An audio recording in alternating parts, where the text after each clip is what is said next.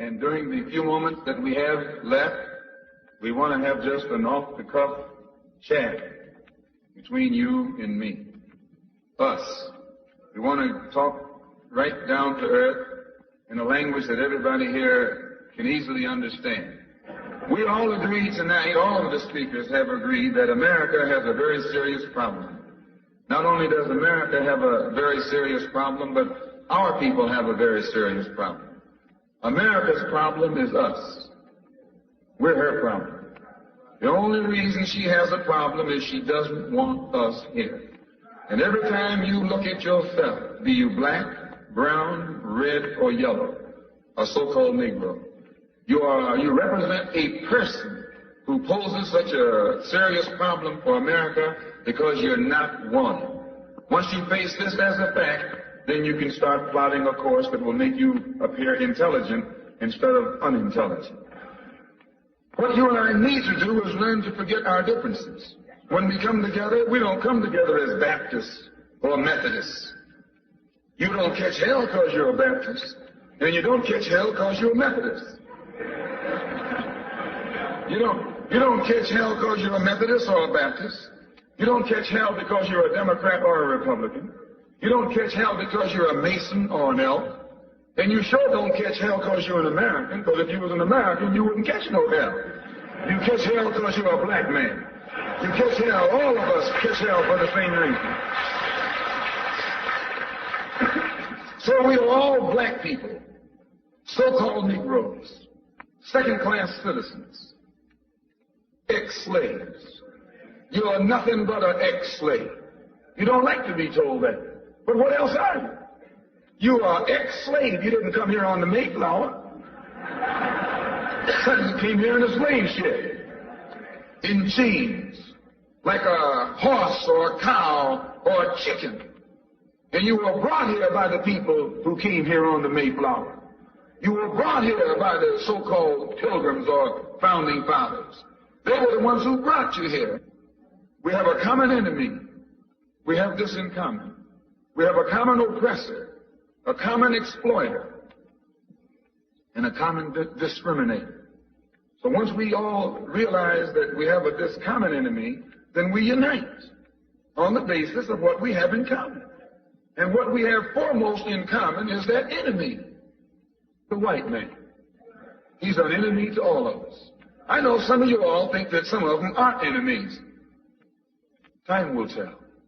In Bandung, back in, I think, 1954, was the first unity meeting in centuries of black people. And once you study what happened at the Bandung Conference and the results of the Bandung Conference, it actually serves as a model for the same procedure you and I can use to get our problem solved. At Bandung, all the nations came together. There were dark nations from Africa and Asia. Some of them were Buddhists. Some of them were Muslim. Some of them were Christian. Some of them were Confucianists. Some were atheists. Despite their religious differences, they came together. Some were communists. Some were socialists. Some were capitalists. Despite their economic and political differences, they came together. All of them were black, brown, red, or yellow. The number one thing that was not allowed to attend the Bandung Conference was the white man. He couldn't come. Once they excluded the white man, they found that they could get together. Once they kept him out, everybody else fell right in and fell in line. This is the thing that you and I have to understand.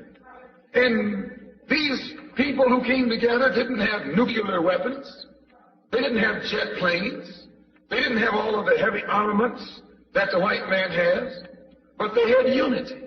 They were able to submerge their little petty differences and agree on one thing, that though one African came from Kenya and was being colonized by the Englishmen, and another African came from the Congo and was being colonized by the Belgian, and another African came from Guinea and was being colonized by the French, and another came from Angola and was being colonized by the Portuguese. When they came to the Bandung Conference, they looked at the Portuguese and at the Frenchmen and at the Englishmen and at the other Dutchmen, and learn or realize that the one thing that all of them had in common, they were all from Europe. They were all Europeans, blonde, blue-eyed, and white-skinned. They began to recognize who their enemy was. The same man that was colonizing our people in Kenya was colonizing our people in the Congo. The same one in the Congo was colonizing our people in South Africa and in southern Rhodesia and in Burma and in India and in Afghanistan and in Pakistan. They realized all over the world where a dark man was being oppressed, he was being oppressed by the white man. Where the dark man was being exploited, he was being exploited by the white man. So they got together under this basis, that they had a common enemy. And when you and I here in Detroit and in Michigan and in America, who have been awakened today, look around us, we too realize here in America, we all have a common enemy. Whether he's in Georgia or Michigan, whether he's in California or New York, he's the same man. Blue eyes and blonde hair and pale skin. Same man.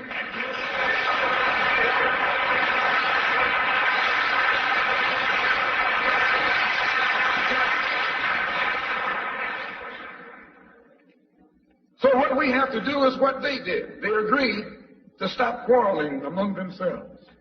Any little spat that they had, they'd settle it among themselves. Go into a huddle. Don't let the enemy know that you got a disagreement. Instead of us airing our differences in public, we have to realize we're all the same family. And when you have a family squabble, you don't get out on the sidewalk. If you do, everybody calls you uncouth, unrefined, uncivilized, savage. If you don't make it at home, you settle it at home. You get in the closet, argue it out behind closed doors. And then when you come out on the street, you pose a common front, a united front. And this is what we need to do in the community and in the city and in the state. We need to stop airing our differences in front of the white man. Put the white man out of our meetings, number one. And then sit down and talk shop with each other. That's all you got to do.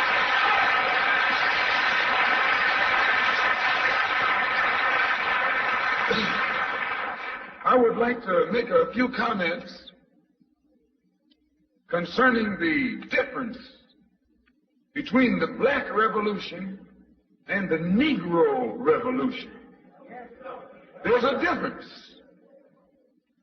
Are they both the same? And if they're not, what is the difference? What is the difference between a Black Revolution and a Negro Revolution? First, what is a revolution? Sometimes I'm inclined to believe that many of our people are using this word revolution loosely, without taking careful consideration what this word actually means and what its historic characteristics are. When you study the historic nature of revolutions, the motive of a revolution, the objective of a revolution, and the result of a revolution, and the methods used in a revolution, you may change words. You may devise another program. You may change your goal and you may change your mind. Look at the American Revolution in 1776. That revolution was for what? For land. How was it? Why did they want land? Independence. How was it carried out? Bloodshed. Number one, it was based on land. The basis of independence. And the only way they could get it was bloodshed. The French Revolution. What was it based on? The landless against the landlord. What was it for? Land. How did they get it? Bloodshed. Was no love lost. Was no compromise. Was no negotiation. I'm telling you, you don't know what our revolution is. Because when you find out what it is, you'll get back in the alley. You'll get out of the way.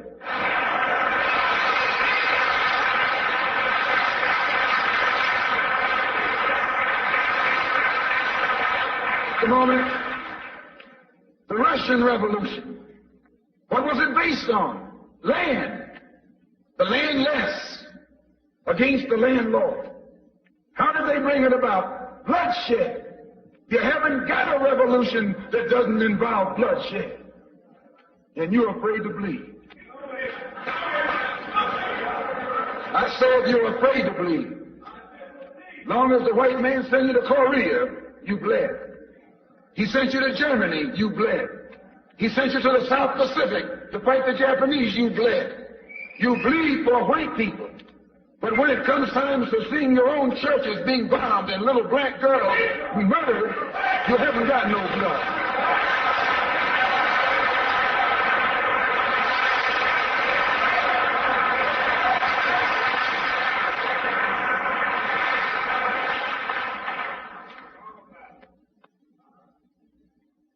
You bleed when the white man says bleed. You bite when the white man says bite. And you bark when the white man says bark. I hate to say this about us, but it's true. How are you going to be nonviolent in Mississippi as violent as you were in Korea?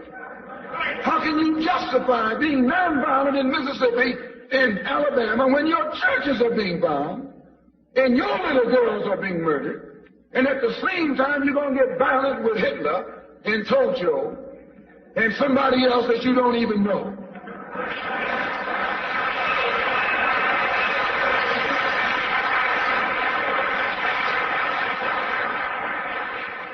If violence is wrong in America, violence is wrong abroad.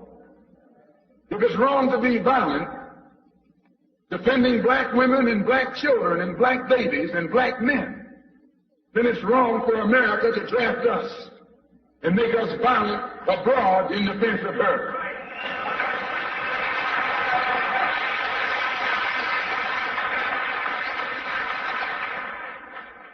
And if it is right for America to draft us and teach us how to be violent in defense of her, then it is right for you and me to do whatever is necessary to defend our own people right here in this country.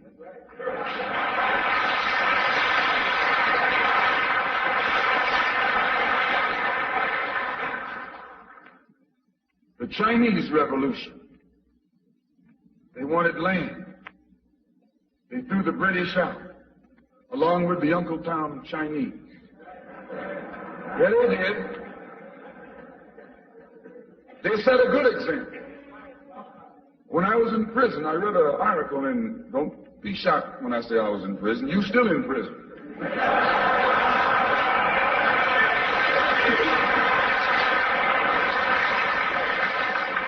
That's what America means, prison. When I was in prison, I read an article in Life magazine showing a little Chinese girl, 9 years old.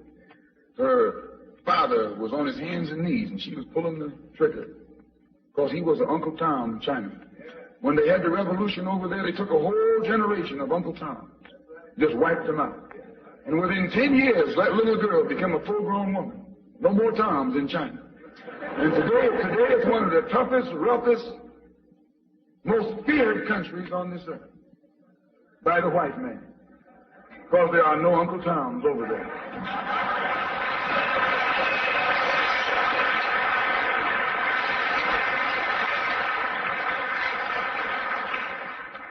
Of all our studies, history is best qualified to reward all research.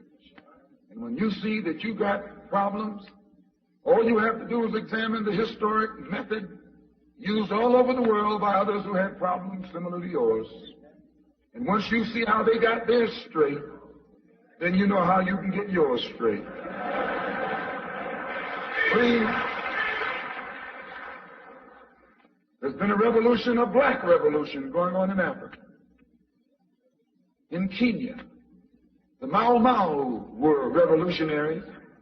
They were the ones who made the word uhuru. They were the ones who brought it to the fore. The Mau Mau, they were revolutionaries. They believed in scorched earth. They knocked everything aside that got in their path. And their revolution also was based on land, a desire for land. In Algeria, the northern part of Africa, a revolution took place. The Algerians were revolutionists. They wanted land. France offered to let them be integrated into France.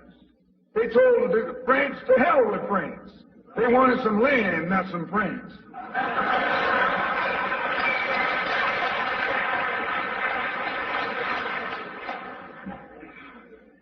And they engaged in a bloody battle. So I cite these various revolutions, brothers and sisters, to show you, you don't have a peaceful revolution. You don't have a turn the other cheek revolution. There's no such thing as a nonviolent revolution.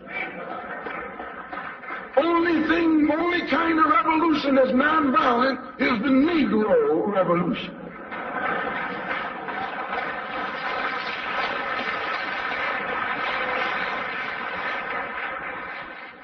The only revolution based on loving your enemy is the Negro revolution.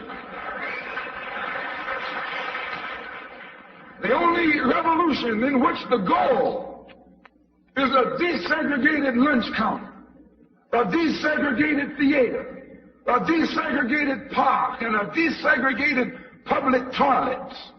You can sit down next to white folks on the toilet.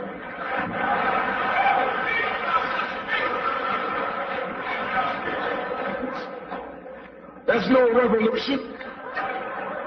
Revolution is based on land. Land is the basis of all independence. Land is the basis of freedom, justice, and equality. The white man knows what a revolution is. He knows that the black revolution is worldwide, in scope and in nature. The black revolution is sweeping Asia, sweeping Africa. It's rearing its head in Latin America. The Cuban Revolution, that's a revolution. They overturned the system.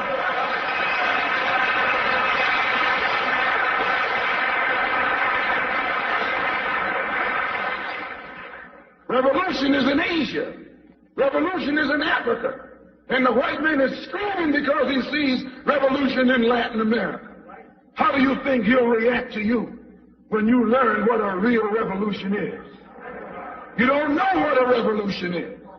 If you did, you wouldn't use that word. A revolution is bloody. Revolution is hostile. Revolution knows no compromise. Revolution overturns and destroys everything that gets in its way. And you sitting around here like a knot on the wall saying, I'm going to love these folks no matter how much they hate me. No, you need a revolution.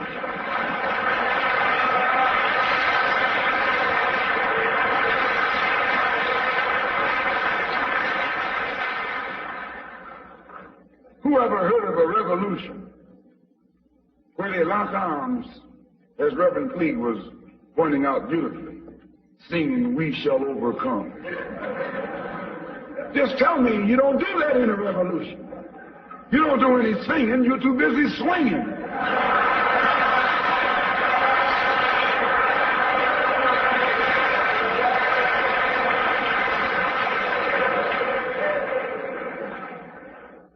It's based on land. A revolutionary wants land so he can set up his own nation, an independent nation. These Negroes aren't asking for no nation. They're trying to crawl back on the plantation.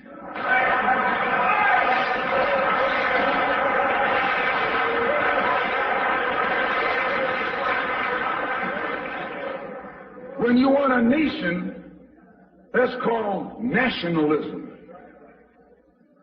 When the white man became involved in a revolution in this country against England, what was it for?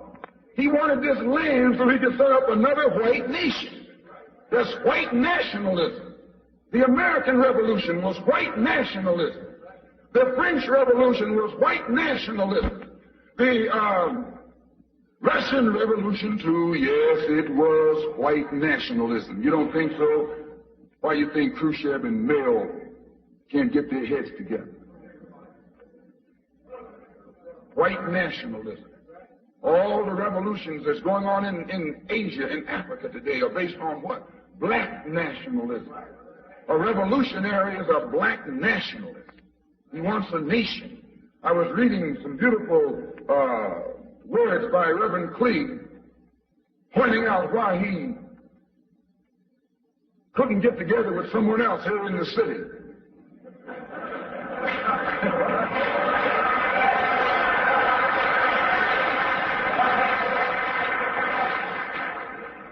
Because all of them were afraid of being identified with black nationalism.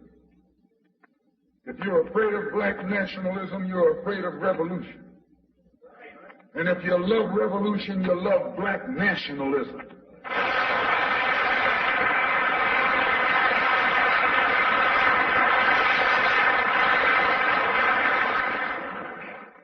To understand this, you have to go back to what young brother here referred to as the house Negro and the field Negro, back during slavery.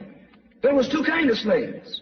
There was the house Negro and the field Negro. The house Negro, they lived in the house with master.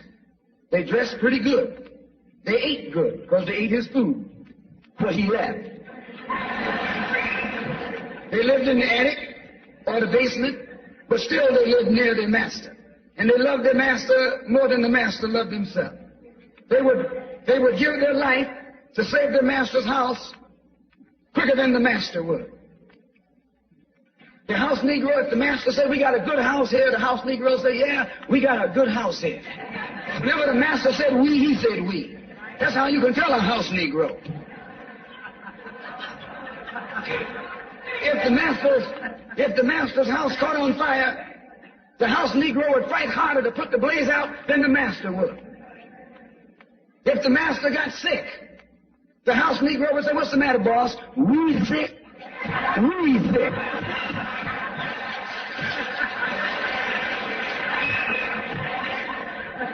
He identified himself with his master more than his master identified with himself. And if you came to the house Negro and said, let's run away, let's escape, let's separate, that house Negro would look at you and say, man, you crazy. What you mean separate? Where is there a better house than this? Where can I wear better clothes than this? Where can I eat better food than this? That was that house Negro.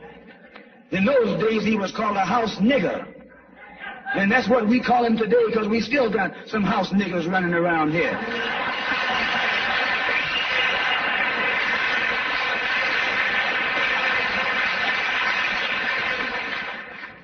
This modern house Negro loves his master. He wants to live near him. He'll pay 3 times as much as the house is worth just to live near his master. And then brag about, I'm the only Negro out here.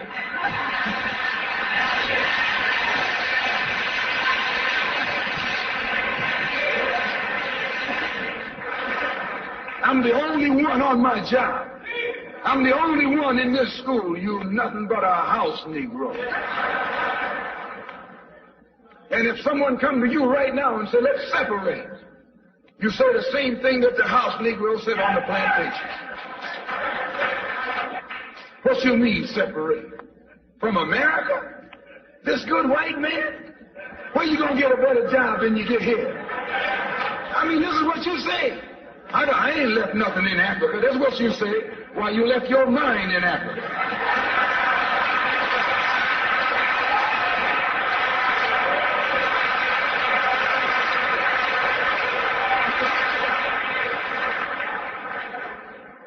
On that same plantation, there was the field Negro. The field Negro, those were the masses. There was always more Negroes in the field than there was Negroes in the house. The Negro in the field caught hell. He ate leftovers. In the house, they ate high up on the hole. The Negro in the field didn't get nothing but what was left of the insides of the hog. They call them chitlins nowadays. In those days, they call them what they were, guts. That's what you were, a gut eater. And some of you are still gut eaters.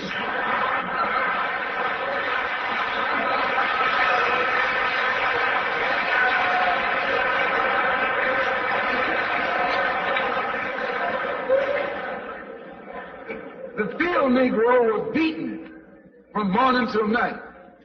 He lived in a shack, in a hut. He wore cast-off clothes. And he hated his master. I say he hated his master. He was intelligent. That house Negro loved his master. But that field Negro, remember, they were in the majority. And they hated his master. When the house caught on fire, he didn't try and put it out. That field Negro prayed for a wind, for a breeze. When the master got sick, the field Negro prayed that he died. If someone come to the field Negro and said, let's separate, let's run, he didn't say, where are we going? He said, any place is better than here.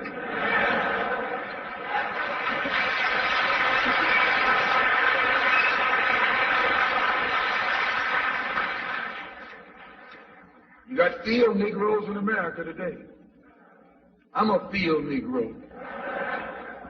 The masses are the field Negroes. When they see this man's house on fire, you don't hear these little Negroes talking about our government is in trouble. They say the government is in trouble.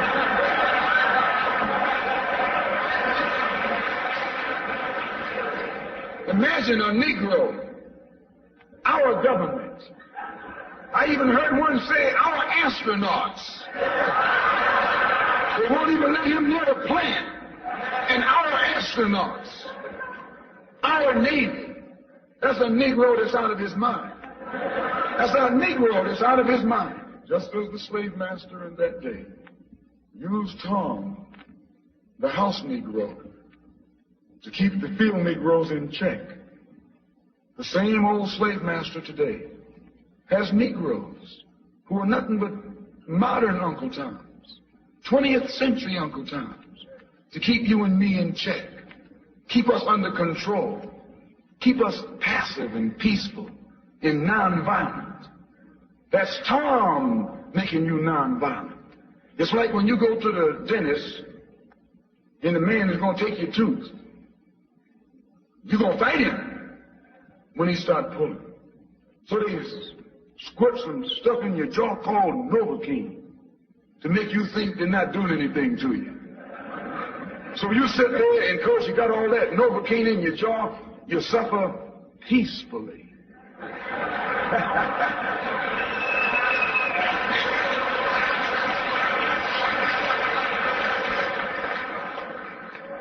Blood running all down your jaw. And you don't know what's happening. Because someone has taught you to suffer peacefully. The white man do the same thing to you in the street. When he don't want to put knots on your head and take advantage of you and don't have to be afraid of you fighting back, to keep you from fighting back, he get these old religious Uncle Toms to teach you and me that just like Novocaine, suffer peacefully. Don't stop suffering, just suffer peacefully. As Reverend Cleave pointed out, let your blood flow in the streets. This is a shame. And you know, he's a Christian preacher. If it's a shame to him, you know what it is to me.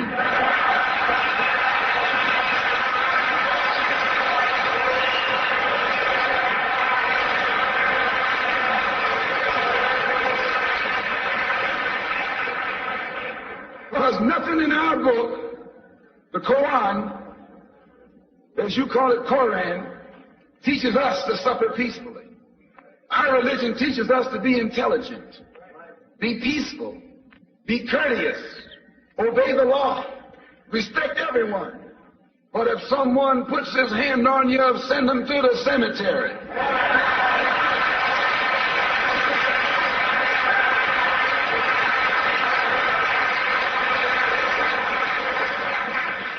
That's a good religion.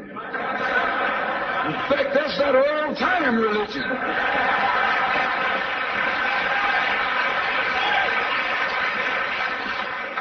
That's the one that Ma and Pa used to talk about. An eye for an eye, and a tooth for a tooth, and a head for a head, and a life for a life. That's a good religion. And then anybody, no one resents that kind of religion being taught but a wolf who intends to make you his meal. This is the way it is with the white man in America. He's a wolf, and you're a sheep. Anytime a shepherd, a pastor, teach you and me not to run from the white man, and at the same time teach us don't fight the white man, he's a traitor to you and me. Don't lay down our life all by itself. No. Preserve your life. It's the best thing you got. And if you got to give it up, let it be even Stephen.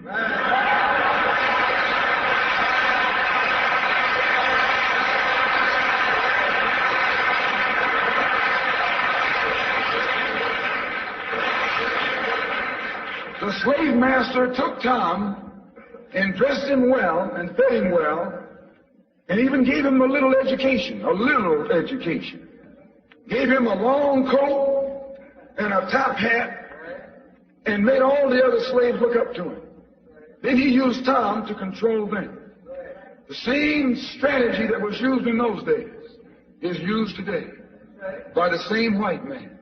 He take a Negro, a so-called Negro, and make him prominent.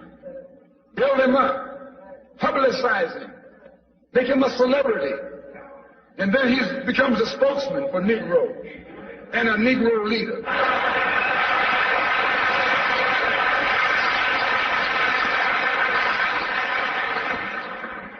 I would like to just mention one thing else quickly, and that is the method that the white man uses. How the white man uses these big guns or Negro leaders against the black revolution. They're not a part of the black revolution. They're used against the black revolution. When Martin Luther King failed to desegregate Albany, Georgia, the civil rights struggle in America reached its low point. King became bankrupt almost as a leader. Plus, even financially, the Southern Christian Leadership Conference was in financial trouble, plus it was in trouble, period, with the people when they failed to desegregate Albany, Georgia. Other Negro civil rights leaders of so-called national stature became fallen idols. As they became fallen idols, began to lose their prestige and influence, local Negro leaders began to stir up the masses. In Cambridge, Maryland, Gloria Richardson. In Danville, Virginia, and other parts of the country, local leaders begin to stir up our people at the grassroots level. This was never done by these Negroes whom you recognize of national stature. They controlled you, but they never incited you or excited you. They controlled you. They contained you. They kept you on the plantation. As soon as King failed in Birmingham, Negroes took to the streets. King got out and went out to California to a big rally and raised about, I don't know how many thousands of dollars. Come to Detroit and had a march and raised some more thousands of dollars. And recall, right after that, Wilkins attacked King, accused King and the Corps of starting trouble everywhere and then making the NAACP get him out of jail and spend a lot of money, and then he accused King and Corps of raising all the money and not paying it back. This happened. I got it in documented evidence in the newspaper. Roy started attacking King, and King started attacking Roy, and Farmer started attacking both of them. And as these Negroes of national stature began to attack each other, they began to lose their control of the Negro masses. And Negroes was out there in the streets. They was talking about, we're going to march on Washington. By the way, right at that time, Birmingham had exploded, and the Negroes in Birmingham, remember, they also exploded. They began to stab the crackers in the back and bust them upside the head. Yes, they did. That's when Kennedy sent in the troops down in Birmingham. So, and right after that, Kennedy got on the television and said, this is a moral issue. That's when he said he's going to put out a civil rights bill.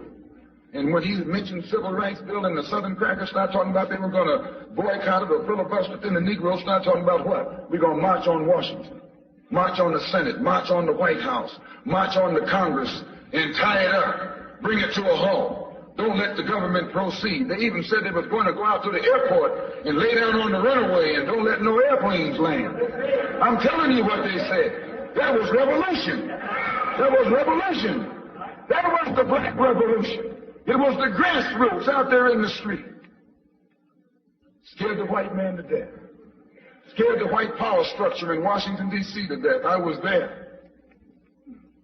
When they found out that this black steamroller was going to come down on the Capitol, they called in Wilkins. They called in Randolph. They called in these national Negro leaders that you respect and told them, call it off. Kennedy said, look, you all letting this thing go too far. And old Tom said, boss, I can't stop it because I didn't start it.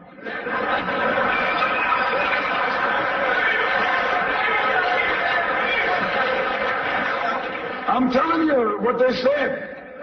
They said, I'm not even in it, much less at the head of it. They said, these Negroes are doing things on their own. They're running ahead of us. And that old shrewd fox, he said, well, if you all aren't in it, I'll put you in it. I'll put you at the head of it. I'll endorse it. I'll welcome it. I'll help it. I'll join it. A matter of hours went by. They had a meeting at the Carlisle Hotel in New York City. The Carlisle Hotel is owned by the Kennedy family. That's the hotel Kennedy spent the night at 2 nights ago. Belongs to his family. A philanthropic society headed by a white man named Stephen Currier called all the top civil rights leaders together at the Carlisle Hotel and told them that by you all fighting each other, you're destroying the civil rights movement. And since you're fighting over money from white liberals, let us set up what's known as the Council for United Civil Rights Leadership. Let's form this council, and all the civil rights organizations will belong to it. And we'll use it for fundraising purposes. Let me show you how tricky the white man is. And as soon as they got it formed, they elected Whitney Young as the chairman. And who you think became the co-chairman? Stephen Currier, the white man. A millionaire. Powell was talking about it down at the Covert today. This is what he was talking about. Powell knows it happened. Randolph knows it happened. Wilkins knows it happened. King knows it happened. Every one of that so-called Big Six. They know what happened. Once they formed it, with the white man over it, he promised them and gave them $800,000 to split up between the Big Six. And told them that after the march was over, they'd give them $700,000 more. $1.5 million split up between leaders that you've been following, going to jail for, crying crocodile tears for, and they've nothing but Frank James and Jesse James and brothers.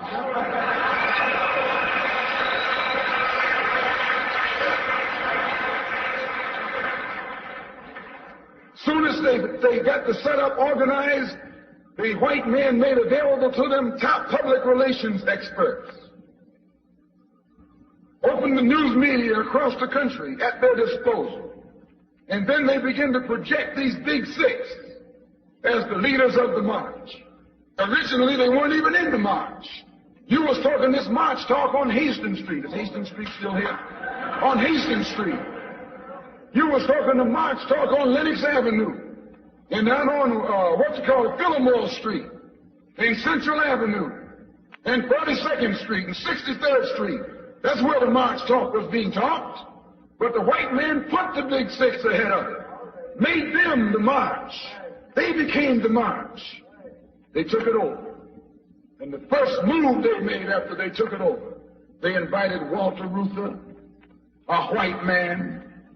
They invited a priest, a rabbi, and an old white preacher. Yes, an old white preacher. The same white element that put Kennedy in power. Labor, the Catholics, the Jews, and liberal Protestants. Same clique that put Kennedy in power joined the March on Washington. It's just like when you got some coffee that's too black, which means it's too strong. What you do, you integrate it with cream.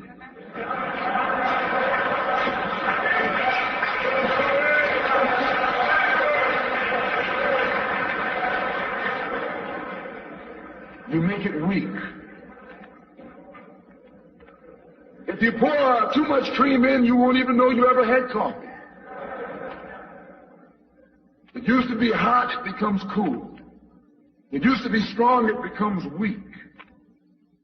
It used to wake you up, now it'll put you to sleep.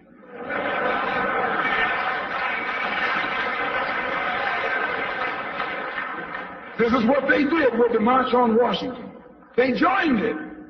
They didn't integrate it, they infiltrated it. They joined it, became a part of it, took it over. And as they took it over, it lost its militancy. They ceased to be angry. They ceased to be hot.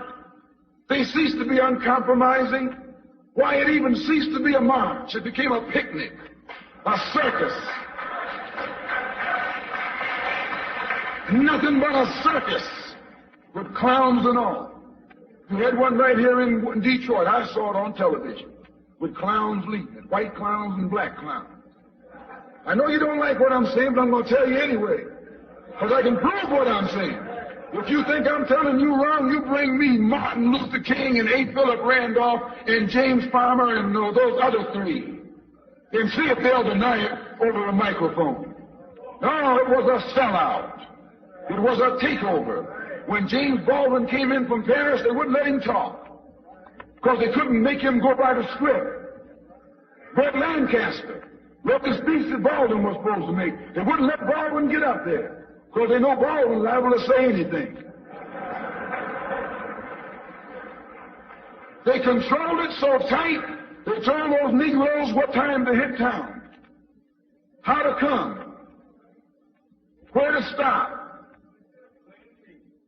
what sign to carry, what speech they could make and what speech they couldn't make, and then told them to get out of town by sundown.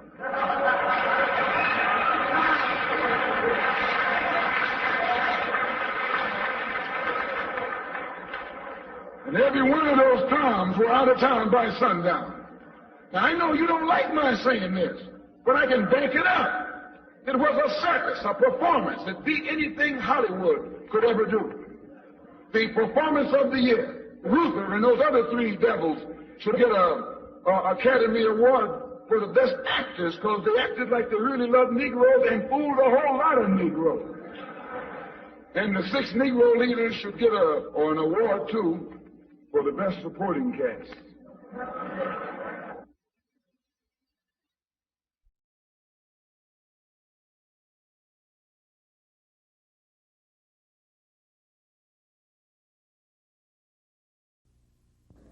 It is very, very heartening and encouraging to me to see so many of our people take time to come out, especially on Easter Sunday night. You and I are not a people who are used to going anywhere on Easter Sunday or Easter Sunday night to hear anything that has anything to do with... Number one, why is it so difficult to get so many of our people in this country interested in going to Africa? And I have to point this out because today the entire question has reached a new level of thought. There was a time when you talk about going back to Africa, you'd hear it out on the corner, 125th Street and 7th Avenue. But today, on college campuses across the country, you have students who are interested in nationalism. Nationalism is the wave of the present and the future. It is nationalism that's bringing freedom to oppressed people all over the world. It was nationalism that brought freedom to the Algerians. It was nationalism that brought freedom to the Nigerians and to the Ghanaians. It was nationalism that brought freedom to the people of Uganda and Tanganyika and Sudan and Somaliland. It was nationalism that has brought about the freedom of every oppressed people.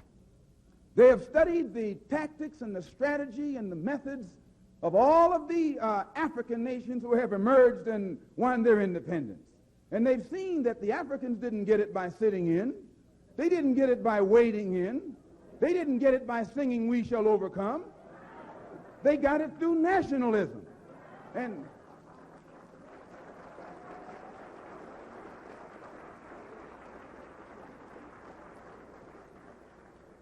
you and I will get it through nationalism.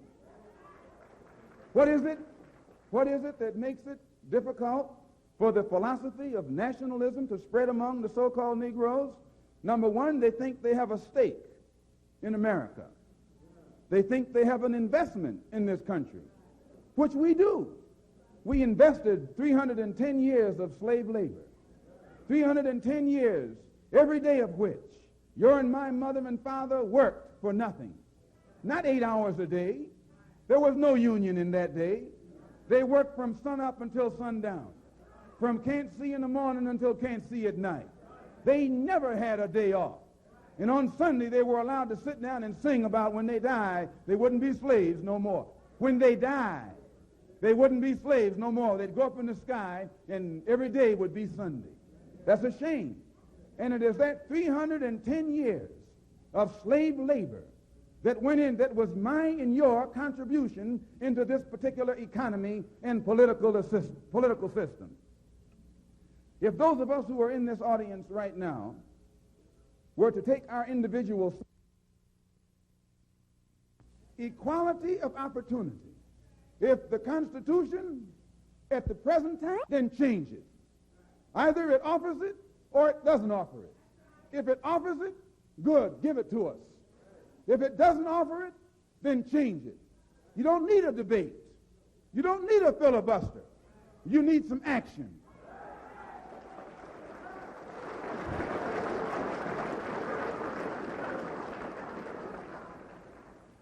You and I should let them know now that either we collect our investment right here, right now, and then if we can't collect it here, our people will then be ready to go back home.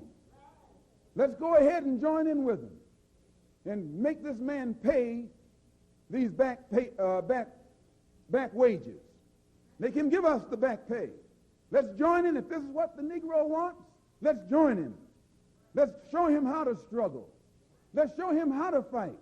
Let's show him how to bring about a real revolution. Let's make him stop jiving.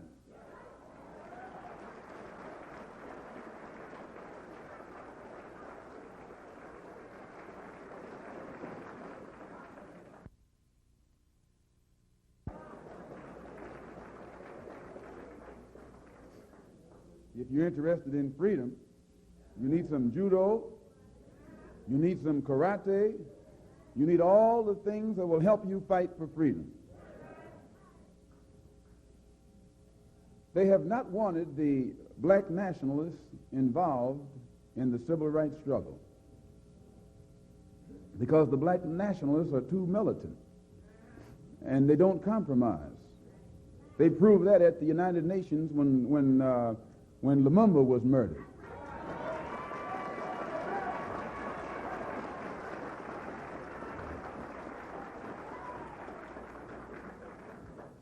Since we know that they don't want the black nationalists involved in the civil rights struggle because black nationalists are too militant and won't compromise, we've got to get involved.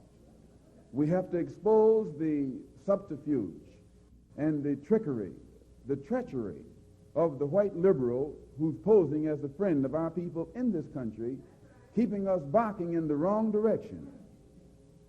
And once we get involved, we have to give an entirely new interpretation to the entire civil rights struggle so that the door will then be open for all of our people to become involved at a level or on a level that they best understand. And the only simplified way to explain it is we want equality of opportunity. And this doesn't conflict with what Mr. Muhammad taught me, because on the back of the newspaper, Muhammad Speaks, it plainly states that if the man is not going to let our people go back home or isn't going to give us some territory somewhere else, then we demand equality of opportunity. So what I feel I'm doing is carrying into action what I learned from the Honorable Elijah Muhammad. Now I have to take the United Nations. For us to stay here and get some recognition as people by degrees than to go back home where we would be recognized as brothers and sisters overnight. So since they have this image in their mind and want to stay here, those of us whose philosophy is black nationalism have to be realistic enough to see this and realize that the majority of our people are going to stay here and remain here, or want to stay here and remain here until their mind has been changed. So that we have to be realistic and flexible in our approach to the problem. Not only must we have the long-range program pointing us back in the direction of our fatherland, of our homeland, but we have to have a short-range program that will enable our people to have better housing and better clothing and better food and better education and better jobs right here, right now, while we're getting ready to go back home.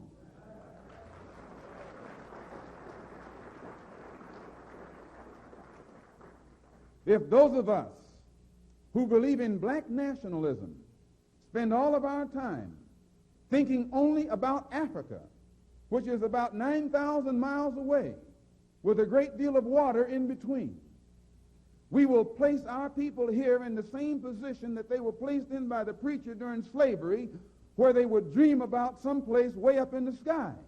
Because many of our people see going back to Africa just as difficult as the non-religious Negro now thinks in terms of getting up to a city in the sky somewhere. So we have to have a new approach, a new appraisal. And this new appraisal and new approach has to be in tune with the reality of the conditions that we are in after having been thoroughly brainwashed by this blue-eyed white man.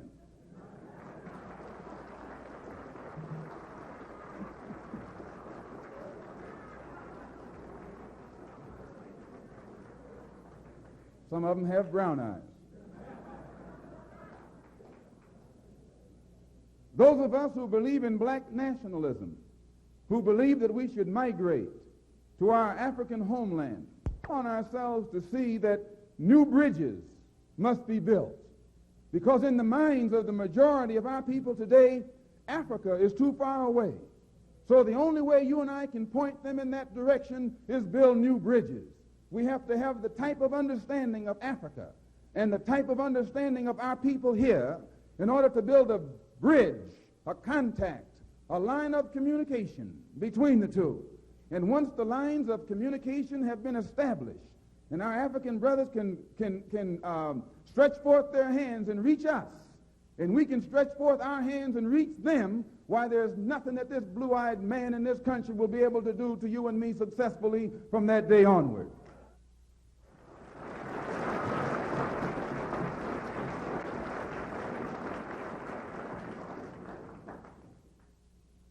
Our African homeland, in other words, must be brought nearer. And our African brothers and sisters must be brought nearer. Not only must they be brought nearer to us, but we must be brought nearer to them. And the first step for those of us who believe in the philosophy of black nationalism, we have to realize that the problem begins right here. The first problem is right here. We have to elevate our thinking right here first. Not just the thinking of a handful, that won't do it. But the thinking of 22 million black people in this country must be elevated. They must be made to see it as we see it. They must be made to think as we think. And then they'll be ready to act just like we're ready to act.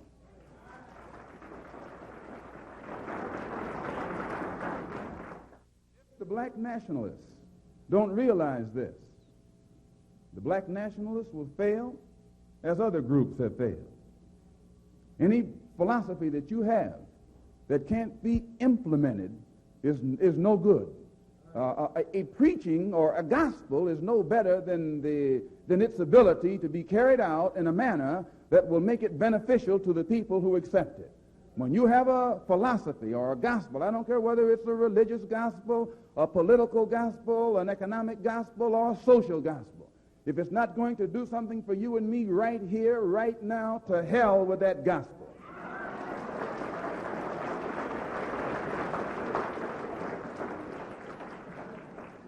In the past, most of the religious gospels that you and I have heard have benefited only those who preach it. Most of the political gospels that you and I have heard have benefited only the politicians. The social gospels have benefited only the sociologists. You and I need something right now that's going to benefit all of us, that's going to change the community in which we live, not try and take us somewhere else. If we can't live here, we never will live somewhere else.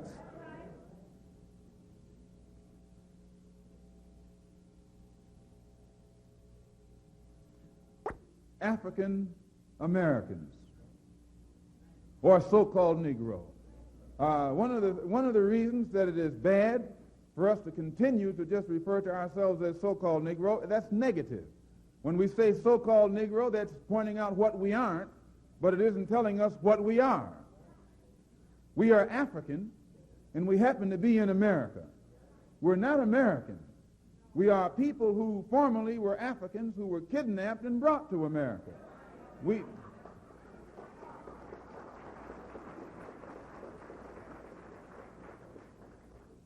Our forefathers weren't the Pilgrims. We didn't land on Plymouth Rock. The rock was landed on us.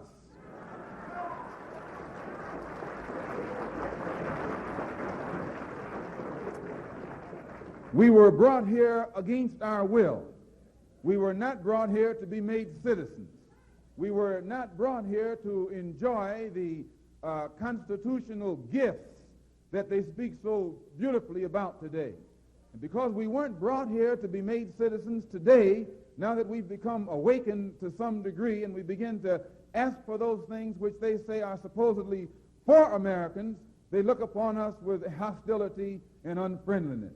So our unwanted presence, the fact that we are unwanted, is becoming magnified in all of America's preachments today.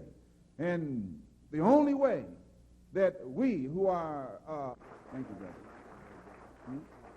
Okay. In the United Nations, you have poor nations and rich nations.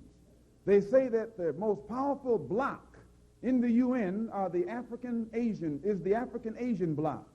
These are the poor nations, yet they carry more weight in this political body than the nations do who have all the money.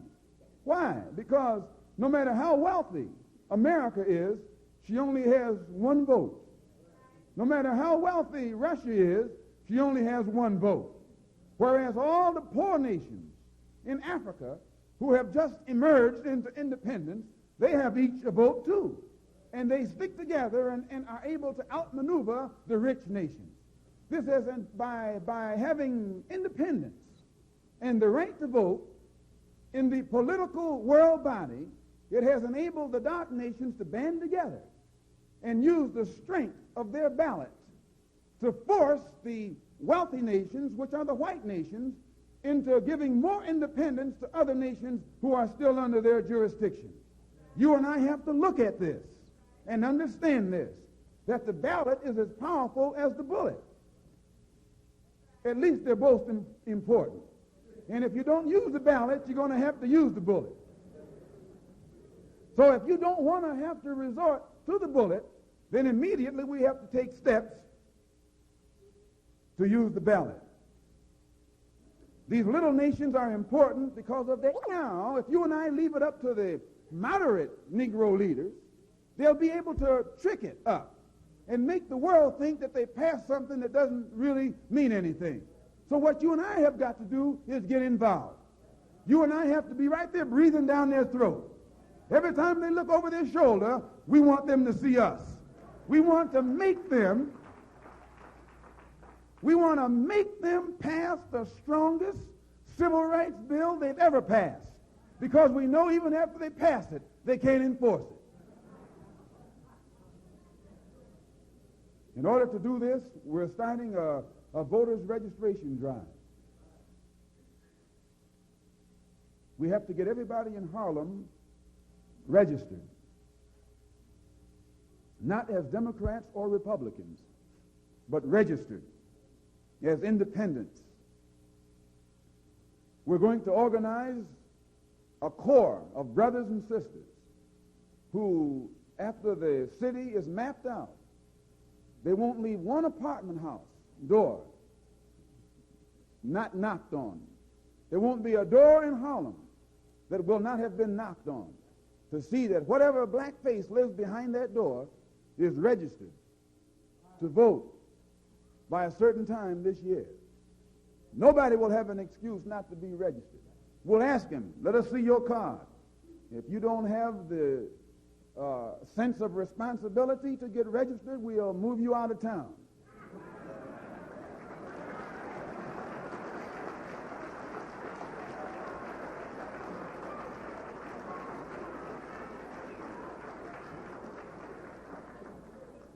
It's going to be the ballot or the bullet. After we get our people registered, we can then organize that voting strength and channel it in a direction that will get immediate results for the benefit of our people. We can sweep our enemies right out of office, but we will not be able to do it sitting around talking about select and elect your own candidates and not doing any community. Any black person, anywhere you live on the street, that's Harlem. Any black home or black apartment building or apartment building where black people live, that's Harlem. We're going to map them out. We have the offer of cooperation of student groups who have been involved in voter registration in different parts of the country. They had tonight to a halt. Our immediate aim is to register Harlem, the black people in the greater New York area, and then across the country, so that we will be able to bring political pressure to bear upon the people who up to now have been posing as our political friends while acting as our political enemies. Once we are able to organize this political pressure and power, it'll then be possible for you and me to bring the same pressure to bear upon Washington, D.C. that the people of Latin America brought. And they were able to get $20 billion, they call it the Alliance for Progress, to be sent to some peasants down south of the border who have never done anything for this country. Well, we need some Alliance for Progress. We need a black Alliance for Progress.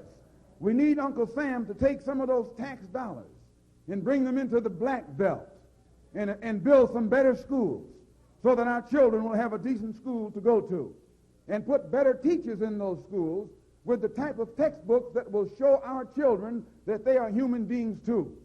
We want schools in Harlem where they are teaching about the empires of Africa that existed. Mr. Moderator, Reverend Cleage, brothers and sisters, and friends, and I see some enemies.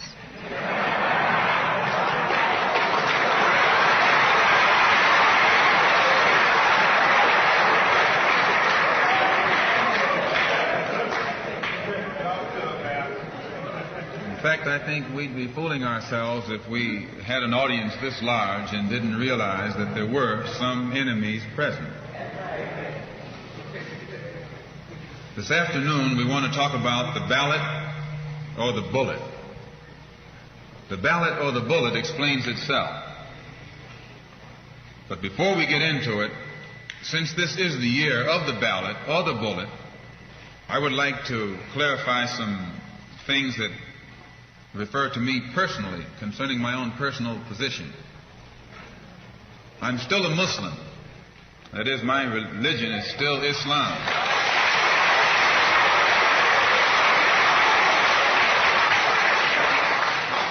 My religion is still Islam. I still credit Mr. Muhammad for what I know and what I am. He's the one who opened my eyes. And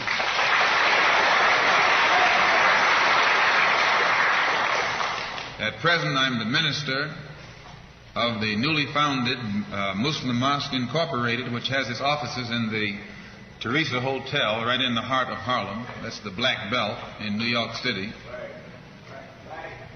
And when we realize that Adam Clayton Powell is a Christian minister, he has the Abyssinia Baptist Church, but at the same time he's more famous for his political struggling. And Dr. King is a Christian minister from Atlanta, Georgia, but he's become more famous for being involved in the civil rights struggle. There's another in New York, Reverend Galamison. I don't know if you've heard of him out here. He's a Christian minister from Brooklyn, but has become famous for his fight against the segregated school system in Brooklyn. Reverend Cleave, right here, is a Christian minister here in Detroit. He's the head of the Freedom Now Party. All of these are Christian ministers.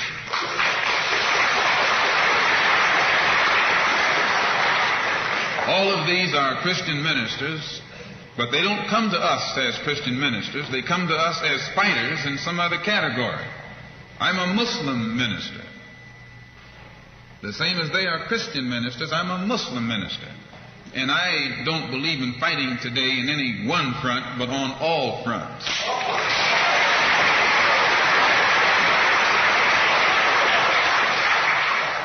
In fact, I'm a Black Nationalist freedom fighter.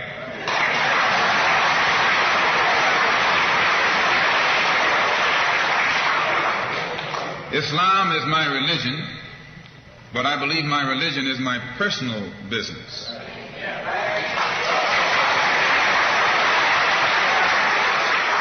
It governs my personal life, my personal morals.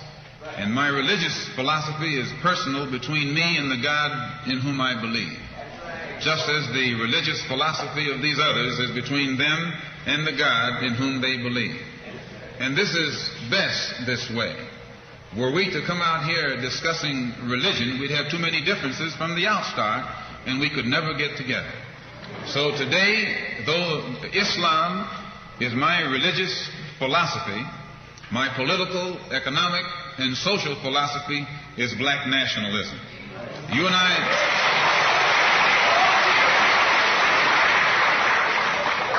as I say, if we bring up religion, we'll have differences, we'll have arguments, we'll never be able to get together.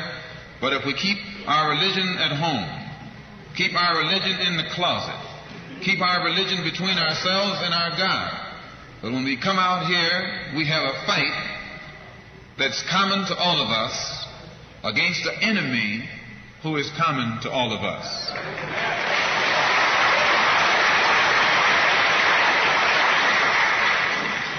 The political philosophy of black nationalism only means that the black man should control the politics and the politicians in his own community. The time when white people can come in our community and get us to vote for them so that they can be our political leaders and tell us what to do and what not to do is long gone.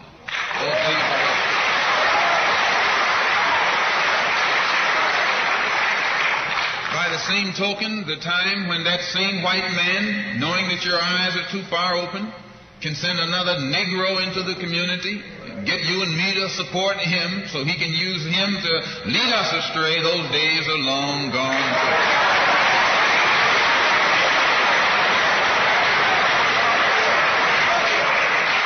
The political philosophy of black nationalism only means that if you and I are going to live in a black community, and that's where we're going to live, because as soon as you move into as soon as you move out of the black community into their community, it's mixed for a period of time, but they're gone, and you're right there all by yourself.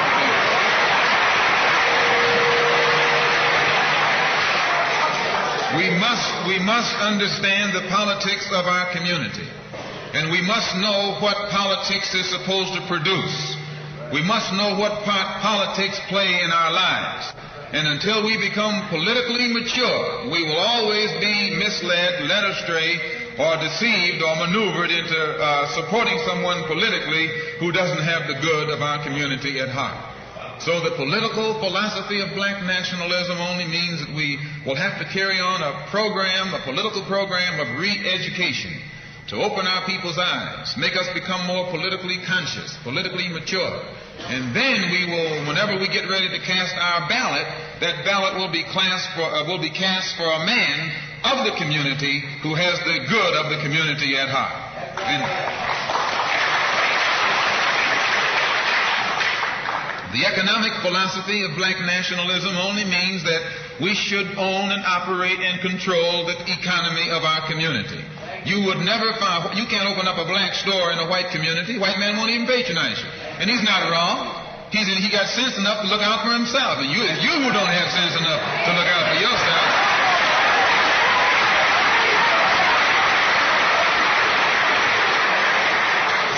The white man is too intelligent to let someone else come and gain control of the economy of his community. But you will let anybody come in and control the economy of your community. Control the housing, control the education, control the jobs, control the businesses under the pretext that you want to integrate. No, you're out of your mind.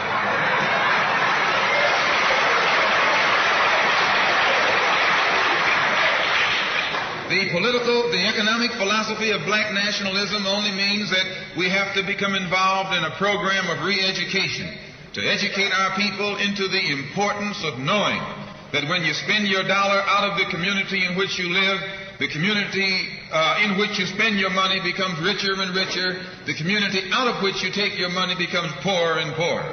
And because these Negroes who have been misled and misguided are breaking their necks to take their money and spend it with the man. The man is becoming richer and richer, and you're becoming poorer and poorer. And then what happens? The community in which you live becomes a slum.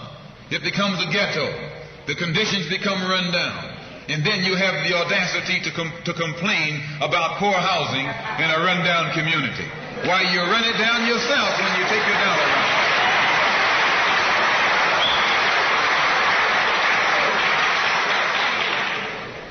And you and I are in a double trap, because not only do we lose by taking our money someplace else and spending it, when we try and spend it in our own community, we're trapped because we haven't had sense enough to set up stores and control the businesses of our community.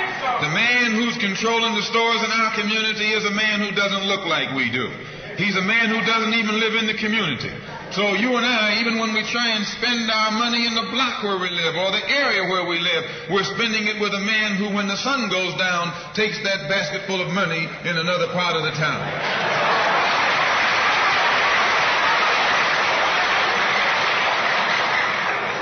So we're trapped, double trapped, triple trapped. Anywhere we go, we find that we're trapped. And every kind of solution that someone comes up with is just another trap. But the political and economic philosophy of black nationalism, shows our people the importance of setting up these little stores and developing them and expanding them into larger operations. Woolworth didn't start out big like they are today. They started out with a dime store. And expanded and expanded and expanded until today they're all over the country and all over the world, and they're getting some of everybody's money. Now this, what you and I in General Motors, the same way, didn't start out like it is. It started out just a little rat race type operation. And it expanded and expanded until today it's where it is right now. And you and I have to make a start. And the best place to start is right in the community where we live.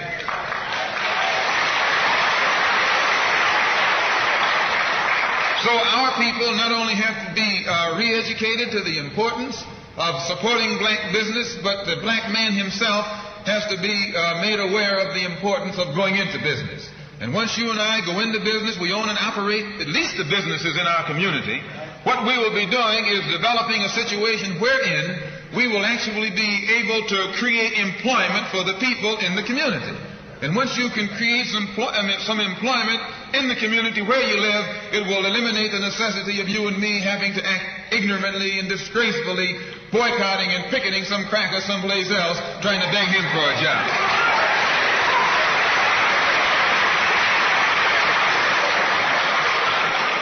Anytime you have to rely upon your enemy for a job, you're in bad shape.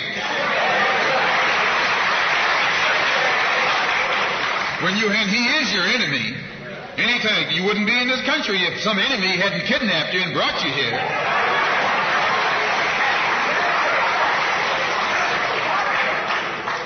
On the other hand, some of you think you came here on the Mayflower.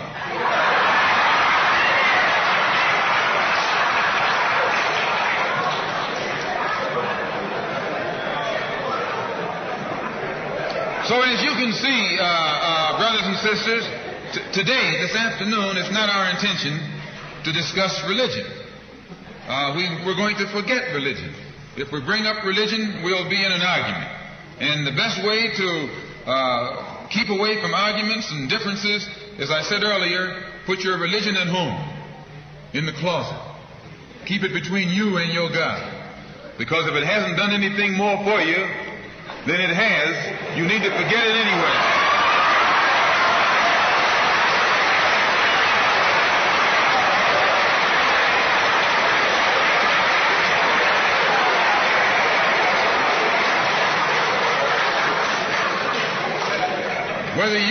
Whether you are a Christian or a Muslim or a nationalist, we all have the same problem.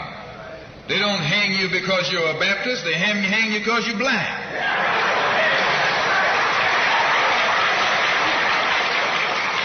They don't attack me because I'm a Muslim, they attack me because I'm black. They attack all of us for the same reason. All of us catch hell from the same enemy. We're all in the same bag, in the same boat. We suffer political oppression, economic exploitation, and social degradation. All of them from the same enemy. The government has failed us. You can't deny that. Anytime you live in the 20th century, 1964, and you walking around here singing, "We shall overcome," the government has failed.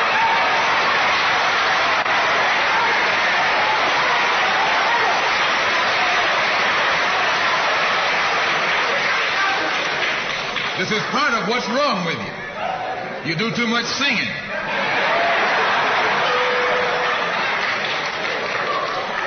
Today it's time to stop singing and start swinging.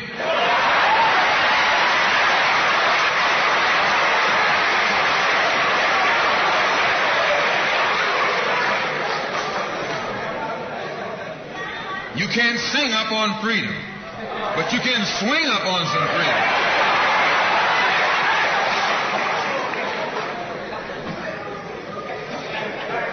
Cassius Clay can sing, but singing didn't help him to become the heavyweight champion of the world. Swinging helped him.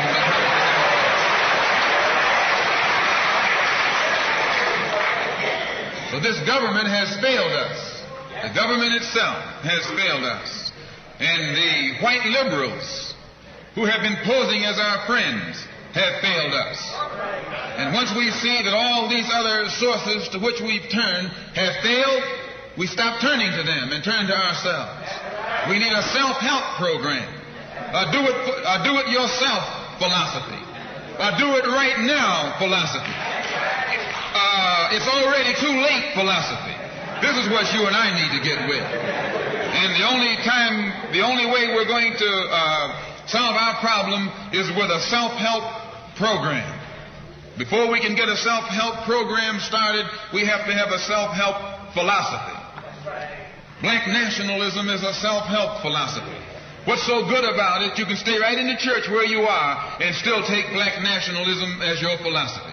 You can stay in any kind of civic organization that you belong to and still take black nationalism as your philosophy. You can be an atheist and still take black nationalism as your philosophy. This is a philosophy that eliminates the necessity for division and argument. Because if you're black, you should be thinking black. And if you're black and you're not thinking black at this late date, well, I'm sorry for you.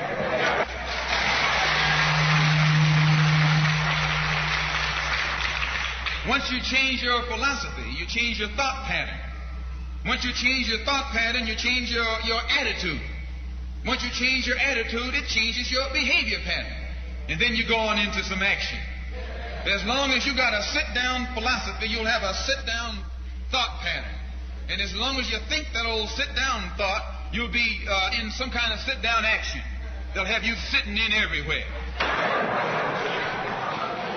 It's not so good to refer to what you're going to do as a sit-in. That right there castrates you. Right there it brings you down. What goes with it? Think of the image of someone sitting. An old woman can sit. An old man can sit.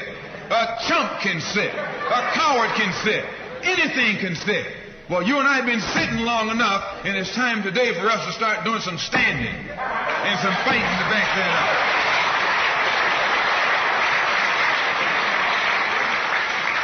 When we look at other parts of this earth upon which we live, we find that black, brown, red, and yellow people in Africa and Asia are getting their independence. They're not getting it by singing, "We shall overcome." No, they're getting it through nationalism. It is nationalism that brought about the independence of the people in Asia. Every nation in Asia gained its independence through the philosophy of nationalism.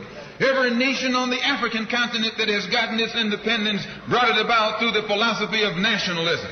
And it will take black nationalism that to bring about the freedom of 22 million Afro-Americans here in this country where we have suffered colonialism for the past 400 years.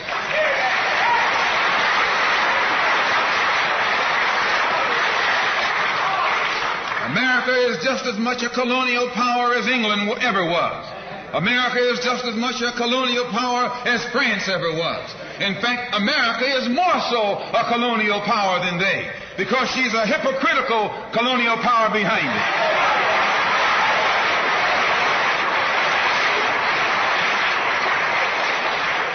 What do you call second-class citizenship?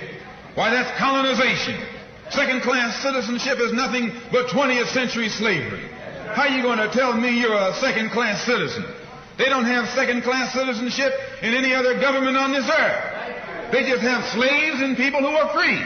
Well, this country is a hypocrite.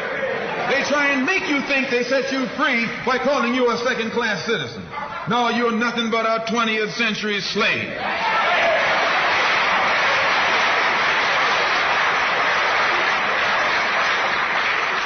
Just as it took nationalism to remove colonialism from Asia and Africa, it'll take black nationalism today to remove colonialism from the backs and the minds of 22 million Afro-Americans here in this country. And 1964 looks like it might be the year of the ballot or the bullet.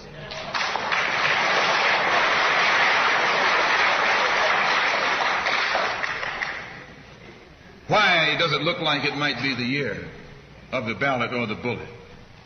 Because Negroes have listened to the trickery and the lies and the false promises of the white man now for too long. And they're fed up. They've become disenchanted. They've become disillusioned. They've become dissatisfied. And all of this has built up frustrations in the black community that makes the black community throughout America today more explosive than all of the atomic bombs the Russians can ever invent. Whenever you got a racial powder keg sitting in your lap, you're in more trouble than if you had an atomic powder keg sitting in your lap. When a racial powder keg goes off, it doesn't care who it knocks out the way. Understand this, it's dangerous. And in 1964, this seems to be the year. Because what can the white man use now to fool us? After he put down that march on Washington, and you see all through that now, he tricked you, had you marching down to Washington. Yes, had you marching back and forth between the feet of a dead man named Lincoln and another dead man named George Washington, singing "We Shall Overcome."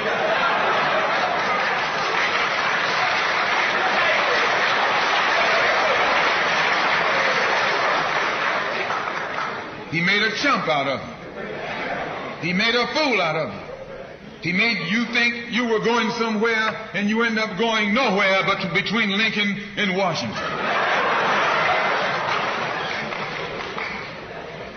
So today our people are disillusioned. They've become disenchanted. They've become dissatisfied. And in their frustrations, they want action. You'll see this young black man, this new generation, asking for the ballot or the bullet. That old Uncle Tom action is outdated.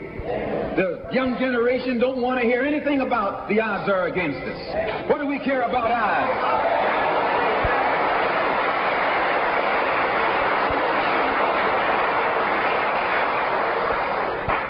When this country here was first being founded, there were 13 colonies. The whites were colonized. They were fed up with this taxation without representation. So some of them stood up and said, liberty or death. Though I went to a white school over here in Mason, Michigan. The white man made the mistake of letting me read his history books. He made the mistake of teaching me that Patrick Henry was a patriot and George Washington wasn't nothing nonviolent about old Pat or George Washington. Liberty or death was what brought about the freedom of whites in this country from the English.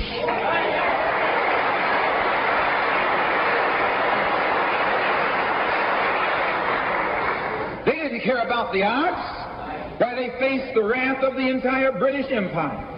And in those days, they used to say that the British Empire was so vast and so powerful when the sun would never set on it. This is how big it was. Yet these 13 little scrawny states, tired of taxation without representation, tired of being exploited and oppressed and degraded, told that big British Empire, liberty or death. And here you have 22 million Afro-Americans, black people today, catching more hell than Patrick Henry ever saw.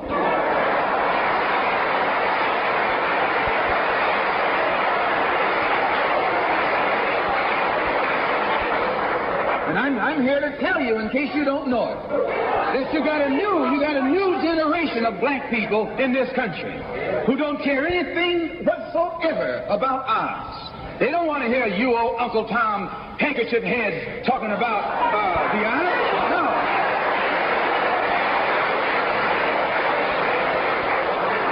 This is a new generation.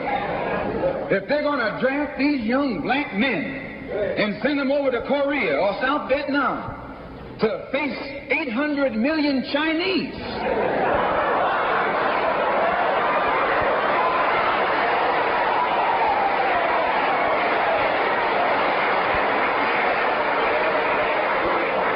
If you're not afraid of those odds, you shouldn't be afraid of these odds.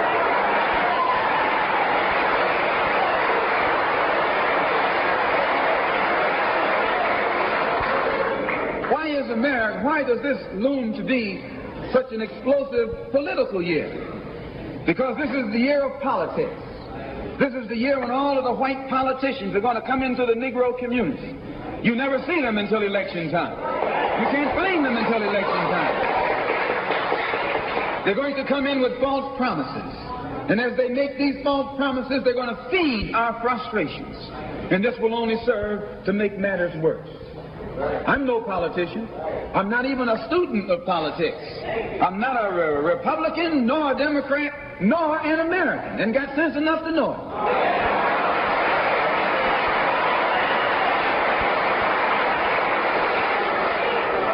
I'm one of the 22 million black victims of the Democrats. One of the 22 million black victims of the Republicans, and one of the 22 million black victims of Americanism.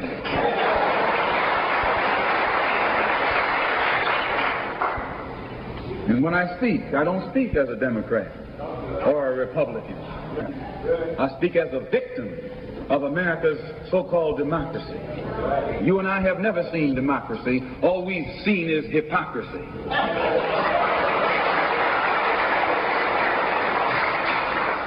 When we open our eyes today and look around America, we see America not through the eyes of someone who has enjoyed the fruits of Americanism. We see America through the eyes of someone who has been the victim of Americanism. We don't see any American dream. We've experienced only the American nightmare. We haven't benefited from America's democracy. We've only suffered from America's hypocrisy. And the generation that's coming up now can see it and are not afraid to say it. If you go to jail, so what? If you're black, you were born in jail.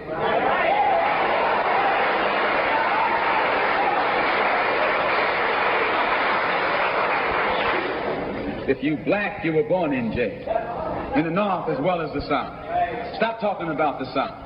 Long as you south of the Canadian border, you're South.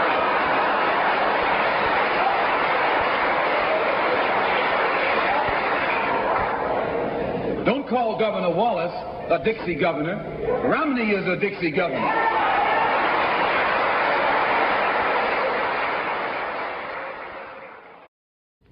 $22 million black victims of Americanism are waking up, and they're gaining a new political consciousness, becoming politically mature. And as they develop this political maturity, they're able to see the recent trends in these political elections.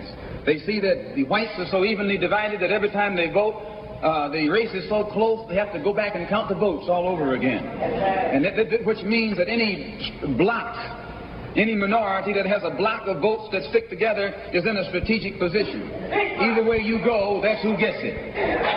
You're in a position to determine who'll go to the White House and who'll stay in the doghouse. You're the one who has that power. You can keep Johnson in Washington, D.C., or you can send him back to his Texas cotton patch.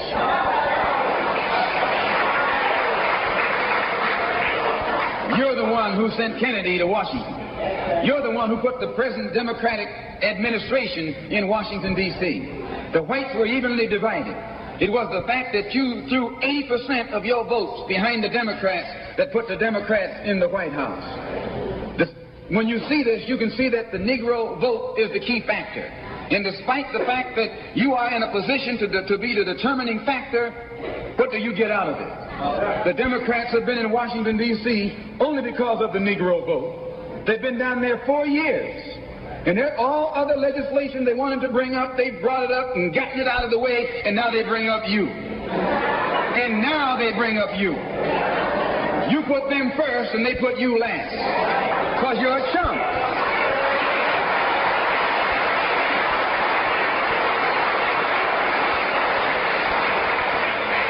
A political chump. In Washington, D.C., in the House of Representatives, there are 257 who are Democrats. Only 177 are Republicans. In the Senate, there are 67 Democrats. Only 33 are Republicans. The party that you backed controls 2/3 of the House of Representatives and the Senate, and still they can't keep their promise to you because you're a chump.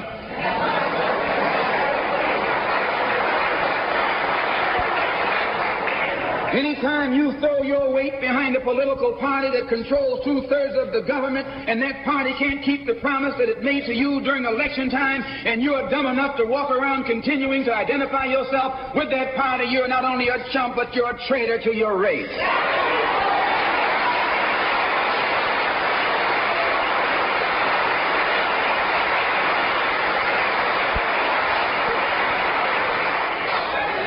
And what kind of alibi do they come up with? They try and pass the buck to the Dixiecrats. Now, back during the days when you were blind, deaf, and dumb, ignorant, politically immature, naturally you went along with that. But today, as your eyes come open and you develop political maturity, you're able to see and think for yourself. And you can see that a Dixiecrat is nothing but a Democrat in disguise. You look at the structure of the government that controls this country. It's controlled by 16 senatorial committees and 20 congressional committees. Of the 16 senatorial committees that run the government, 10 of them are in the hands of Southern segregationists. Of the 20 congressional committees that run the government, 12 of them are in the hands of Southern segregationists. And they're going to tell you and me that the South lost the war.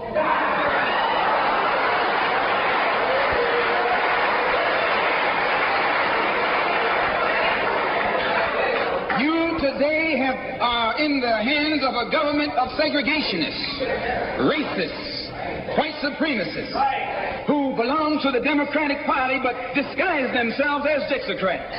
A Dixiecrat is nothing but a Democrat. Whoever runs the Democrats is also the father of the Dixiecrats, and the father of all of them is sitting in the White House.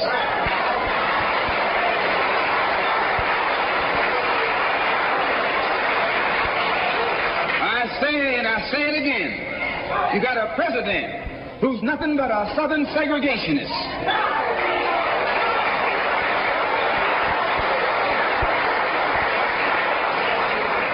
From the state of Texas. They'll lynch you in Texas as quick as they'll lynch you in Mississippi. Only in Texas, they lynch you with a Texas accent. In Mississippi, they lynch you with a Mississippi accent. And the first thing the cracker does when he comes in power, he takes all the Negro leaders and invites them for coffee to show that he's all right. And those Uncle Toms can't pass up the coffee.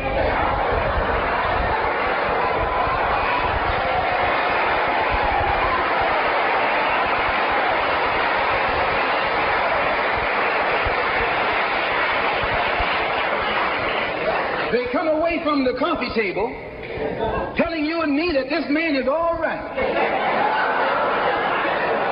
because he's from the South. And since he's from the South, he can deal with the South. And look at the logic that they're using. What about Eastland? He's from the South. Make him the president. If Johnson is a good man because he's from Texas, and being from Texas will enable... If Johnson is a good man because he's from Texas, and being from Texas will enable him to deal with the South, Eastland can deal with the South better than Johnson.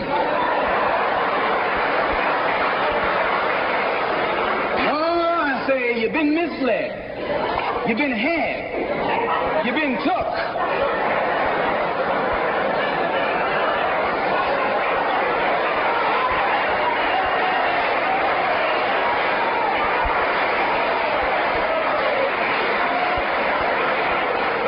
I was in Washington a couple of weeks ago while the senators were filibustering, and I noticed in the back of the Senate a huge map. And on this map, it showed the distribution of Negroes in America. And surprisingly, the same senators that were involved in the filibuster were from the states where there were the most Negroes. Why were they filibustering the civil rights legislation? Because the civil rights legislation is supposed to guarantee voting rights to Negroes in those states. And those senators from those states know that if the Negroes in those states can vote, those senators are down the drain.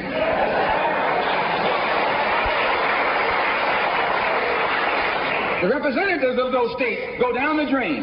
And in the Constitution of this country, it has a stipulation wherein whenever the voting rights of people in a certain district are violated, then the representative who's from that particular district, according to the Constitution, is supposed to be expelled from the Congress.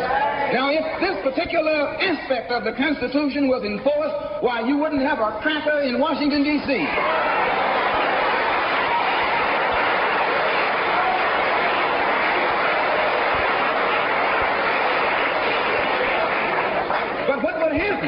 When you expel the Dixiecrat, you're expelling the Democrat.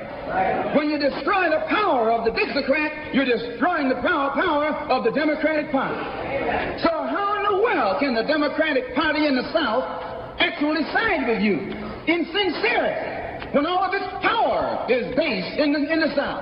These Northern Democrats are in cahoots with the Southern Democrats.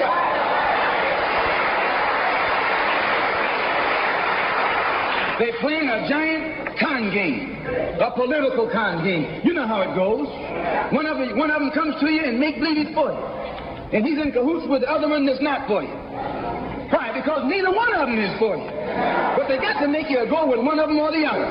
So this is a con game. And this is what they've been doing with you and me all these years. First thing Johnson got off the plane, when he became president, he asked, "Where's Dickie?"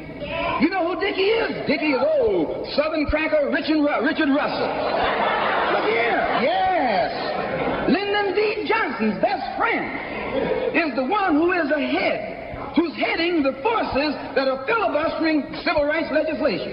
You tell me, how in the hell is he going to be Johnson's best friend?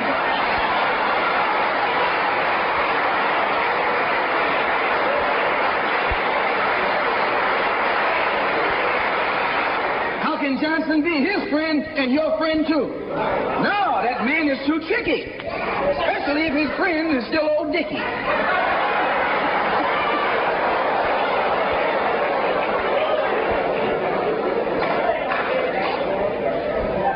Whenever the Negroes keep the Democrats in power, they're keeping the Dixiecrats in power.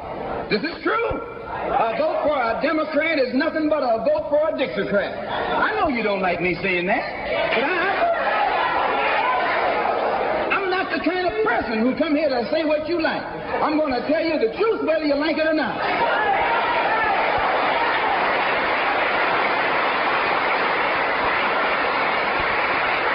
Up here in the North, you have the same thing.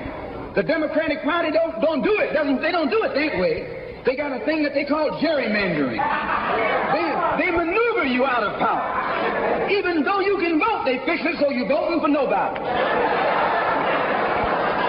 They got you going and coming.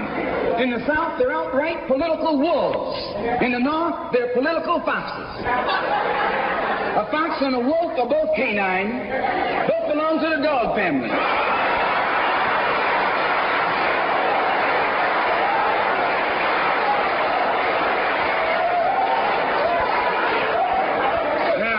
You take your choice. You're going to choose a northern dog or a southern dog.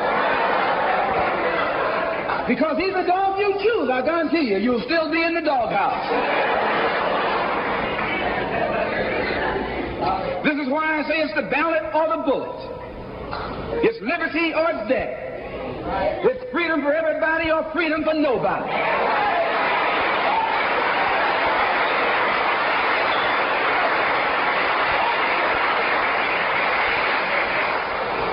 America today finds herself in a unique situation. Historically, revolutions are bloody. Oh, yes, they are. They have never had a bloodless revolution or a nonviolent revolution. That don't happen even in Hollywood.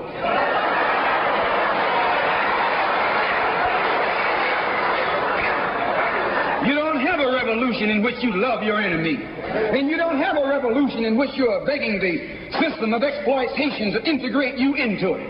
Revolutions overturn systems. Revolutions destroy systems. A revolution is bloody. But America is in a unique position.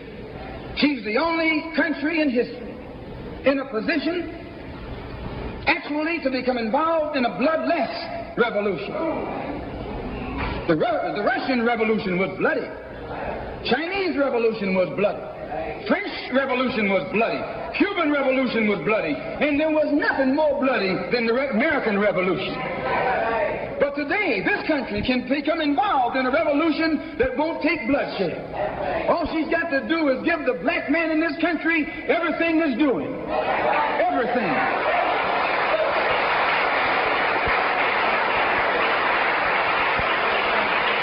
I hope that the white man can see this, because if you don't see it, you're finished. If you don't see it, you're going to become involved in some action in which you don't have a chance. And we don't care anything about your atomic bomb. It's useless, because other countries have atomic bombs.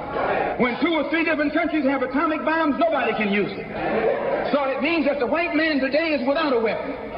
If you want some action, you got to come on down to earth. And there's more black people on earth than there are white people on earth.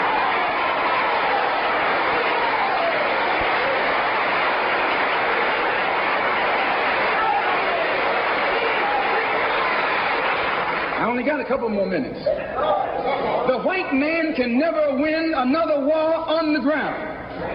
His days of war victory, his days of ground victory are over. Can I prove it? Yes. Take all the action that's going on this earth right now that he's involved in. Tell me where he's winning. Nowhere. Why, some rice farmers, some rice eaters ran him out of Korea. Yes, they ran him out of Korea.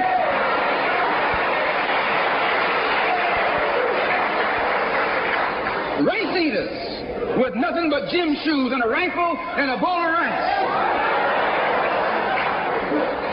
Took him and his tanks and his napalm and all that other action he's supposed to have and ran him across the Yalu. Why? Because the day that he can win on the ground is past. Up in French Indochina, those little peasants, rice growers, took on the might of the French army and ran all the Frenchmen. You remember Dien Bien Phu?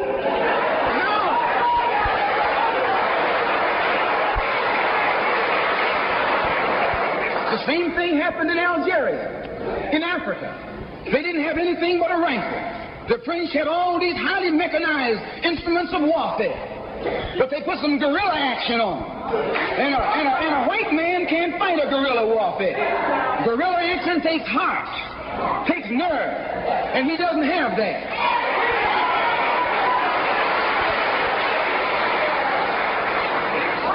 He's brave when he's got tanks. He's brave when he's got planes. He's brave when he's got bombs. He's brave when he got a whole lot of company along with him. But you take that little man from Africa and Asia, turn him loose in the woods with a blade.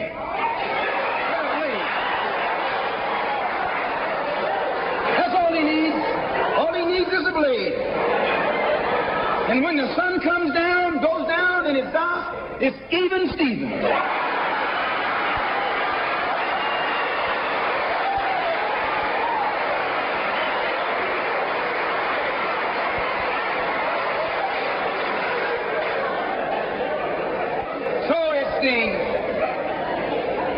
It's the ballot or the bullet. Today our people can see that we're faced with a government conspiracy. This government has failed us. The senators who are filibustering concerning your and my rights, that's the government. Don't say it's Southern senators, this is the government. This is the government filibuster. It's not a segregationist filibuster. It's a government filibuster. Any kind of activity that takes place on the floor of the Congress or the Senate, that's the government. Any kind of dilly-dallying, that's the government. Any kind of pussyfooting, that's the government. Any kind of act that's designed to delay or deprive you and me right now of getting full rights, that's the government that's responsible. And anytime you find the government involved in a conspiracy to violate the citizenship or the civil rights of a people, then you are wasting your time going to that government expecting redress. Instead, you have to take that government to the world court and accuse it of genocide and all of the other crimes that it is guilty of today.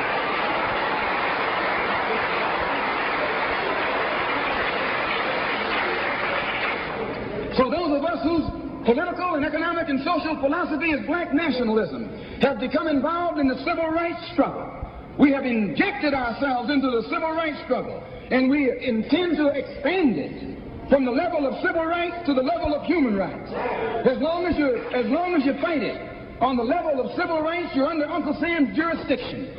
You're going to his court expecting him to correct the problem. He created the problem.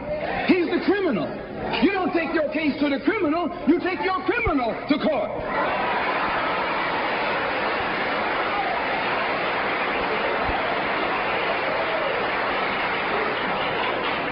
When the government of South Africa began to trample upon the human rights of the people of South Africa, they were taken to the UN. When the government of Portugal began to trample upon the rights of our brothers and sisters in Angola, it was taken before the UN. Why, even the white man took the Hungarian question to the UN, and just this week, Chief Justice Goldberg was crying over 3 million Jews in Russia about their human rights, charging Russia with violating the UN Charter because of its mistreatment of the human rights of Jews in Russia. Now you tell me, how can the plight of everybody on this earth reach the halls of the United Nations and you have 22 million Afro-Americans whose churches are being bombed, whose little girls are being murdered, whose leaders are being shot down in broad daylight? Now you tell me why the leaders of this struggle have never taken it before the United Nations.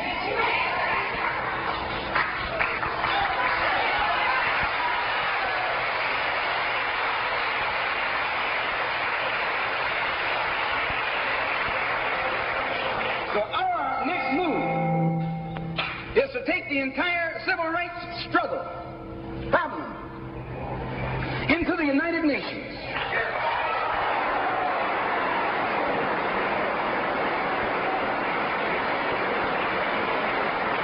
And let the world see that Uncle Sam is guilty of violating the human rights of 22 million Afro and still has the audacity or the nerve to stand up and represent himself as the leader of the free world.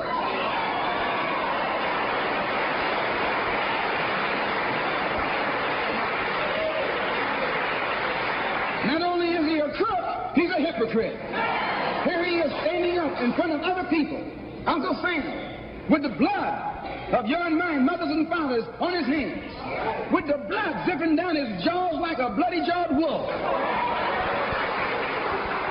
and still got the nerve to point his finger at other countries. You can't even get civil rights legislation. And this man has got the nerve to stand up and talk about South Africa, or talk about Nazi Germany, or talk about Portugal.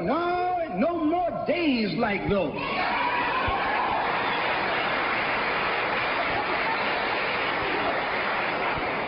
So I say in my conclusion, the only way we're going to solve it, we got to unite in unity and harmony.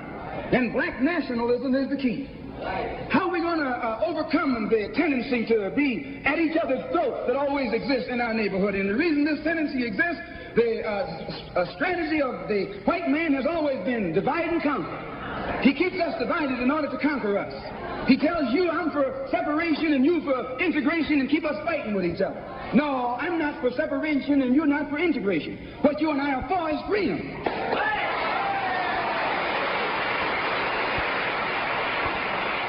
Only you think that integration will get you freedom. I think separation will get me freedom. We both got the same objective. We just got different ways of getting at it. So I studied this man, Billy Graham, who preaches white nationalism. That's what he preaches.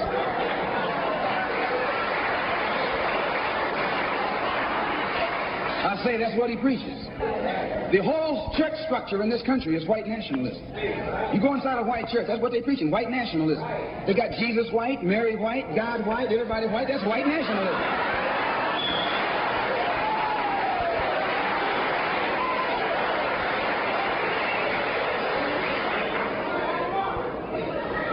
So what he does, the way he circumvents the jealousy and envy that he ordinarily would incur among the heads of the church. Whenever you go into an area where the church already is, you're going to run into trouble. Because they got that thing, what you call it, syndicated. So they got a syndicate just like the racketeers have. I'm going to say what's on my mind because the preachers already proved to you that they got a syndicate.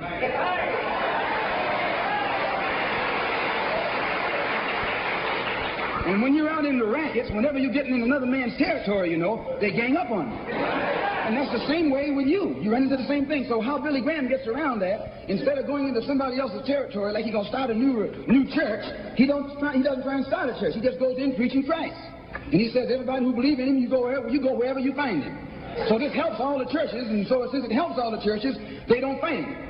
Well, we're going to do the same thing, only our gospel is black nationalism. His gospel is white nationalism. Our gospel is black nationalism. And the gospel of black nationalism, as I told you, means you should control the politics of your community, the economy of your community, and all of the society in which you live should be under your control.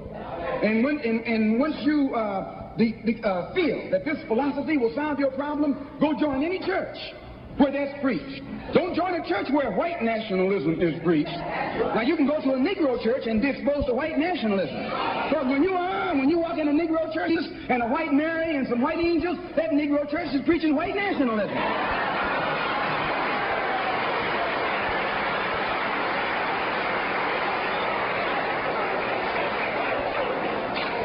When you go to a church and you see the pastor of that church with a philosophy and a program that's designed to bring black people together and elevate black people, join that church. Join that church. If you see where the NAACP is preaching and practicing that which is designed to make black nationalism materialize, join NAACP. Join any kind of organization, civic, religious, fraternal, political, or otherwise, that's based on lifting the black man up and making him master of his own community.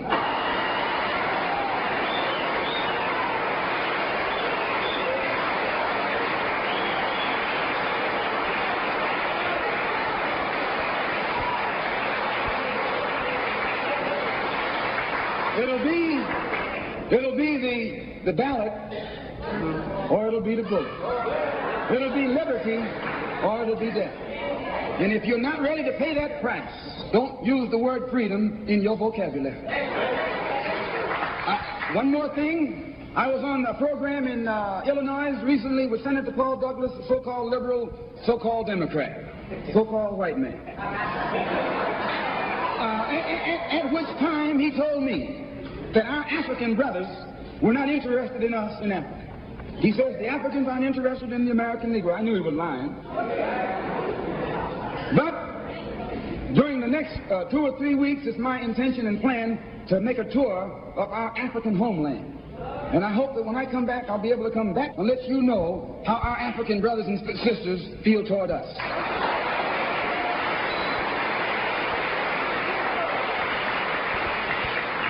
And I know before I go there that they love us. We're one. We're the same. The same man who has colonized them all these years colonized you and me too, all these years. And all we have to do now is wake up and work in unity and harmony, and the battle will be over. I want to thank the Freedom Now Party and the Goal. I want to thank Milton and Richard Henry for inviting me here this afternoon, and also Reverend Clegg. And I want them to know that anything that I can ever do at any time to work with anybody in any kind of program that is sincerely designed to eliminate the political, the economic, and the social evils that confront all of our people in Detroit and elsewhere, all they got to do is give me a telephone call and I'll be on the next jet right on into the city.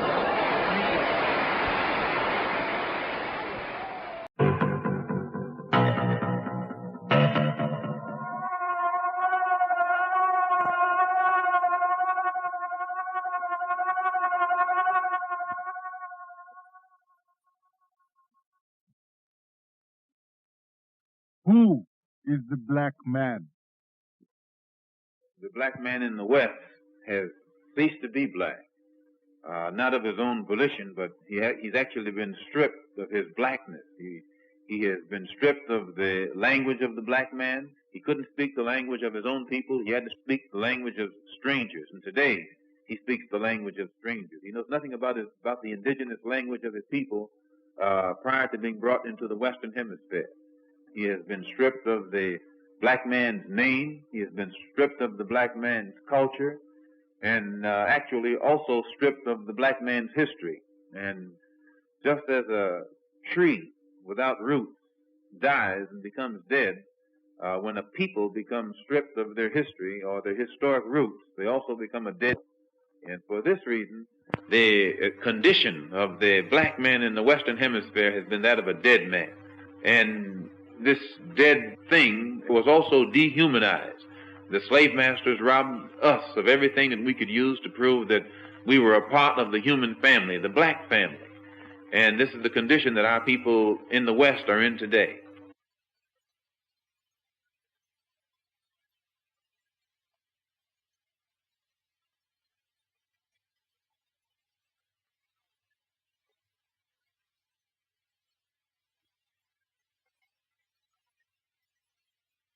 The struggle in the states between the races has always been bloody, but it has been one-sided. The Negro has been doing most of the bleeding. But I believe he's beginning to feel that bleeding should be reciprocal. It should be done equally on both sides. Everybody should bleed. If the Negro is going to bleed, everybody should bleed. And I think he's beginning to see this, that it should be equalized. The struggle of the colored peoples of the world against the forces of Western imperialism and its agents has been going on for a long time. On the continents of North and South America, in Asia, in Africa, oppressed peoples have been waging a tireless campaign against domination at the hands of imperialists and their insane doctrine of racial supremacy. But at the very moment when the last outpost of colonialist barbarians seem most comfortable, at the very moment when representatives of the self-styled master race feel most secure and certain of continuing their vicious schemes of enslavement, our people are affirming their humanity.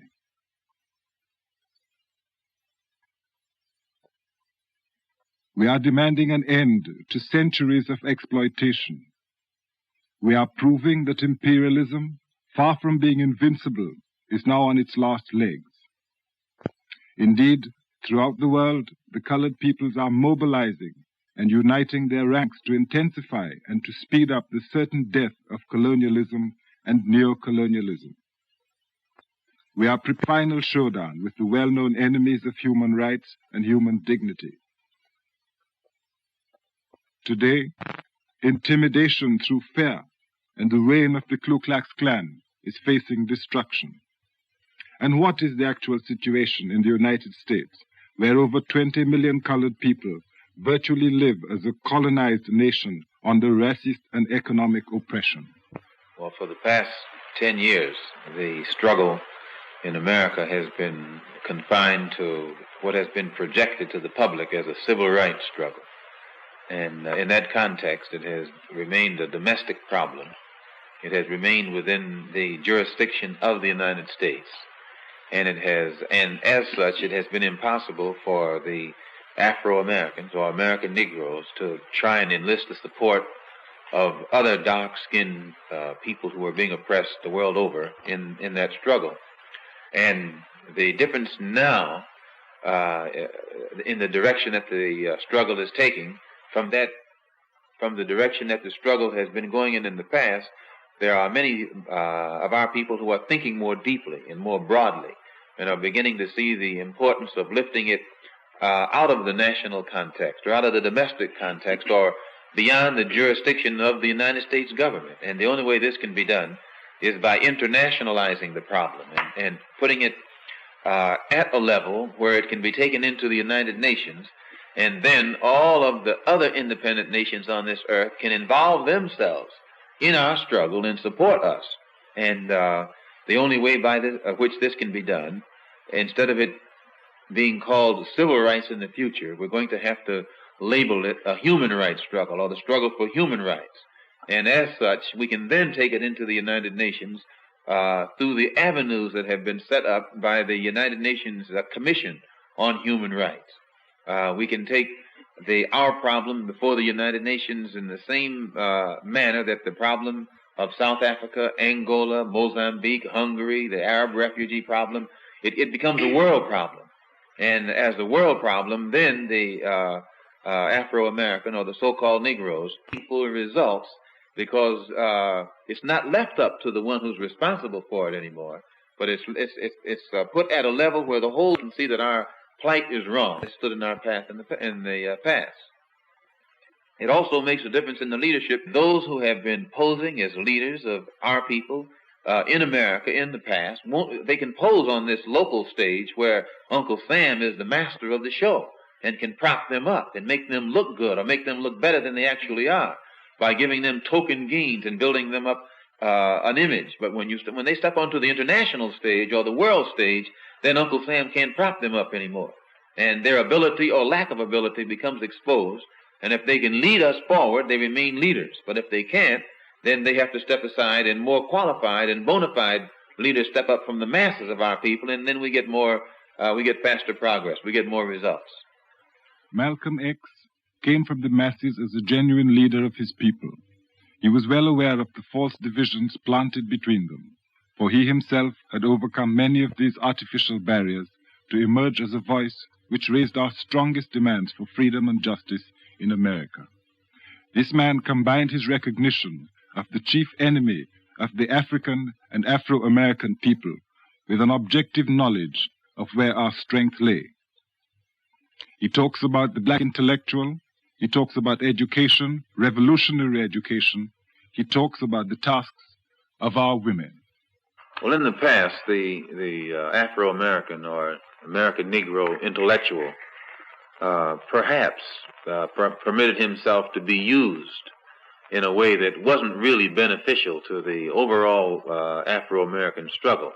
But I think today these intellectuals have begun to undertake a new appraisal of the problem, looking at it as it actually is, and are beginning to see it more in the international context and the relation that it has with the African struggle.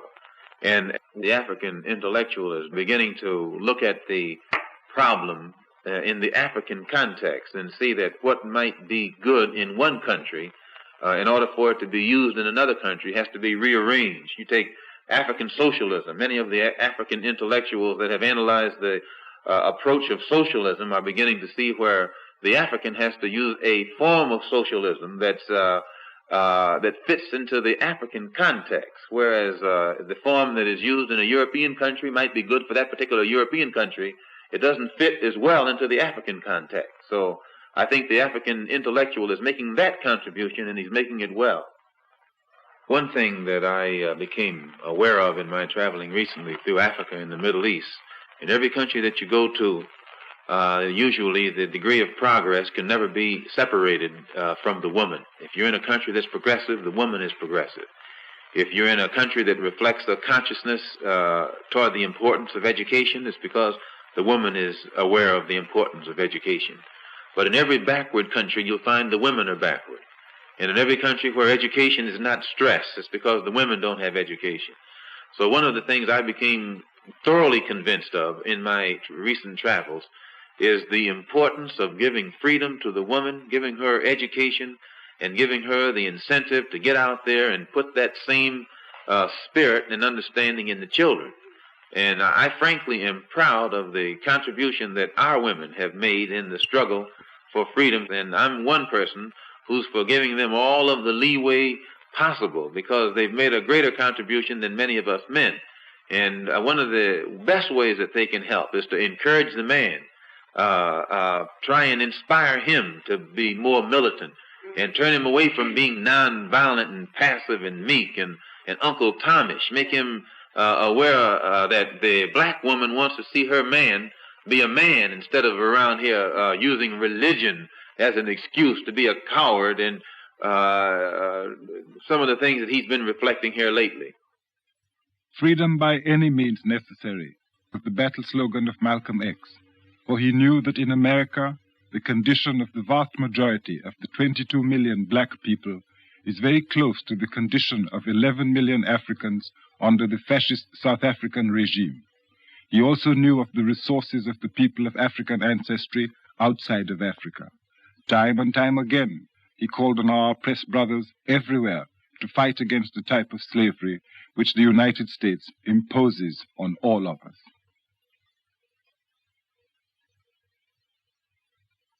Most people, when we say Afro-American, they think only of the Negroes in the United States. But they don't realize that 2/3 of Brazil consists of people of African blood, which means they're also Afro-American, because Brazil is in South America.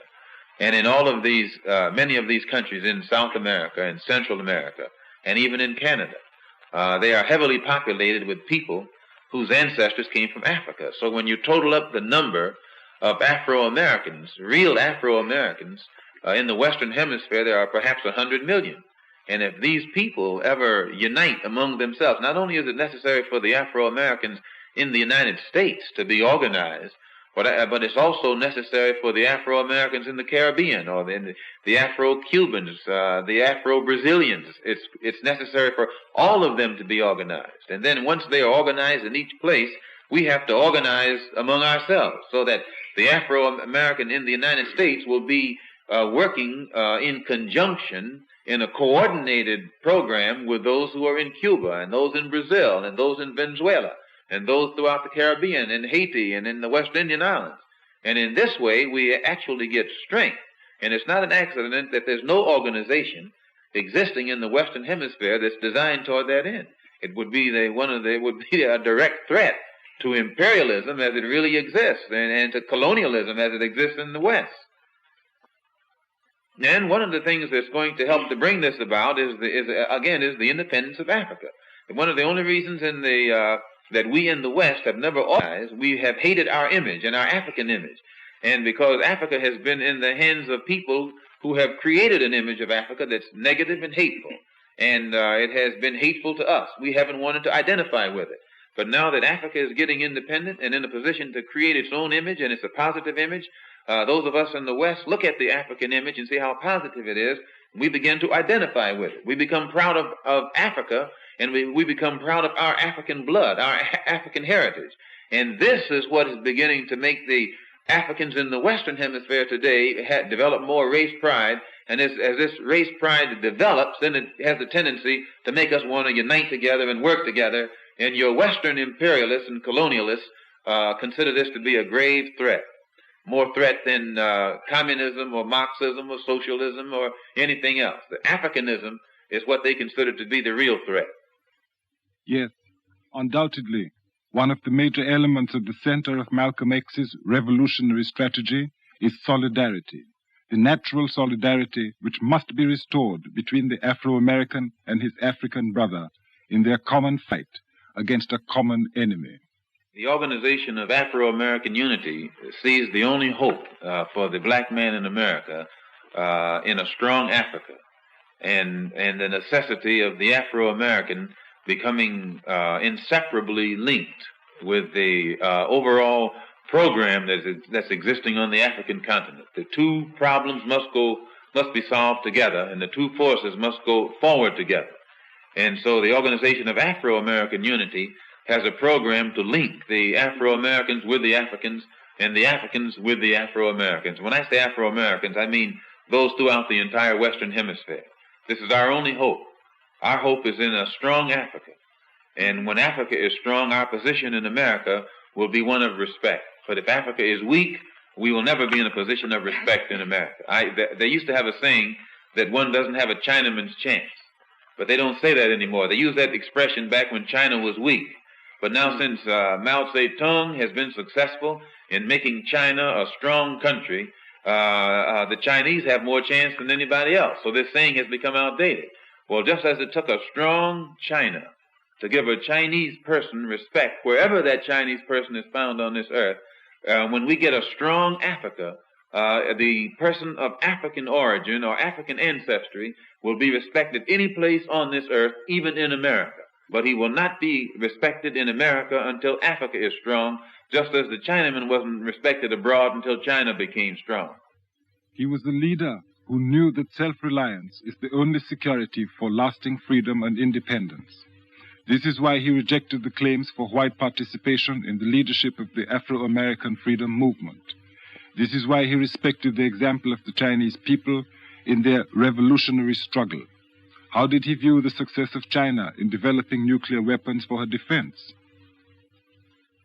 Well, I think it's one of the greatest things that has ever happened, because up until now, the nuclear devices have been in the hands of Europeans. They've exercised a monopoly over the nuclear weapons, or over the ability to produce nuclear weapons. But now the Chinese have evened it. They've equalized it by being successful, by being a non-white or non-European nation, and at the same time developing successfully the ability to produce nuclear weapons. So as far as I'm concerned, it was a very good thing, and I do hope that they are able to build bigger ones and better ones every day, because the only language that the European power, the language of power, and a dark nation has or speak the language that these imperialists understand. And China has developed the ability to be in that position, and as long as she can speak the language that they understand, it's better for the other dark countries. Yes, men like this live always in the shadow of danger. He was born in white America, but his vision reaches far beyond those limits. It goes deep into the future of the black man. Today, for the first time, the black people of the West are beginning to look homeward. They're beginning to look back toward the mother continent of Africa, and they're gaining spiritual strength from these roots. The African continent is on the rise, the motherland is on the rise, and our people all over the Western Hemisphere are looking back at this rising continent and the unity of that continent, and it's giving us strength and hope for the future. And for the first time, not only is the black man on the African continent fighting and seeking and fighting for his place in the sun, but his fight is putting the same spirit in the black people in the West, and we are also seeking and fighting for our place in the sun, and we will not rest until that place has been secured. What's your plan now? I'm going back to the States first and see how my family is doing. You know, yes. Got a family there, and see what develops.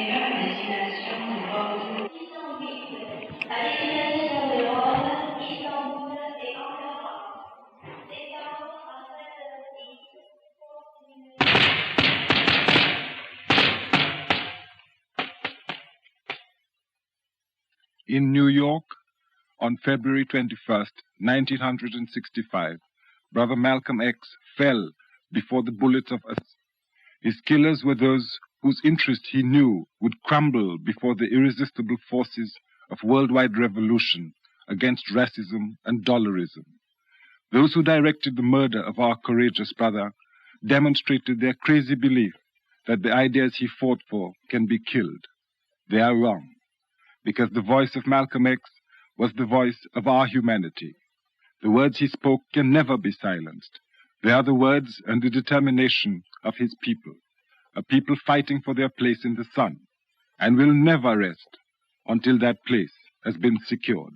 And fighting for our place in the sun, and we will not rest until that place has been secured.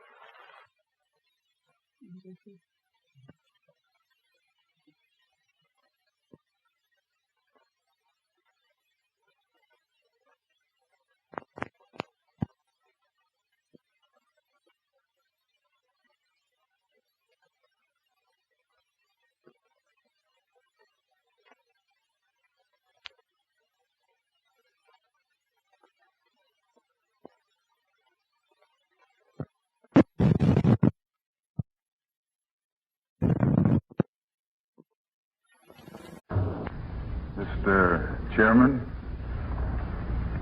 one of my brothers, ladies and gentlemen, brothers and sisters, I'm very honored, I feel very honored, it's an honor to me to be able to come back to the Militant Labor Forum again this evening. It's my third time here. I was just telling my brother up here that probably tomorrow morning the press will try and make it appear that this little chat that we're having here this evening took place in Beijing or someplace else. They have a tendency to discolor things in that way, to try and make people not place the proper importance upon what they hear, especially when they're hearing it nowadays from persons whom they can't control, or, as my brother has just pointed out, persons whom they consider irresponsible. But it's the third time that I've had an opportunity to irresponsible. But it's the third time that I've had an opportunity to be a guest on the Militant Labor Forum, and I always feel that it is an honor. And every time they open the door for me to do so, I will be right here.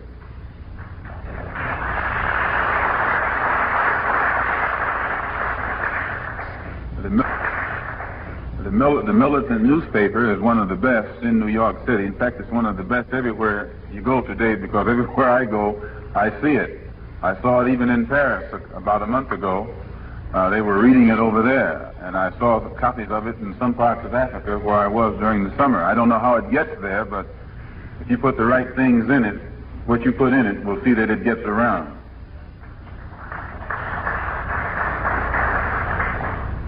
Tonight, during the few moments that we have, we're going to have a little chat, like brothers and sisters and friends, and probably enemies too, about the prospects for peace or prospects for freedom in 1965. If you notice, I almost slipped there and said peace. Actually, you can't separate peace from freedom. No one can be at peace unless he has his freedom. You can't separate the two. And this is the thing that makes 1965 so explosive and so dangerous. The people in this country who in the past have been at peace and been peaceful were that way only because they didn't know what freedom was. They let somebody else define it for them. But today, 1965, you find those who have not had freedom and not in a position to define freedom. They're beginning to define it for themselves now. And as they get in a position intellectually to define freedom for themselves, they see that they don't have it. And it makes them less peaceful or less inclined toward peace. So in discussing this topic tonight, prospects for freedom in 1965, I think we have to go back at least 12 years or 10 years to the time when the struggle of the black man in America began to be projected into the limelight, not only in this country but throughout the world. It started primarily with the Supreme Court decision, so-called desegregation decision, and I should say so-called desegregation, so-called decision, because there has been some doubt as to what they really handed down. One of the main ingredients in the struggle of the black man in America for the past 12 years has been the black Muslim movement. No one can deny the role that the black Muslim movement has played in America during the past 12 years, has been one of the main ingredients in the stepped up militancy on the part of black people throughout this country. No matter what direction the black Muslim movement itself was headed in, no matter what its own organizational philosophy was, and no matter what other people thought about it, no matter what their personal opinions were of the black Muslim movement, still it cannot be denied that that movement, because of its uncompromising stand and uncompromisingly militant approach to things, forced other civil rights organizations to be more militant than they normally would have been, and forced many of the civil rights leaders definitely to be more militant than they ever would have thought of being. So the militancy of the black man in America during the past 10 years, in my opinion, can be traced largely to the existence and presence of the movement, which I'm referring to now for purpose of identification as the black Muslim movement. Its contribution to the black struggle for freedom in this country was militancy. It made many of our people dare to get loud for the first time in 400 years. Many of the black leaders of the civil rights movement dare to get loud for the first time. I mean really loud, for the first time in nearly 400 years of our being in this country. They got more militant than they intended to be, and they made many of the people become more militant than they intended for the people to be. It had a chain reaction effect that actually got out of control somewhat, because the leaders themselves never intended and never do intend for our people to go too far. Their primary purpose in our midst has always been to contain our struggle, not lead our struggle.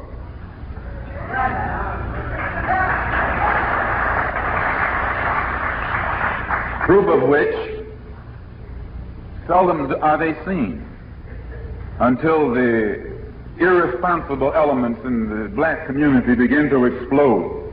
And then they go all the way around the country to grab one of them from wherever he's traveling and bring him in to cool things down, to tell us to be cool, or tell us to take it easy, don't rock the boat. This is their function, this is their role.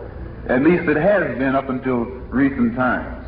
They never have been put in the role that they're in with the intention by the one who puts them there of them leading us into any uncompromising and militant struggle.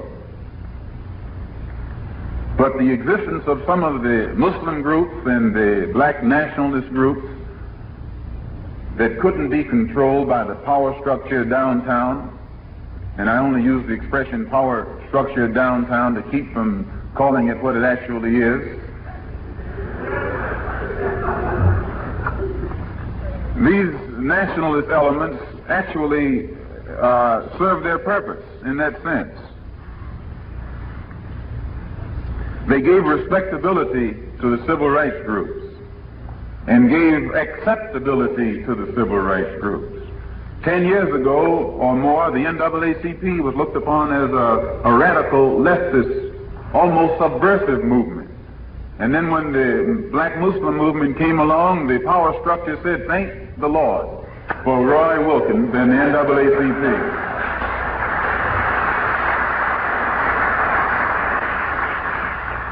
This is true. Pick up any newspaper that was printed 10 years ago and read what was being said about CORE and NAACP and Urban League and some of these other groups, they were considered irresponsible.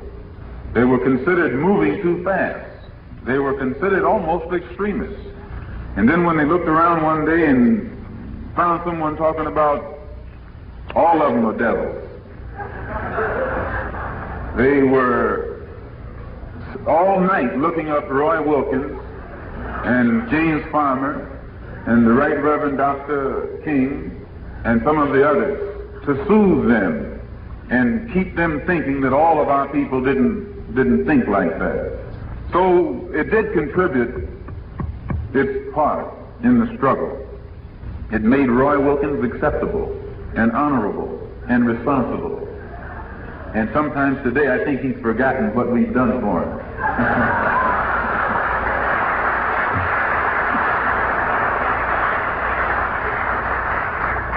This is one of the reasons why Tom Mboya has lasted so long in Kenya. During the Mau Mau uprising, when white people were scared to death, not only in Kenya but throughout Africa, and not only in Africa but throughout the world, because there were people who looked just like the Kikuyu right here in New York, in Mississippi, and other places. When Mau Mau was on the rampage and Jomo Kenyatta was given the image of a monster, because his own image was so ghastly in the sight of whites, the image of Tom Mboya immediately became acceptable. Because Kenyatta seemed to be so irresponsible, Mboya became responsible. He became acceptable, responsible, and made everybody happy. So they supported him. They backed him up, made him prominent throughout the world. Kenyatta made him. He didn't make himself. And he was intelligent enough to know it. So when Kenyatta got out, he supported Kenyatta. He realized that the contribution of Kenyatta made him what he was. And because he was intelligent enough, he was blessed with sufficient insight to see the role that Kenyatta and the Mau Mau played in his own prominence, an image of respectability and acceptability. He continued to support Kenyatta, and today he's still a part of Kenyatta's government. And I must take time right here to point out that that's a good study in itself. It took the Mau Mau to bring independence not only to Kenya, it took the Mau Mau to bring independence to most of Africa. When a man is sad over his miserable condition, he does nothing to change it. Sadness doesn't change anything. It's only when he gets mad that he changes it. It takes madness to change it. One of the things I noticed when I was in Africa traveling around, I noticed many Africans who were still colonized, still exploited, still oppressed. And one of the things all of them had in common was they seemed sad. They would discuss their sad plight, but they weren't ready to really do anything to change it. They seemed to be waiting on some miracle. But the contrasting difference between them and what happened in Kenya, the Kikuyu got mad. They just didn't care what the consequences were. They cared nothing about legality, morality, or anything. All they knew was that they were being oppressed unjustly, illegally, immorally. And because of this unjust, illegal, immoral oppression that they were suffering, they came to the conclusion that they would be within their rights to bring it to a halt by any means necessary. And they adopted those means. When they began to use these means in their struggle for freedom, the press of the West began to project them in a very negative image. They were freedom fighters. They were African patriots fighting against oppression. They weren't fighting against a legal government. They weren't fighting against a moral society. They were fighting against a colonial power, an imperialist power, a vulturous society. And this vulturous society, with its control of the press and its allies here in the United States, who also control much of the press, projected these freedom fighters, these African patriots, in the image of savages, cannibals, terrorists, some as criminals, actually. And they projected Jomo Kenyatta in an image worse than all. But the Mau Mau weren't image conscious. They weren't status seekers. They weren't social climbers. They wanted freedom. And they came to a conclusion at a point in their journey that the only way there was to get it was the way they did it. And they got it. I admire them for that. I respect them for that.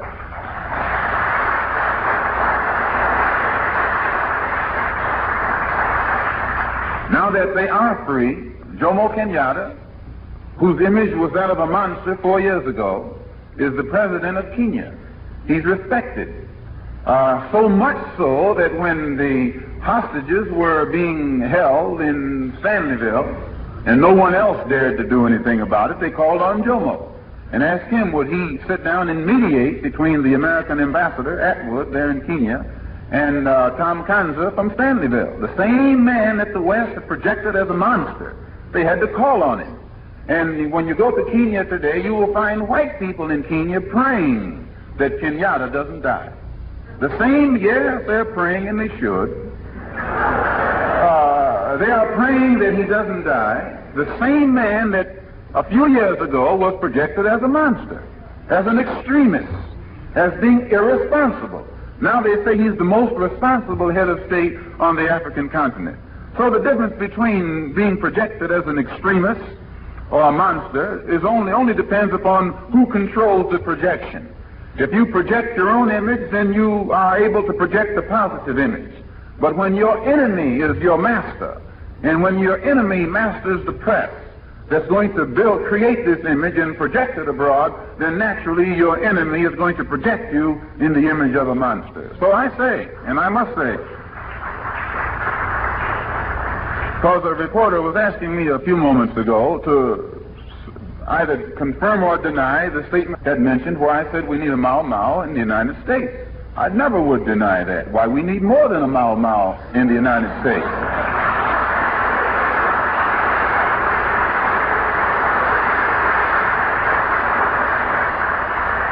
I mean, actually, a person have a lot of nerve to ask me that. In a society, I'm deviating now because they put me off the track. I got to deviate. In a society where in 1964, 3 civil rights workers can be murdered in cold blood, and not the Mississippi government, the federal government can't do anything about it, I say we need a Mau Mau.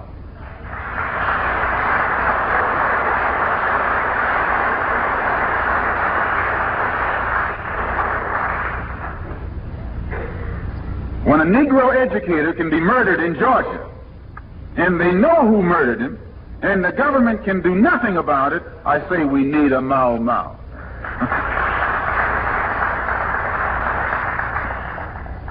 And I'll be the first to join it. And a lot of people that you don't think go for it will line right up behind me.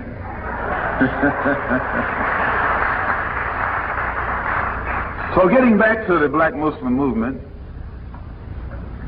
you have to understand it in order to understand pretty much what has taken place in the civil rights movement in this country during the past 10 years, and in order to understand what might take place in 1965.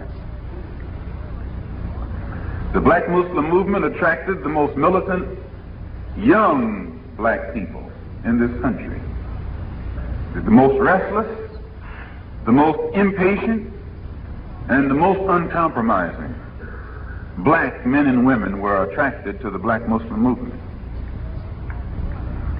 But the movement itself, as it began to grow, actually was maneuvered into a vacuum, in that it represented itself as a religious movement, and the religion under which it identified itself was Islam.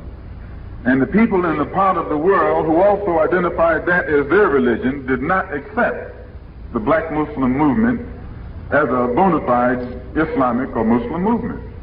They never did accept it as that. So it was put in the position of going by a religion that rejected it, which put it into a vacuum or made it a religious hybrid. On the other hand, the government in Washington, I guess that's where it is,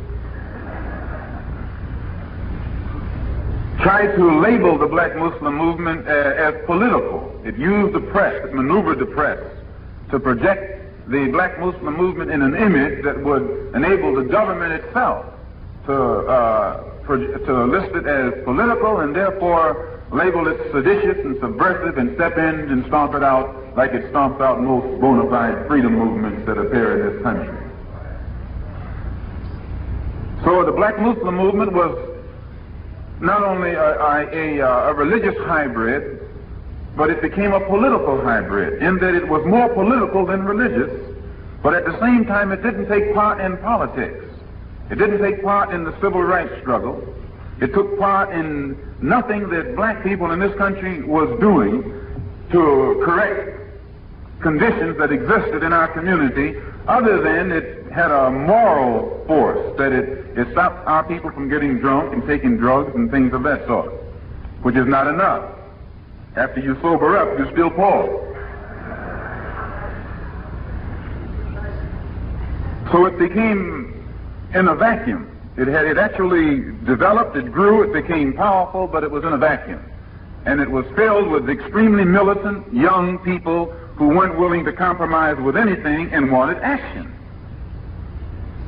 More action, actually, than the organization itself could produce. More constructive action and positive action than the hierarchy of the organization was qualified, actually, to produce. The main objective of the movement was land. The main objective of the movement was land. But those in the movement were told that God would come and take them to that land.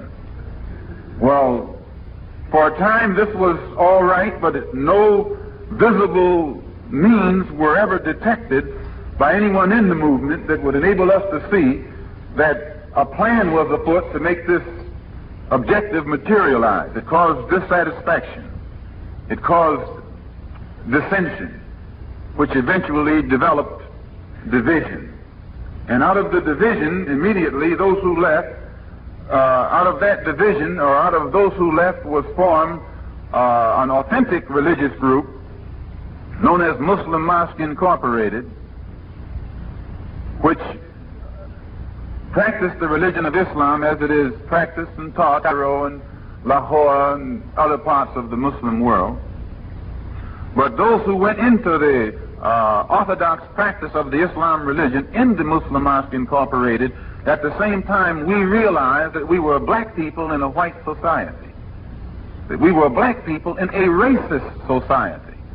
We were black people in a society whose very political system was based and nourished upon racism, whose social system was a racist system, whose economic system was nourished with racism.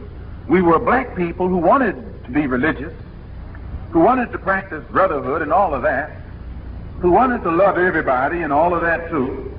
But at the same time, that was a dream, you know, as my good friend the doctor said.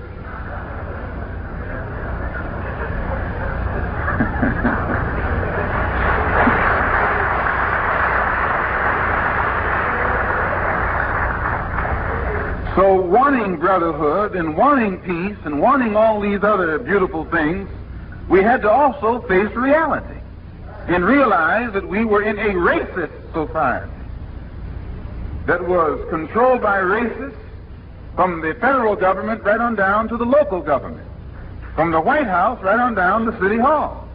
Racism was what we were confronted by. So we knew that this was a problem that was beyond religion, and we formed another organization that was non-religious. And this organization was called the Organization of Afro-American Unity, or the OAAU. And we got the idea for it from travels and observation of the success that our brothers on the African continent were having in their struggle for freedom. They were getting free faster than we. They were getting their independence faster than we. They were getting recognition and respect even when they came to this country faster than we. So we had to find out what was happening. How were they doing it and what were they doing? So we could try a little bit of it.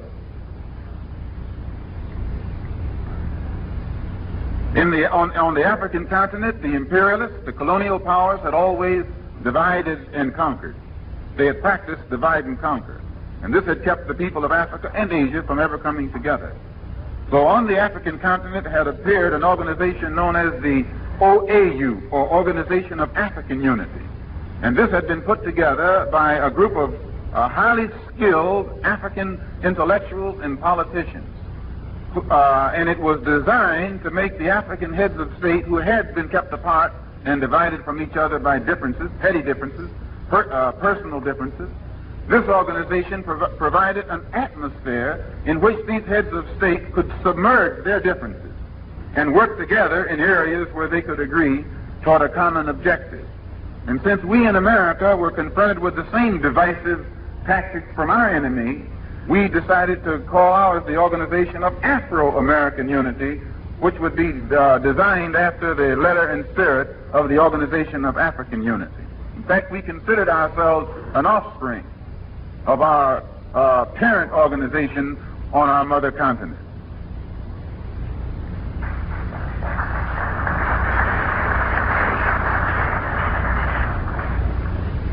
After it was formed, I spent 5 months in the Middle East and Africa, primarily for the purpose of getting better acquainted with them and making them better acquainted with us, giving them a first-hand account of our problem and what our problem actually consists of.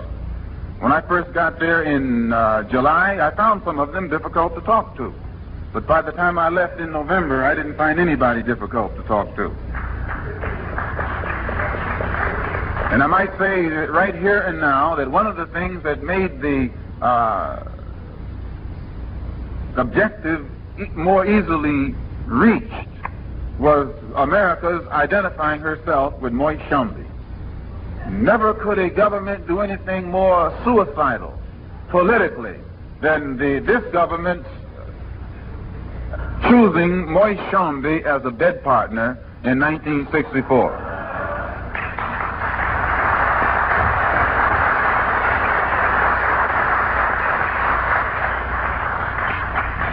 And the offspring of that adulterous act will be something that they never will be able to put under the rug.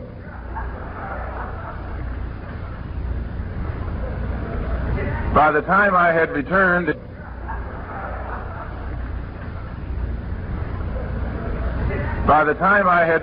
in last month, the Muslim Mosque Incorporated had received official recognition and support by all of the official religious bodies in the Muslim world, and the Organization of Afro-American Unity had also received recognition and support from all of the African countries where I visited, and most of those where I didn't visit.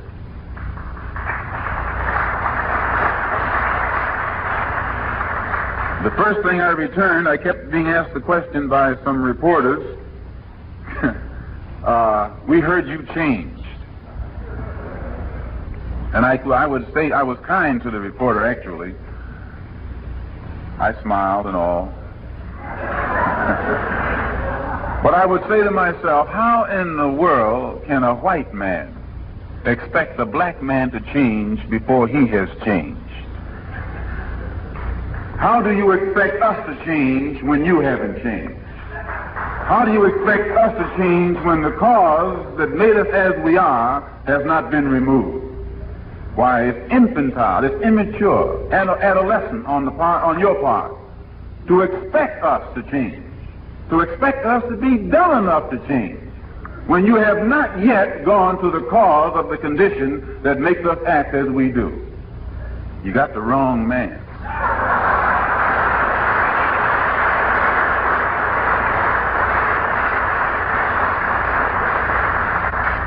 It's True, I'm a Muslim, and I believe in brotherhood, and I believe in the brotherhood of all men, but my religion doesn't make me a fool.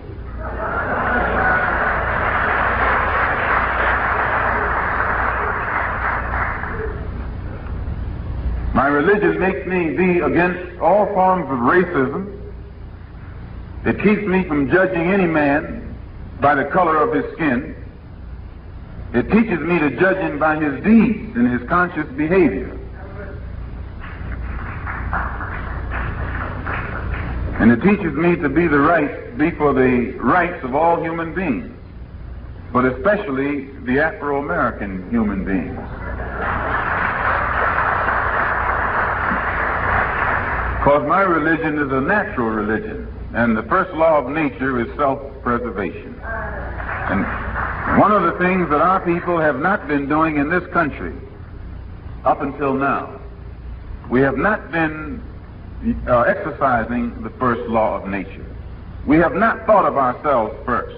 We have placed America first. We have placed America's interests ahead of our own. We have placed even the interests of whites ahead of our own. We have loved whites when they refused to love us. We have sought to move into their neighborhood when we knew in advance they didn't want us there. We have crawled like animals at the feet of the white man in this country and been rejected. So that today, if you see us step back and get away from you, you can't blame us. You have to blame yourself, or your mother, or your father.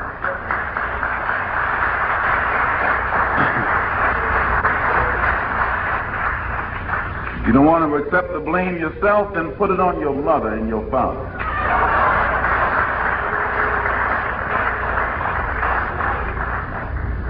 But don't put it on us. So now to get to my talk about 1965 and the prospects for freedom.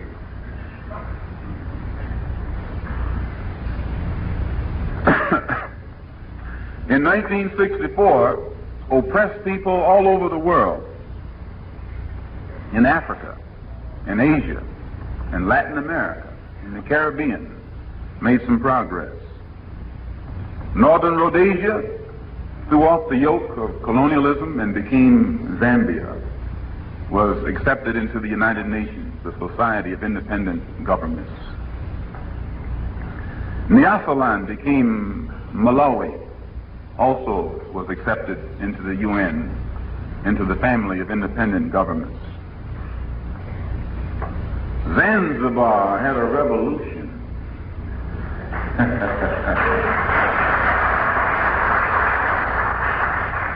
They threw out the colonialists and their lackeys, and then united with Tanganyika, what is now known as the Republic of Tanzania, which is progress indeed.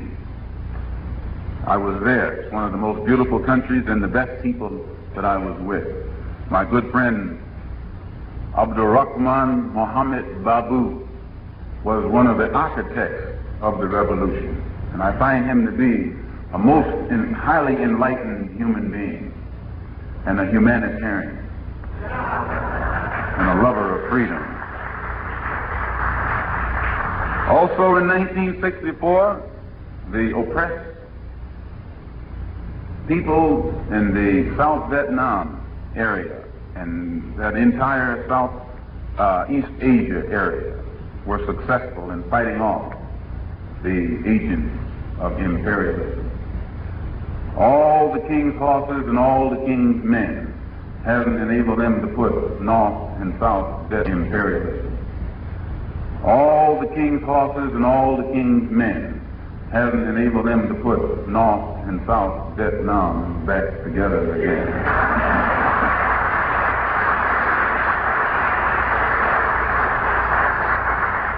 Little rice farmers, peasants with a rifle, and all the weapons of warfare, highly mechanized, jets, napalm, battleships, everything else. And they can't put those rice farmers back where they want them.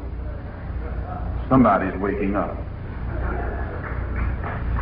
In the Congo also, the People's Republic of the Congo, headquartered at Stanleyville, fought the war for freedom against Chombi, who was an agent of Western imperialism. And by Western imperialism, I mean that which is headquartered in the United States, in the State Department.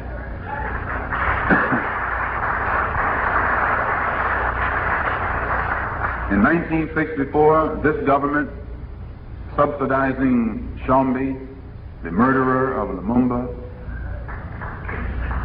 and Chombi's mercenaries, hired killers from South Africa, along with the former colonial power Belgium, dropped paratroopers on the people of the Congo, used Cubans that they had trained to drop bombs on the people of the Congo with American-made planes,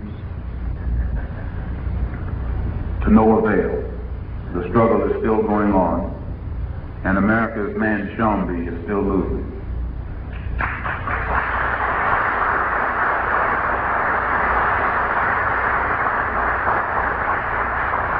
All of this in 1964.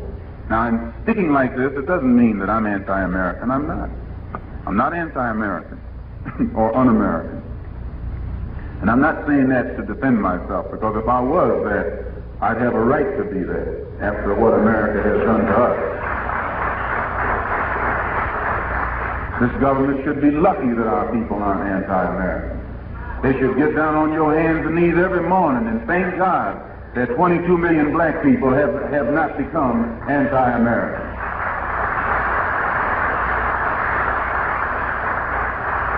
Because if anybody has a right to be anti-American, we have.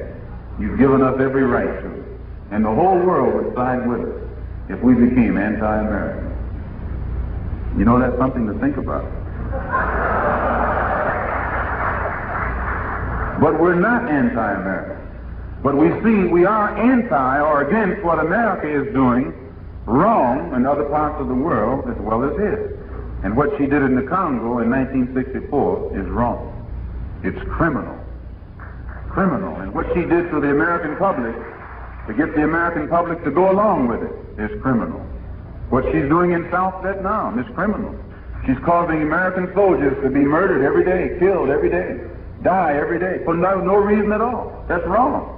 Now, you're not supposed to be so blind with patriotism that you can't face reality. Wrong is wrong no matter who does it or who says it.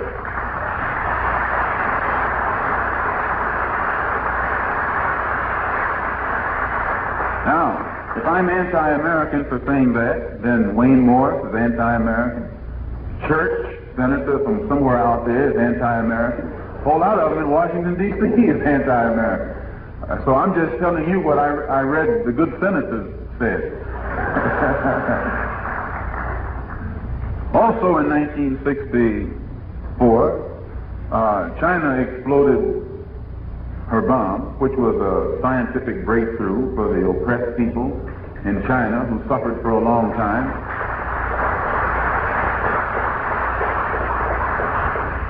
I, for one, was very happy to hear that the great people of China were able to display their scientific advanced knowledge of science to the point where a country that is so backward, as this country keeps saying, and so, you know, behind everybody and so poor, could come up with an atomic bomb. Why, I had to marvel at that. It made me realize that poor people can do it as well as rich people.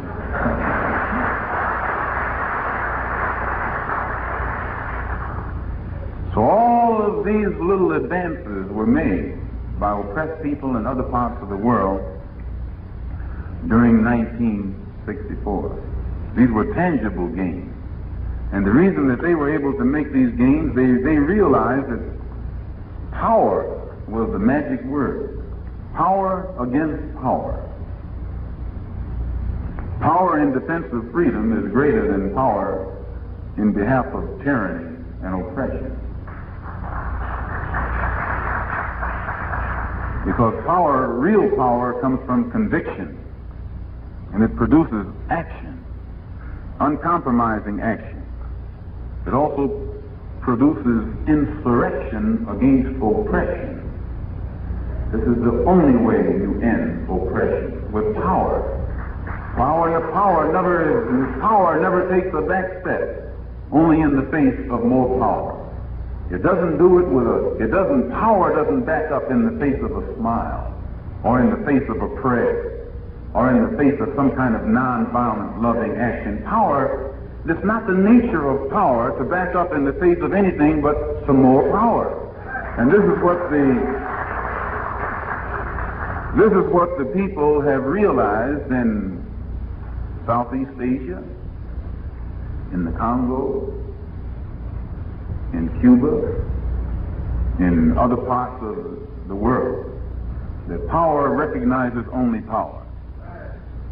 And all of them who realize this have made gains. Now here in America, it's different. When you compare our strides in 1964 with strides that have been made forward by people elsewhere all over the world, only then can you appreciate the great double cross experienced by black people here in America in 1964. The power structure started the new year out the same way they started that out in Washington the other day, only now they call it, what's that, the Great Society? The Great Society.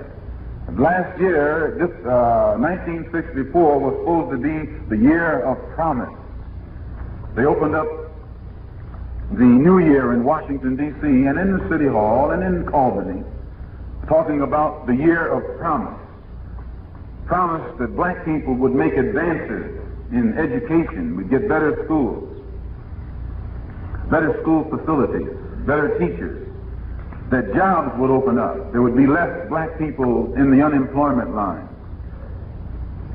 That in areas of the South where we formerly had not been able to vote, we would be able to register and vote. That we would become socially acceptable to those who in the past did not consider us socially acceptable. But by the end of 1964, we had to agree that instead of the year of promise, instead of these promises materializing, they substituted devices to create the illusion of progress. And 1964 was the year of illusion and delusion. We received nothing but a promise. We received nothing that would actually solve the problems that we were confronted by in January of 1964. In 1963, they had used a trick. One of their devices to let off the steam of frustration was the March on Washington. They used that to make us think we were making progress. Imagine marching to Washington and getting nothing for it whatsoever. But it shows you how shrewd the power structure is. It manipulates the people through the leaders, as long as the people believe in the leaders. In 63, it was the March on Washington. In 64, what was it? The Civil Rights Bill. Right after they passed the Civil Rights Bill, they murdered a Negro in Georgia and did nothing about it. Murdered 2 whites and a Negro in Mississippi and did nothing about it. So that the Civil Rights Bill has produced nothing where we're concerned. It was only a valve, a vent, that would enable us, that was designed to enable us to let off our frustration. But the bill itself was not designed to solve our problems.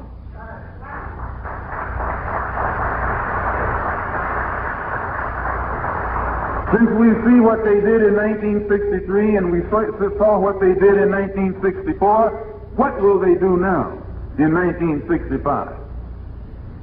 If the March on Washington was supposed to lessen the explosion, and the Civil Rights Bill was designed to lessen the explosion, that's all it was designed to do. It wasn't designed to solve the problem. It was designed to lessen the explosion. Because everyone in his right mind knows there should have been an explosion.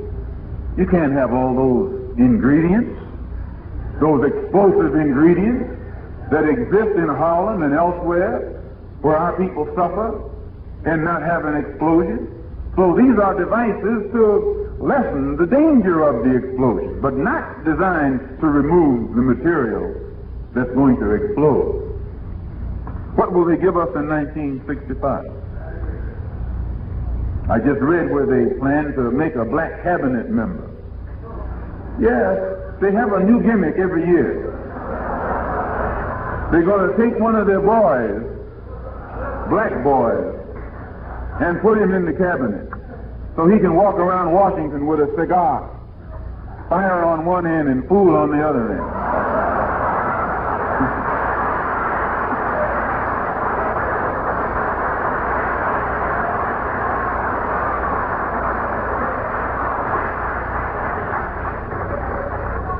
And because his immediate personal problem will have been solved, he will be the one to tell our people, look how much progress we're making. I'm in Washington, D.C. I can have tea in the White House. I'm your spokesman. I'm your leader. While our people are still living in Harlem in the slums, still receiving the worst form of education and the worst facilities in which to try and educate our children. This is the device that they will use. They'll make a black cabinet member. I read that's one of the gimmicks that they got going. But will it work? Can that one whom they are going to put down there step into the fire and put it out when the flames begin to leap up? When people take to the streets in their explosive mood, will that one that they're going to put in the cabinet be able to go among those people? Or they'll burn him faster than they burn the ones who've been in.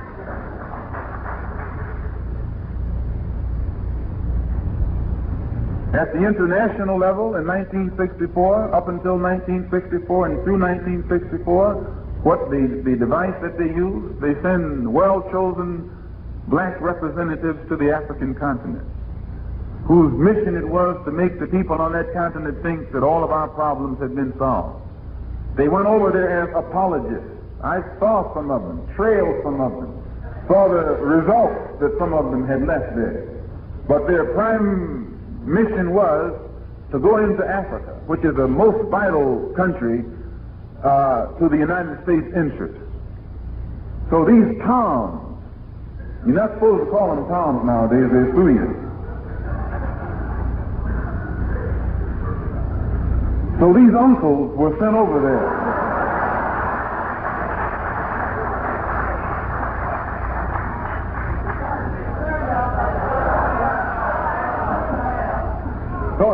Don't bother the man. He's doing his job.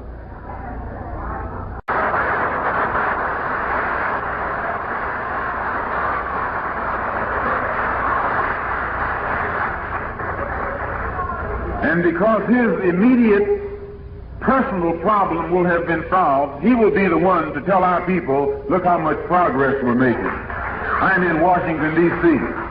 I can have tea in the White House. I'm your spokesman. I'm your leader. While our people are still living in Harlem in the slums, still receiving the worst form of education and the worst facilities in which to try and educate our children. This is the device that they will use. They'll make a black cabinet member. I read that's one of the gimmicks that they got going. But will it work? Can that one whom they are going to put down there step into the fire and put it out when the flames begin to leap up? When people take to the streets in their explosive mood, will that one that they're going to put in the cabinet be able to go among those people? Or they'll burn him faster than they burn the ones who've been in. When people take to the streets in their explosive mood, will that one that they're going to put in the cabinet be able to go among those people? Or they'll burn him faster than they burn the ones who've been in.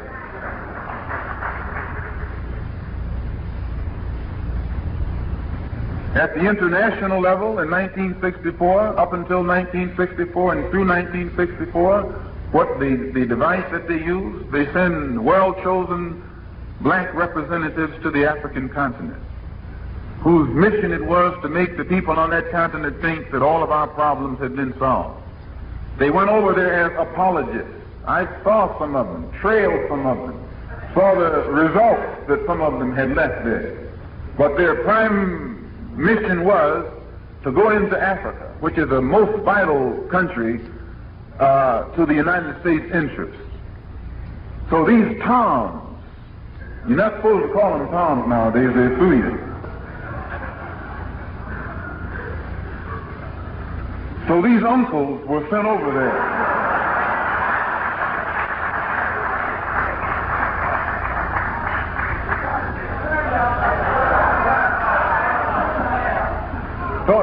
Don't bother the man. He's doing his job. He's going to put you on TV so you can get investigated.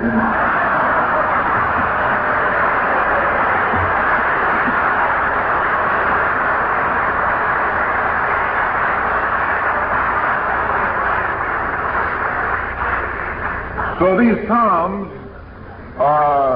don't go to Africa actually because they want to explore or learn something for themselves, broaden their scope, or communicate between between their people and our people over there.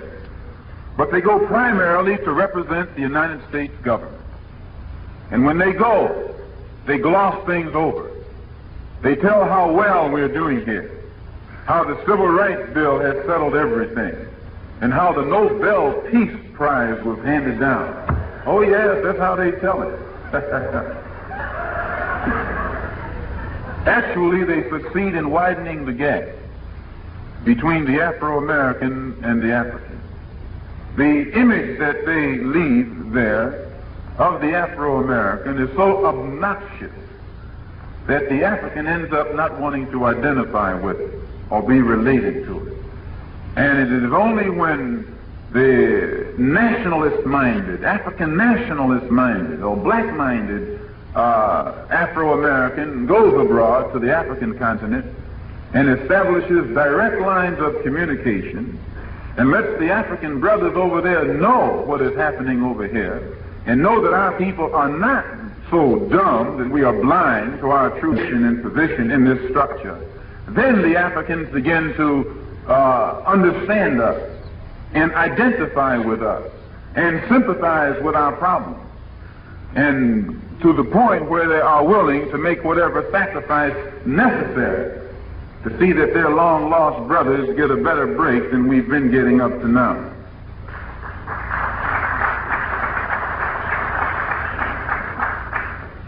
On the national scale, during 1964, as I just mentioned, politically, the Mississippi Freedom Democratic Party had its face slashed at Atlantic City at a convention over which Lyndon B. Johnson was the boss and Hubert Humphrey was the next boss, and Mayor Wagner had a lot of influence himself. Still, none of that influence was shown in any way whatsoever when the hopes and aspirations of the people, the black people of Mississippi, were at stake.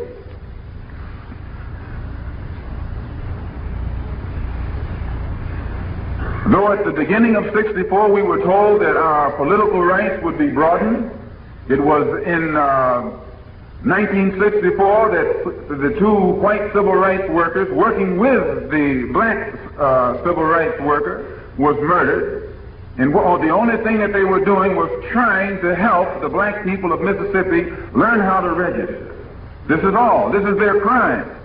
They were trying to show our people in Mississippi how to become registered voters. This was their crime. This was the reason for which they were murdered. And the most pitiful part about them being murdered was the civil rights organizations themselves being so chicken when it comes to reacting in a way that they should have reacted to the murder of these three civil rights workers.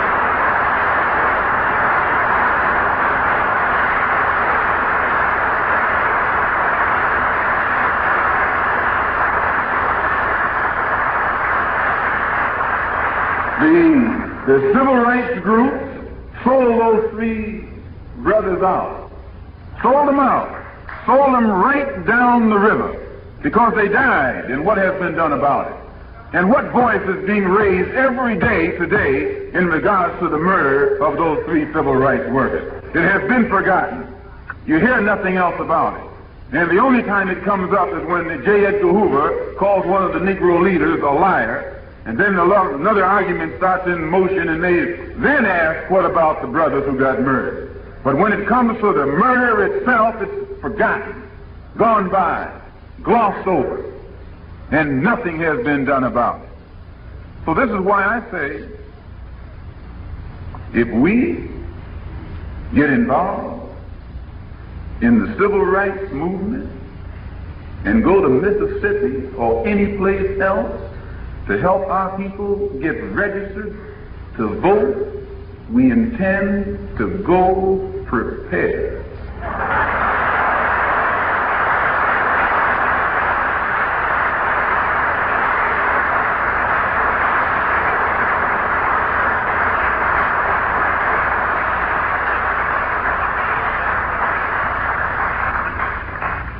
We don't intend to break the law, because when you're trying to register to vote, you're upholding the law.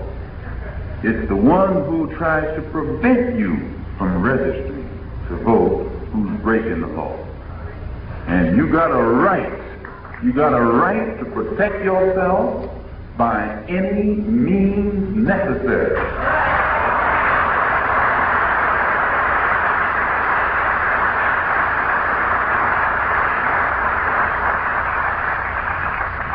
And if the government doesn't want civil rights groups going equipped, the government should do its job.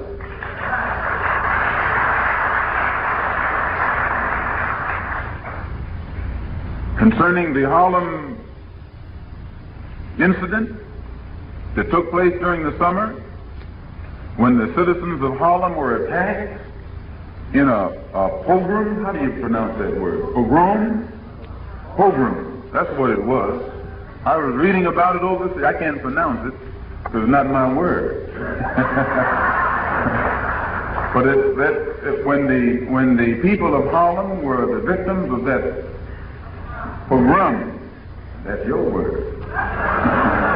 During the summer,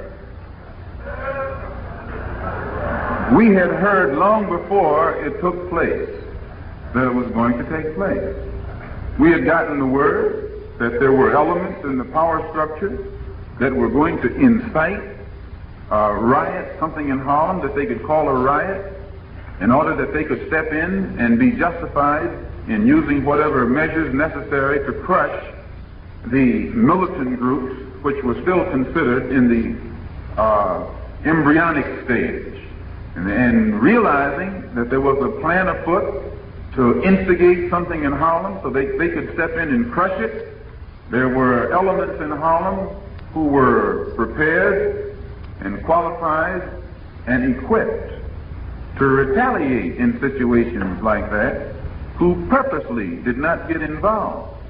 And the real miracle of the Harlem explosions was the restraint exercised by the people of Harlem. The miracle of 1964, I tell it to you straight, the miracle of 1964 during the incidents that took place in Harlem was the restraint exercised by the people in Harlem who are qualified and equipped and whatever else there is to protect themselves when they are being illegally and immorally and unjustly attacked. And an illegal attack, an unjust attack, and an immoral attack can be made against you by anyone. Just because a person has on a uniform does not give him the right to come and shoot up your neighborhood. No, this is not right. And my suggestion would be that as long as the police department doesn't use those methods in white neighborhoods, they shouldn't come to Harlem and use it in our neighborhoods.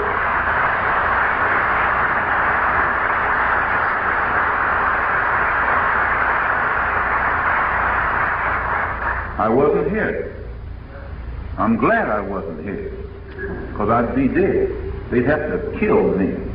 I'd rather be dead than to let someone walk around my house or in my neighborhood shooting it up, where my children are in the line of fire. Either they die or I die.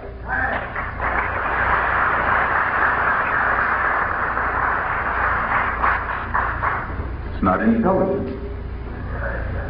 And it all started when a little boy was shot by a policeman. And he was turned loose, the same as the sheriff was turned loose in Mississippi when he killed the 3 civil rights workers. I'm almost ending. I'm just taking my time tonight because I'm overworked. And I'm taking my time. I'm taking my time. I'm not hurrying up, I mean. I hope that you don't misunderstand me when I say that, and I'm not advocating anything illegal against the police. I know good policemen, and I know bad policemen. I know policemen that bend over backwards to be human and to protect other humans and to treat people as if they are human beings. Then I know others who shouldn't be on the force. They're not qualified morally, either even mentally. Some of them not even psychologically to be on the force. Well, those kind I don't go for. But those who can pass the test, they're all right. We don't include them with the rest.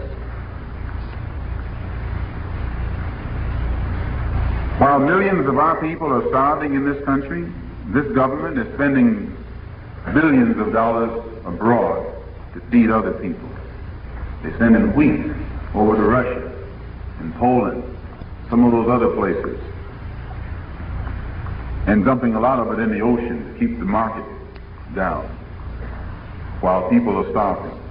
This is something that doesn't add up. How are you going to have peace in 1965 and you're hungry, no job, welfare workers won't even work? And you read where they're dumping while you go on the rampage. You think they're out of their mind.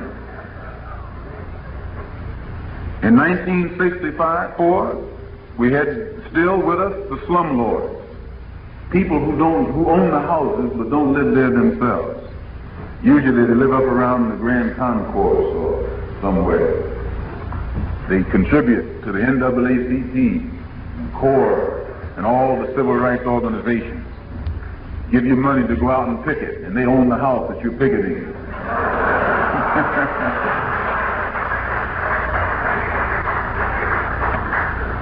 And this bad housing conditions that continue to exist up there, they keep our people the victims of health problems.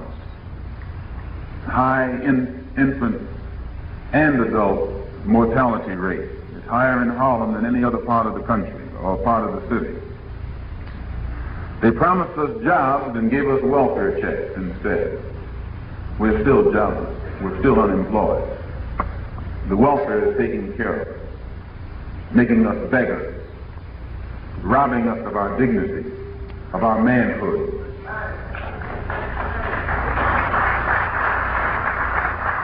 So that I point out that in 1964, it was not a pie-in-the-sky year of promises as was promised in January of that year. Blood did flow in the streets of Harlem, Philadelphia, Rochester, some places over here in Jersey, and elsewhere. In 1965, even more blood will flow. More than you ever dreamt. It'll flow downtown as well as uptown.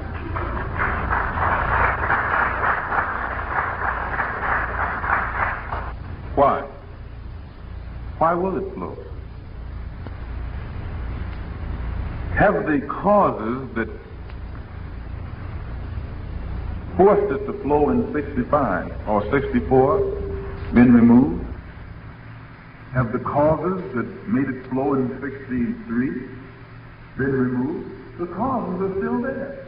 How can you sit around and naively, in such a naive way, and make yourself think that things are getting better when the causes that created the bad conditions still remain. The only one whose problem is solved is the leader. They get the peace prize, while the people have no peace. Or as he himself said, while he's up on the mountain, the people are in the valley.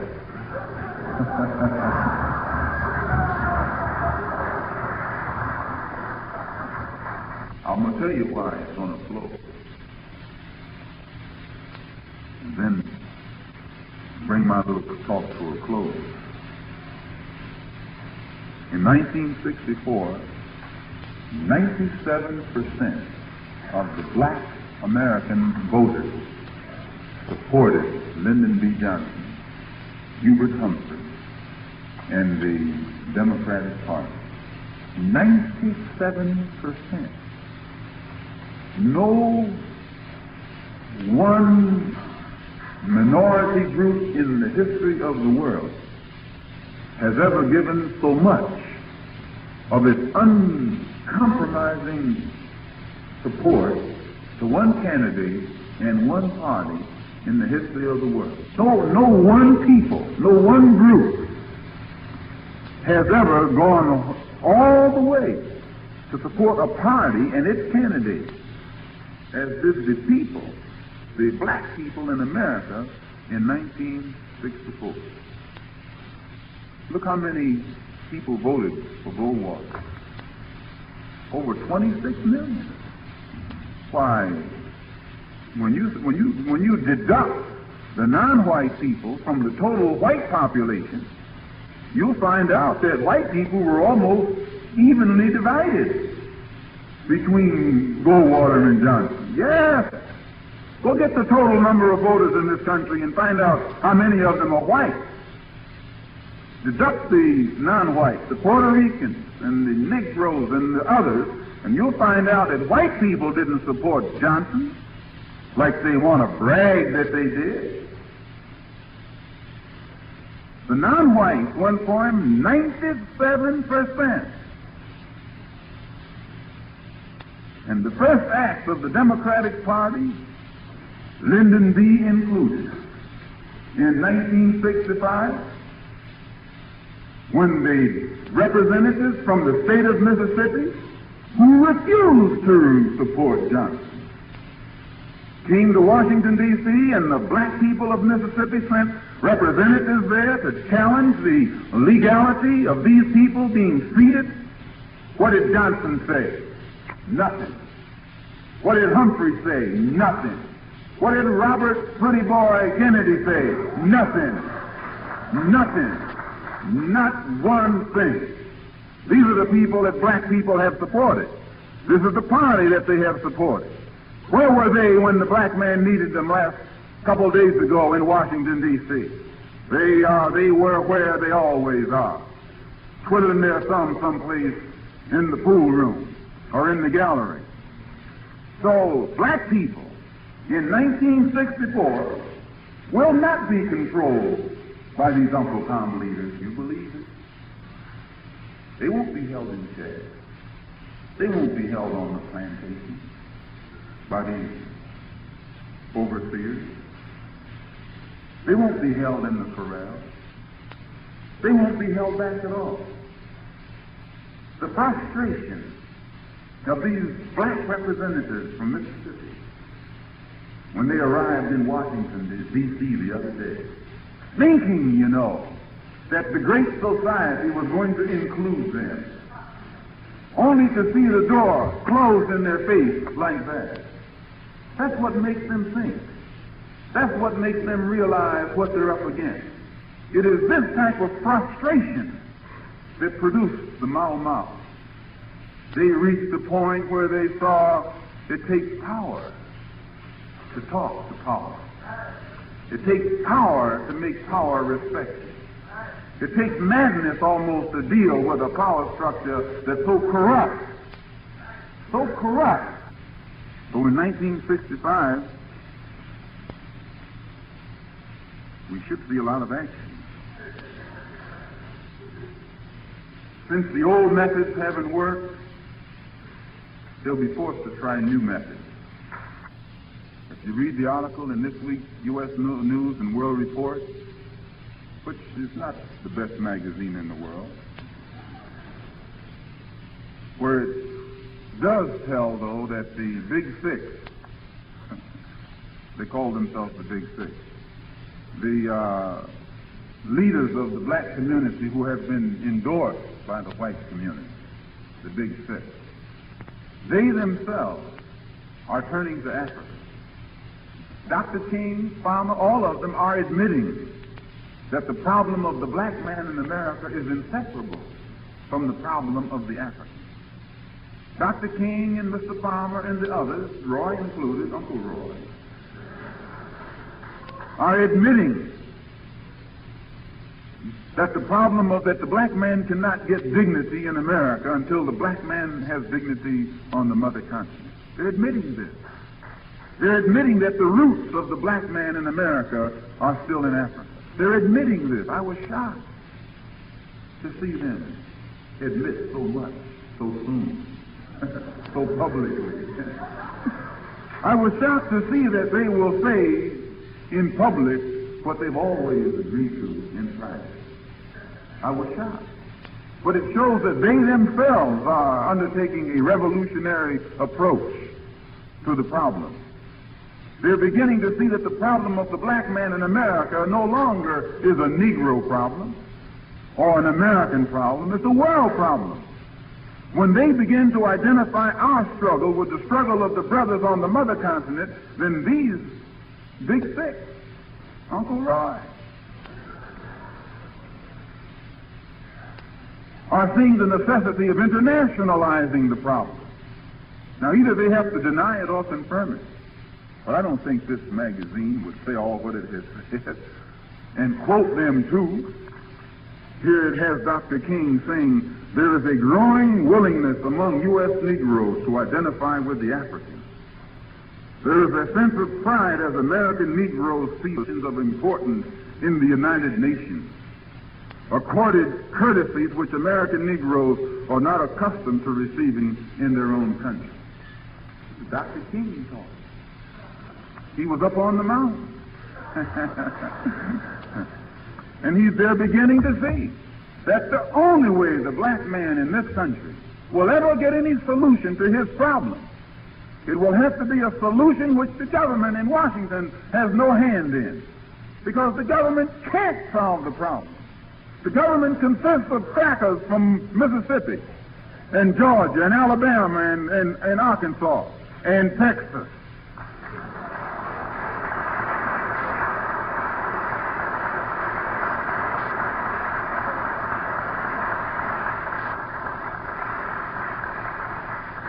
So they are beginning to see that it is not we who should be taking our problem to Washington, but it is we who should be taking Washington to the United Nations.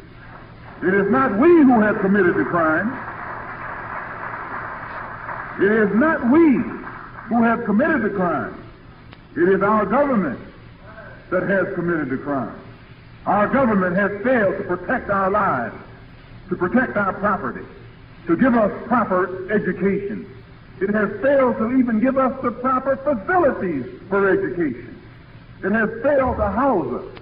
It has failed, as the men there in the book up in Boston, when they dumped all the tea in the sea, taxation without representation has got to go.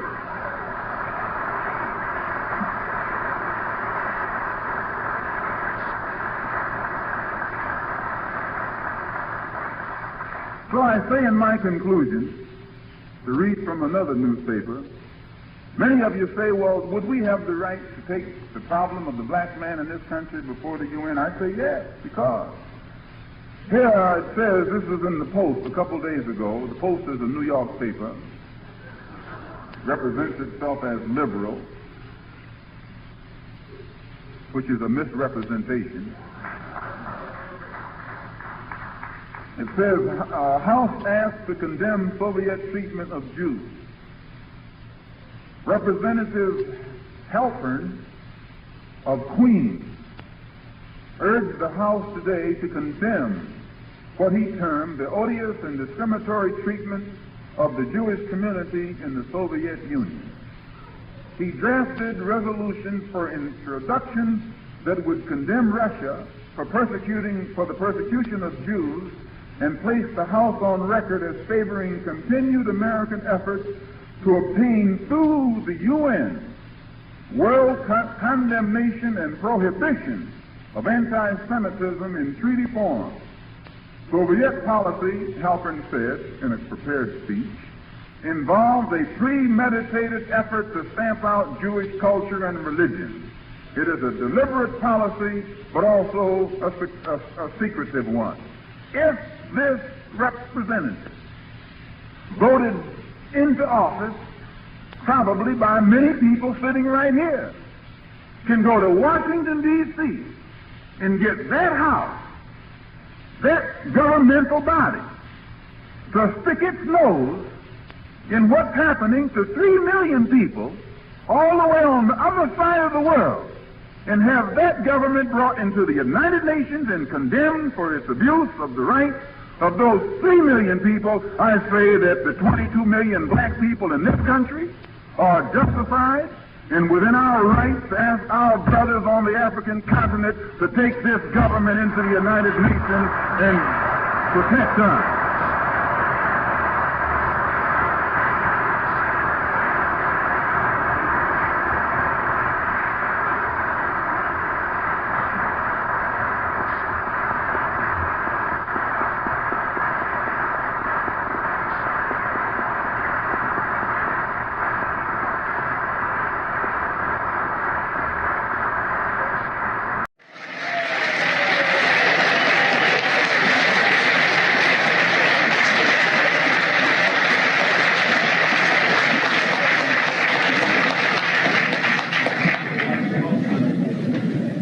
Assalamu alaikum.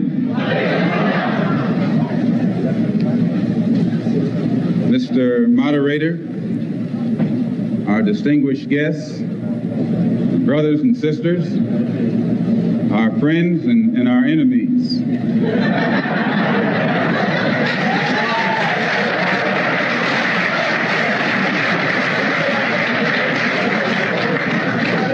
Everybody is here. As many of you know, last March, when it was announced that I was no longer in the Black Muslim movement, it was pointed out that it was my intention to work among the 22 million non-Muslim Afro-Americans and to try and form some type of organization or create a situation where the young people, our young people, the students and others, could study the problems of our people for a period of time and then come up with a new analysis and give us some new ideas and some new suggestions as to how to approach a problem that too many other people had been playing around with for too long. And that we would have some kind of meeting and determine at a later date whether to form a Black Nationalist Party or a Black Nationalist Army.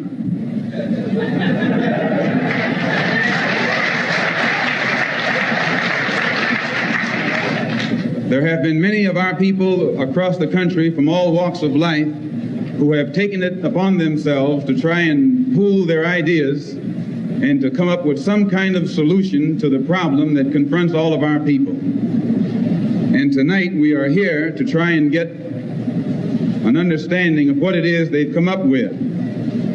Also, recently, when I was blessed to make a trip or a pilgrimage, a religious pilgrimage to the holy city of Mecca, where I met many people from all over the world, plus spent many weeks in Africa, trying to broaden my own scope and get more of an open mind to look at the problem as it actually is.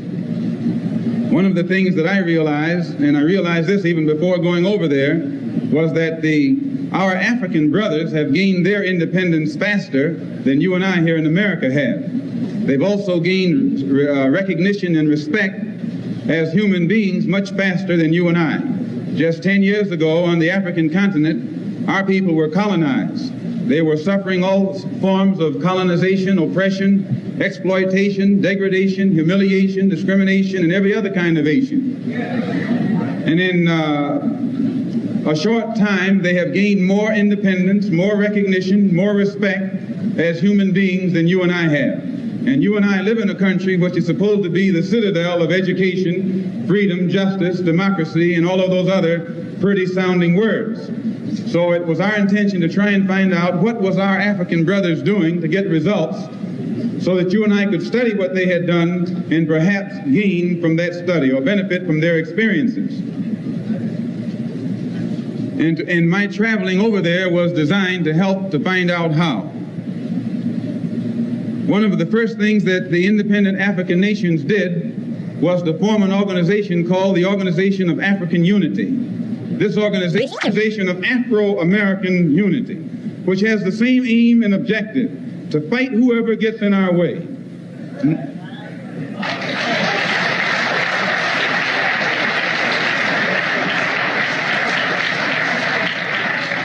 To bring about the complete independence of people of African descent here in the Western Hemisphere, and first here in the United States, and bring about the freedom of these people by any means necessary.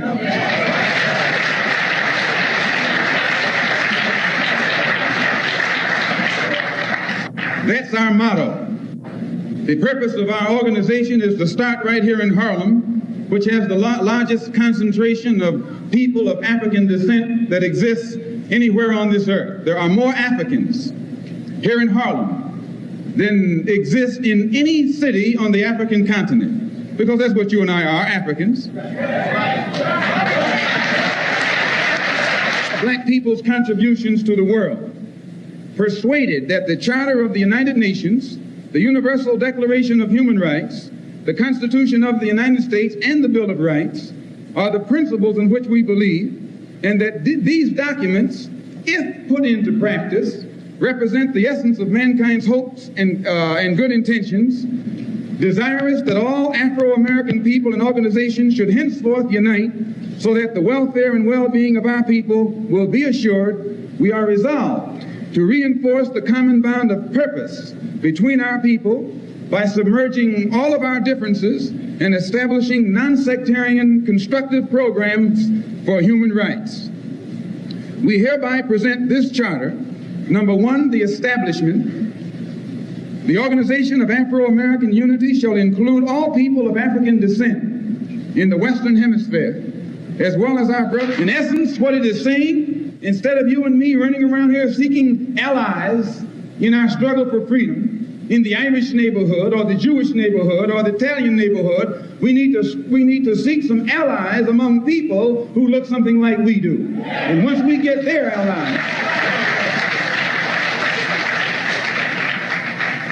it's time out for you and me to stop running away from the wolf right into the arms of the fox, looking for some kind of help. That's a drag. Number two, self-defense.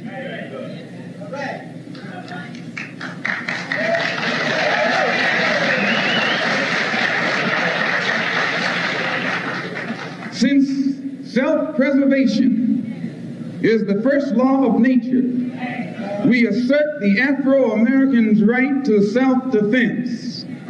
The Constitution of the United States of America clearly affirms the right of every American citizen to bear arms. And as Americans, we will not give up a single right guaranteed under the Constitution. The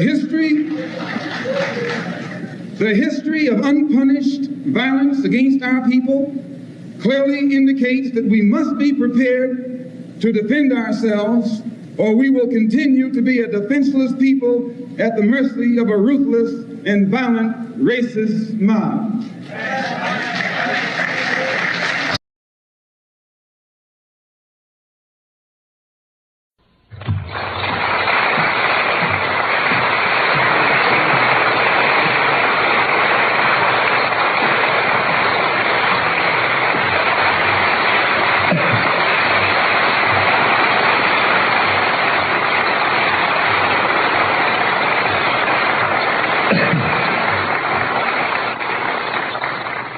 distinguished guests, brothers and sisters, ladies and gentlemen, friends and enemies. I want to point out first that I'm very happy to be here this evening, and I'm thankful for the invitation to come here to Detroit this evening. I was in a house last night that was bound, my own, but it didn't destroy all my clothes at all, but you know what happens when fire dashes through. They get smoky. The only thing I could get my hands on before leaving was what I have on now. And it isn't something that made me lose confidence in what I'm doing, because my wife understands, and I have children from this size on down, and even in their young age, they understand. I think they would rather have a father or brother, or whatever the situation may be, who will take a stand in the face of any kind of reaction from narrow-minded people, rather than to compromise and later on have to grow up in shame and in disgrace.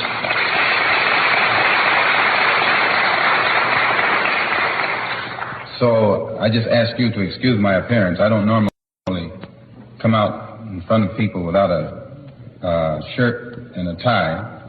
I guess that's somewhat a holdover from the Black Muslim movement, which I was in, and that's one of the good aspects of that movement. It teaches you to be very careful and conscious of how you look, which is a positive contribution on their part.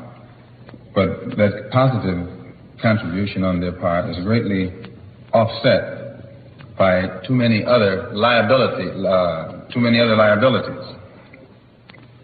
Tonight, we want to discuss, and by the way, also when I came here today, I was a bit, last night the temperature was about 20 above, and when this explosion took place, I was caught in what I had on, some pajamas, and in trying to get my family out of the house, none of us stopped for any clothes at that point. 20-degree cold. I myself I had gotten them into the house of the neighbor next door. And so I thought perhaps being in that condition for so long, I would get pneumonia or a cold or something like that. So a doctor came today, nice doctor too, and he shot something in my arm that naturally put me to sleep. I've been back here asleep ever since the program started in order to get back in shape. So if I have a tendency to stutter or slow down, it's still the effects of that drug. I don't know what kind it was, but it was good. It makes you sleep. There's nothing like sleeping through a whole lot of excitement. Tonight, one of the things that has to be stressed is that which has not only the United States very much worried, but which also has France, Great Britain, and most of the powers who formerly were known as colonial powers worried also.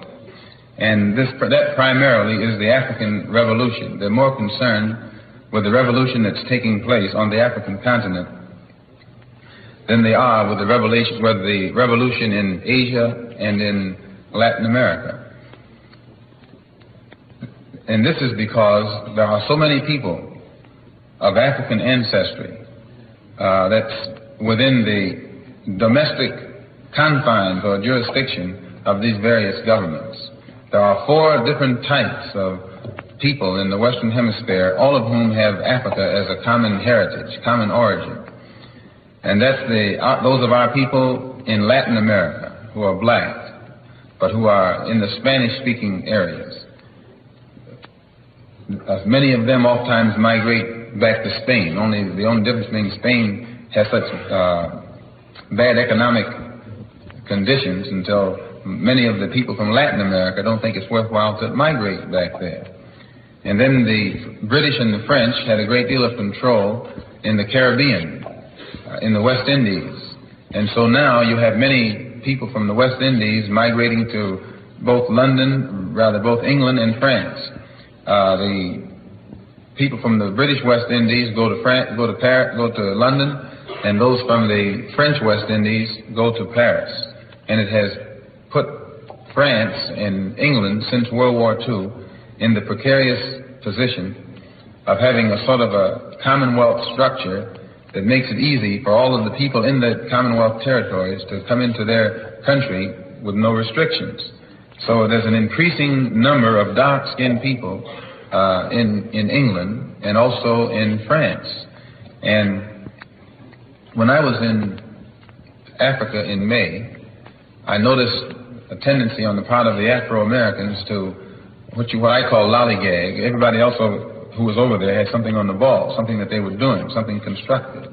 For instance, in Ghana, just to take Ghana as an example, there would be many refugees in Ghana from South Africa.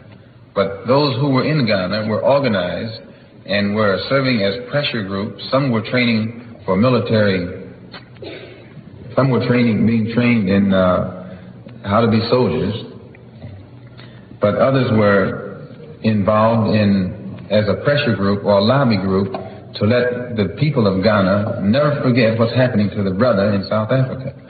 Also, you would have brothers there from Angola and Mozambique, but all of the Africans who were exiles from their particular country and would be in a place like Ghana or Tanganyika, now Tanzania, they would be training. Their every move would still be designed to offset what was happening to their people back home where they had left. The only difference on the continent was the American Negro. Those who were over there weren't even thinking about these over here. This was the basic difference. The Africans, when they escaped from their respective countries that were still colonized, they didn't try and run away from the problem. But as soon as they got where they were going, they then began to organize into pressure groups to get governmental support at the international level against the injustices that they were experiencing back home. And as I said, the American Negro, or the Afro-American who was in these various countries, some working for this government, some working for that government, some just in business. They were just socializing. They had turned their back on the cause over here. They were partying, And when I went through one country in particular, I heard a lot of their complaints, and I didn't make any move on them. But when I got to another country, I found the Afro-Americans there were making the same complaints. And so we sat down and talked, and we organized a branch in this particular country, a branch of the OAAU, Organization of Afro-American Unity. And that one was the only one in existence at that time. And then during the summer, when I went back to Africa, I was able to, in each country that I visited, get the Afro-American community together and organize them and make them aware of their responsibility to those of us who are still here in the lion's den. And they began to do this quite well. And when I got to Paris and London, there are many Afro-Americans in Paris and many in London. And in November, we organized a group in Paris, and just within a very short time, they had grown into a well-organized unit, and they, in conjunction with the African community, invited me to Paris Tuesday to address a large gathering of Parisians and Afro-Americans and Caribbean, people from the Caribbean and also from Africa, who were interested in our struggle in this country and the rate of progress that we have been making. But since the French government and the British government and this government here, the United States, knows that I have been almost fanatically stressing the importance of the Afro-American uniting with the African and working as a coalition, especially in areas which are of mutual benefit to all of us. And the governments in these different places were frightened because they know that the black revolution is taking place on the outside of their house. And I might point out right here that you have colonialism or imperialism, as the slave system of the West is called, is not something that's just confined to England or France or the United States. But the interests in this country are in cahoots with the interests in France and the interests in Britain. And by this one huge complex or combine, and it creates what's known as not the American power structure or the French power structure, but it's an international power structure. And this international power structure is used to suppress the masses of dark-skinned people all over the world and exploit them of their natural resources. So that the era in which you and I have been living, during the past 10 years most specifically, has witnessed the upsurge on the part of the black man in Africa against the power structure. He wants his freedom. And now, mind you, the power structure is international. And as such, its own domestic base is in London, in Paris, in Washington, D.C., and so forth.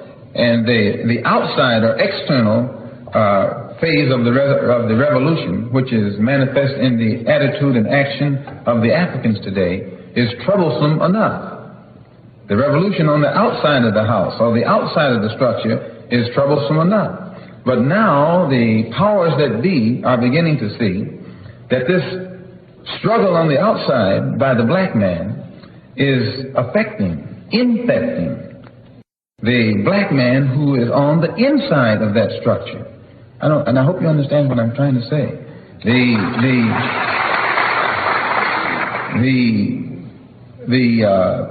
newly awakened people all over the world pose a problem for what's known as Western interests, which is imperialism, colonialism, racism, and all these other negative isms or vulturistic isms.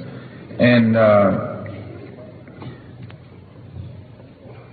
just as the external forces pose a grave threat, they can now see that the internal forces pose an even greater threat.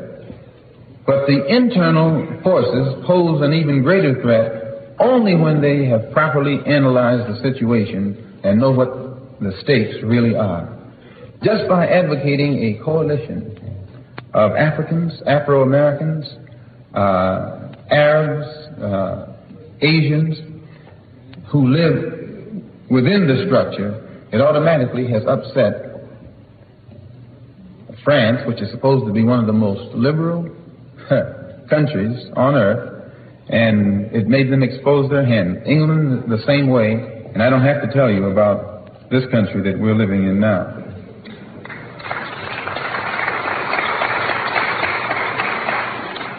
So when you count the number of dark-skinned people in the Western Hemisphere, you can see that there are probably over 100 million. When you consider Brazil as two-thirds what we would call colored or non-white, and Venezuela and the Honduras and the other Central American countries, Cuba and the Jamaica and the United States and even Canada. When you total all these people up, you have probably over 100 million.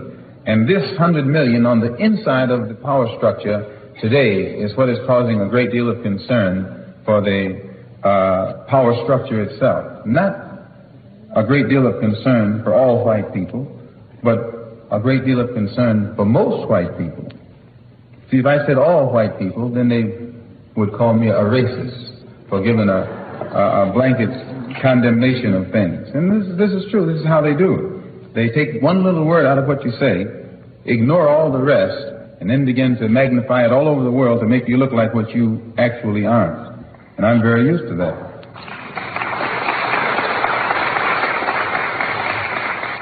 So we saw that the first thing to do was to unite our people, not only unite us internally, but we have to be united with our brothers and sisters abroad.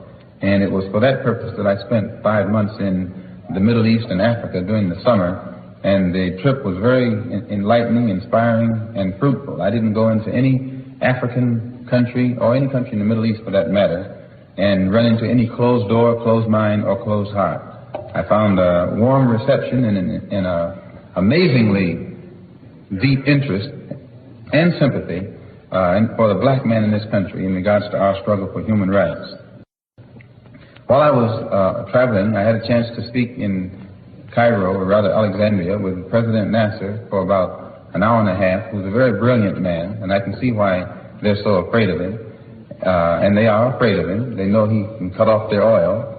And actually the only thing power respects is power. And whenever you find a man who's in a position to show power against power, then that man is respected. But you can take a man who has power and love him all the rest of your life, and non-violently and forgivingly and all the rest of those oft-time things. and you won't get anything out of it. So I also had a chance to speak to President Nyerere in Tanganyika, which is now Tanzania, and also Kenyatta, all of whom I know that all of you know him. He was the head of the Mau Mau, which really brought freedom to many of the African countries.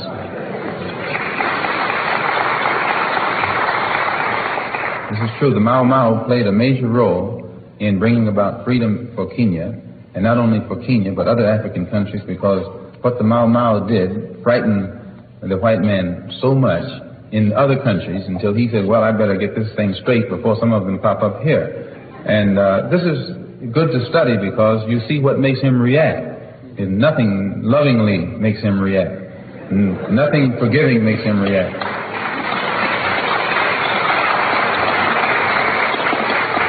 The only time he reacts is when he knows you can hurt him. And when you let him know you can hurt him, he has to think 2 or 3 times before he tries to hurt you. But if you're not going to do nothing but return that hurt with love, why, good night.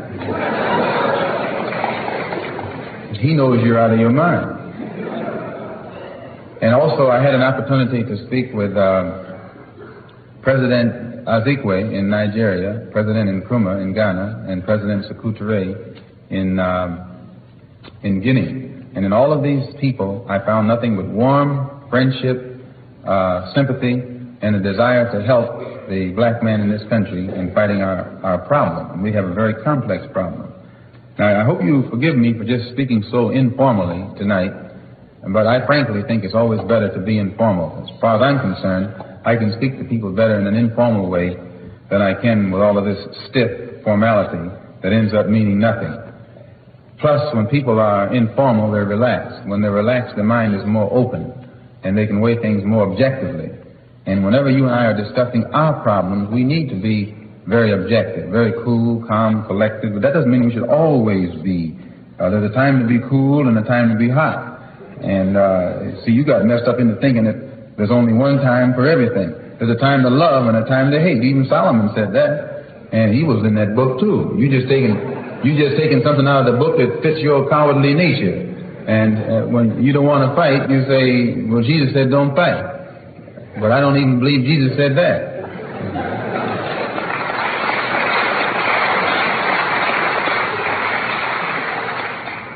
Also, I am very pleased to see so many who have come out to always see for yourself, where you can hear for yourself and then think for yourself. Then you'll be in a better position to make an intelligent judgment for yourself.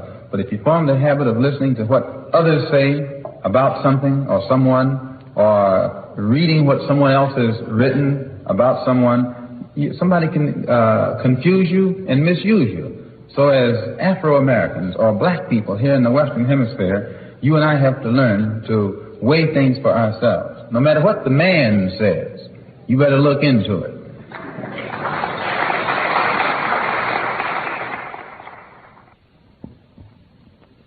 And a good example of why it's so important to look into things for yourself. I was on a plane between Algiers and Geneva, and it just happened that 2 other Americans were sitting in the 2 seats next to me. None of us knew each other, and the other 2 were white, one a male, the other a female.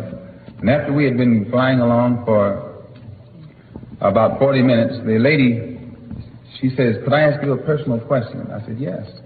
She said, well, she had been looking at my briefcase, and she said, well, what does that X? She says, what kind of last name could you have that begins with X? So I said, that's it, X. And she said, well, what does the M stand for? I said, Malcolm. So she was quiet for about 10 minutes. And she turned to me and she says, you're not Malcolm X. You see, we had been riding along in a nice conversation like 3 human beings, no hostility, no animosity, just human. And she couldn't take this. She said, well, you're not who I was looking for, And she ended up telling me that she was looking for horns and all that, and for someone who was out to kill all white people, as if all white people could be killed. This was her general attitude, and this attitude had been given her this image had been given her by the press. So before I get involved in anything nowadays, I have to straighten out my own position, and which is clear. I am not a racist in any form whatsoever. I don't believe in any form of racism. I don't believe in any form of discrimination or segregation. I believe in Islam. I'm a Muslim. And there's nothing wrong with being a Muslim. Nothing wrong with the religion of Islam. That just teaches us to believe in Allah as the God. And those of you who are Christians probably believe in the same God. Because I think you believe in the God who created the universe. And that's the one we believe in, the one who created the universe. The only difference being you call him God and we call him Allah. Jews call him Jehovah. If you could understand Hebrew, you'd probably call him Jehovah too. If you could understand Arabic, you'd probably call him Allah. But since the white man, your friend, took your language away from you during slavery, the only language you know is his language, your friend's language. So you call for the same God he calls for. When he's putting a rope around your neck, you call for God, and he calls for God.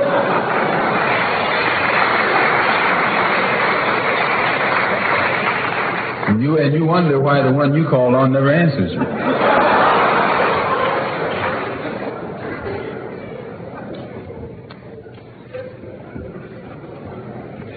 So that once you realize that I believe in the Supreme Being who created the universe and believe in him as being one, I also have been taught in Islam that one God who only has one religion, and that religion is called Islam, and all of the prophets who came forth taught that religion. Abraham, Moses, Jesus, Muhammad, all of them. And by believing in one God and one religion and all of the prophets, it creates unity. There's no room for argument, no need for us to be arguing with each other. And also in that religion, the real religion of Islam. And when I was in the Black Muslim movement, they didn't have the real religion of Islam in that movement. It was something else. And but the real religion of Islam doesn't teach anyone to judge another human being by the color of his skin. The yardstick that is used by the Muslim to measure another man is not the man's color, but the man's deeds, the man's conscious behavior, the man's intentions. And when you use that as a standard of measurement or judgment, you never go wrong. But when you just judge a man because of the color of his skin, then you're committing a crime, because that's the worst kind of judgment. If you judge him just because he was a Jew, that's not as bad as judging him because he's black. Because a Jew can hide his religion. He can say he's something else, in which a lot of them do that. They say they're something else. But the black man can't hide. When they start indicting us because of our color, that means we're indicted before we're born, which is the worst kind of crime that can be committed. And the Muslim religion has eliminated all tendencies to judge a man according to the color of his skin, but rather the judgment is based upon his deeds. And prior to going into the Muslim world, Elijah Muhammad had taught us that the white man could not enter into Mecca in Arabia, and all of us who followed him, we believed it. And he said the reason he couldn't enter was because he's white and inherently evil. It's impossible to change him. And the only thing that would change him is Islam, and he can't accept Islam because by nature he's evil. And therefore, by not being able to accept Islam and become a Muslim, he could never enter Mecca. And this is how he taught us. And, and so when I got over there and went to Mecca and saw these people who blonde and blue-eyed and pale skin and all those things, I said, well, but I watched them closely, and I noticed that there was, though they were white, and they would call themselves white, there was a difference between them and the white one over here. And that basic difference was this. In Asia or the Arab world or in Africa, where the Muslims are, if you find one who says he's white, all he's doing is using an adjective to describe something that's incidental about him, one of his incidental characteristics. So there's nothing else to it. He's just white. But when you get the white man over here in America and he says he's white, he means something else. You can listen to the sound of his voice when he says he's white. He means he's boss. That's right. That's what white means in this language. You know the expression free, white, and 21. He made that up. He's letting you know all of them mean the same. White means free, boss. He's up there. So that when he says he's white, he has a little different sound in his voice. And I know you know what I'm talking about. This was what I saw was missing in the Muslim world. If they said they were white, it was incidental. White, black, brown, red, yellow. It doesn't make any difference what color you are. And so this was the religion that I had accepted and had gone there to get a better knowledge of it. But despite the fact that I saw that Islam was a religion of brotherhood, I also had to face reality. And when I got back into this American society, I'm not in a society that practices brotherhood. I'm in a society that might preach it on Sunday, but they don't practice it on no day, on any day. And so since I could see that America itself is a society where there is no brotherhood, and that this society is controlled primarily by racists and segregationists, and it is, who are in Washington, D.C. in positions of power, and from Washington, D.C. they exercise the same forms of brutal oppression against dark-skinned people in South and North Vietnam, or in the Congo, or in Cuba, or in any other place on this earth where they're trying to exploit and oppress. This is a society whose government doesn't hesitate to inflict the most brutal form of punishment and oppression upon dark-skinned people all over the world. To wit, right now, what's going on in and around Saigon and Hanoi, and in the Congo and in elsewhere. They are violent when their interests are at stake. But all of that violence that they display at the international level, when you and I want just a little bit of freedom, we're supposed to be nonviolent. They're violent. They're violent in Korea, they're violent in Germany, they're violent in the South Pacific, they're violent in Cuba, they're violent wherever they go. But when it comes time for you and me to protect ourselves against lynchers, they tell us to be nonviolent.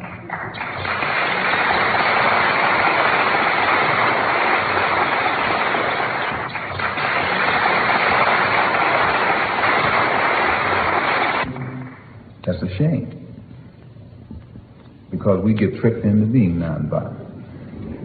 And when somebody stands up and talks like I just did, they say, well, he's advocating violence.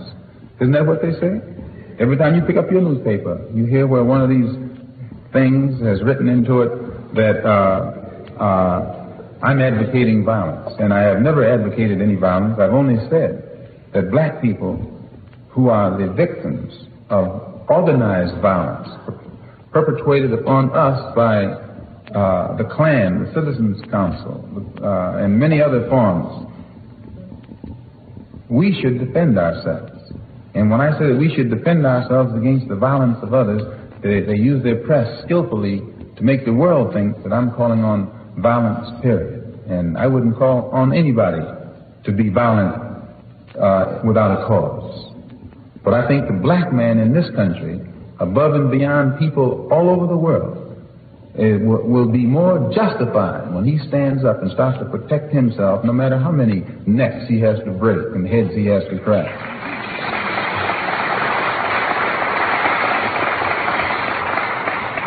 I saw in the paper where on the television where they took this black woman down in Selma, Alabama, and knocked her right down on the ground, dragging her down the street. You saw it. You're trying to pretend like you didn't see it because you knew you should have done something about it and didn't. It showed the sheriff and his henchmen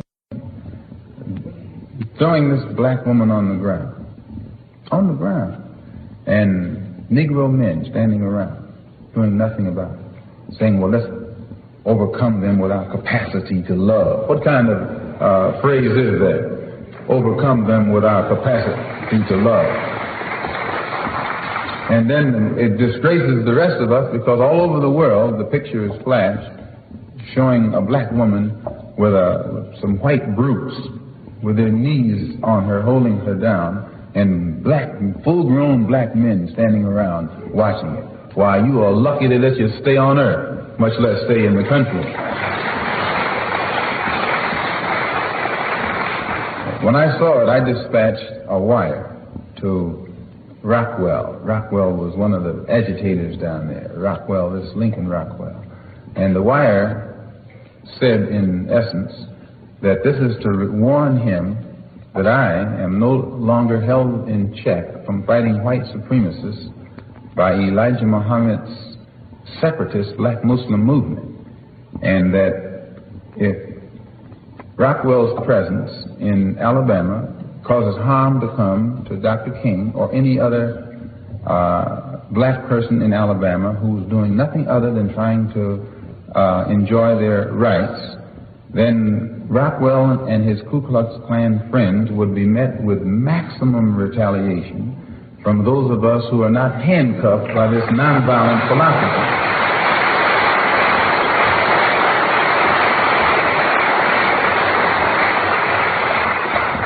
And I haven't heard from Rockwell since. And brothers and sisters, if you and I would just realize that once we learn to talk the language that they understand, they will then get the point. You can't ever reach a man if you don't speak his language. If a man speaks the language of brute force, you can't come to him with peace. Why, good night. He'll break you in two, as he has been doing all along.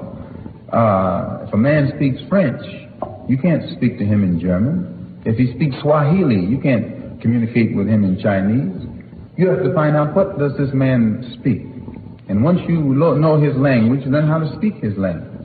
And he'll get the point. There'll be some dialogue, some communication, and some understanding will be developed. And you've been in this country long enough to know the language the Klan speaks. They only know one language.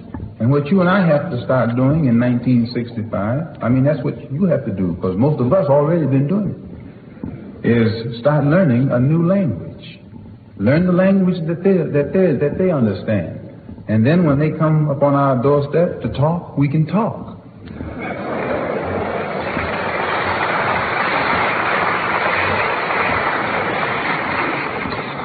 And they will get the point. There'll be a dialogue. There'll be some communication. And I'm quite certain there will then be some understanding. Why? Because the Klan is a cowardly outfit. They have perfected the art of making Negroes be afraid. And as long as the Negro's afraid, the Klan is safe. But the Klan itself is coward. They never come, one of them never come after one of you. They all come together. Sure, they're scared of you. And you sit there when they put the rope around your neck saying, forgive them, Lord, they know not what they do. As long as they've been doing it, they're experts at it. They know what they're doing.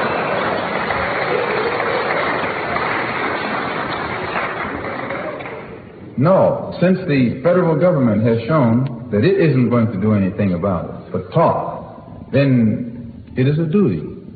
It's your and my duty as men, as human beings. It's our duty to our people to organize ourselves and let the government know that if they don't stop that Klan, we'll stop it ourselves.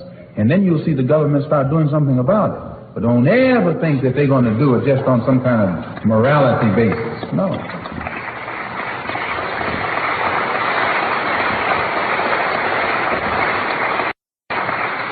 So I don't believe in violence. That's why I want to stop it.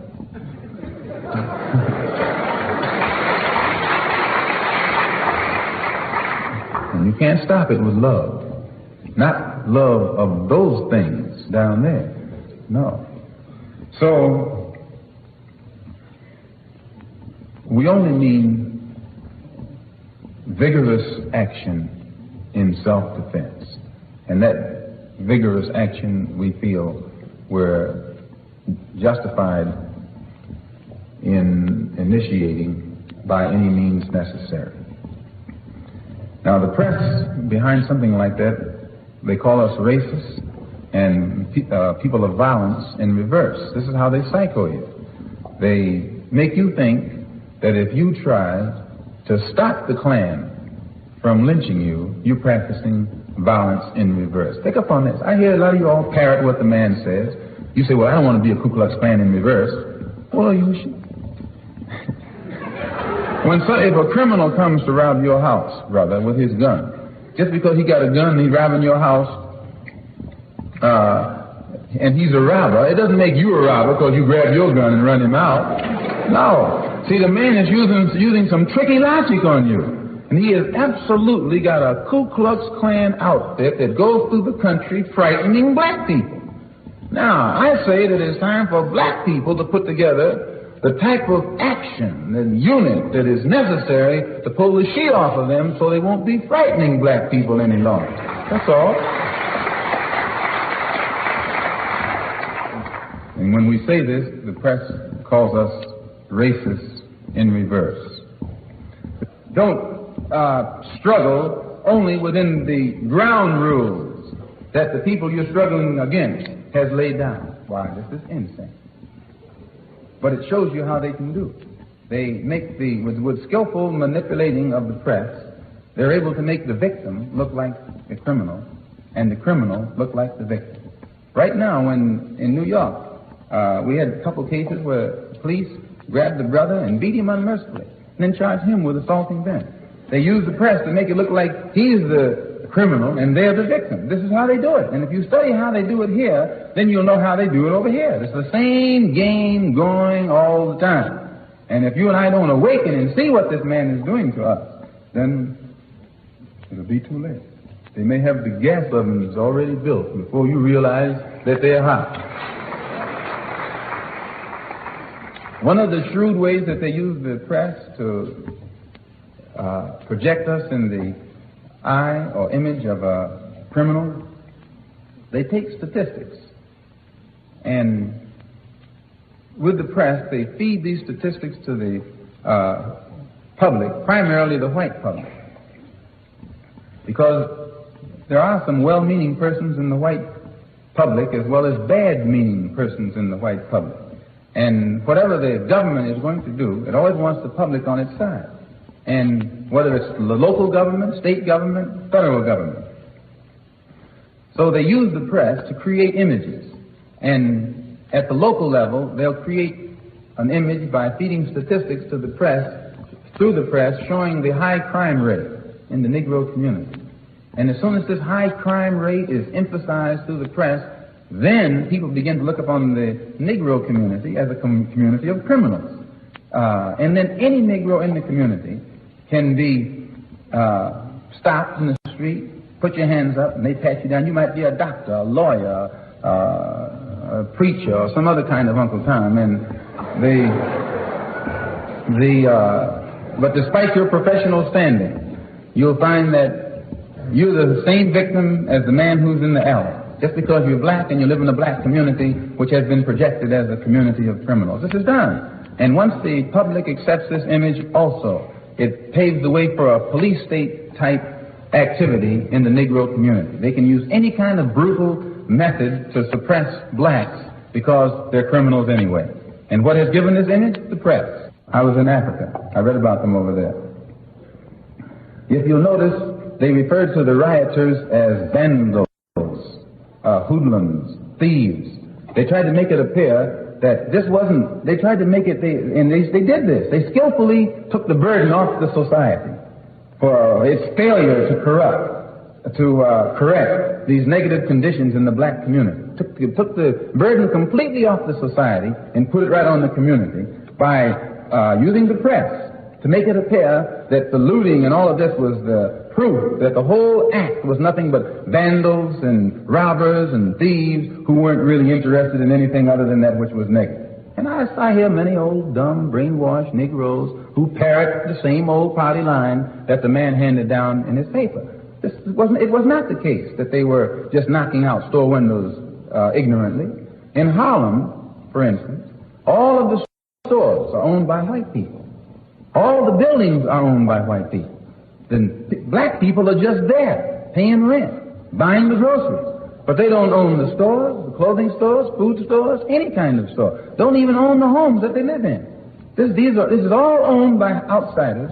And in these rundown apartment dwellings, the black man in Harlem pays more money for it than the man down in the rich Park Avenue section. It costs us more money to live in the slum than it costs them to live down on Park Avenue. And black people in Harlem know this. And the white merchants charge us more money for food in Harlem. And it's cheap food. It's the worst food. We have to pay more money for it than the man has to pay for it downtown. So black people know that they're being exploited and that their blood is being sucked, and they see no way out of it. So finally, when the thing is sparked, the white man is not there. He's gone. The merchant is not there. The landlord is not there. The one he considers to be the enemy isn't there.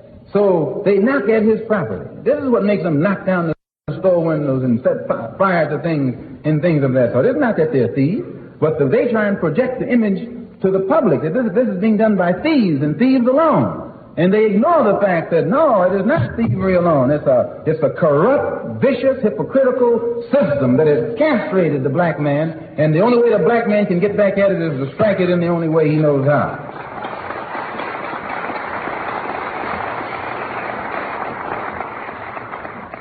They use the press.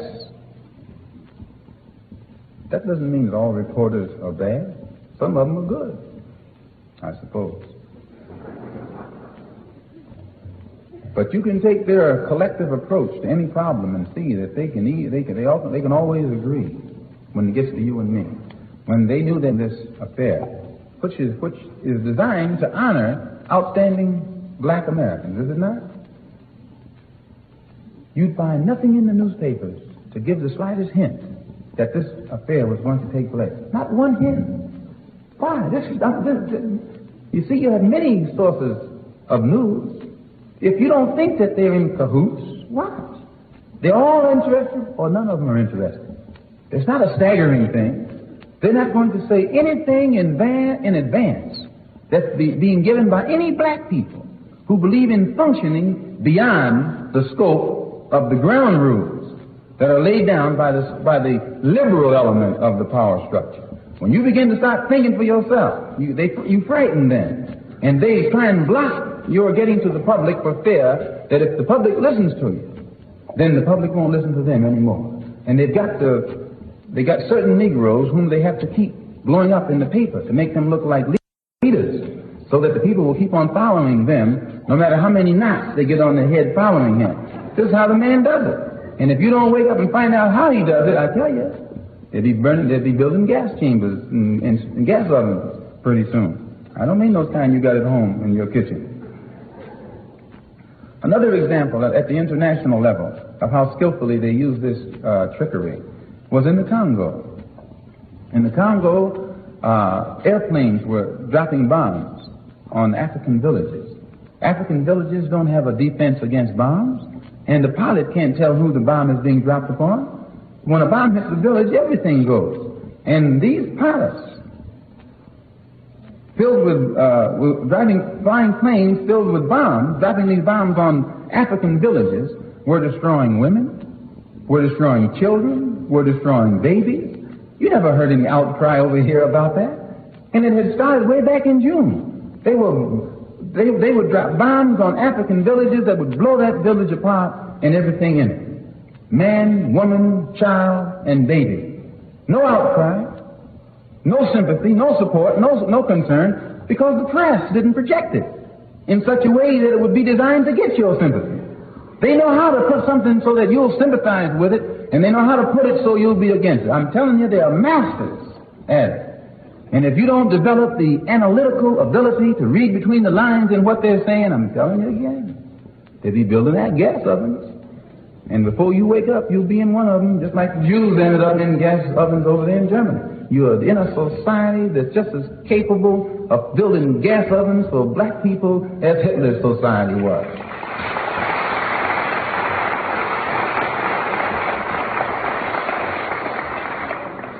This was mass murder in the Congo of women and children and babies.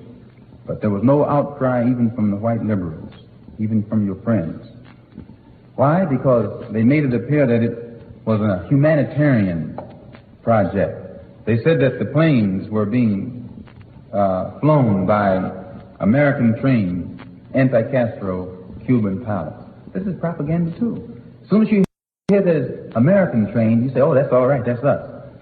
And they're anti-Castro Cubans, oh, that's all right too, because if they're against Castro, whoever else they're against, that's good, because Castro's a monster.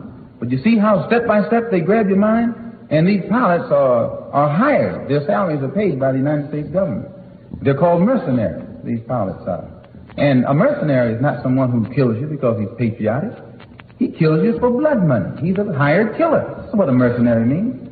And they're able to take these hired killers, put them in American planes with American bombs, and drop them on African villages, blowing to bits, black men, black women, black children, black babies, and you black people sitting over here cool, like it doesn't even involve you. You're a fool. They'll do it to them today and do it to you tomorrow. Because you and I and they are all the same. They call it a humanitarian project, and that they're doing it in the name of freedom. And all of this, these glorious terms are used to pave the way in your mind for what they're going to do. Then they take Shombi. You heard of Shombi. He's the worst African that was ever born.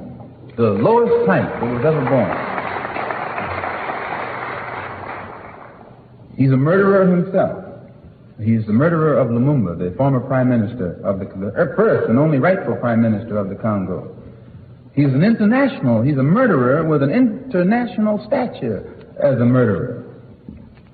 Yet the United States government went and got Shombi in Spain and put him as the head of the Congolese government. Imagine this. This is criminal. Here's a man who's a murderer. So the United States takes him, puts him over the Congo, and supports his government with your tax dollars. Now, in other words, they hire him to occupy the position as head of state over the Congo. A killer. He is a hired killer himself. His salary paid by the United States government. And his first move is to bring in South Africans who hate everything in sight. He hires those South Africans to come and kill his own Congolese people. And the United States, again, pays their salary. You know, there's something to think about. How do you think you would feel right now if some Congolese brothers walked up to you? They look just like you. Don't think you don't look Congolese. You look as much Congolese as the Congolese does. They got all kinds of Congolese over there. How would you feel if one of them walked up to you and asked you about what your government is doing in the Congo? I was asked that when I was over there. But they didn't have to come to me like that, because they know where I stand automatically anyway. And for which I'm thankful to the press for letting everybody know where I stand.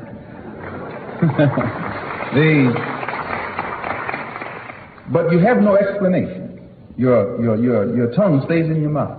And you have to then go to the extreme to convince them that you don't go along with what the United States government is doing in the Congo. But again, your image making comes into importance here. And they justified the usage of Shombi as the present head of state by saying he's the only African who can unite or bring unity to the Congo. Has he brought unity to the Congo? But see, this is their game. And their real reason for wanting Shombi there was so that Shombi could invite them to come in. No other African head of state would have dared to invite outside powers, so they put Shombi there. And as soon as Shombi got there, then he invited them to bring paratroopers from Belgium in the United States transport planes to try and recapture the Congo. This is all a cold-blooded act on the part of your Western powers, namely the Western powers here in the the interest in the United States, in England, in France, and in Belgium, and so forth. They want the wealth of the Congo, plus its strategic geographic position.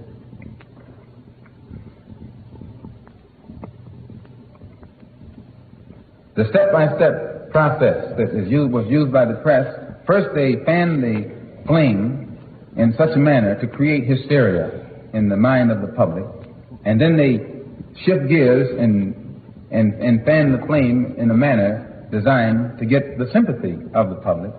And once they go from hysteria to sympathy, their next step is to get the public to support them in whatever act they're getting ready to go down with. You're dealing with a cold, calculating, international machine that's so criminal in its objectives and motives that it has the seeds of its own destruction right within it. They use the press to emphasize that white hostages are being held by cannibals. Imagine that. Or white priests, white missionaries, white nuns. They don't say nuns. White nuns. You know what the paper said right here in Detroit. White missionaries. Not just a missionary. A white nun. As if there's a difference between a white nun and a black nun. Or a white priest and a black priest. Or if the life that's in a white skin is more valuable than a life within a black skin. This is what they're implying. And the press, go get the press when this thing was going on, and you see what I'm talking about. They're vicious in their whiteness. But still, I wouldn't judge them just because they're white, because they call me a racist. Judge them by their deeds, by their conscious behavior. And you know how they've been consciously behaving in the Congo, and how they consciously behave in Vietnam, and how they consciously behave right now in Alabama and Mississippi. So you and I got to get conscious and start behaving in a way that we can offset this thing before it's too late. And this is what they don't want to hear. One more thing concerning Shambi. If you notice, and I must go all over there on the African continent in order to give you a better understanding of what's going on right here. The next thing that is good to know about Shambi, no Congolese troops have ever won any victories whatsoever for the present Congolese government. Congolese soldiers won't even fight unless they're forced to.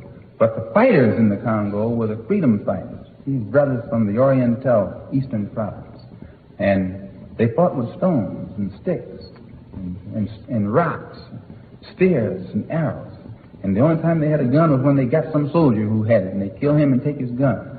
But they were winning. They took over 2/3 of the Congo, showing you they were fighting from their heart. Whereas these other people, their heart wasn't in it. And because of the fighting spirit of these people, it will be impossible for Shambi to remain as head of state over the Congo without additional troops, white troops, constantly being brought in from South Africa or elsewhere. But sooner or later, these troops are going to give out, and then America is going to have to increase her troops, like she did in South Vietnam. You know, she has she's not at war over there. You know, they're only over there advising. They got about 20,000 advisors, you know, on the front line. But it's not a war. Just they're in an advisory capacity while they insult the intelligence of their own public. And they're going to have to end up doing the same thing in the Congo. They'll be trapped. They'll have to eventually send American troops to occupy the Congo because the African freedom fighters are going to fight. They're not going to give up 1 inch without fighting back. And this is something that you should know, that they realize now on the African continent what's at stake and how much all of these Western powers have in common in what they're doing in cahoots with each other behind the closed door. So on the African continent, they are training Africans to be soldiers so that they can invade each one of these countries and take it over and give it to their rightful people. One of the reasons, one of the last things I must say concerning the Congo, not only do they not intend for the Congo to fall into African hands because of its mineral wealth, and it has the greatest deposits of some of the richest elements or minerals of any other area on this earth. They don't intend to give it up because of its wealth. Another reason they don't intend to give it up, if you look at the map, you'll see that it is so strategically located geographically, wherein if a real, genuine African government were to come in power over the Congo, then it would be possible for African troops from all countries to invade Angola, which is a Portuguese possession, and if Angola fell, and it would fall, then it would only be a matter of time before Southwest Africa, Southern Rhodesia, and Bechuanaland also would fall, and it would put African troops right on the border of South Africa. And that's where they really want to get, at that man down there in South Africa. And the United States interests are involved in blocking this, yes. Some of these liberals who grin in your face like this, like they're your best friend, they got money tied up in the Congo. Some of the most powerful political figures in this country, some of them governors over states, got interest in the Congo and got interest in South Africa and got interest all over the African continent and go there. And as the Africans awaken and realize this, it makes them filled with the incentive to never rest until that exploiter is driven out. So now, what effect does this have on us? Why should the black man in America concern himself since we've been away from the African continent for 400 years, 300 or 400 years. Why should we concern ourselves? What impact does what happened to them have upon us? Number one, first you have to realize that up until 1959, Africa was dominated by the colonial powers, and by the colonial powers of Europe having complete control over Africa, they projected the image of Africa negatively. They projected Africa always in a negative light. Jungles, savages, cannibals, nothing civilized. And naturally, it was so negative until it was negative to you and me. And you and I began to hate it. We didn't want anybody to tell us anything about Africa, and much less call us an African. And in hating Africa and hating the African, we ended up even hating ourselves without even realizing it. Because you can't hate the roots of a tree and not hate the tree. You can't hate your origin and not end up hating yourself. You can't hate Africa and not hate yourself. And you show me one of these people over here who have been thoroughly brainwashed, who has a negative attitude toward Africa, and I'll show you one that has a negative attitude toward himself. You can't have a negative attitude toward yourself, a positive attitude toward yourself, and a negative attitude toward Africa at the same time. To the same degree that your attitude, that your understanding of an attitude toward Africa becomes positive, you'll find that your understanding of and your attitude toward yourself will also become positive. And this is what the white man knows. So they very skillfully made you and me hate our African identity, our African characteristics. And you know yourself that we have been a people who hated our African characteristics. We hated our hair. We hated the shape of our nose. We wanted one of those long, dog-like noses, you know. Yeah. We hated the color of our skin. Hated the blood of Africa that was in our veins. And in hating our features and our skin and our blood, why, we had to end up hating ourselves. And we hated ourselves. Our color became to us a chain. We felt that it was holding us back. Our color became to us like a prison, which we felt was keeping us confined, not letting us go this way or that way. And we felt that all of these restrictions were based solely upon our color, and the psychological reaction to that would have to be that as long as we felt imprisoned or chained or trapped by black skin, black features, and black blood, that skin and those features and that blood that was holding us back automatically had to become hateful to us. And it became hateful to us. It made us feel inferior. It made us feel inadequate. It made us feel helpless. And when we fell victim to this feeling of inadequacy or inferiority or helplessness, we turned to somebody else to show us the way. We didn't have confidence in another black man to show us the way, or black people to show us the way. In those days, we didn't. We didn't think a black man could do anything but play some horn, you know, some sound, and make you happy with some songs, and in that way. But in serious things, where our food, clothing, and shelter was concerned, and our education was concerned, we turned to the man. We never thought in terms of bringing these things into existence for ourselves. We never thought in terms of doing things for ourselves, because we felt helpless. And what made us feel helpless was our hatred for ourselves. And our hatred for ourselves stemmed from our hatred of things African. Long about 1955, they had the Bandung Conference in Indonesia. And at that time, the Africans, the Asians, the Arabs, all of the non-white people got together and agreed to de-emphasize their differences and emphasize what they had in common, and form a working unity. And it was the working unity, the spirit of Bandung, created a working unity that made it possible for the Asians who were oppressed, the Africans who were oppressed, and others who were oppressed, to work together toward getting independence for these other people. And it was the spirit of Bandung that brought into existence this working unity that made it possible for nations that didn't have a chance to become independent, they did come into their independence. And most of this began along in 1959. And at 59, the spirit of African nationalism was fanned to a high flame. And we then began to witness the complete collapse of colonialism. France began to get out of French West Africa. Belgium began to make moves to get out of the Congo. Britain began to make moves to get out of Kenya, Tanganyika, Uganda, Nigeria, and some of these other places. And although it looked like they were getting out, they pulled a trick that was colossal. In that when you're playing basketball and they get you trapped, you don't throw the ball away. You throw it to one of your teammates who's in the cliff. And this is what the European powers did. They were trapped on the African continent. They couldn't stay there. They were looked upon as colonial imperialists. So they had to pass the ball to someone whose image was different. And they passed the ball to Uncle Sam. And he picked it up and has been running it for a touchdown ever since. He was in the clear. He was not looked upon as one who had colonized the African continent. But at that time, the Africans couldn't see that though the United States hadn't colonized the African continent, he had colonized 22 million blacks here on this continent. Because we were just as thoroughly colonized as anybody else.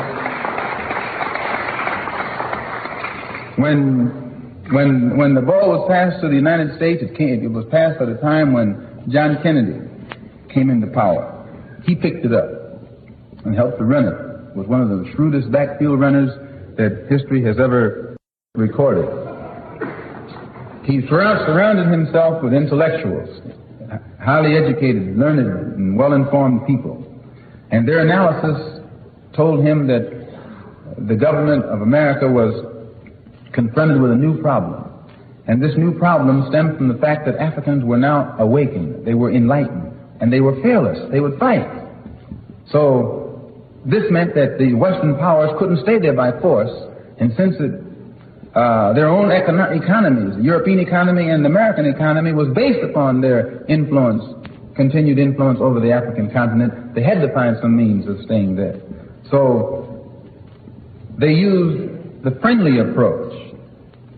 They switched from the old, open, colonial, imperialistic approach to the benevolent approach. They come up with some benevolent colonialism, philanthropic colonialism, humanitarianism, or dollarism. Immediately, everything was Peace Corps, Crossroads. We've got to help our African brothers. Pick up on that. Can't help us in Mississippi. Can't help us in Alabama or Detroit, out here in Dearborn, where some real Ku Klux Klan live.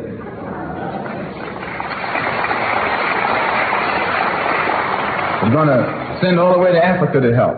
I know Dearborn, you know. I'm from Detroit. I used to live out here in Inkster. And you had to go through Dearborn to get to Inkster. Just like riding through Mississippi when you got to Dearborn. Is it still that way? Well, you should straighten it up. So, realizing that it was necessary to come up with these new approaches, Kennedy did it. He won. He created an image of himself that was skillfully designed to make the people on the African continent think that he was Jesus, the great white father, come to make things right. And I'm telling you, some of these Negroes cried harder when he died than they cried for Jesus when he was crucified.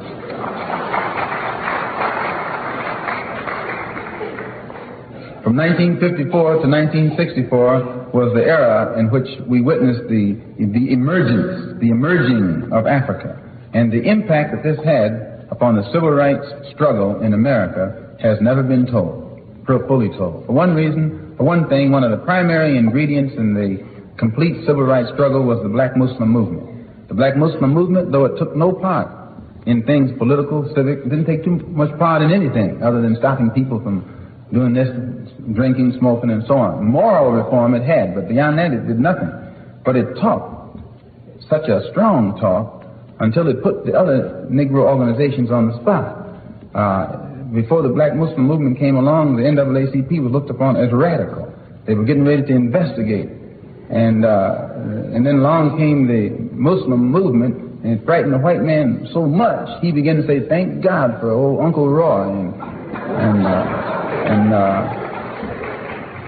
Uncle Whitney and Uncle A. Phillip and Uncle, got a whole lot of uncles in there. I can't remember their names. They're all older than I, so I call them Uncle.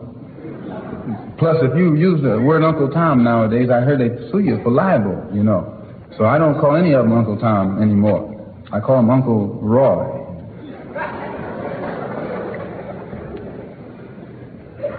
One of the things that made the black Muslim movement grow was its emphasis upon things African.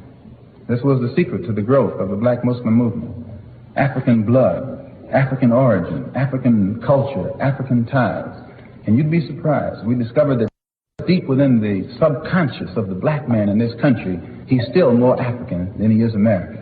He thinks that he's more American than African because the man is jiving him and the man is brainwashing him every day, telling him, you're an American, you're an American. Man, how could you think you're an American and you have never had any kind of American treat over here? You have never. 10 men can be sitting at a table eating, dining. And I can come and sit down where they're dining. They're dining. I got a plate in front of me, but nothing is on it. Because all of us are sitting at the same table, are all of us diners?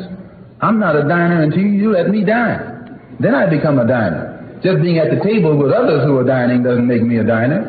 And this is what you got to get in your head here in this country. Just because you're in this country doesn't make you an American.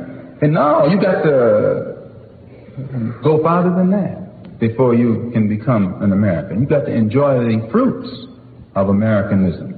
And you haven't enjoyed those fruits. You've enjoyed the thorns. You've enjoyed the thistles, but you have not enjoyed the fruits. No, sir. You have fought harder for the fruits than the white man had. You have worked harder for the fruits than the white man had, but you've enjoyed less. When the man put the uniform on you and sent you abroad, you fought harder than they did. Yeah, I know you. When you're fighting for them, you can fight. The black Muslim movement did make that contribution. They made the whole civil rights movement become more militant and more acceptable to the white power structure. He would rather have them than us. In fact, I think we forced many of the civil rights leaders to be even more militant than they intended. I know some of them who get out there boom, boom, boom and don't mean it, because they round back in their corner as soon as the action comes.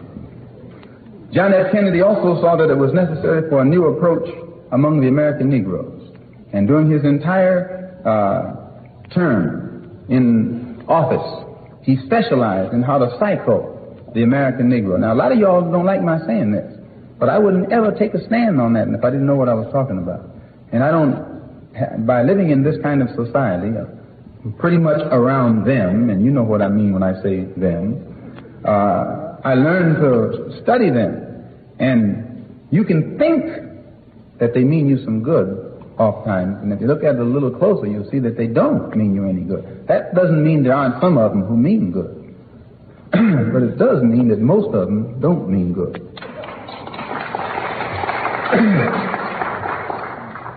Kennedy's new approach was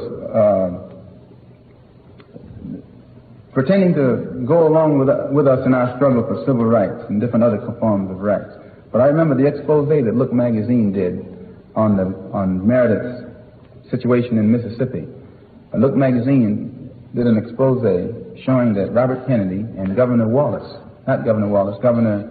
Barnett had made a deal wherein the Attorney General was going to come down and try and force Meredith into school, and Barnett was going to stand at the door, and say, no, you can't come in, and he was going to get in anyway.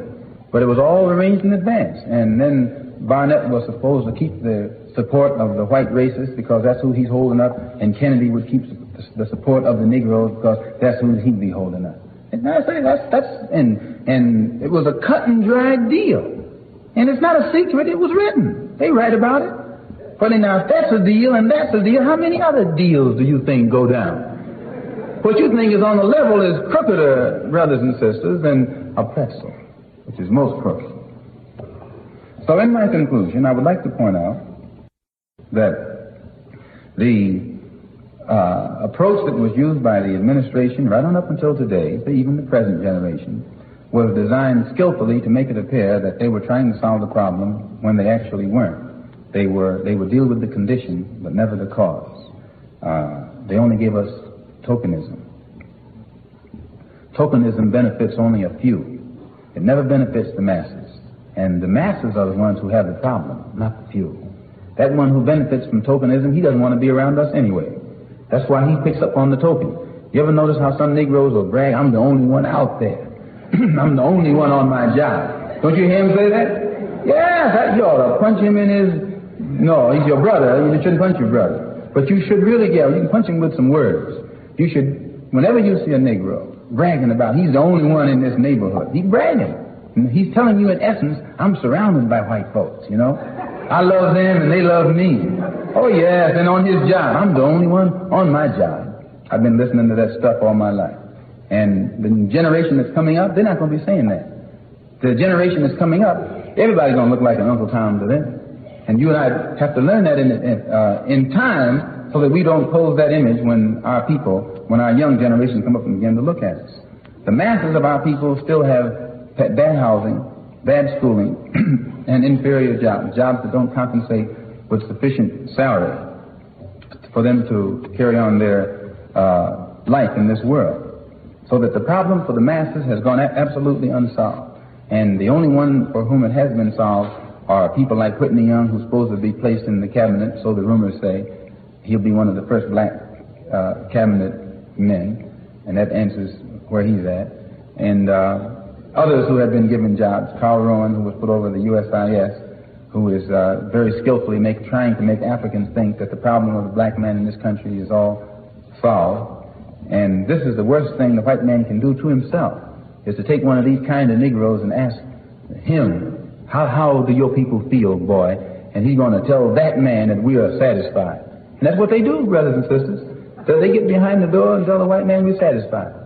Just keep me up here in front of them, boss, and I'll keep him behind you. That's what they talk when they're behind closed doors. Because see, the white man doesn't go along with anybody who's not for him. He doesn't care whether you're for right or wrong. He wants to know, are you for him? And if you're for him, he doesn't care what else you're for, as long as you're for him. Then he puts you up over the Negro community. You become the spokesman.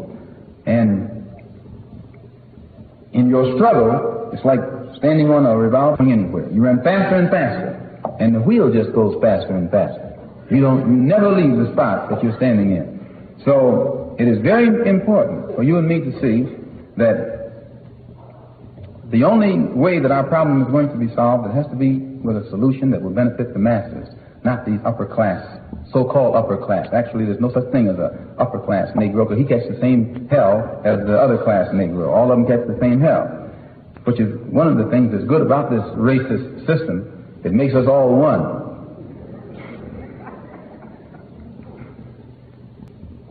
Quickly, if you'll notice, in 1963, everyone was talking about the Centennial of Progress. I think that's what they call it.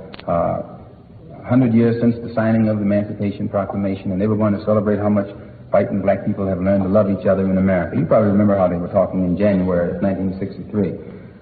Well, if you had stood up in January at the same time that they were talking all this talk about a good year ahead, good things ahead, and told them that by May, Birmingham would have exploded and Bull Connor would be known as an international thug for the brutality that he heaped upon black people. If you would tell the people in January of 63 that John F. Kennedy would be killed for his role in everything, if you had told them in January that Medgar Evers would be murdered and nobody able to bring his killer to justice, or if you were to have told them in January of 1963 that a church would be bombed in Birmingham with 4 little black girls blown to bits while they were praying and serving Jesus, why, they would say you're crazy. In 1964, they started out the same way. That was the year of promise. If you were to have told them while they were talking about this great year of promise ahead, civil rights and all of that, what was coming, that before long 3 civil rights workers would be brutally murdered and the government unable to do anything about it, a Negro educator in Georgia brutally murdered in broad daylight, and the men who did it be known and the government not able to do anything about it. If you had said this in January of 64, they'd say you were not. Now they're starting out in 1965 the same way, talking about the great society, anti-poverty. If you tell them right now what is in store for 1965, they'll think you crazy for sure. But 1965 will be the longest and hottest and bloodiest year of them all. And it has to be. Not because you want it to be, or I want it to be, or we want it to be, but because the conditions that created these explosions in 1963 are still here. The conditions that created explosions in 64 are still here. You can't say that you're not going to have an explosion and you leave the condition. The ingredients are still here. And as long as those ingredients, explosive ingredients, remain, then you're going to have the potential for explosion on your hands. And brothers and sisters, let me say, I spend my time out there in the street with people, all kind of people, listening to what they have to say. And they're dissatisfied. They're disillusioned. They're fed up. They're getting to the point of frustration where they are beginning to feel, what do they have to lose? And when you get to that point, you're the type of person who can create a very dangerously explosive atmosphere. This is what's happening in our neighborhoods to our people. I read in a poll taken by Newsweek magazine this week saying that Negroes are satisfied. Oh yes, poll, in Newsweek, supposed to be a top magazine with a top poster, talking about how satisfied Negroes are. Maybe I haven't met the Negroes he met, because I know he hasn't met the ones that I've met. But this is dangerous. This is where the white man does himself the most harm. He invents statistics to create an image, thinking that that image is going to hold things in check. You know why they always say Negroes are lazy? Because they want Negroes to be lazy. They always say Negroes can't unite because they don't want Negroes to unite.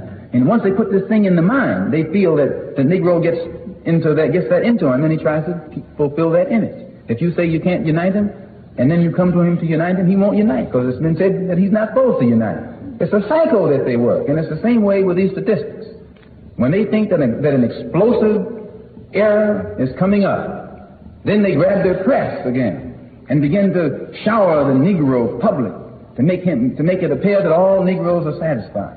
And because if you know that you're dissatisfied all by yourself and 10 others aren't, you play it cool.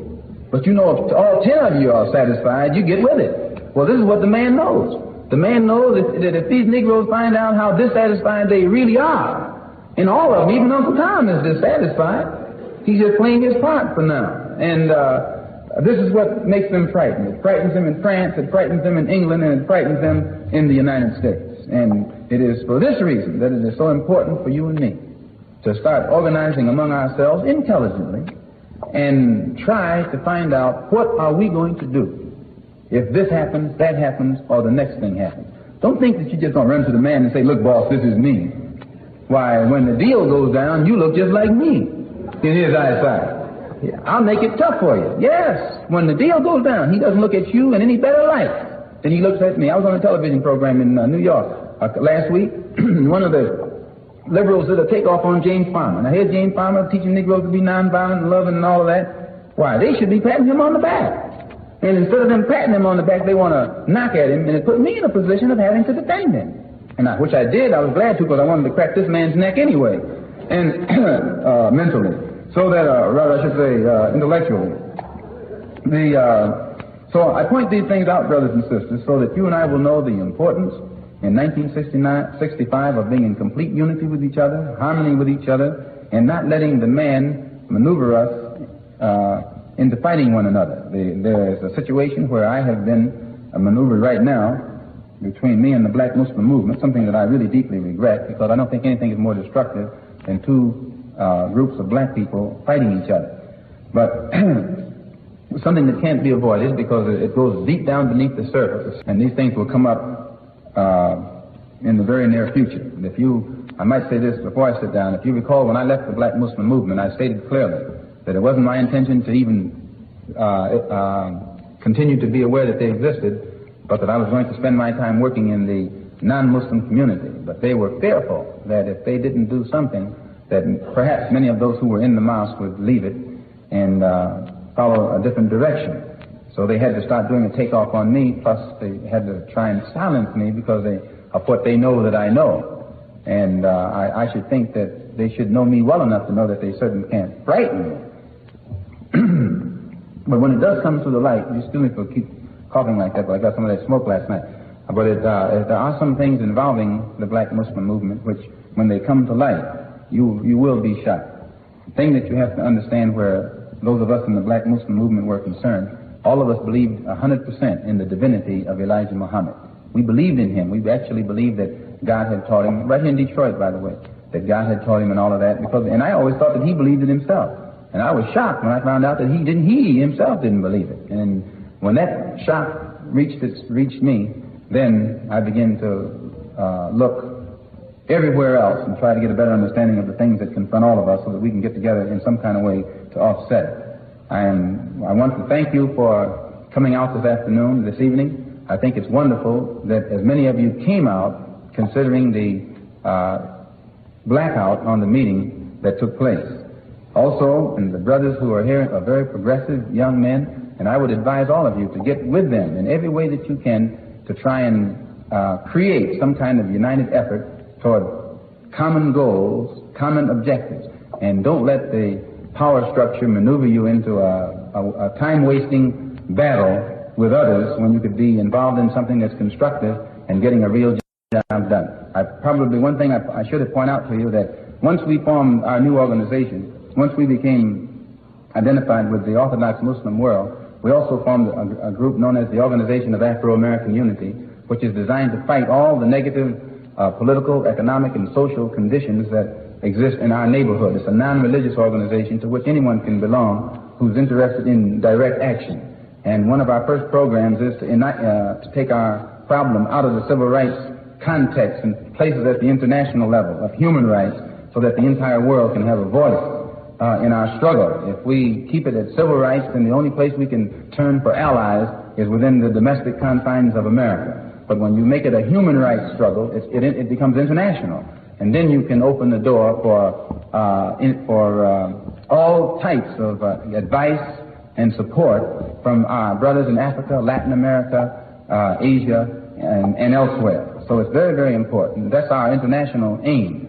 And that's our external aim. Our internal aim is to become immediately involved in a mass voters registration drive, but we don't believe in voter registration without voter education. We believe that our people should be educated into the science of politics so that they will know what a vote is for and what a vote is supposed to produce, and also how to utilize this united voting power to so that you can control the politics of your own community and the politicians that represent that community.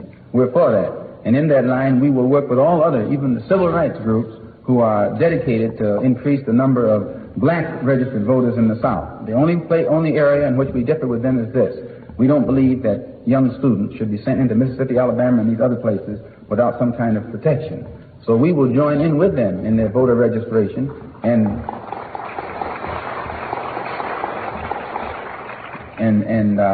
help to train brothers in the arts, in the arts that are necessary in this day and age to enable one to continue his existence upon this earth.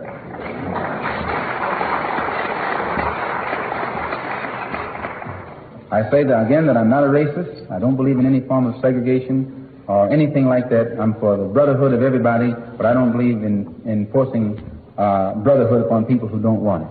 As long as we practice brotherhood among ourselves, and then others who want to practice brotherhood with us, we practice it with them also. We're for that. But I don't think that we should run around trying to love somebody who doesn't love us. Thank you. The program of the Organization of Afro-American Unity, presented under the leadership of Baba Omowale Malcolm X, February 1965. We Afro-Americans, people who originated in Africa and now reside in America, speak out against the slavery and oppression inflicted upon us by this racist power structure. We offer to downtrodden Afro-American people courses of action that will conquer oppression, relieve suffering, and convert meaningless struggle into meaningful action. Confident that our purpose will be achieved, we Afro-Americans from all walks of life make the following known. Establishment.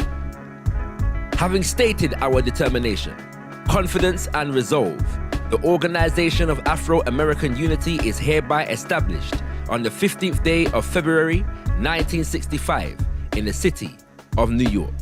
Upon this establishment, the Afro-American people will launch a cultural revolution which will provide the means for restoring our identity, that we might rejoin our brothers and sisters on the African continent, culturally, psychologically, economically, and share with them the sweet fruits of freedom from oppression and independence of racist governments.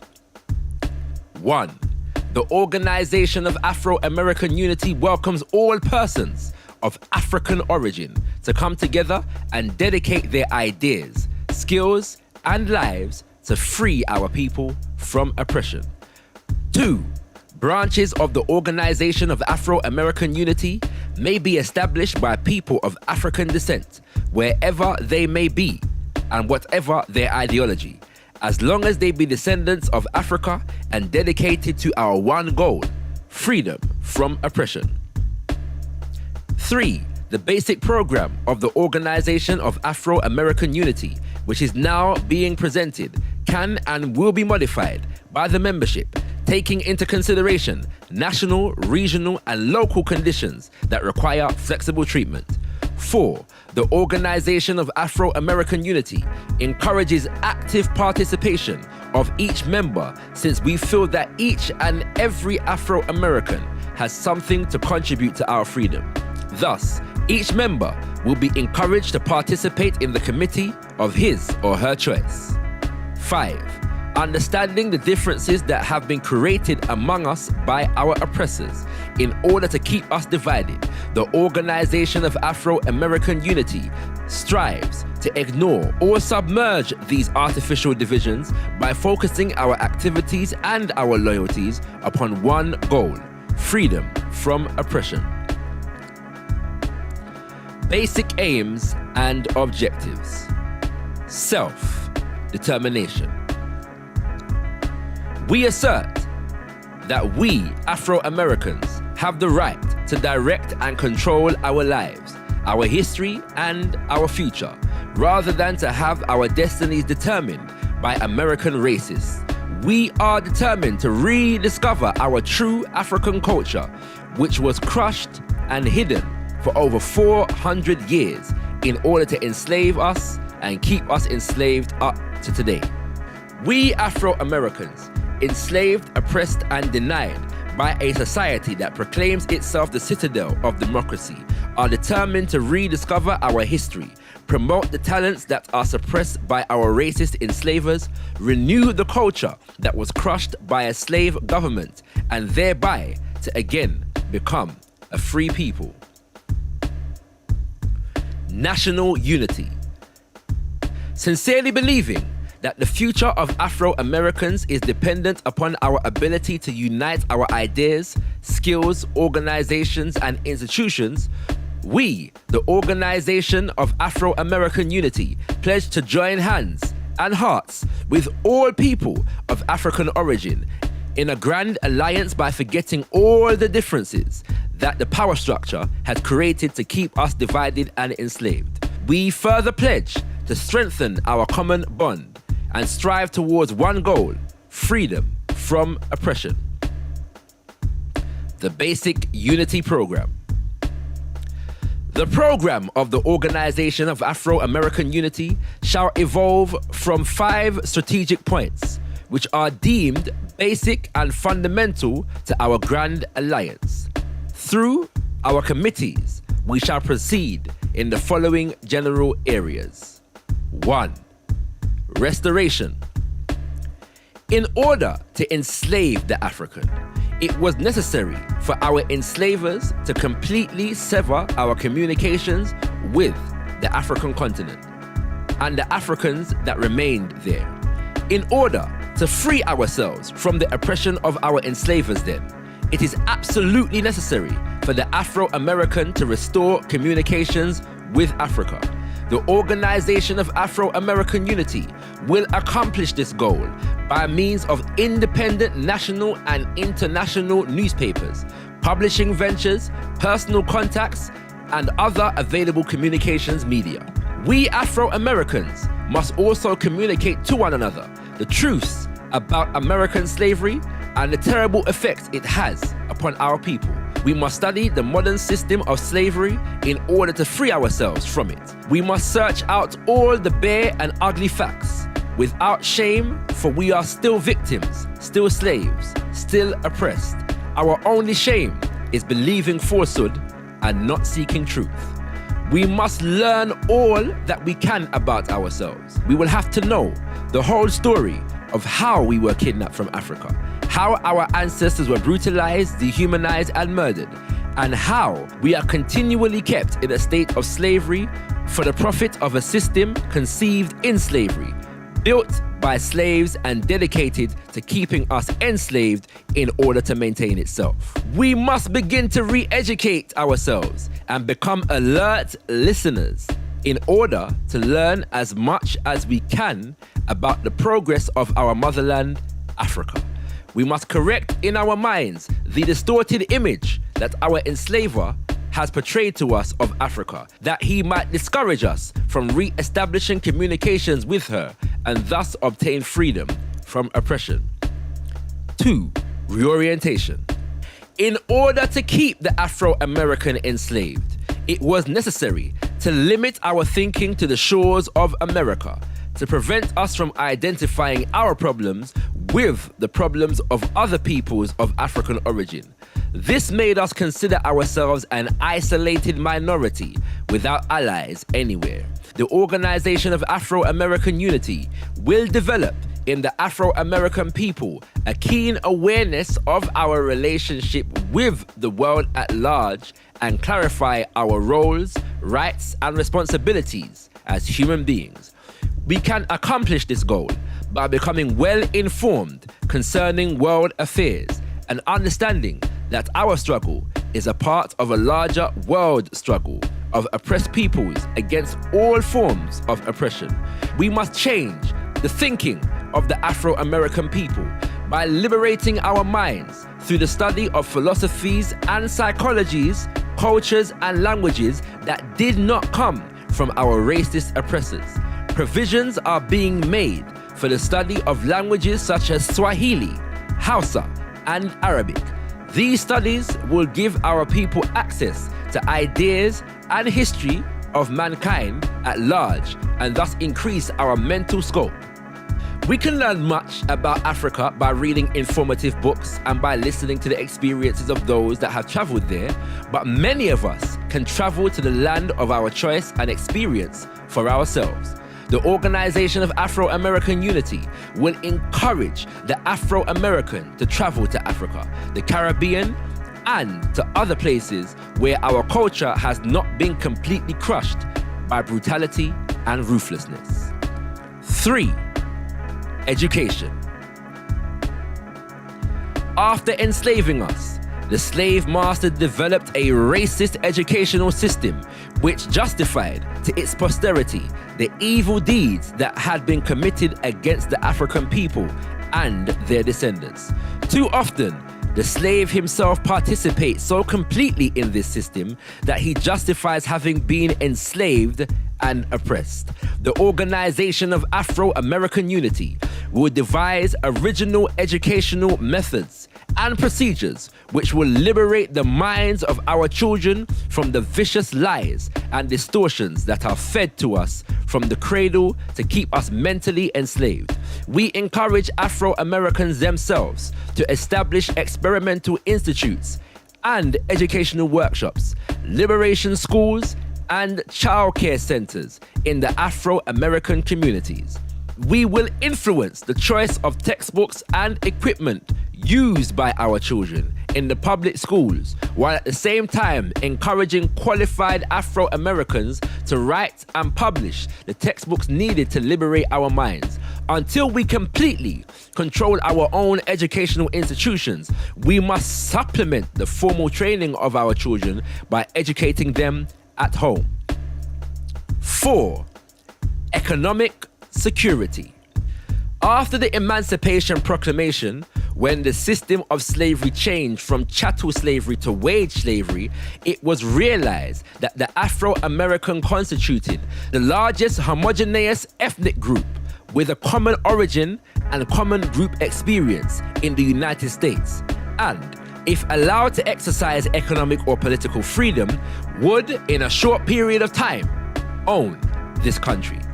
Therefore, Racists in this government developed techniques that would keep the Afro-American people economically dependent upon the slave masters. Economically slaves, 20th century slaves. The Organization of Afro-American Unity will take measures to free our people from economic slavery. One way of accomplishing this will be to maintain a technician pool, that is, a bank of technicians. In the same manner that blood banks have been established to furnish blood to those who need it at the time it is needed, we must establish a technician bank. We must do this so that the newly independent nations of Africa can turn to us, who are their Afro-American brothers, for the technicians they will need now and in the future. Thereby, we will be developing an open market for the many skills we possess. And at the same time, we will be supplying Africa with the skills she can best use. This project will therefore be one of mutual cooperation and mutual benefit. 5. Self-defense. In order to enslave a people and keep them subjugated, their right to self-defense must be denied. They must be constantly terrorized, brutalized, and murdered. These tactics of suppression have been developed to a new high by vicious racists who the United States government seems unwilling or incapable of dealing with in terms of the law of this land. Before the emancipation, it was the black man who suffered humiliation, torture, castration, and murder. Recently, our women and children, more and more, are becoming the victims of savage racists whose appetite for blood increases daily and whose needs of depravity seem to be openly encouraged by all law enforcement agencies. Over 5,000 Afro-Americans have been lynched since the Emancipation Proclamation, and not one murderer has been brought to justice. The Organization of Afro-American Unity, being aware of the increased violence being visited upon the Afro-American community, and of the open sanction of this violence and murder by the police departments throughout this country and the federal agencies, do affirm our rights and obligation to defend ourselves in order to survive as a people. We encourage the Afro-Americans to defend themselves against the wanton attacks of racist aggressors, whose sole aim is to deny us the guarantees of the United Nations Charter of Human Rights and the Constitution of the United States. The Organization of Afro-American Unity will take those private steps that are necessary to ensure the survival of the Afro-American people in the face of racist aggression and the defense of our women and children. We are within our rights to see to it that the Afro-American people who fulfill their obligations to the United States government, we pay taxes and serve in the armed forces of this country like American citizens do, also exact from this government the obligations that it owes us as a people, or exact these obligations ourselves. Needless to say, among this number we include protection of certain inalienable rights, such as life, liberty, and the pursuit of happiness. In areas where the United States government has shown itself unable and or unwilling to bring to justice the racist oppressors, murderers who kill innocent children and adults, the Organization of Afro-American Unity advocates that the Afro-American people ensure ourselves that justice is done, whatever the price, and by any means necessary. National concerns. General terminologies. We Afro-Americans feel receptive towards all peoples of goodwill. We are not opposed to multi-ethnic associations in any walk of life. In fact, we have had experiences which enable us to understand how unfortunate it is that human beings have been set apart or aside from each other because of characteristics known as racial characteristics. However, Afro-Americans did not create the prejudice background and atmosphere in which we live. We must face the facts. A racial society does exist, in stark reality, and not with equality for black people. So we, who are non-white, must meet the problems inherited from centuries of inequalities and deal with the present situations as rationally as we are able.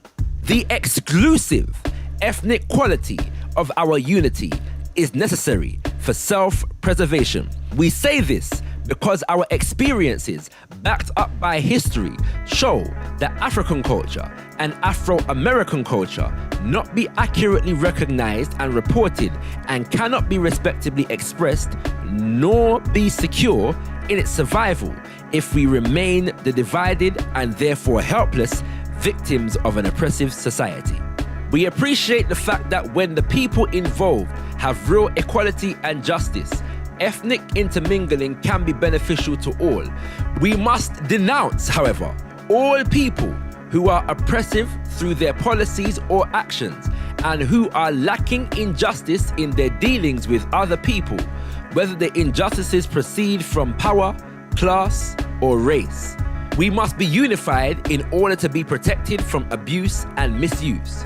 We consider the word integration a misleading, false term.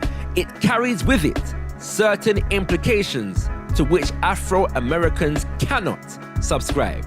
This terminology has been applied to the current regulation projects which are supposedly acceptable to some classes of society. This very quote-unquote acceptable implies some inherent superiority or inferiority instead of acknowledging the true source of the inequalities involved.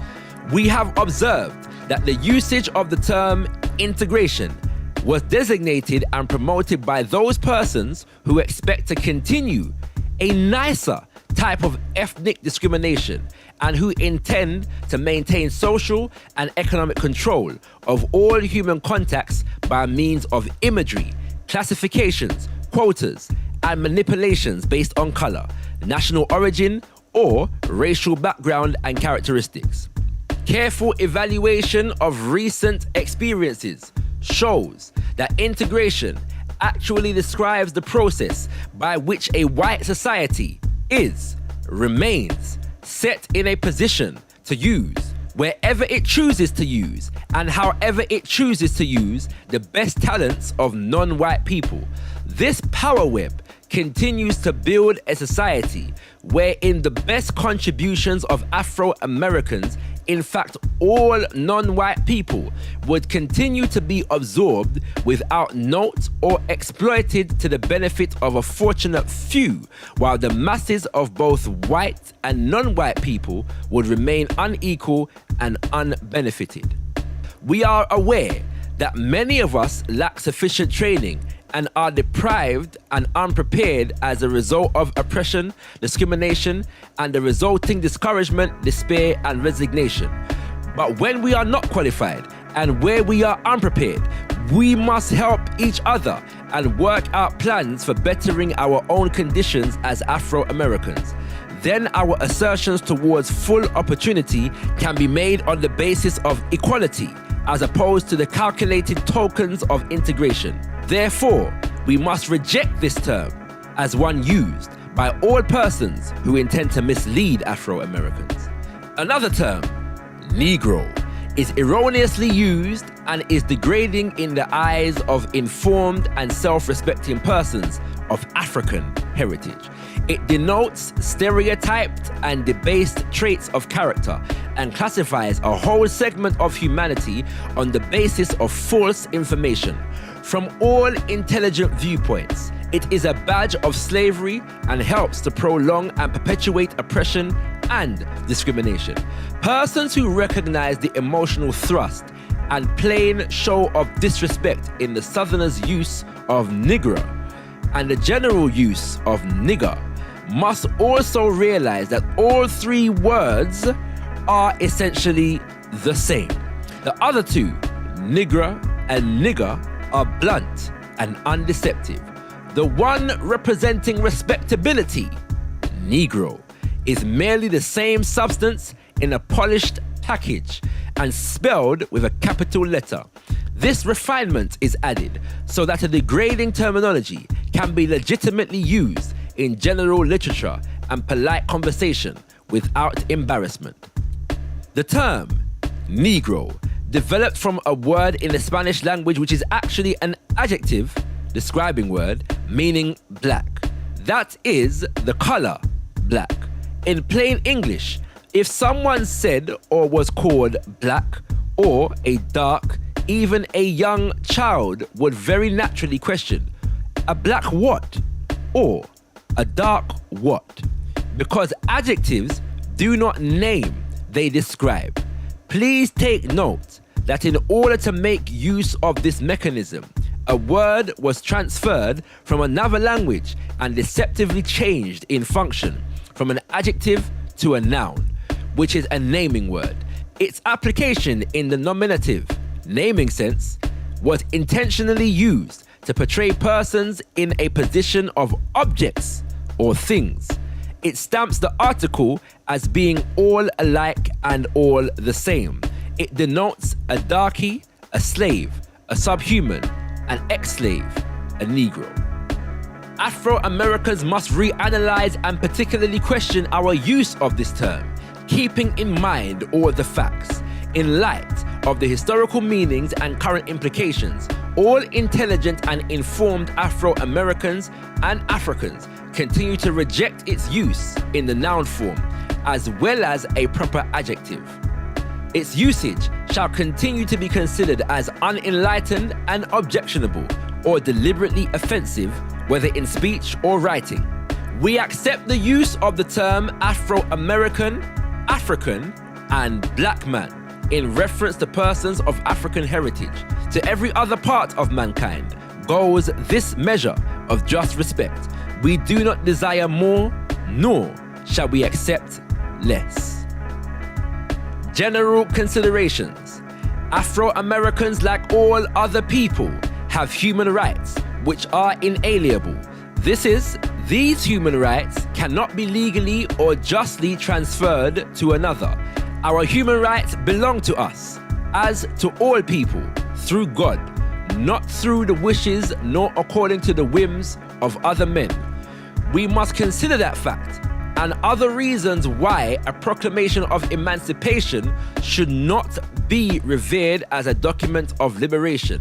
Any previous acceptance of and faith in such a document was based on sentiment, not on reality. This is a serious matter which we Afro-Americans must continue to re-evaluate. The original root meaning of the word emancipation is, quote, to deliver up or make over as property by means of a formal act from a purchaser, unquote. We must take note and remember that human beings cannot be justly bought or sold, nor can their human rights be legally or justly taken away. Slavery was, and still is, a criminal institution. That is, crime en masse, no matter what form it takes, subtle rules and policies, apartheid, etc. Slavery and oppression of human rights stand as major crimes against God and humanity. Therefore, to regulate or change the state of such criminal deeds by means of vague legislation and noble euphemisms gives an honor to horrible commitments that is totally inappropriate. Full implications and concomitant harvests were generally misunderstood by our foreparents and are still misunderstood or avoided by some Afro-Americans today. However, the facts remain, and we, as enlightened Afro-Americans, will not praise and encourage any belief in emancipation. Afro-Americans everywhere must realize that to retain faith in such an idea means acceptance of being property and therefore less than a human being. This matter is a crucial one that Afro-Americans must continue to re-examine. Worldwide concerns. The time is past due for us to internationalize the problems of Afro-Americans. We have been too slow in recognizing the link in the fate of Africans with the fate of Afro-Americans. We have been too unknowing to understand and too misdirected to ask our African brothers and sisters to help us mend the chains of our heritage. Our African relatives who are in a majority in their own country have found it very difficult to gain independence from a minority. It is that much more difficult for Afro-Americans who are a minority away from the motherland and still oppressed by those who encourage the crushing of our African identity. We can appreciate the material progress and recognize the opportunities available in the highly industrialized and affluent American society. Yet, we who are non-white face daily miseries resulting directly or indirectly from a systematic discrimination against us because of our God-given colors.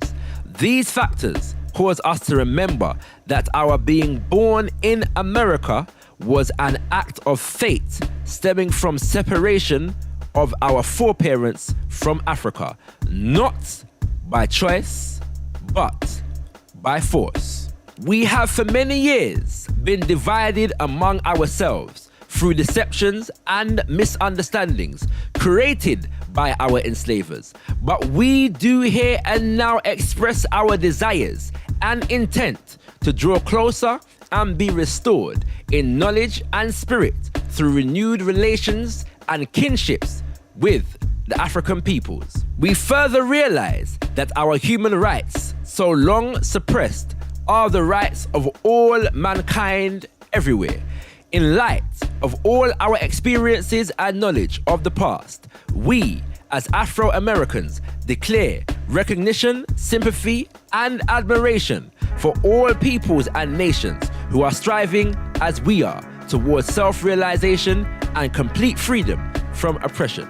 The Civil Rights Bill is a similarly misleading, misrepresented document of legislation. The premise of its design and application is not respectable in the eyes of men who recognize what personal freedom involves and entails. Afro-Americans must answer this question for themselves. What makes this special bill necessary? The only document that is in order and deserved with regard to the acts perpetuated through slavery and oppression prolonged to this day is a declaration of condemnation.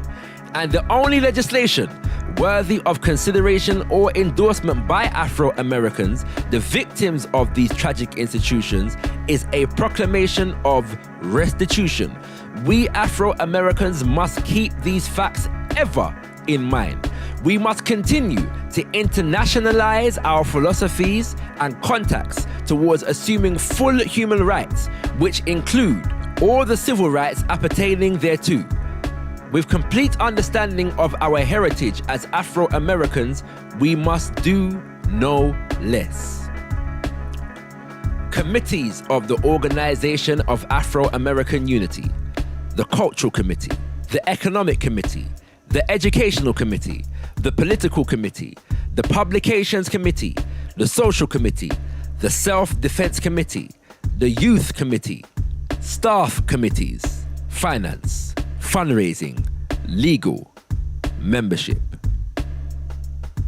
The program of the Organization of Afro-American Unity.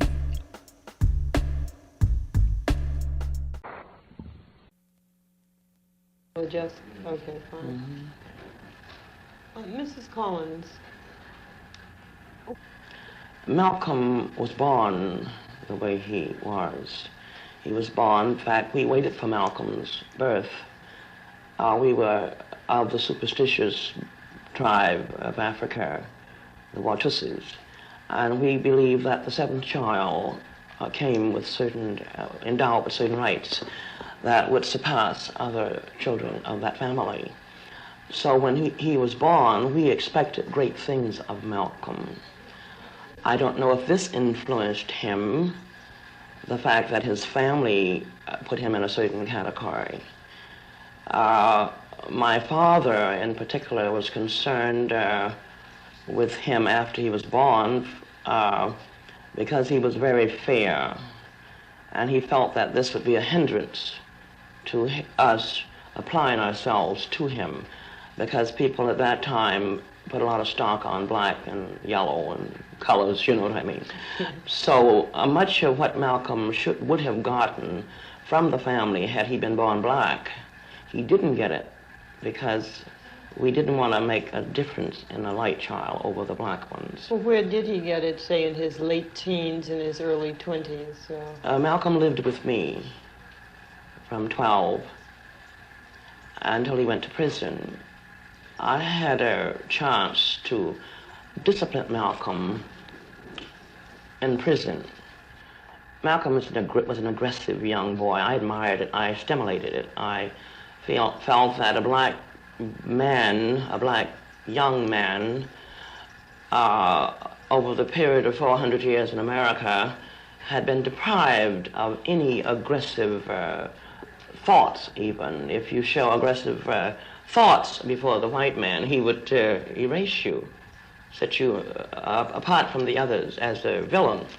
So, but I felt that in order for Malcolm, after my father's death and his mother's having gone to a hospital, I felt that it was my duty to stimulate his arrogance, stimulate his impulsiveness, let him feel that life was the life that God gave him belonged to him. He didn't have to pay homage to anyone. This is how I guided him. What kinds of influences do you think being in prison had upon him? What kind of effect? In prison, I was able to really direct him into accepting facts as a guideline to life, not an illusion, something that's dramatized. Prison is real. If a God sees fit to throw you in solitary confinement, this is for real. Malcolm was able to see this and accept life from a realistic point of view. I think all of the illusions that he may have adopted in his youth from environment, I think he lost it in prison. I think he really saw life for real. And this was one of the most valuable assets that Malcolm did acquire in life, was courage, a matter of fact, to accept life from a realistic point of view. Nothing dramatized would interest Malcolm, nothing. He became involved with the Muslims while he was in prison. Yes, through my brother Reginald, he became involved with the black Muslims. And the black Muslim Islam, Elijah Muhammad gave him a chance to excel. Had not it been for Elijah Muhammad, I would have had to find possibly another field to project him through. But Islam, as it was then in a small, it was a very small thing at that time. And this gave Malcolm a chance to really excel and build the Nation of Islam. Much of the Nation of Islam is Malcolm. Do you feel that being in the Muslims had a profound effect on Malcolm? To some degree. It gave him a chance, as I said before, to recognize the needs of the masses of people. It also gave him a chance to recognize the lack of knowledge the masses contain. It also gave him a chance to recognize the fact that black people are their own worst enemies. In what ways do you think black people are their own worst enemies? We don't realize, many of us, that we are free. If we realize this word freedom and recognize it for what it means and watch the other people on earth exercise freedom, then we would not sing a song, "We shall overcome," and walk up and down roads and beg for this and want poverty programs and all this type of thing. We would know that our ability to care for another race would give us more ability to care for our own needs, and we don't provide for ourselves. Was Malcolm nonviolent, in your estimation? Now, from my estimation, no man is nonviolent, no man is violent. Malcolm believed, as a man should believe, that if you strike him, it was his duty as a man to strike you back. What kind of an effect did Malcolm have on you? On me, I believe the effect he had on me was to see him grow from childhood into a dynamic figure, a man with an understanding of man and himself and life in itself. On me, he was to me like Jesus is to most Christians. I can imagine how the Virgin Mary felt about her Jesus. This is what Malcolm was to me. Each step that he grew, each time that the changes came, I could feel them and see them. I could see them in his manner, his approach to me, his respect for me. Malcolm had a great respect for womanhood. I don't know how he came by this, but possibly, as I said, from our tribe. Maybe this was a virtue that most men don't have, but he had it, a great respect for womanhood. See, Malcolm made every sacrifice that I don't know of any other man who made these sacrifices. Malcolm made every sacrifice to make himself whole, a man, worthy of saying to you, do something about yourself, young lady. Or saying to a young man, get up and take your bed and walk. This is how Malcolm affected me. This is how I saw him. Was Malcolm searching when he went abroad, traveled abroad for the period of time? Yes. This is why I say he was ready. Malcolm broadened his scope. Much of what he learned abroad gave him a mature approach to the black man's problem. Before, he had much frustration. In the Nation of Islam, there is much frustration. Malcolm had acquired some of this frustration. On his return from Africa, after traveling and spending time with all of the black leaders and revolutionary leaders, Malcolm came home a man. No frustrations, no emotional problems, no desire for material gains, which is one of the greatest assets a man can acquire, is to lose that desire for material gains, lose that value on that man's dollar. Malcolm had to cast aside all of this. He walked into my house. He told me he was going to speak at Harvard that night.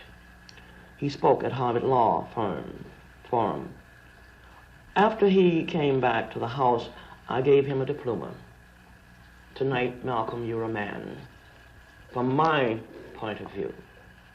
He said, I traveled hard, didn't I? I said, yes, you did, but you made it. You're a man. He was ready. Do you think the program that he was developing would have led black people out of their bondage?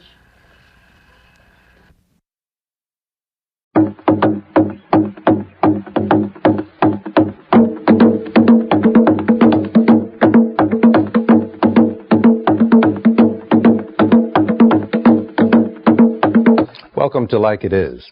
This edition will focus on the government's surveillance of Malcolm X. We'll also have an interview with two men who spent a lot of time at Malcolm's side as he attempted to elude assassination. We'll hear that harrowing story and more right after these words.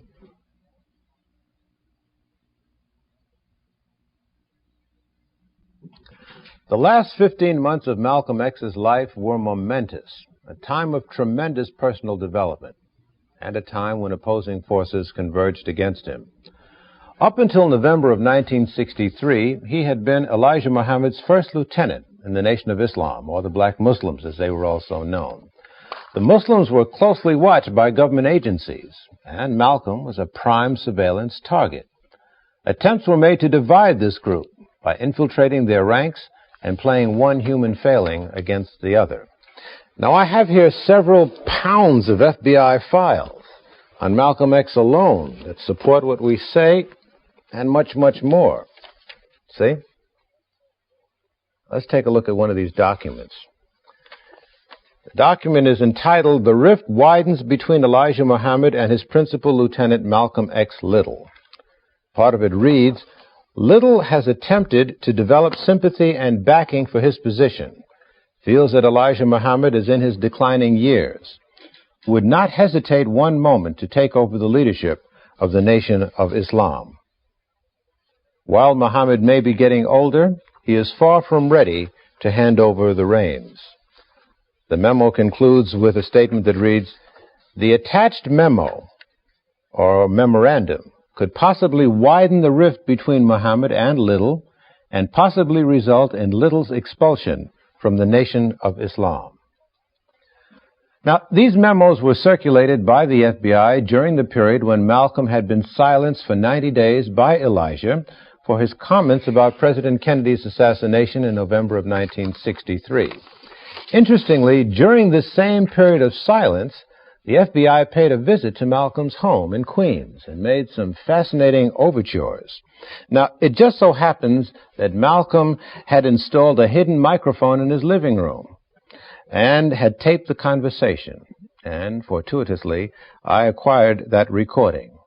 One of his aides, Earl Grant, explained how that hidden microphone came to be.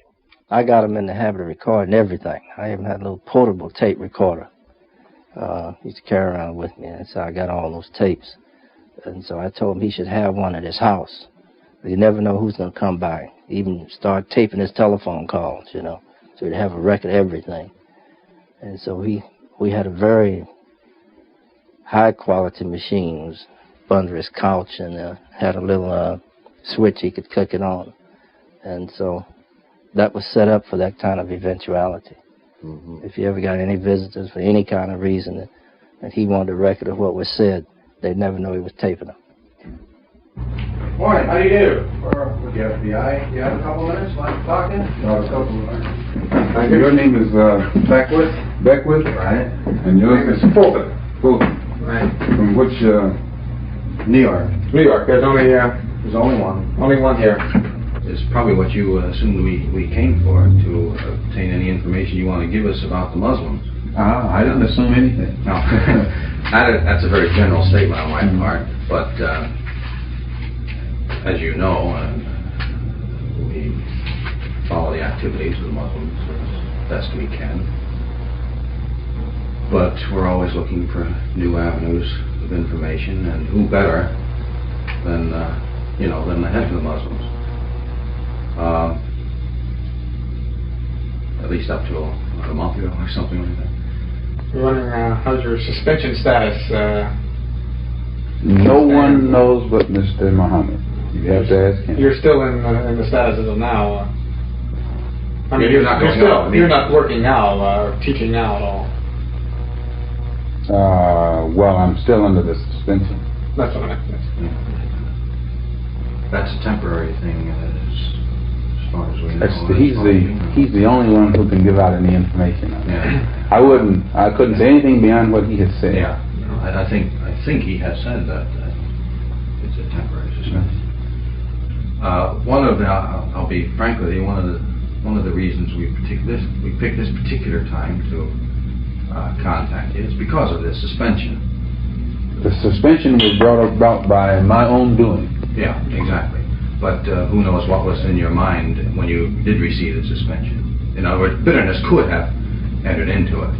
It would not be illogical for someone to have spent so many years doing something then be suspended. No, it should make him stronger, because it makes him realize that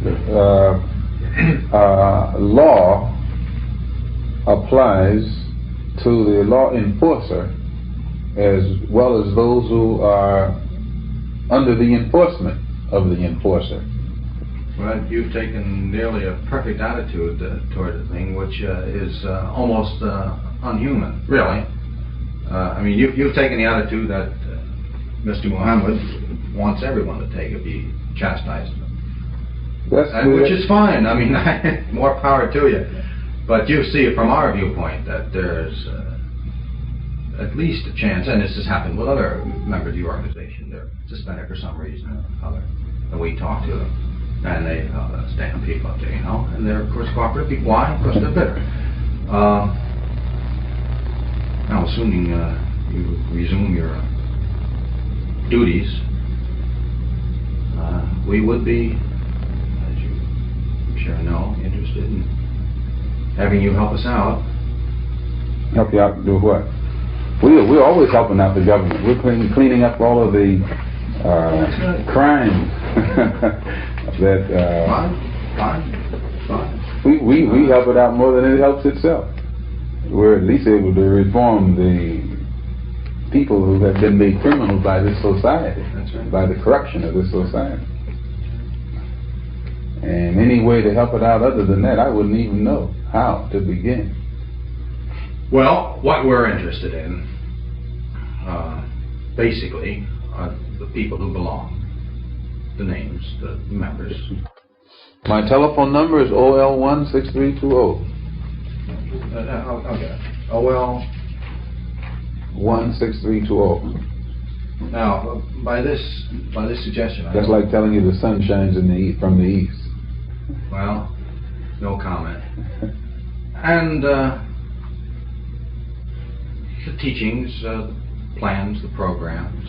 No teaching is more public than ours, and I don't think you find anybody more blunt in stating it publicly than we do. No, exactly. I don't think you can go anywhere on this earth and find anybody who expresses their views on matters more candidly than we do. I can only agree with you. I mean, no, that's right. Yeah, you're right. You do. The main thing is there is a certain area of responsibility. This is getting into our angle of it. What we really want are the names of all those who belong. The names, who they are, the identification. I don't even know them. Do you keep no records? It's not my job. I'm just a preacher. Yeah, but somebody up there keeps the record. I don't know who. I don't have any knowledge of those kind of things. With all these other responsibilities I've had, it'd be difficult for me to worry about names. Plus, you would insult my intelligence asking me for them. In fact, no, you would insult your own, because it would mean that your own intelligence isn't heavy enough to weigh me and know in advance what I'm going to say when you ask that question.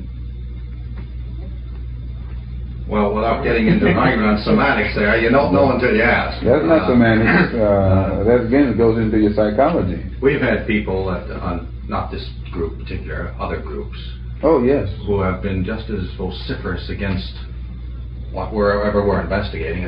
Communists make a good case out of it. Communists for 20 years, you know, they hate everything. Go interview them. You don't want to. Go anyway. So you go knock on the door. Where have you been? No, I want to tell you something. You never know till you ask. And that's happened so many times. Sometimes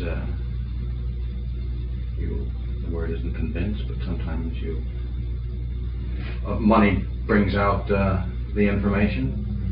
I have no intent to insult you here. According to Dillon, what's his name, the Secretary of Treasury, this government's money is in such trouble until you can still spend it.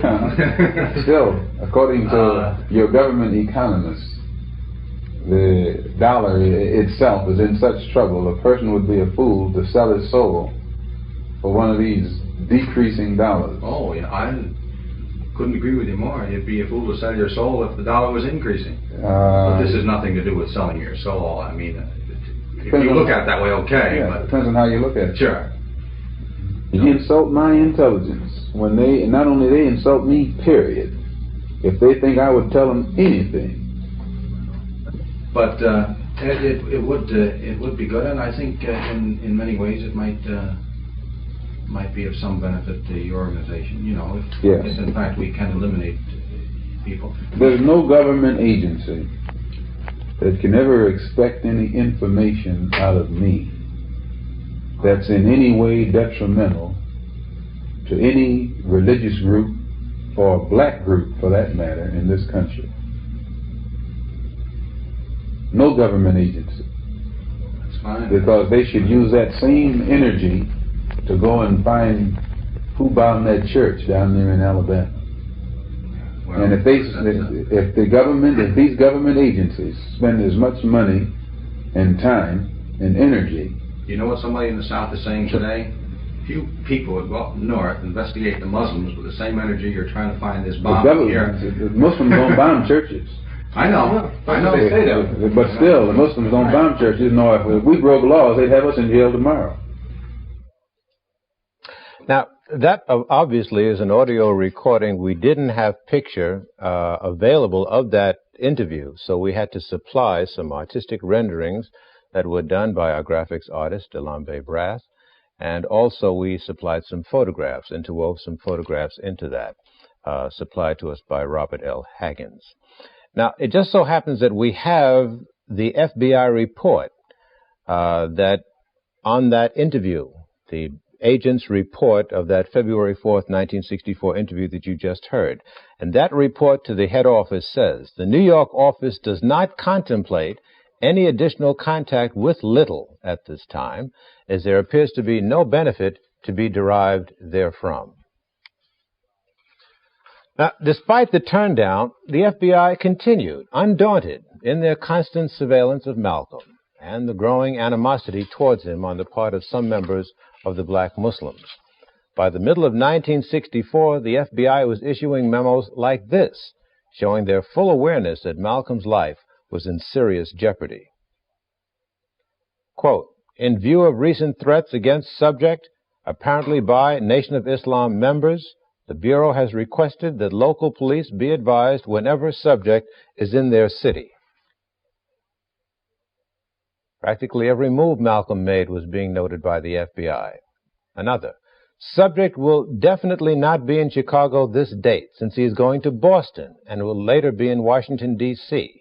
on 6/26/64. Latter two officers advised. And still another memo. Omaha and Chicago should alert police in their cities as to subject's proposed trips. Also remain alert for any incidents between subject and the Nation of Islam. And when he went to Africa later that summer, the FBI received reports of Malcolm's activities over there. This memo reports, quote, Alexandria, Egypt, Malcolm addressed over 800 Muslim students representing 73 African and Asian countries, unquote. We think it important to note the vast sums of American taxpayers' monies that were spent to keep a man under surveillance who was merely fighting for justice for his people. Moreover, there seems a clear question about such intense scrutiny of a man's activities, while at the same time there was such an apparent inability to protect him. There was, however, a small group of men who were loyal to Malcolm, and they valiantly tried to protect his life. We'll hear their story in just a moment.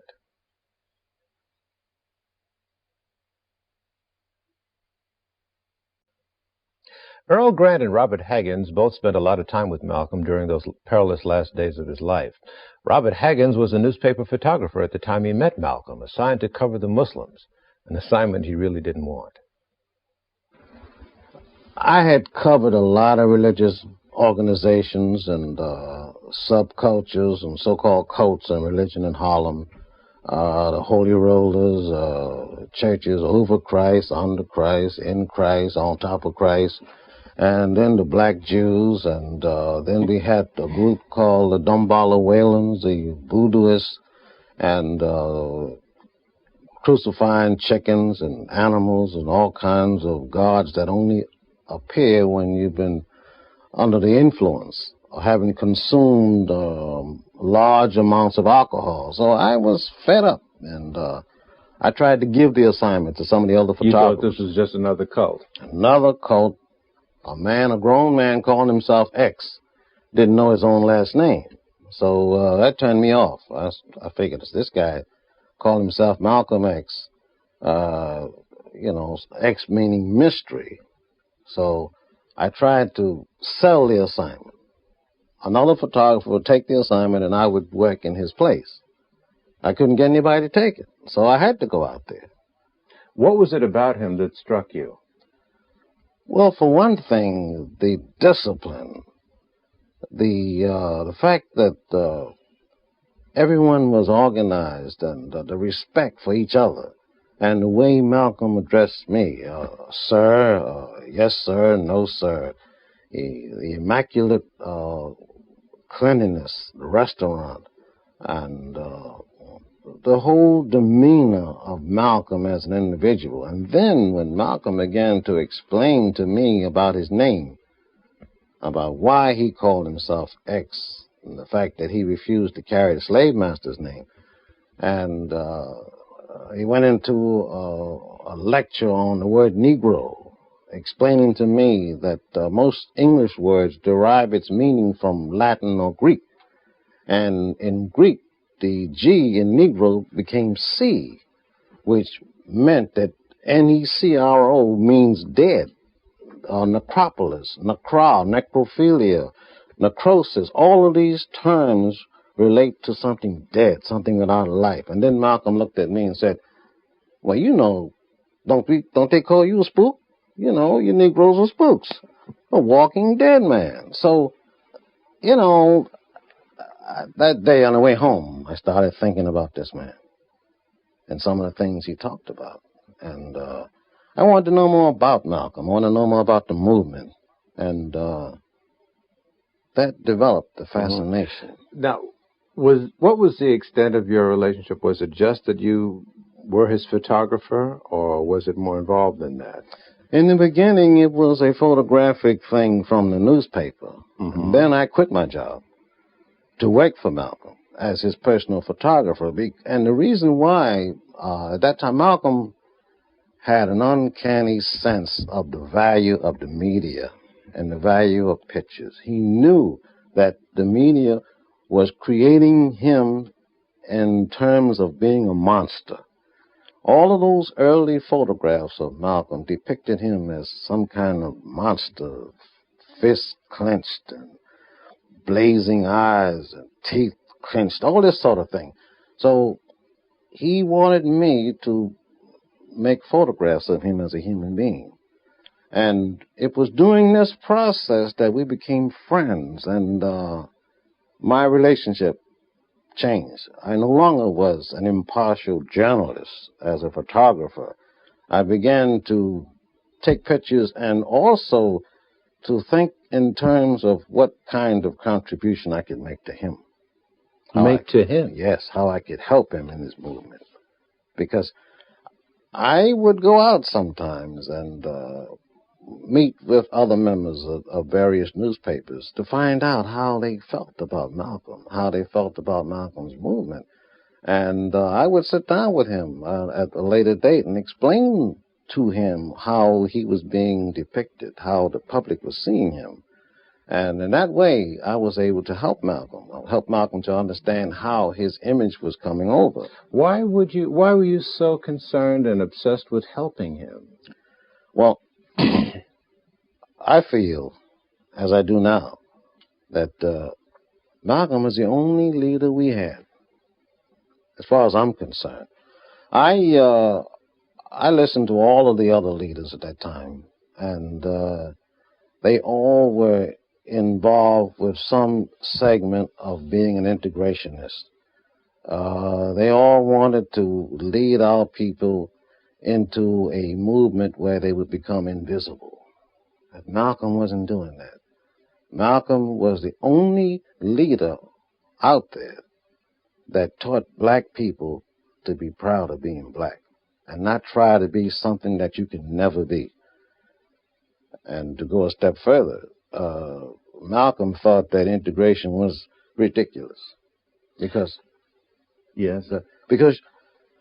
no minority group can bring about integration with the majority group. And so you quit a job, yes, to go work for him. That's right. Now, as things got more and more dangerous, what thoughts ran through your mind? Did you ever feel as though you should jump ship because you knew that things were getting hot? Yes, there was times when I thought about that.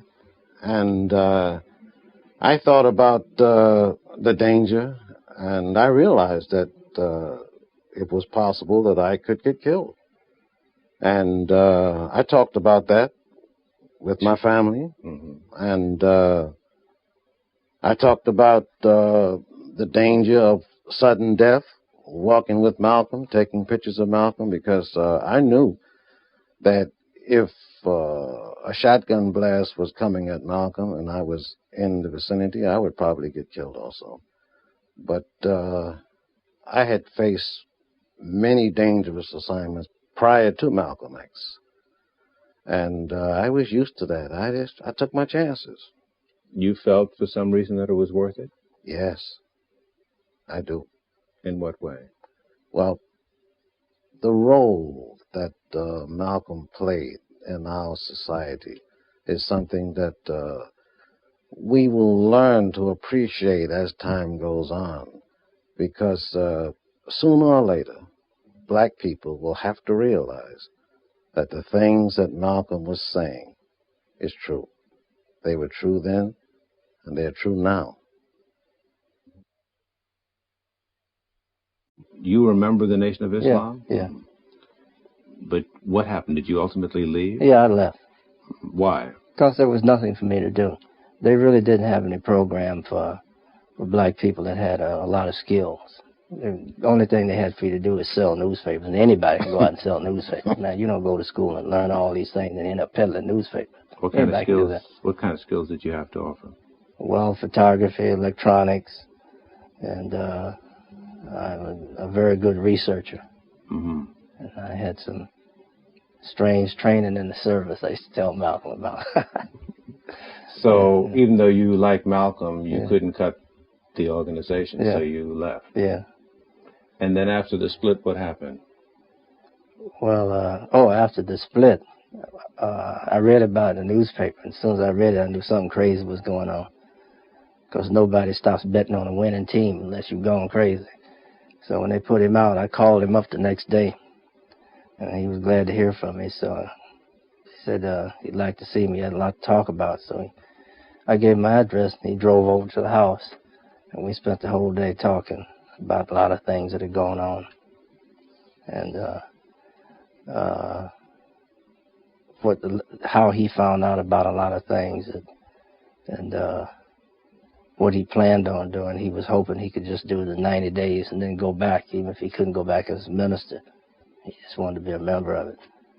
But after the 90 days was up, we realized that was never going to take place, so we had to get going. We had a world-renowned figure, and no organization, no mailbox, no nothing. So we were playing catch-up most of the time.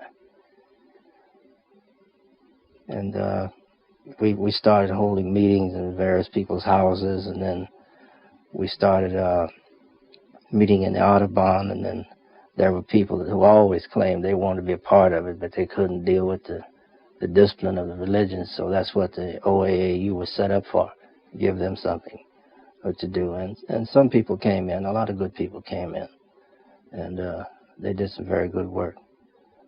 And then when did the heat really become intense? After he gave the speech down at the Militant Labor Forum. See, when you go around calling white people the devil, they don't mind that. They put you on television, let you come around the college campuses and pay you honorariums. But when he spoke down there, he explained what it meant to be head of the Senate Armed Services Committee, what it means to be head of the Senate Judiciary Committee, all those kind of, how the government really functions, not the spookism, but how it really works. And when we came out of the building that night, we were standing there, me, him, and Brother John, waiting for him to bring his car around. And I told him, I said, man, we're in trouble now. He said, what do you mean? I said, well, you didn't stop talking nonsense and start explaining how it operates. You're not supposed to do that. Because most Americans don't know how this country operates. White or black, they don't have any idea how this country operates. What did he say? Well, he explained how government agencies work, how they work in other countries. No, I mean, what did he say about your remark? Oh, he said, well, something to the effect that that's the kind of organization we're trying to develop where people really understand, that they have to understand things. And so his teachings were becoming less religious and more political and analytical. There was a definite shift away from the religious base. Mm-hmm. Yeah. And then that's when you all became aware that some people wanted to take his life. Right. And then I guess your role with him started to change from a researcher and organizer to a bodyguard, huh? Just about, yeah. Very close to it. How would you parcel that out in your work day? I mean, you had to work to feed yourself. Yeah, when I had a night job. Mm-hmm. And so other brothers would be with him in the evenings, and I'd be with him and some other people during the daytime. And how do they phrase it? You carried some heat with you. Well, Malcolm said if you thought it was going to rain, you should have your raincoat with you. That's the way he used to put it. And so everywhere he went, you were with him? And not everywhere, but most of the places, yeah. And you would sort of arrange to meet at places every morning? Right. And then you'd be with him throughout the day? Yeah, we try to stay with him everywhere. Were you involved in a lot of those confrontations that we read about? Oh, yeah. There's one at Adam Clayton Powell's church. That's when he spoke to the Domestic Peace Corps, I think it was. And when we were there was some commotion outside. We looked out, and there were a lot of the people there from Elijah Muhammad's group. And so the brothers were getting kind of getting warm under the collar. So I talked to them, quiet them down. I said, as long as they just stand out there and look ignorant, let them stand out there and look ignorant. And I told Malcolm they was out there, and he said, well, just keep your eye on them.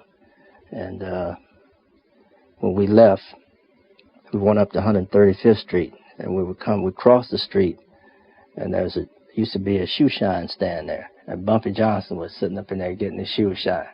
And we come across, he looked out, he jumped down, run out and grabbed Malcolm's hand. He said, hey, brother, we've been reading about you here, you got some problems.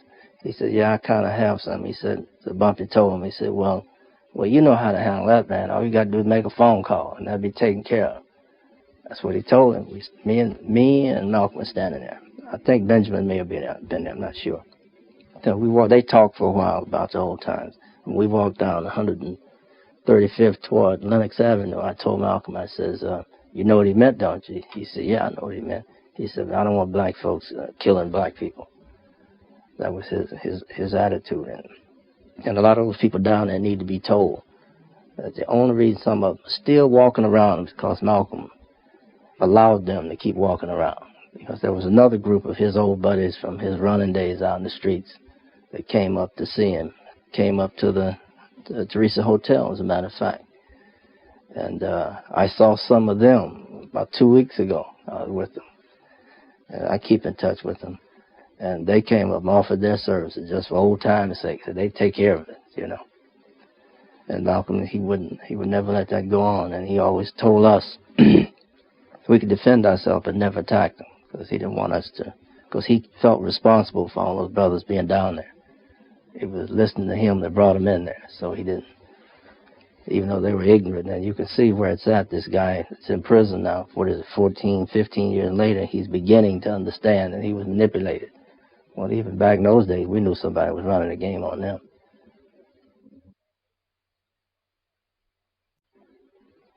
What role did the police play in this, when all these people were after him, all these attempts were made on his life? Where were the police? Well, there was an attempt in Los Angeles. I wasn't there, but he told me about it. That's when they had that high-speed chase. And there was no police around that I ever heard of. The only time I ever saw the police do anything for Malcolm was in Philadelphia when we were down there. And we were in the hotel after the meeting. And I think the police were downstairs. These are all black policemen. I didn't see any white cops. The police were downstairs at the door. They were in Malcolm's hotel room. They were outside. They told me they were on both sides. They had the rooms on both sides and the room upstairs over it. So in Philadelphia, you saw good police support, although you're not sure whether it came from the police department or whether these police officers, who you say were black, just took it upon themselves because they liked the man. Yeah. But anyhow, he was safe when he went to Philly. Man, they had shotguns everywhere. Really? They were not playing. But wherever else he went, there wasn't that kind of police concern or even anything near to it. Nothing. No way. But now it was clear. Everybody knew that he was being hunted. Right. Including the police. Yeah, I guess they can read. And yet the police were not running interference? No. No way. So what conclusions do you draw, and what conclusions did he draw at the time? That whoever it was, well, like the thing in France, he couldn't land there. He knew that there's no way in the world the Muslims could have arranged that. The French government didn't take orders from Muhammad, from nobody else for that matter. So he knew it had to be somebody way up higher than the average run-of-the-mill person, even local police department. They couldn't have pulled off anything like that. And well, I guess they're the same forces that got rid of John Fitzgerald Kennedy. He had Secret Service all around him, but that didn't protect him. You see?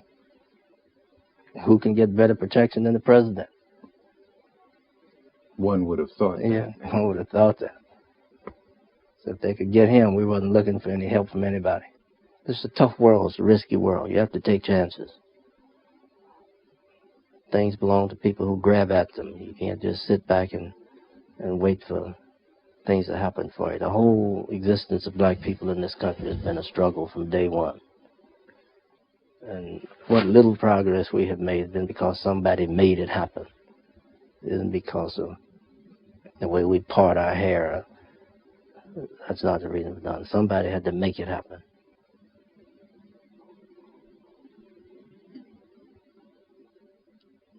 And that's what Malcolm was trying to do. He's trying to make it happen.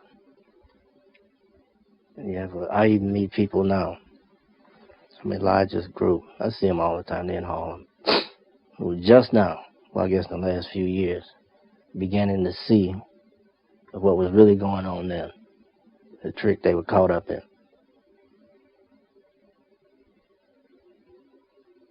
What kind of an attitude did Malcolm himself have about all of these things that were going against him, even though all the man was trying to do was do right? What was his attitude like? Oh, we had started, so we had to continue. We couldn't turn back.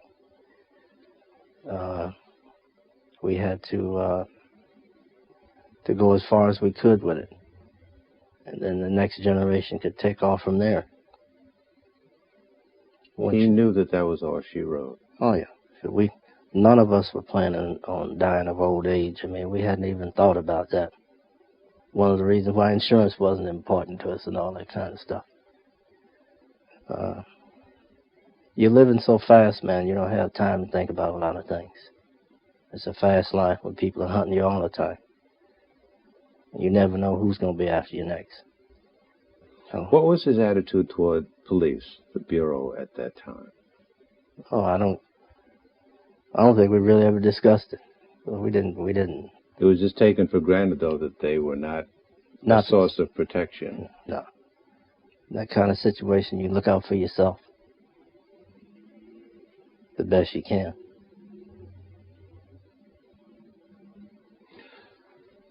Is that why he went through such great lengths with both of you, I guess, to put down a record? You, Earl, you recorded a lot of his speeches. Yeah. And Bob, you were taking pictures. Yeah. Because he wanted to leave as good a record as possible of what he was about. That's right. In the little time that he had. Huh? Yeah, we knew that time was running out on us. And especially after the bombing of his house. But even before the bombing of his house, we used to be standing out there on 125th Street in front of chock full of nuts. And Joseph, the captain from down there, used to come by in that old station wagon they had. He had Norman Butler sitting in the right seat right by him. He'd point us out to him, to Butler.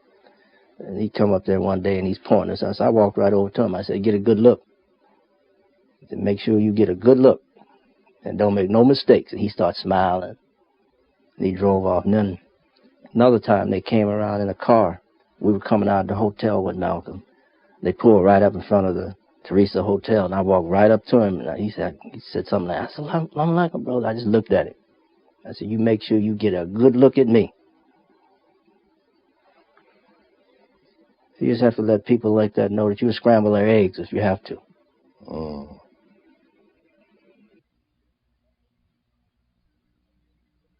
What happened that day? Your role normally at the Audubon was to record his speeches. Yeah. And so you were setting up that day? I'd already set it up. And what we were happened? set up before he got there. Mm-hmm. And when he got there, what did he do? Well, we stopped in the back and talked for a few minutes. He looked around. How'd he look? Haggard, worn, like he'd aged 10 years in the last week.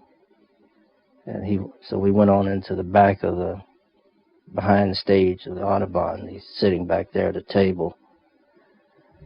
And there were 4 or 5 people back there with him.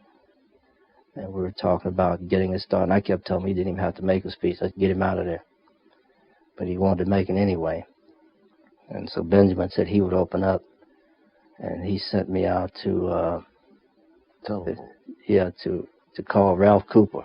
I was supposed to call Ralph Cooper. He was supposed to have been there, supposed to be heading up some kind of fundraiser for Malcolm after his house was burned. And I told him, well, let somebody else go out and make a phone call. Man, I don't go around making phone calls. The women do that. But he insisted that I do it. And he was just adamant about it. I had to go make the phone call. And when I went out, I was in the phone booth when I heard the first shot. And then there were some more shots. And then here come all these people just pouring out the door. And this guy, later identified as Hare, whatever his name is, he was running out, still had the gun in his hand. And a bunch of people were kicking him and knocking him until they finally knocked him down. And they were kicking him all in the face and chest and everything. And as I remember him, he looked like a zombie. His eyes were bulging, like he was either high on something or he'd been hypnotized. I don't know what was wrong with him, but he just looked like a zombie. And he never let out a sound. And they were about to kick his chest in, and there was no outcry of pain or anything. He looked like a robot. What did you do? Well, after this mob kind of got out of the doorway, had those big double doorways, I got into the room, into the main auditorium, and people everywhere. Some were laying on the ground, on the floor. A couple of them were shot. And I went past him, got up to the stage, and Malcolm was laying on his back, and Brother Lukeman was with him, and some other people, and they were opening up his chest, and I saw all those holes. I knew it was over. Was he still breathing? No. I don't think so. I mean, it was so hectic, I don't think so. Brother Lukeman was there with him, and then, so I just got my camera out to get as many pictures as I could of everything, because you always have a record of these kind of things. And then when, after, I guess, to me, it was like 20 minutes or half an hour before the hospital people got in there from across the hospital. The Presbyterian was right across the street, and they wheeled him over there. And then they surrounded the place like it was Fort Knox. I don't know what the hell they thought we were going to do. And they wouldn't let any of us in. We had to sneak Betty around the back of the place to get her in. And I came back down. There was a sister, I'll never forget it. She was standing up in the middle of Broadway crying. Standing right out, Muriel. She was one of the secretaries. And so I got with the brothers and I told them that it was all over and that everybody should go home and just remain quiet, because they want to run down and blow everybody at the Muhammad's temple. I said, man, don't be ridiculous. They never do this. Mm-hmm. They could never organize anything like that. So they all agreed with that, and they went home. And the next day, we went about, from that day on till the funeral, organizing the funeral, making sure it would be held, and getting the brothers who were going to be the pallbearers and all that. And there were bomb threats at the church, Reverend Childs' church. And we let it out that we didn't care what they said. We was going to hold Malcolm's funeral. Just didn't give a damn. We were going to hold it anyway. See, when you understand that everybody dies, that nobody lives forever, then people can't threaten you. You can only be threatened if you're dumb enough to think you can live forever. Then people can threaten you. When you know that everybody out there in the cemetery is dead, there ain't no live people out there, that they're all dead, then people can't threaten you. You can look any man in the eye and tell him to go to hell. And that was our attitude. And we were going to hold his funeral. We didn't care what anybody thought, man. We were going to hold it anyway. So we held the funeral and got him out to the cemetery, buried him, and that was it. But we kept the organization going as long as we could. Did you take part in that burial? Certainly, I was right there. Did you put scoops of earth on his... No, I didn't get that close. I was watching everything as usual. And what were nights like for you in those days immediately after the assassination? Oh, man, I don't think I got a 4 hours sleep straight at no time during that week. From the time he was, as a matter of fact, from the time his house was bombed until we buried him, I never got a full night's sleep. Till after that was all over. And then we had to keep the organization going as best as we could. Wait a minute, things were hot now. Certainly. So what happened? Did you stay in town? No. I had some place to go and stay. You always have some place to go.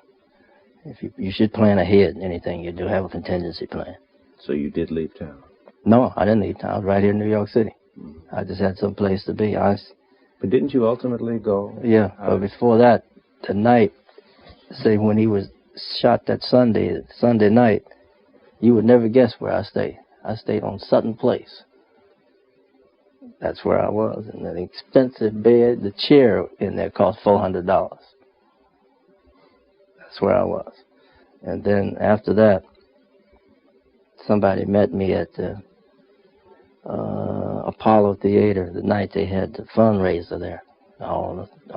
Sammy Davis came up that night, Sammy Davis Jr., and told me that they had gotten word that I should take a vacation. And 3 days later, I was in Ghana.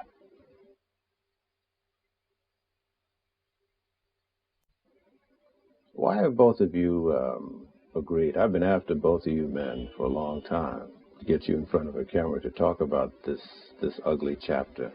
What made you finally decide to talk? Well, I don't like to remember it because it were good times, but the way he died was a very painful part of my life. I don't like to remember it. Maybe it will inspire some of these young people to learn about Malcolm, find out what he was trying to do, and to continue to struggle, because that's, in my view, that's the best thing they can do to help themselves in this mess over here, to learn the strict discipline he had, the toughness of mind, not to be taken off by all of the negative attractiveness of this society, the drugs, this noise that people call disco, and all of the other deceptions that you find in this country. These kids have really got to, the ones that are still capable of doing it, really begin to turn themselves around and look inward for inner strength, because there's nothing outside. Your strength comes from inside, and it comes from understanding who you are and what you're about. Somebody might say, why would you focus so strong on this man? You know, was he the only hope, really? Well, is it possible that all of this hope could reside within one soul? My knowledge of the history of human beings is from time to time, rare people are born, like Genghis Khan, Gandhi. There are people that stand out in history, like Akhenaten in ancient Egypt, and they seem to personify all of the hopes and aspirations of a whole nation of people. You see it appears in one human being. And when that person appears all around them, they have to support him because he can't do it alone. Like all of these people had to support Gandhi, or India would still be a colony. And they killed him too.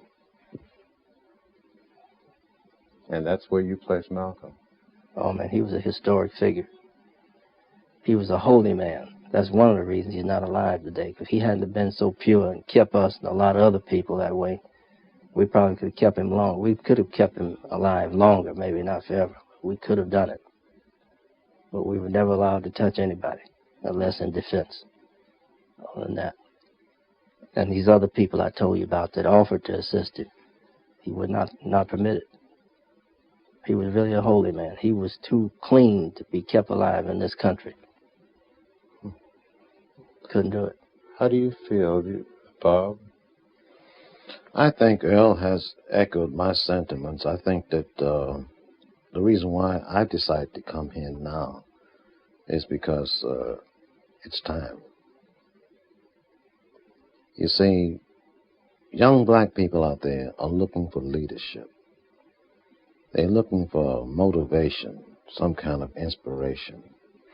And it's up to us to provide that for them, to let them know that the only solution to the black problem is not to force yourself on somebody else, to stop begging and knocking at the door and chasing white people all over the globe.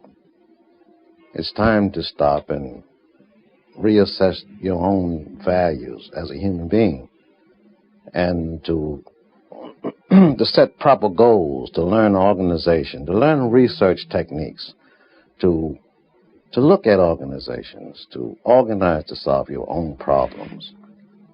Is there some way in which, in understanding his life and death, it'll be of help to us today?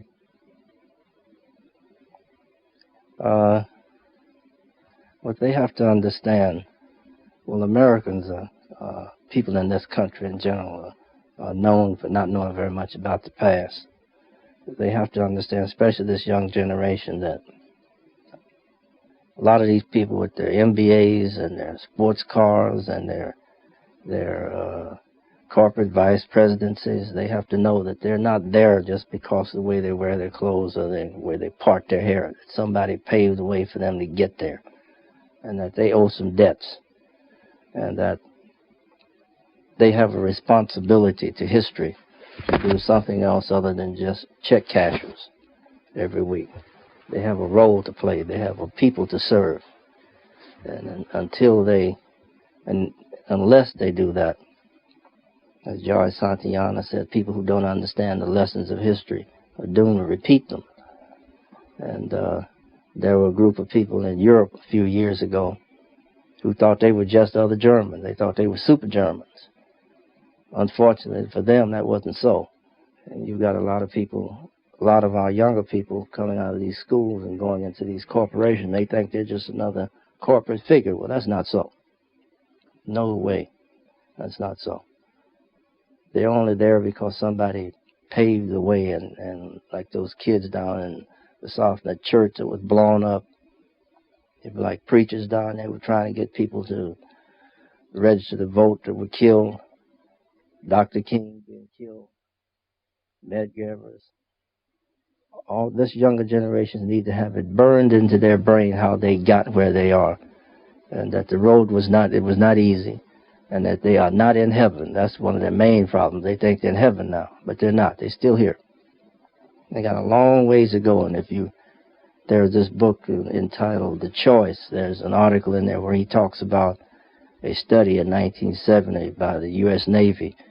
What would be the attitude of white people in this country if black folks were beginning to be systematically suppressed like the Jews in Germany? And the study pointed out that most white people wouldn't care.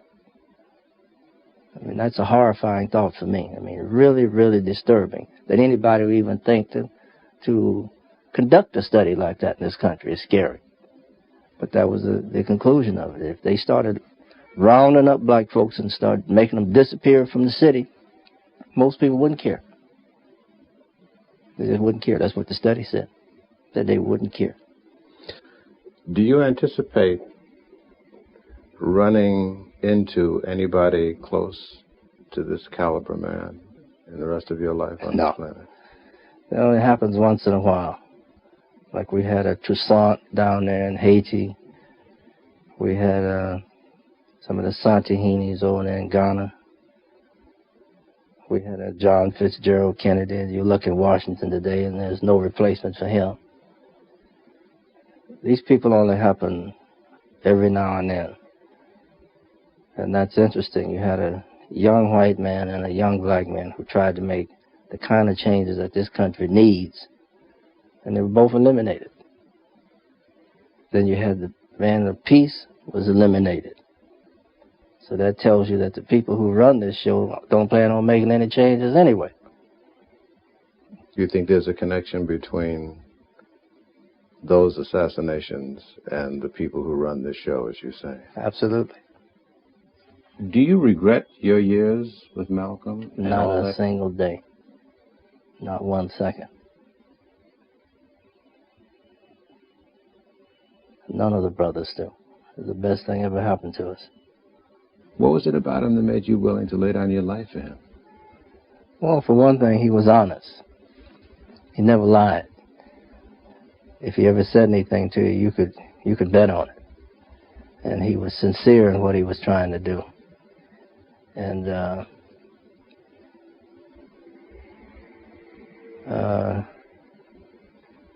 guess I really never thought about things like that. We didn't take time out to think about things like that. Mm-hmm. We had something to do, so we did it. With just a few of us, Luke, myself, Brother John, Brother Ivory.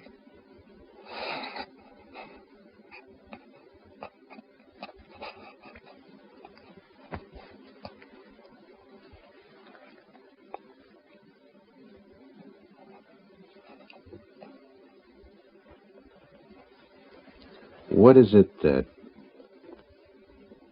hurts you so when you talk about those days, Carl?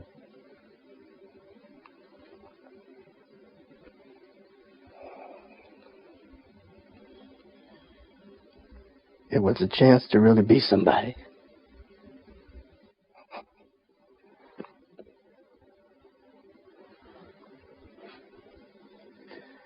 This country doesn't allow black males to mature. It allows them to grow up physically, but not to mature mentally, intellectually, or spiritually. And Malcolm gave black men that chance in this country.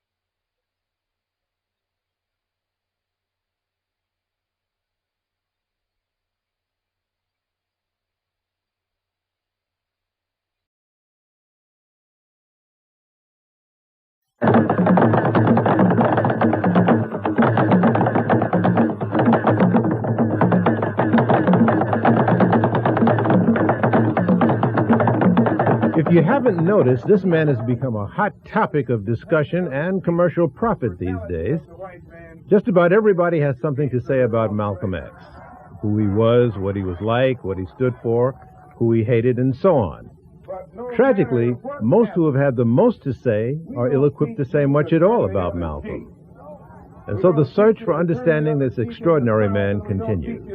Recently, I sat with some of those who actually knew him, and well, and worked with him. You'll hear what they had to say about him right after this. We are assembled here to talk about a man named El-Haj Malik Shabazz, also known as Malcolm X. All of you had involvement with him.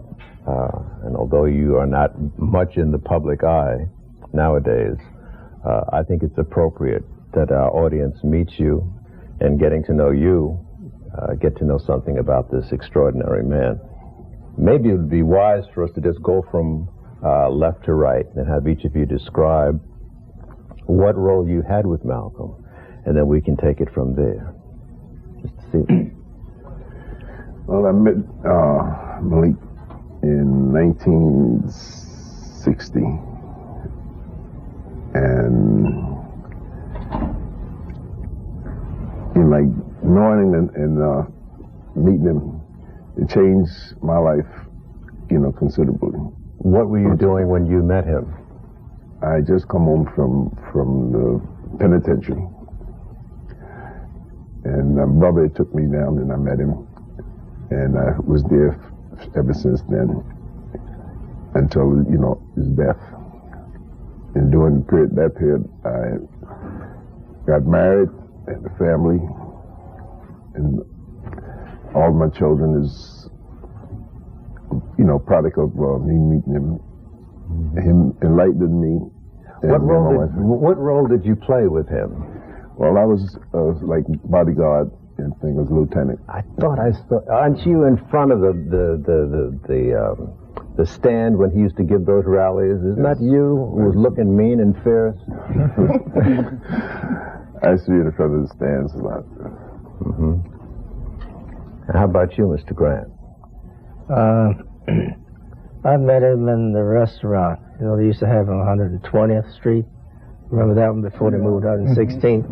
I met him in there. And he started attending the mosque and got involved in photography, things like that, and trying to do some motion picture work down there.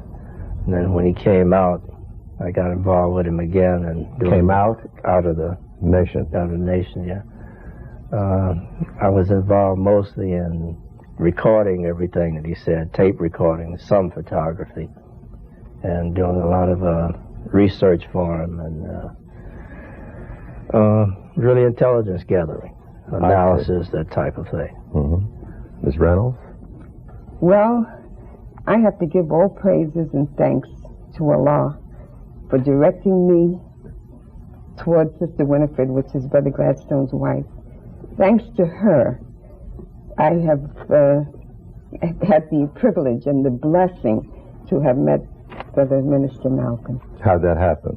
Well, we used to work together, and I noticed this sister, there was something different about this sister.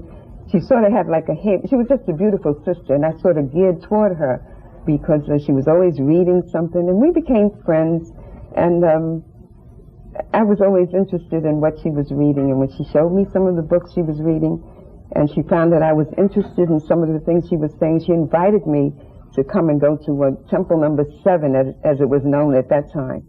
And I went with her. And my life, since that day that I went, has been changed. And I can never stop thanking her for introducing me to the religion of Islam. And I have the greatest respect for Master Farad Muhammad, Elijah Muhammad. But I must say that my most knowledge of what I've learned and how I was able to teach myself and to understand truth and different things like that came directly from Minister Malcolm X.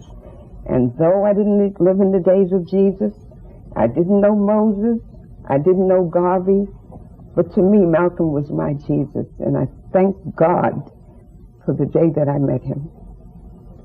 Strong statement. Mm-hmm. Mr. Alexander. Well, Malik Shabazz, beautiful brother. I came into the nation behind this brother over here, Sidney. I was interned, and when I came out on my release day, he met me. Oh, you were a bad dude too? Well, actually badder than a bad dude. Everything. Drugs, alcohol, women, everything was my lifestyle at that particular time. That's what I was doing being interned. But after I came home, thanks to Seeley, he took me down to the mosque number 7. And right away I sat there and I enjoyed Malik Shabaz's message. And I signed up for my ex that same day. After that, I went through the FOI diligently and became assigned to security for Malik Shabazz. And this is where the whole episode started. This brother, Sidney, a late brother, Brother Kenneth, which we used to call Bullet, and myself, we escorted the minister everywhere at that particular time. What did they call you? Did you have a nickname? Butch. Uh-huh. But Gladstone X was my name. I see. You understand? And the X, now I see the X thrown out so far, but the X is unknown because the last name was given to us by the slave master. Mr. Ferguson. When I came under the influence of Brother Malcolm and met Brother Malcolm, I had just about given up on the struggle that was going on at that time, that so-called struggle. I felt that the whole thrust of the integrationist movement was wrong, incorrect. I felt that this country, under no circumstances, would ever accept black people as equal and as full citizens. And when Brother Malcolm came on the scene, I listened to him. I found him to be a very political person, although he was in a religious organization. I found him to be a very courageous person. He was speaking to the needs of black people. He was analyzing our situation and giving remedies for it. And I was attracted to him for that reason. To the extent that I asked one of the Muslim brothers if it would be possible for me to join the Nation of Islam, but not actively participate in the religion. I never got an answer. He said he'd have to ask in Chicago. But I know there were a number of people who wanted to join the Nation of Islam. And when I got no answer, I said that if this brother should ever leave the Nation of Islam, I would go with him. I would work with him because I felt that he was too large to be in a straitjacket like I felt the Nation of Islam placed him in. At that time, I had no indication, there was no indication that he would ever leave the Nation of Islam, that the problem would develop as it did later on. But when he did leave the nation, by that time I had met Brother Malcolm. I had gone to the mosque several times and listened to him speak. I had attended several of his rallies on street corners. Whenever he was on television, I made it my business to listen to him, and his line was so correct. He was so straight, and he was saying what so many of us wanted to say, but for whatever the reason we're afraid to say it. He had that courage. But the analysis that he made of our situation and the remedy that he prescribed is what caught my attention. And when he left the Nation of Islam and he founded the Muslim Mosque Incorporated, I became a member of that group, and I remember well the night that he announced the formation of it. I believe it was at the Dawn Palace. Dawn Casino. Where was that? On Seventh Avenue. Yeah, right. I was sitting in the back. And he announced the founding of it and that some people had joined. And he made a reference to me, but he didn't call my name. And when he then formed his second organization, the OAAU, the Organization of African American Unity, he asked me to be the chairman of the Education Committee, and I accepted that. Let's talk a little bit about his personal qualities. We know him as a fiery, brilliant orator and an intellect. But what kind of a person was he in just normal conversation? Not all at once. I mean, I thought you all had something to say. You're all sitting here quiet. No, I thought you was directing it in, but you speak first and I'll follow you. He was highly spiritual as far as I'm concerned. I remember an incident. We were having a rally, or going to set up a rally at 116th Street over by Fifth Avenue, over that way. And I was riding security with Malik Shabazz on the way, and the crowds was recognizing us as we went. There was a guy with a wino, which is he drank wine, rushed up to Malik out of the blue. So behind that, my job was to check him. So when I checked him to find out that he just wanted, to touch Malik, I said, well, just stay on the side and don't cause no trouble, my brother, because I know you've been, drinking. The guy said, I just want to touch him and ask him for 40 cents. So I can get me a pint of wine. And Malik Shabazz went in his pocket and gave him. He said, brother Gladstone, I appreciate everything, with the security, but, we have to get to our brothers any which way we can. Anybody else can tell me about his personal qualities? Well, let me say that for those that didn't know him or didn't have the opportunity or the pleasure or the blessing of having just been exposed to him, he was such a different person down from the rostrum, you know. Yeah. He was so humble and so almost shy. You know, you would not even believe he was the same. He was such a good person, you know. He was. You wouldn't believe that he wasn't. You would figure he was always fiery, but he wasn't. You know, when he had the opportunity to just speak on a one-on-one or talk to, he was just as humble and just as kind, and never ever, you know, felt that you were taking too much of his time or anything. They used to get mad at me in the temple because I'm the sister. That's the sister that always asks all those questions. But, you know, and every question that I asked, you know, Brother Malcolm took the time to try to explain it to me to the best of his ability that I could understand it, because, you know, you almost have to draw pictures for me. What would you say to someone who would say, this Sister Jean Reynolds is laying it on a bit thick when she says Moses and Jesus and puts Malcolm in that company? What would you say to somebody who challenges you? I would say to them, brother or sister or whoever you are, evidently you didn't have the opportunity to be exposed to this great man, you know, because maybe they would doubt that someone walked with Jesus or with Moses or with Garvey or what have. To me, Malcolm was my Jesus, and as I said before, not to take anything away from Master Farad Muhammad or the Honorable Elijah Muhammad, you know, but Malcolm was most instrumental in my learning who I was and in my understanding, because he was most instrumental. And when I say that it changed my life, it was a void in my life. I don't know what it was I was looking for until I went to Temple number 7. That's what it was. You know, it changed my husband, my children.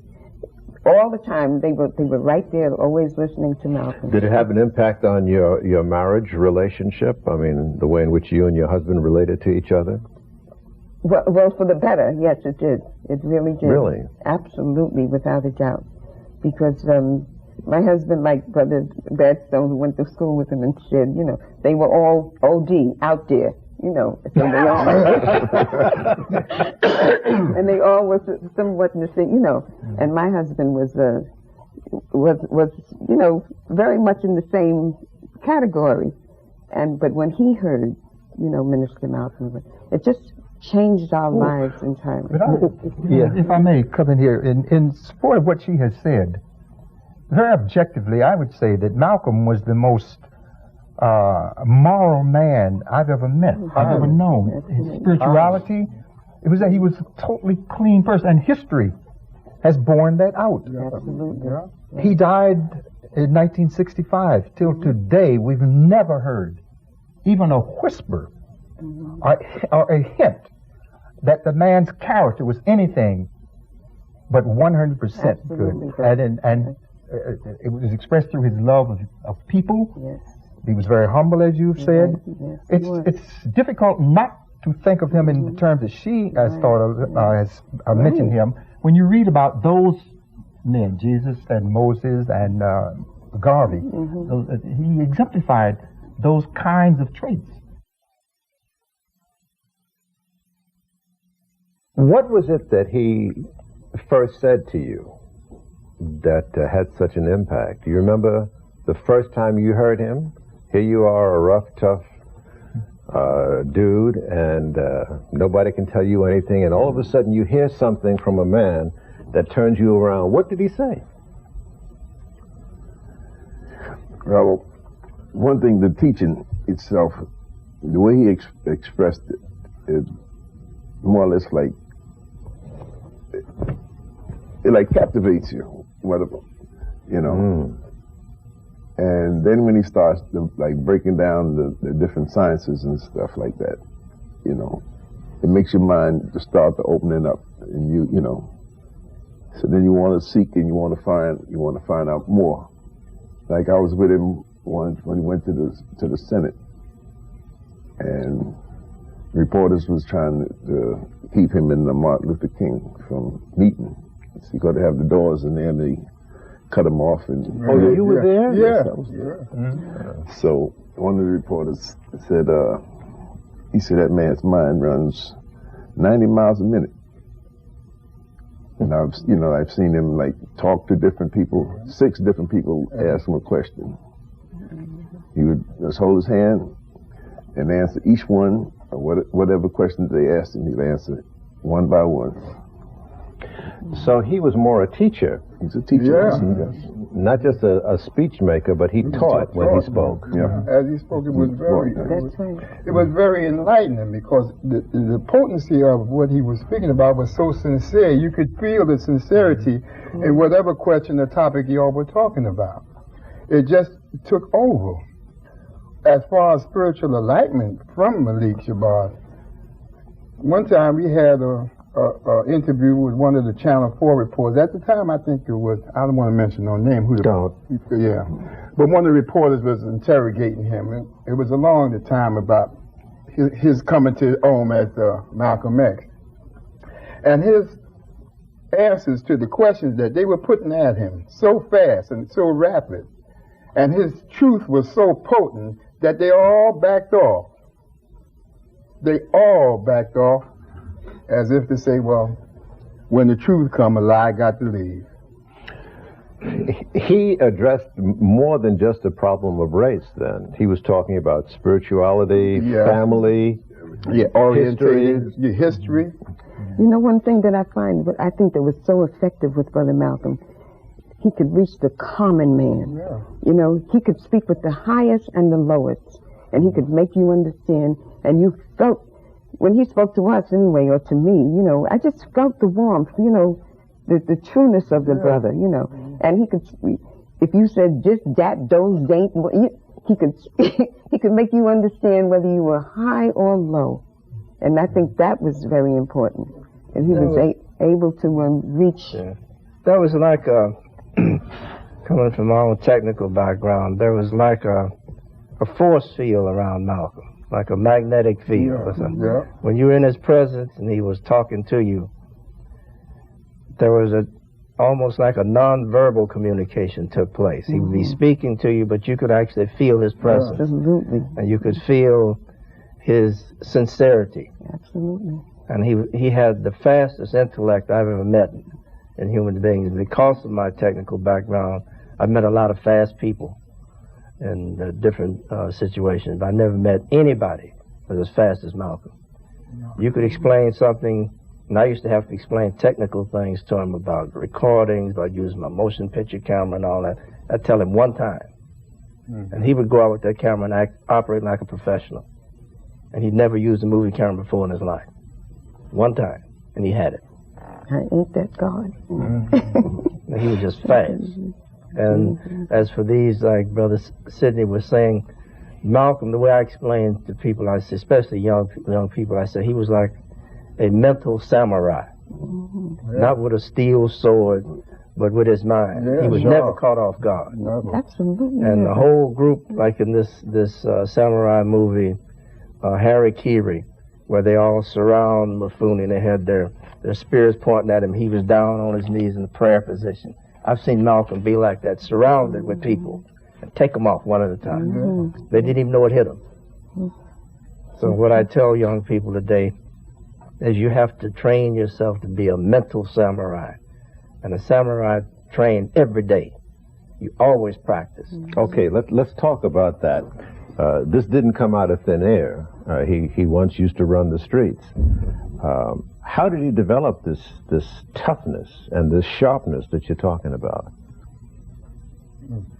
He read. He read a lot. He read everything. He read everything. You seldom saw him without something in his hands that he was reading. If he was sitting backstage waiting to come out at the Audubon Ballroom to speak to the public, he would be sitting backstage reading something. And interestingly enough, he was able to not only read things, but to digest them, to analyze them, and then use them to substantiate his positions. You could never challenge him that he couldn't document anything that he said. It wasn't that I think this, I believe. He would say, I believe this, and it's correct because, and he could cite chapter and verse, and that was why it was so difficult for anyone to challenge him. What did he read? He read African history, he read revolutionary, he read, I think the man read everything. I don't think that he passed up anything. I know he read his Quran, he read the Bible, he read everything. He started by reading the dictionary. He read the Bible, too. He had a good, clear interpretation of what was going on in the Bible. Him reading, because I brought 2 books with me that we had. This came out in 1963. And we were required, the brothers, to read this book. One is The Craft of Intelligence by Alan Dulles. His brother was John Foster Dulles. This was a former head of the CIA. The other one was Secretary of State. And Stanley Lovell was the man in the CIA who developed a lot of their devices they use for their, what they call their black operations. And Malcolm said, you have to know these kinds of things, but these are the rules of the game. And you can't play in this thing if you don't know how people do these kinds of things. So you're saying that not only did he understand our social condition, but he understood the conditions that created it.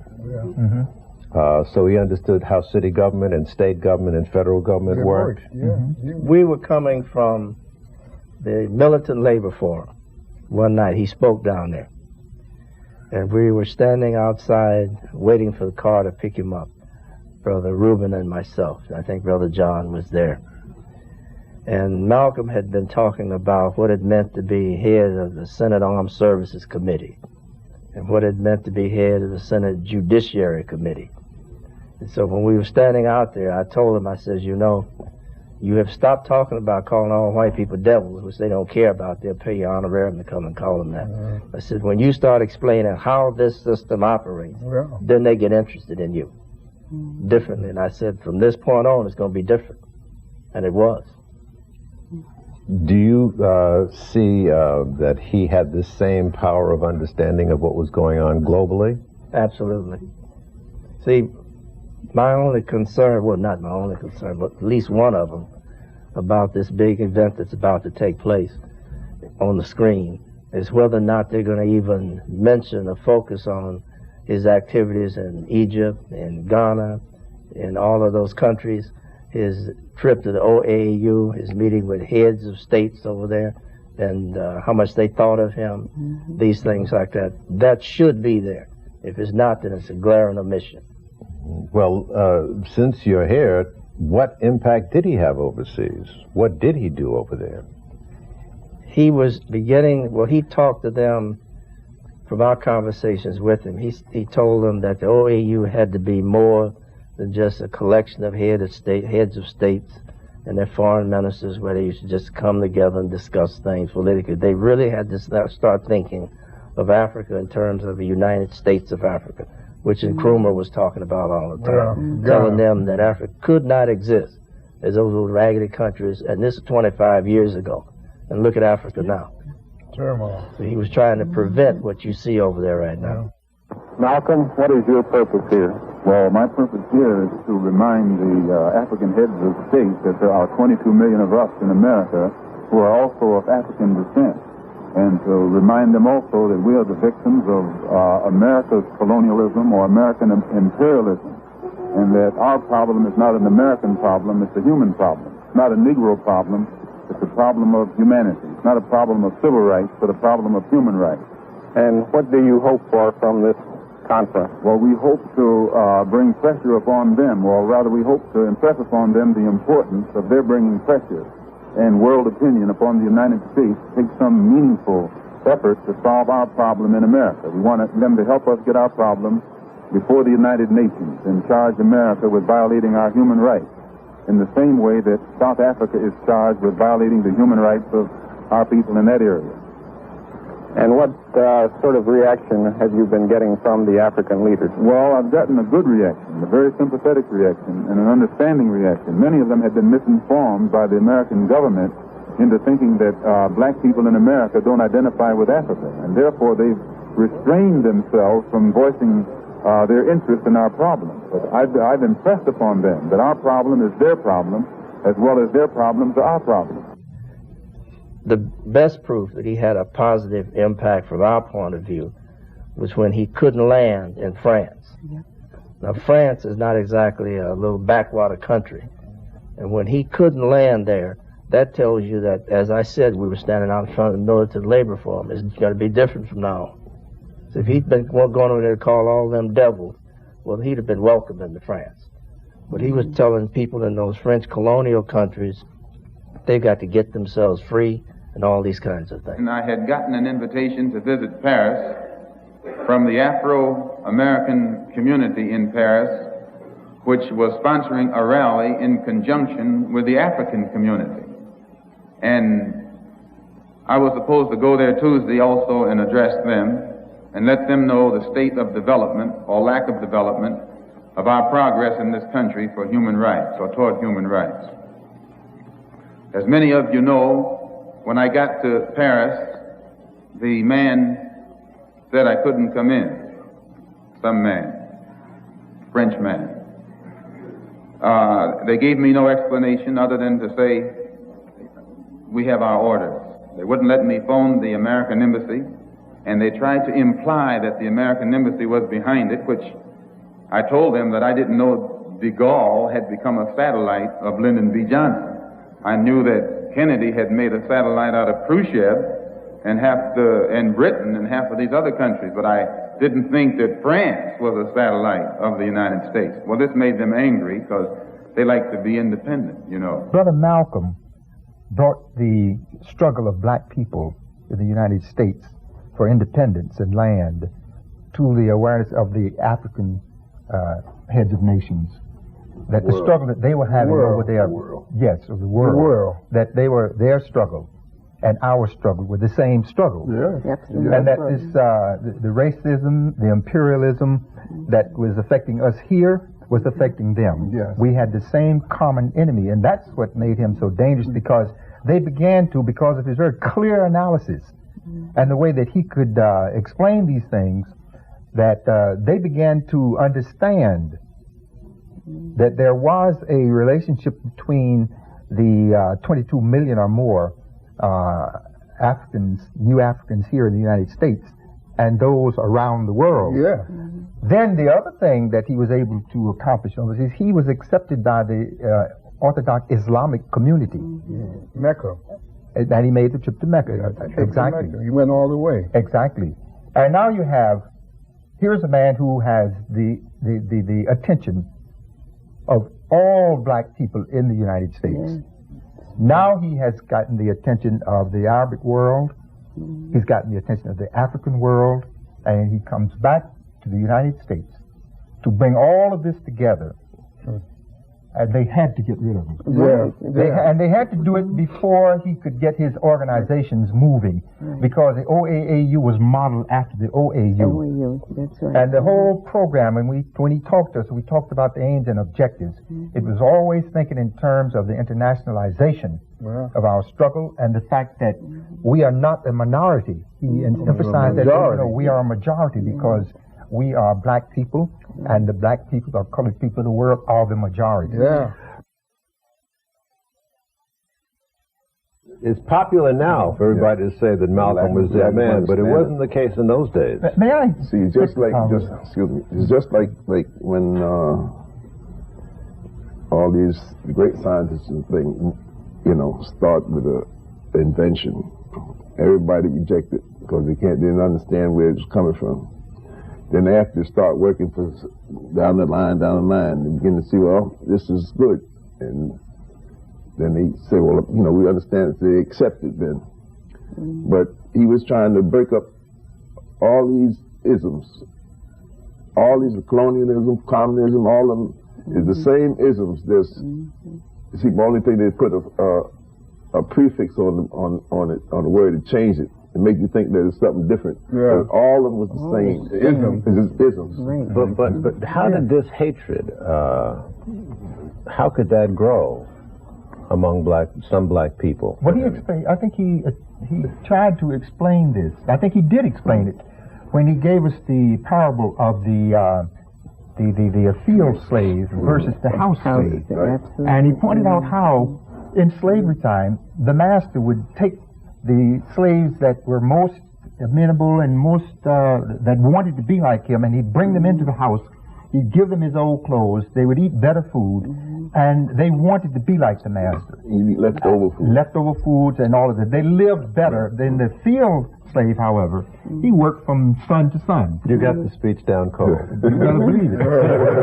It's part of what guides me. It's and I think that is the explanation for it. That although we all have been kept here in captivity, our ancestors were brought here as prisoners of war and were made into slaves.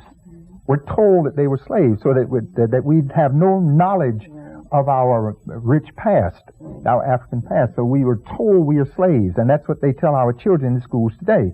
However, though that is not true, our ancestors were prisoners of war because they were captured as a result of the European waging war on our ancestral homeland. Let me ask Butch, what impact did he have on your manhood, your sense of manhood? Well, that was a strange transition that I had with him. I remember how I came into this manhood with Malik and Shabazz. We went downtown to protest on a precinct with a police brutality thing. And the precinct was all the way down, the fourth precinct, one of those big precincts down there. Something had happened down there with the African American, and the police had came in and just disrupted the person and everything. Malik took us down there, the Muslims, got on the subway, we went down there, and we surrounded the whole precinct for a spokesman to come out and talk to Malik Shabazz. They had police all on the roof, they had them everywhere. And even some of the ones that was with us, you could see the fear of what they were under come to their eyes. But I stood so tall because Malik had no fear in him at all about what he did. Then I was wondering, well, what am I doing here? Because it was so put together in such a way that the police came out and surrounded us. So what are you telling me about how he made you feel about yourself? He made me feel tall. Behind all the R's, the guns. We didn't have no guns. We didn't have nothing. We just went down there with him to demonstrate against this protest. With this protest. And it made me feel standard because I never stood up in a situation like that before. I always stood up with my own people, knocking them down or something like that. But when I came against the society that's throwing down on me, and I know that they can take my life with one shot, I felt good standing there with Malik Shabazz. I was ready to do whatever it was with him. Sister Jane, what impact did he have on you and your sense of your womanness? Oh, brother, listen. It's the time that, this was around the 60s when I first came in contact. You were a Christian up until then. Well, yes, I was raised in a Christian home, but I had doubts about all of that as well. Okay. Like I said, there was something that was missing, and I didn't find out what it was until I found out what it was. But I was involved in the school fight at that time with my young children at that time. I had kept my children out of school because there was only one school available, my son at the time, George, there was only one school available for him to go to when he came out of junior high, what is it called, grade school, going into junior high school. 139 was the only school available for him. And I was determined that I was not going to send him there. And So anyway, by going to the mosque and what have you, temple, I would ask Brother Malcolm certain questions. He told me, sister, he said, you stand up and fight for what you believe in. He said, and when you're talking to the devil, he said, you look him straight in the eye when you're talking to him. He took the fear out of me, you know, and he put a backbone in my husband as well. And because of that, you know, I kept my child out of school like for 5 months. They threatened to put me in jail. They threatened to do everything to me, but the encouragement and that Malcolm gave me, you know, I just believed everything the brother said, and I was writing to him, because right to this day, things that are happening right now, I can look back and say Malcolm said it. I mean, and this is for real. There are many. He used to say the 1990s would be the decade of truth. He used to say that the Ku Klux Klan would be on the police force.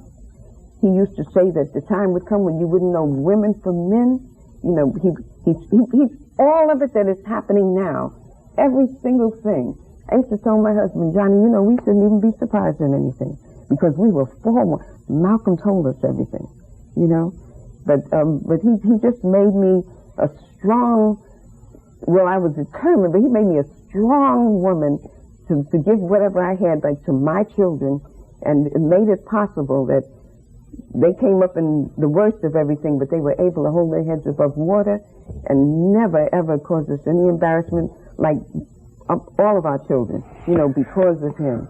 He just gave us that, I have to use this term for lack of a better term, that shot in the arm that we needed. A champion, we have the best trained employees and loan officers in the business. They'll put you at ease and take the time to walk you through the second mortgage process step by step. Malcolm X, one of this century's preeminent figures in the human rights struggle.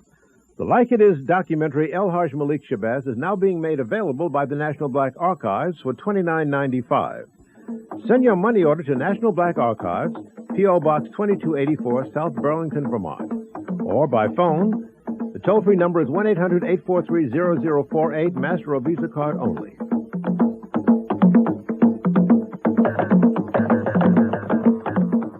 The forces that took his life.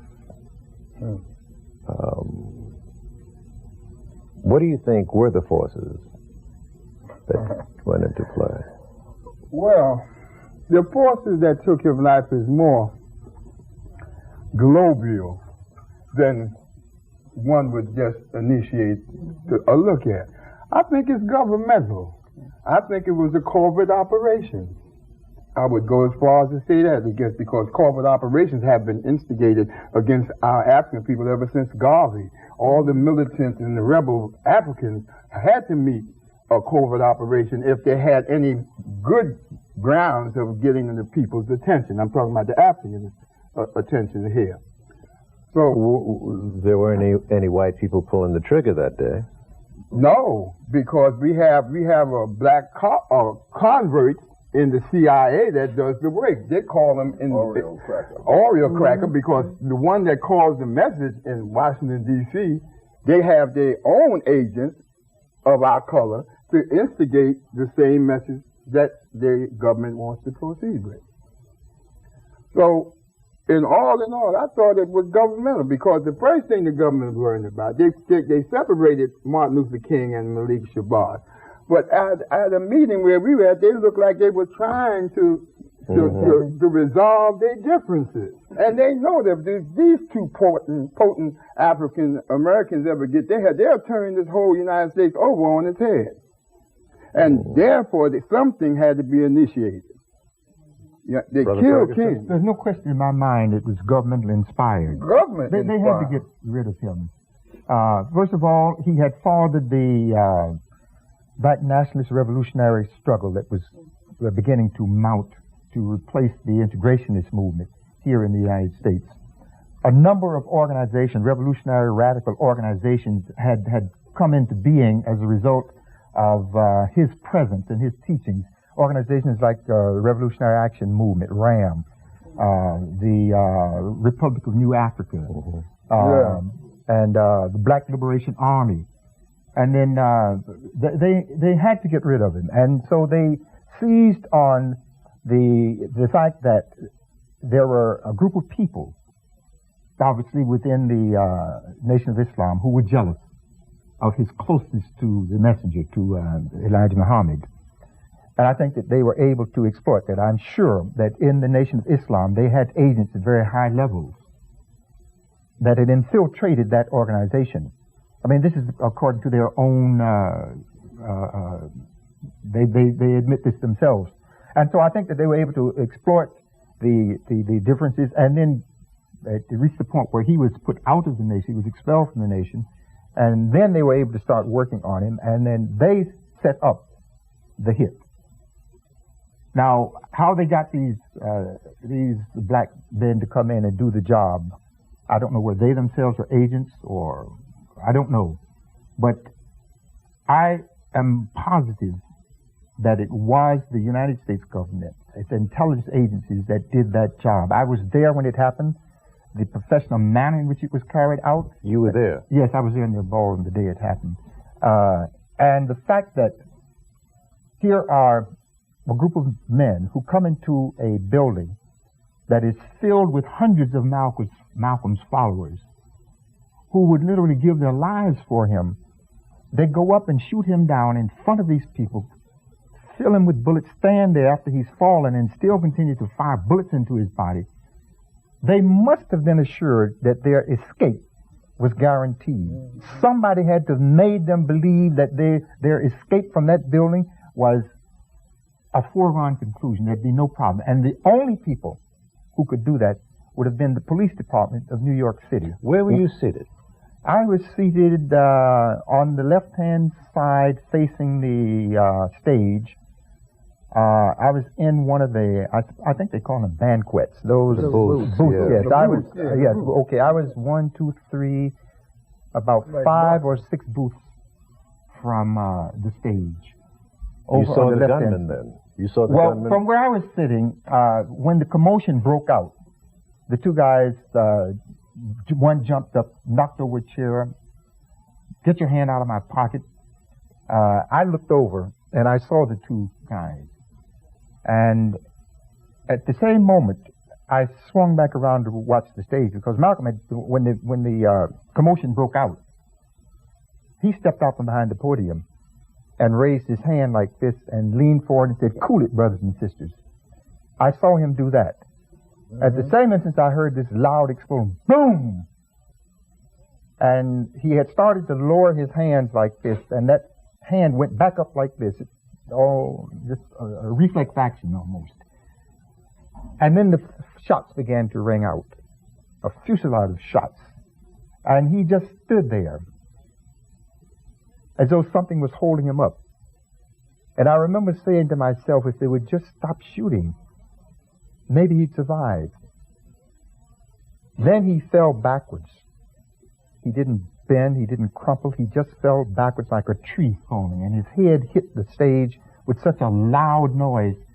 I said, well, that's got to be the end of it. If the bullets didn't do it, he split his head open from that fall. And after everything quieted down... Well, wait a minute, there must have been pandemonium now. Total pandemonium. People screaming, chairs falling over, everybody scrambling to get to take cover. When the shooting stopped, it was as quiet as you could. You didn't hear a sound. It was as though time had stood still. And I looked across, and in where the center aisle had been, there were 3 men standing. They were standing one behind the other. The first guy had on a cap and a quarter-length coat, and there was some weapon in his hand. I couldn't tell whether it was a pistol or a sword or what. Anyway, it was almost as though they were frozen in time. And then, as though a signal had been given, they started running towards the back of the auditorium. And they were stepping over people and chairs. And as they got near the back, some shots rang out. And then they turned and went through the exit leading to the steps that took you outside of the building.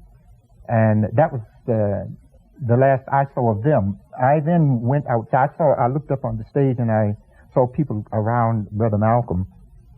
And I said, well, there's no point in going up there. He's dead with all those bullets in him. And I went downstairs out in the street. Pandemonium was outraged. People had rushed out in the street following these men. And to my right, there was a group of people with a man who later on turned out to be Hagen, I think his name. Hayer, okay. Yeah, they were pulling on him. A policeman fired a round in the air, and they got this man from the crowd, threw him in a police car, and the car drove off. Our panel discussion about Malcolm will continue next week. Join us then.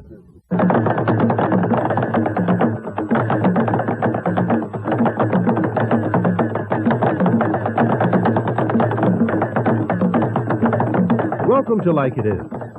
This edition continues last week's panel discussion with some of those who were close to Malcolm X. We'll get started in a moment.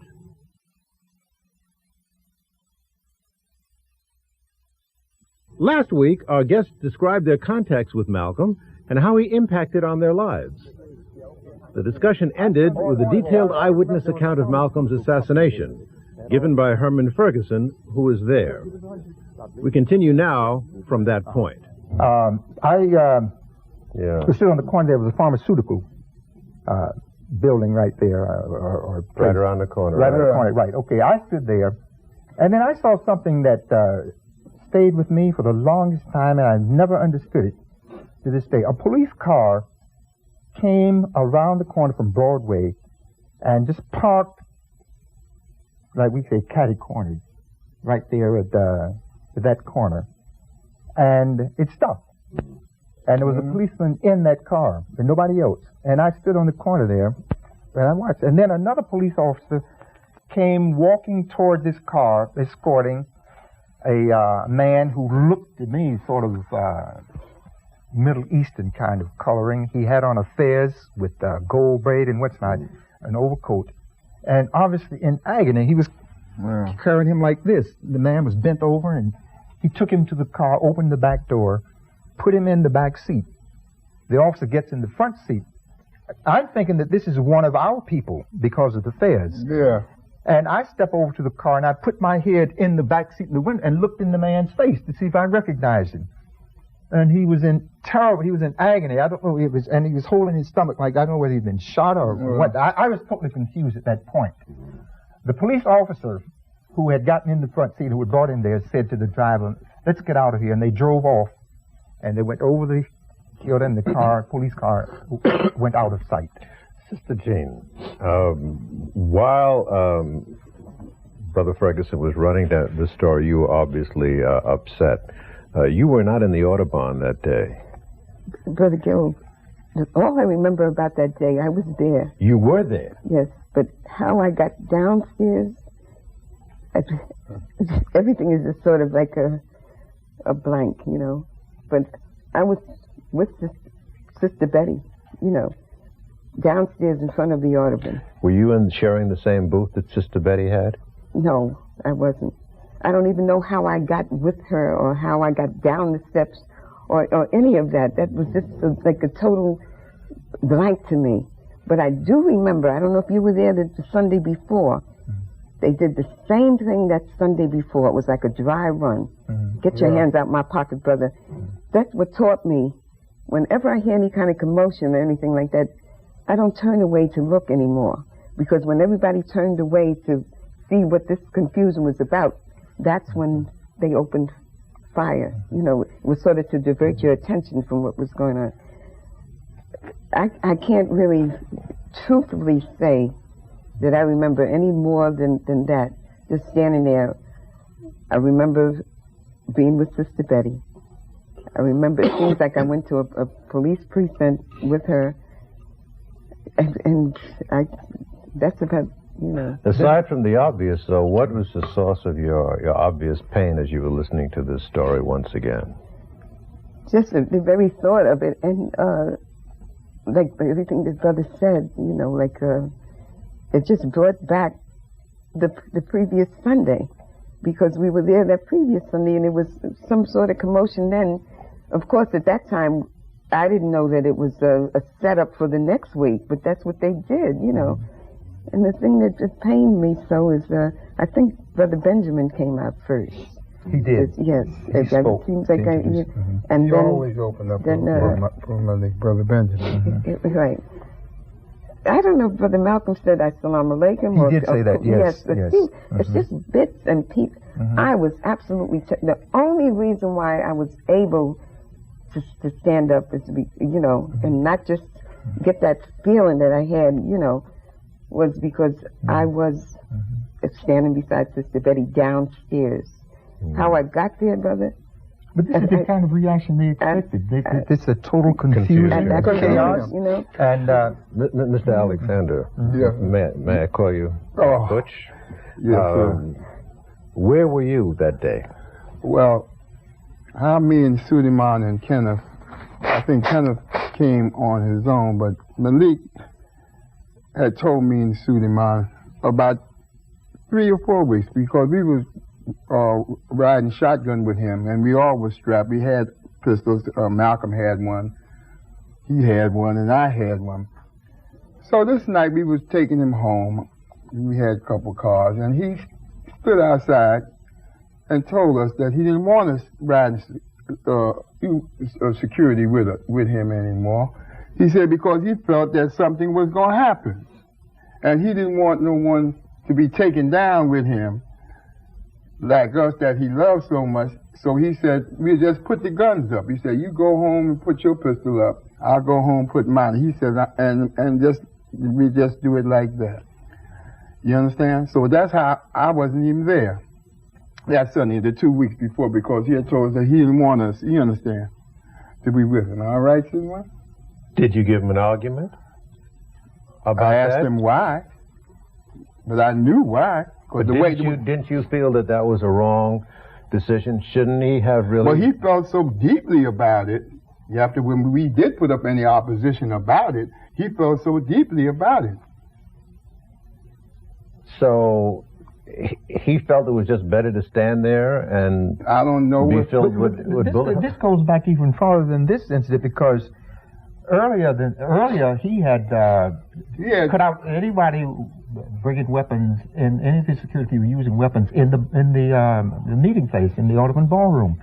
He had stopped that, and he had also stopped. What was the reason? Well, he felt that when he explained to us in our meetings with him, the OAAU people, that he felt that it would frighten people away. He wanted to attract people who would come in and who would feel safe and would feel that the old image of the Nation of Islam, people being searched, weapons being on display, that it would play into that image that the system was trying to portray of Malcolm and his organization. But nonetheless, the man's days were numbered. He knew it, you knew it, everybody knew it.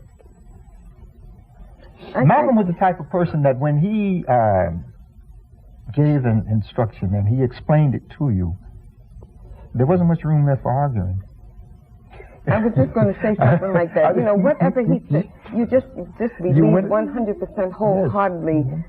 Brother Malcolm said that you wouldn't dare think of going against his wishes or whatever. Why is that? Why? Because we knew he loved us and we loved him, and you wouldn't dare. I don't know if you would call it disrespect or what, but you wouldn't. If Brother Malcolm said thus and so, I'll never forget when we went to the Dawn Casino that night. It was a group of people there, right? Everybody came down to go around to shake his hand and what have you. One thing beautiful about the brother, he had to be who he was to me. He didn't have a swelled head or anything. He was just concerned about his people and their freedom. And when I got to him, first my husband Johnny shook his hand, then I got to him and I said, Brother Malcolm, I'm for you. He stopped me right there. He said, sister, you don't be for me or nobody else. You be for truth and what's right. And I never forgot that. You be for truth and what's right. Like, in other words, he could have chested out and say, you know, he wouldn't even let me finish. That's how beautiful and sincere and genuine that brother was. Earl Grant, you've been sitting here very quietly listening to everything. Yeah.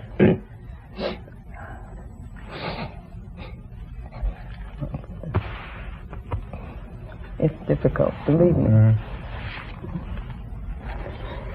You see,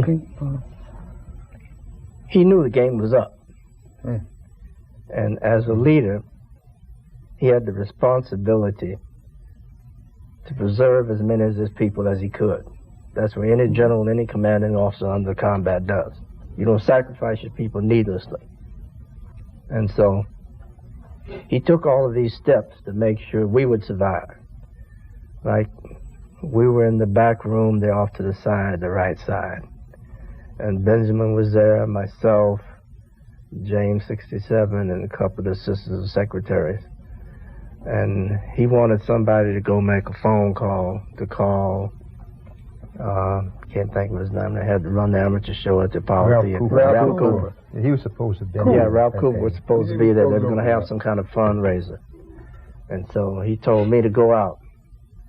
Well, man, I didn't go out. I didn't make phone calls. That's what the sisters did or somebody, some of the secretarial staff. And we wasn't concerned with that. No, he insisted that I go out there. I mean, he absolutely would not let anybody else make the phone call. And I'd never spoke to Ralph Cooper before in my life.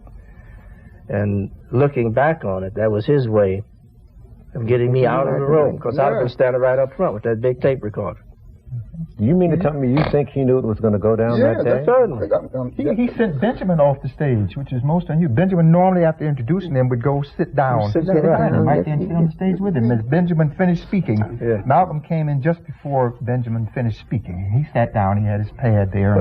And then when Benjamin stopped and introduced him, Malcolm got up, and as they crossed paths, Malcolm going to the podium, Benjamin going to sit down, he stopped Benjamin and whispered something in his ear. And Benjamin went back off the stage, down to the back, and I remember out of the corner of my eye, Benjamin was back, almost in the back of the stage when the commotion broke out. And that's what saved his life. Had he been on that stage, anybody on that stage would have been killed. The shots that rang out. I'm having difficulty understanding why Malcolm would expose himself like that. If he knew that he was going to be shot, why wouldn't he take some sort of defensive action? Why would he send everybody away, remove his perimeter of defense, and almost bare his breast to the assassin? Why would he do that? Well, he was a samurai. He just felt it was hopeless and that it was going to go down anyway. Yeah, he was a samurai.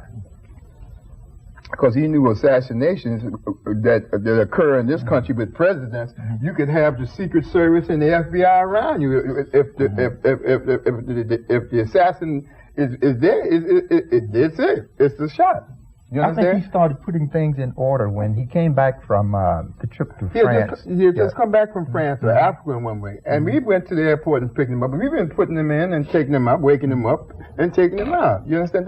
This was almost a shock to me when he said what he did. This was before all of this. You understand? This was just the primary. He said, well, you're Gladstone, Suleiman, Kenneth. He said, listen, you all been with me on security, blah, blah, blah.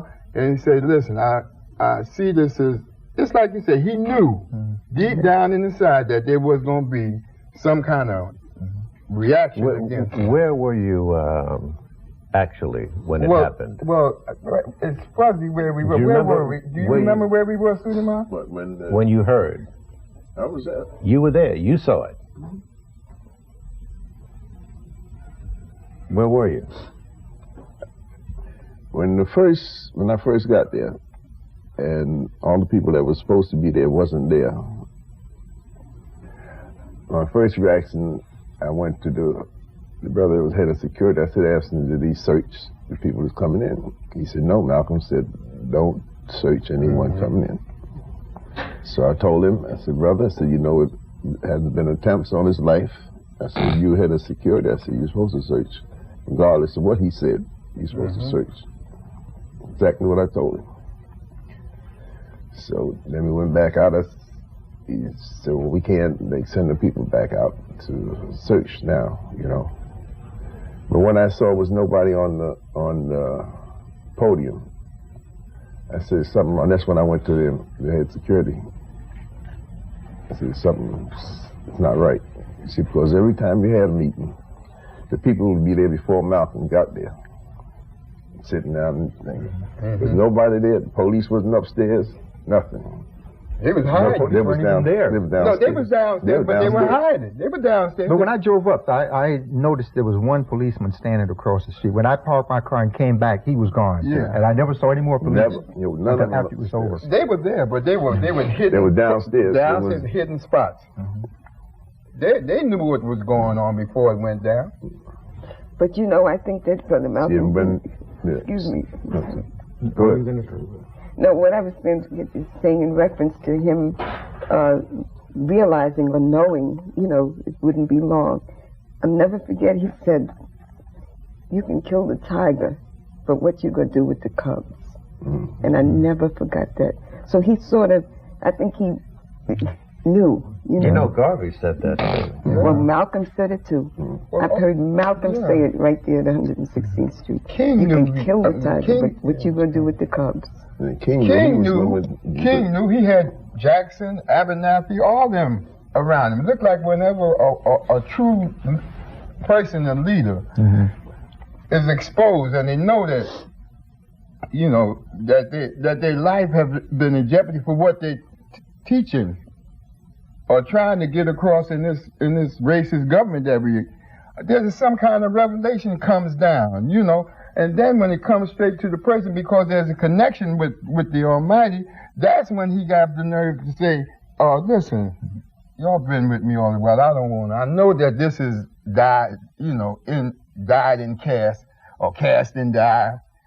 Y'all go ahead and, you know. Get out the way. Yeah. Because I know I'm the one they really want to kill. And he mentioned that to me. I don't know if we had picked him up at the airport or we was outside his house or whatever. And he just told me, because he had a pistol, he had one, Malik had one, and Kenneth had one. And we had been carrying them. It's a wonder we never got stopped by the police and searched. But they probably knew that.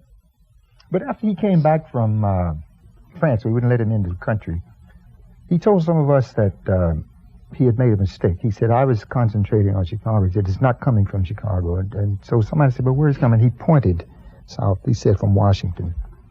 This was shortly before his death. I think it's just a mark of the greatness of the man.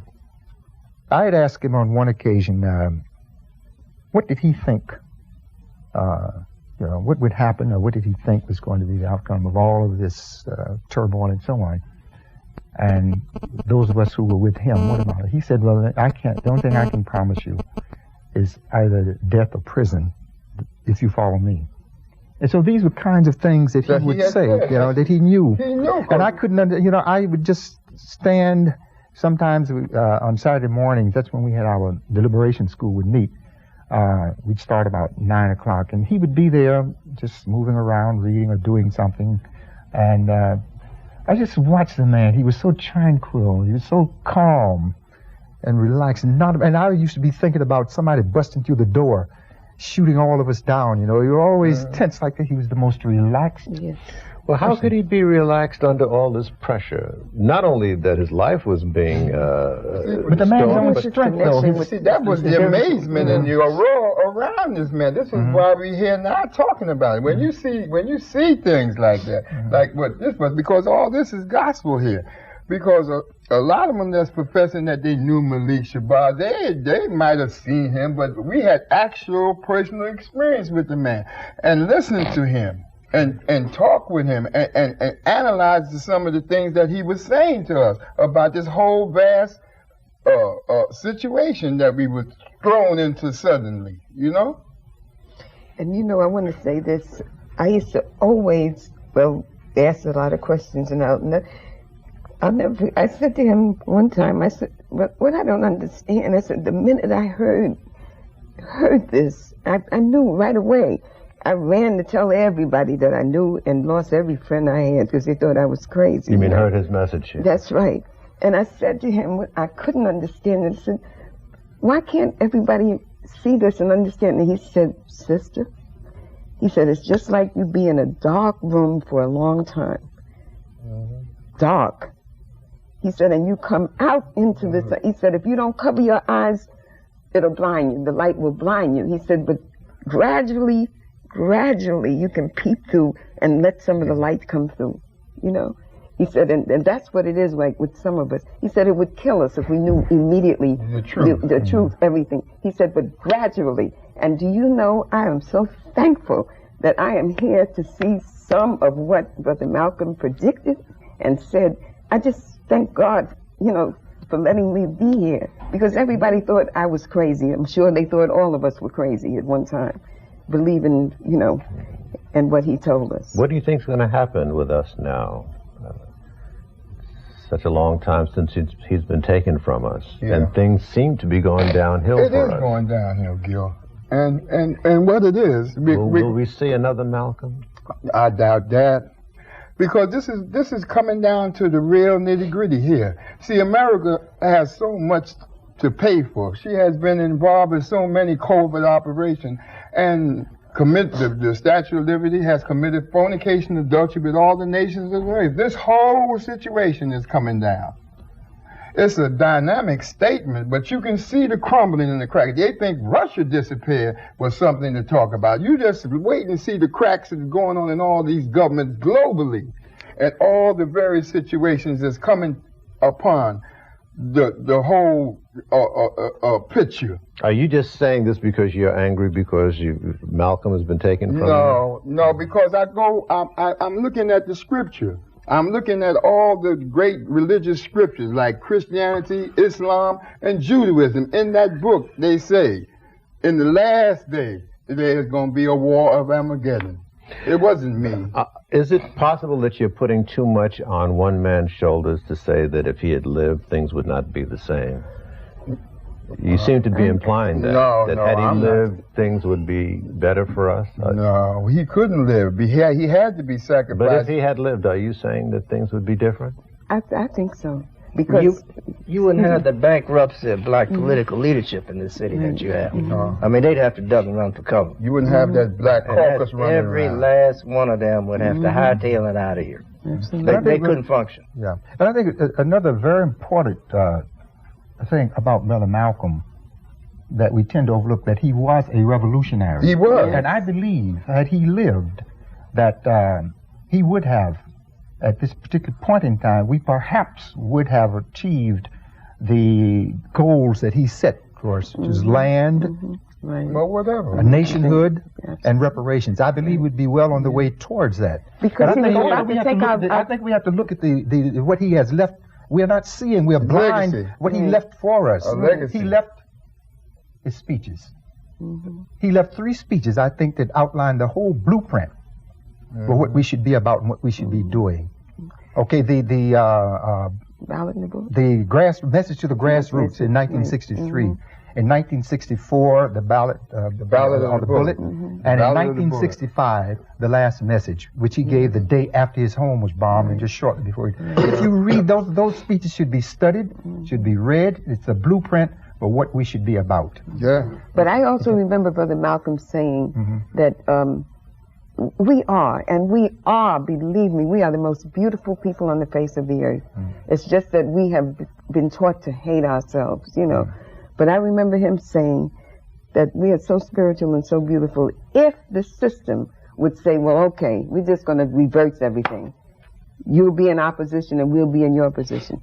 He said in 6 months' time or less, it would be right back into the hands that it's in now, because we are so trusting and so, you know, willing to forgive. There's nobody else on this earth like us. Because there are many people today who are in prison, dead, or in exile out of the country because they tried to implement his teachings. The prisons are filled with our brothers and sisters, political prisoners, yes, political prisoners, who follow Malcolm. In the prisons today, Malcolm is revered like a god or a saint. Yeah. Look at George Jackson, who was a follower of Malcolm. Look at some of the other people, Assata Shakur, Mtulu Abdul Majid, and Bashir Hamid. These are brothers who are followers of Malcolm, and they are the seed that he planted. But and we don't support them. I think that we should concentrate on that. Yes, we really should. And perhaps the leadership that we talked about a few minutes ago, will it ever come again? It might come from those brothers. I don't want to be spooky or appear to be spooky or anything like that, but, you know, I just feel, you know, I remember, you know, I also, like, I have to say the things that I remember that he said, you know, that God himself will have to fight our battles. He will fight it with the elements. Because we are such a forgiving and trusting people. Now, that may sound like a lot of hogwash to some people, but I believe it, you know. I believe, because look at the truth that is coming out, you know, all over the world now, not just locally, but globally, you know. Truth is, you know, and truth is what will probably get these people to Well, from my limited perspective, it would seem that it would be impossible to catch up with Malcolm unless you practice what he did, and that was self-discipline and reading, being as well-informed as he. It's not just a matter of, being angry, but developing the tools. And just like while you talking and this brother Ferguson talking, I remember what Malik said. I don't know if Suleiman or Earl heard it, but he told me, he said, Gladstone, he said, listen, see, he was coming off a rally, and I was saying, oh, brother minister, it was beautiful the way you cut the devil down today. You know what he said? He said, listen, he said, there's going to be some brothers that's going to come after me. That's going to come after me. He said, if you think I have a sharp tongue, he said, you wait till you hear them. But when he said it, it was just like water off a duck. I had no understanding whether, I couldn't put no finger on it. But he said, because these things is in the ground like seeds, they're going to pop up. And usually, like you see a lot of our African sisters taking the brunt of and taking on this government full force. And I'm so proud of them. I ain't going to mention her name, but she's there. And we're going to have these brothers coming out of the woodwork with the same kind of understanding. Because Malik said, but listen, if they're killing us anyway, and principally this is what they're doing, the police is killing us, they're killing us in all kind of medication, everything. He said, listen, there's going to be a time where they're going to stand up. He said, this African man has to stand up. And speaking of that killing, he said that they no longer use they don't need to tar and feather you anymore. No. They don't need to hang you on a tree anymore. They are killing you politically, educationally, socially. He would name all the ways of it, and this is exactly what they're doing. Mentally. And racism is in the computer. How did young people respond to Malcolm? Teenagers? Now? Then? A lot of them, it was like, a lot was over their heads. It was a lot over a lot of elders, and as you said, you could teach a man truth, but if you teach him too much, you're gonna bust his brain. So you have to teach him like in stages. You teach him a little, let him digest it. When he comes back again, you teach him a little more, but you cannot go to him and tell him, say, you have to do so and so and so and so, because he's not going to listen. You'll make an enemy. Or you short-circuit him. See, but if you let him, he comes, you ask you a question, you give him a little truth. He's going to go and he's going to digest it, and he's going to, I need a little more, You come back, teach him a little more. Then, as he gets to the level, then, like you say, water seeks his own level. Then he start going for self. And that's just like a farmer plants a seed. He's not going to come up before this time. He plants it in the spring, but it comes up, when it's time to come up. But it's there. See, because we had, we was down 112th Street one night. It was 5 of us. The white man, he came up and asked, so what do you think of Malcolm's assassination? Let's look at it. I said, Mr. said, don't bother. I said, So he said, no, I'm serious. What do you think of Malcolm's assassination? I said, Malcolm was assassinated. So he was murdered. He looked. And I said, you know who murdered him? People like you. Called a taxi. He said, taxi. I remember that. That was down on 12th Street. So could I say this, because I think you raised, among a lot of other important questions you raised, this one about the youth, young people and their relationship to him. I think one of the best examples of how they related to him is that the Black Panther Party arose out of the teachings that Malcolm left out, and that was a young people's organization. And it became a nationwide organization. And I think that perhaps might be a good answer as any. Last few minutes, and I want to ask you, if you had an opportunity to say something to Malcolm about how you felt about him, what would you say to him? If he were here now, what would you say to him? I think I'd apologize to him for not having carried on the work as I should have after he died. Butch? If I had Malik here now, I'd hug him and grab him and thank him so much for what he has helped me to do in this life. And I know that's far-fetched because I know he's gone. But Malik...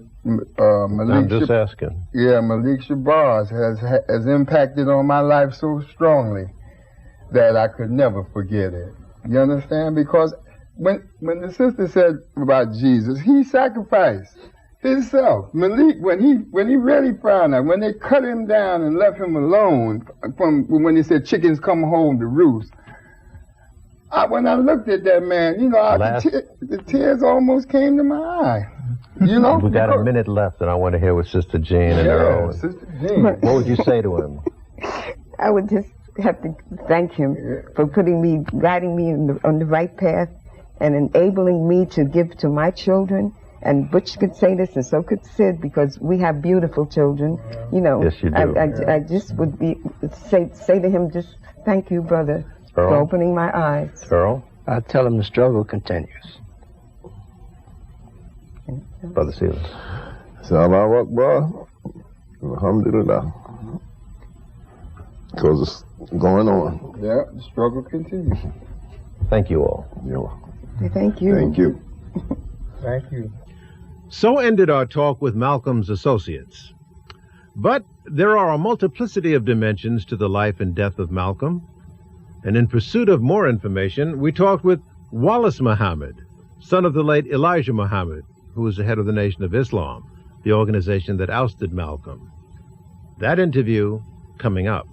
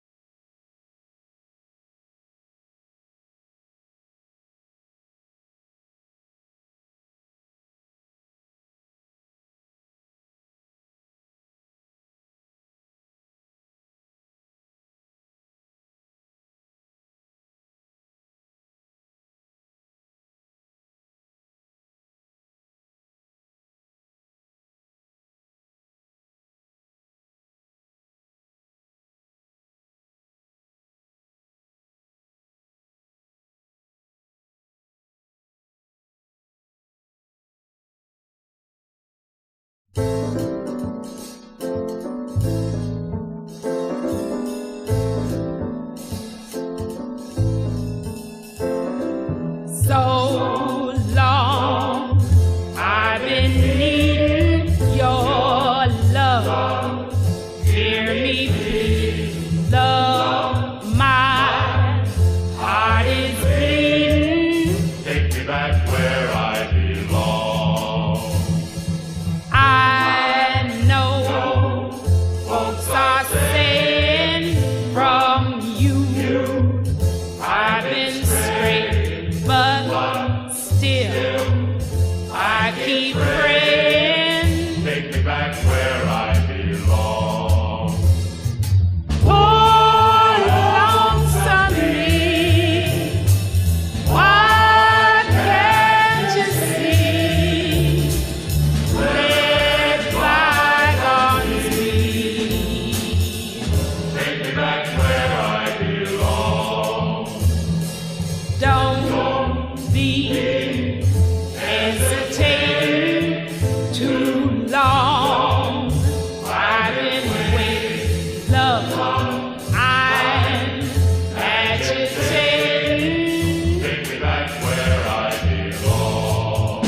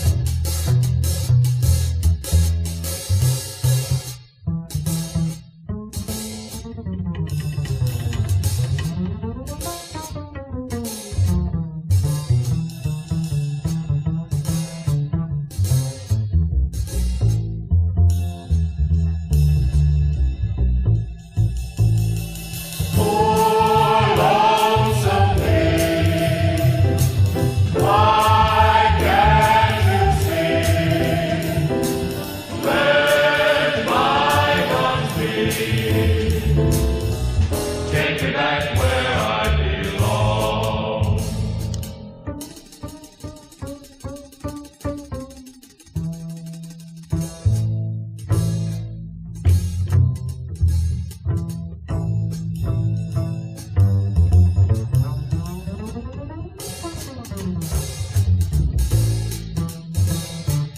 So long I've been needing your love. Hear me plead, love, my heart is bleeding. Take me back where I belong. I know folks are saying from you I've been straight, but still I keep praying. Take me back where I belong.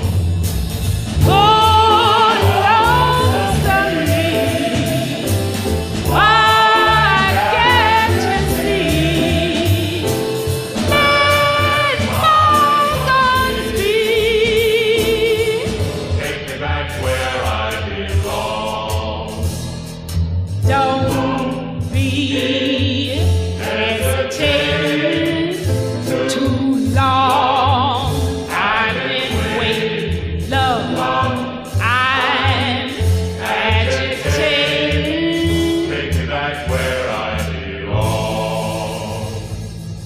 Take me back, take me back, take me back where you know I really belong.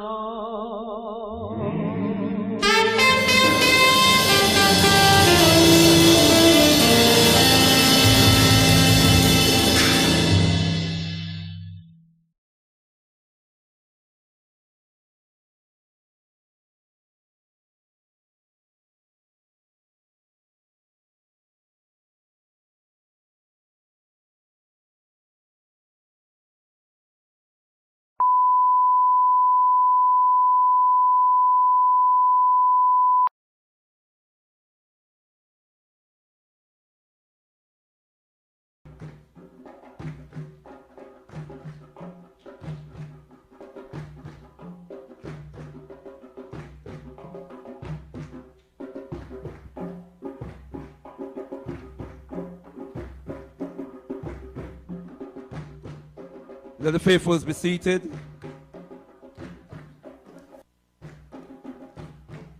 Tenaimari, let the faithfuls incline thine ears, thine hearts, souls, to the word sounds and power.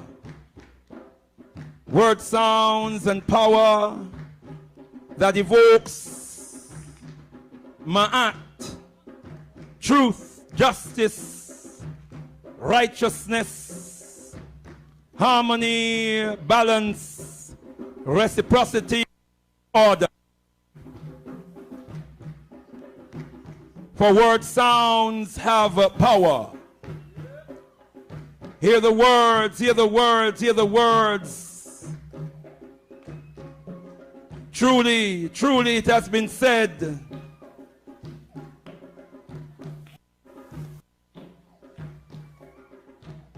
that one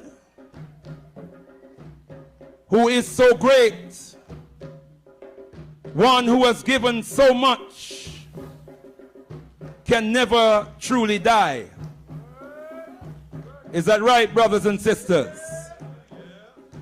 Truly, it has been said that all great people celebrate the outstanding events and contributors to their history. Is that right, brothers and sisters? And so we gather today around this sacred shrine in the presence of our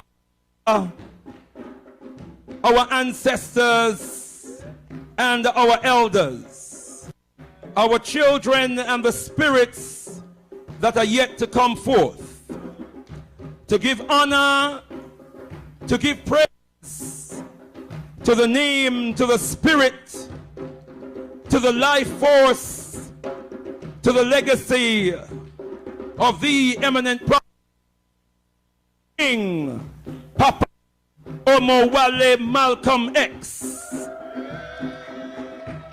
one who lived his life and gave his life so we could have a better life, one who stood up and faced his assassins and took 16 bullets all over his body for our liberation. This is the 50th anniversary of that brutal, savage, and treacherous event. The least we can do is gather in his name and in his honor. The least we can do is remember him. Truly, it has been said by great ones who have come before us that the way to honor great ones is first to honor great who have passed on, is first to continue to speak their names, call their names, call their names, call their names. And secondly, to deify their completed works, to deify their completed works, to recognize therefore divinity in their great works, and to honor their great works. And thirdly, to fulfill their incomplete works, to fulfill their incomplete works. And fourthly, brothers and sisters, Sister Marcia Rigg has just walked in. We're going to have to ask her to stand again. The sister of Sean Rigg. We know what happened to our brothers and sisters, and this sister has been fighting the battle. We just talked about Ma'at, truth, justice, and righteousness. Stand up, my sister. Just stand up and hold that space for a moment. Our sister is here with us. I ask us all just to rise for a moment and give her your love. Come on. Let her feel our love. Come on. Hello! Hello! Hey, hey, hey, hey! Hello! Hello!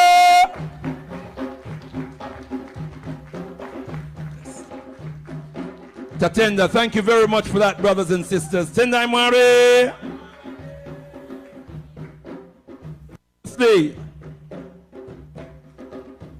We build monuments in their names and edifices in their names.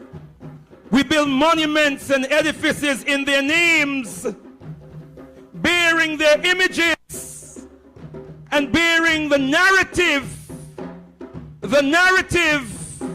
I said the narrative of their life and their legacy, brothers and sisters.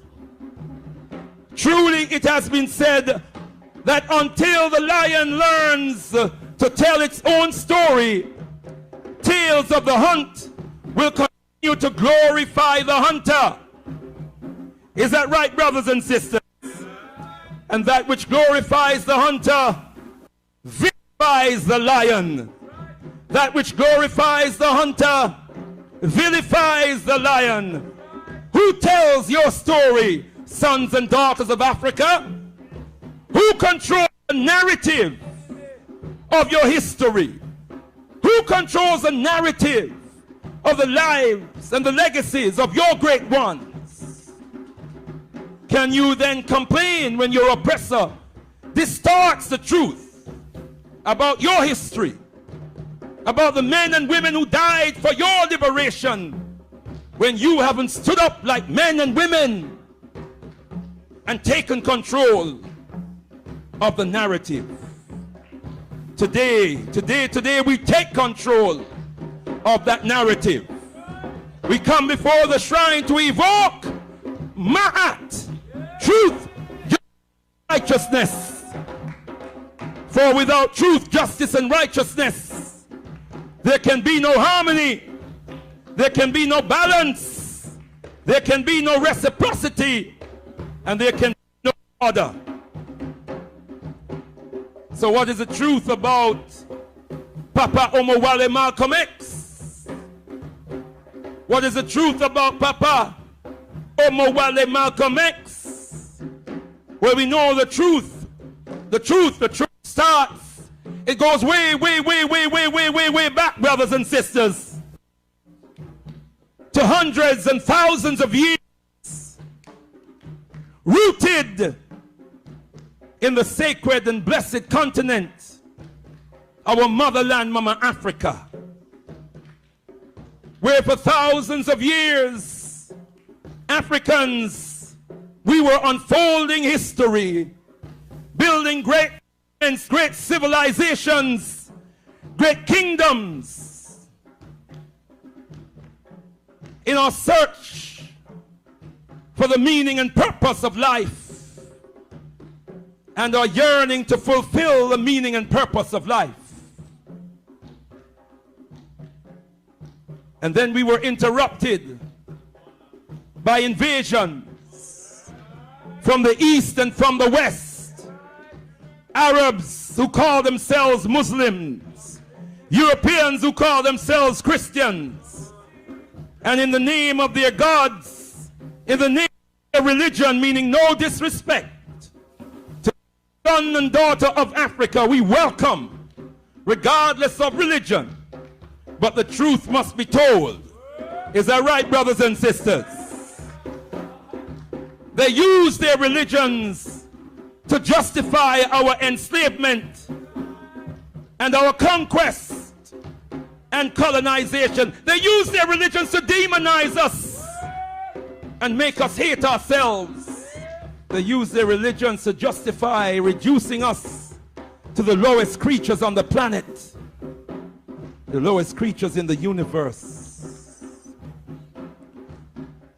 It was in that wave of the Ma'afa that an ancestor of Papa Omowale Malcolm X was snatched from the western shores of Mama Africa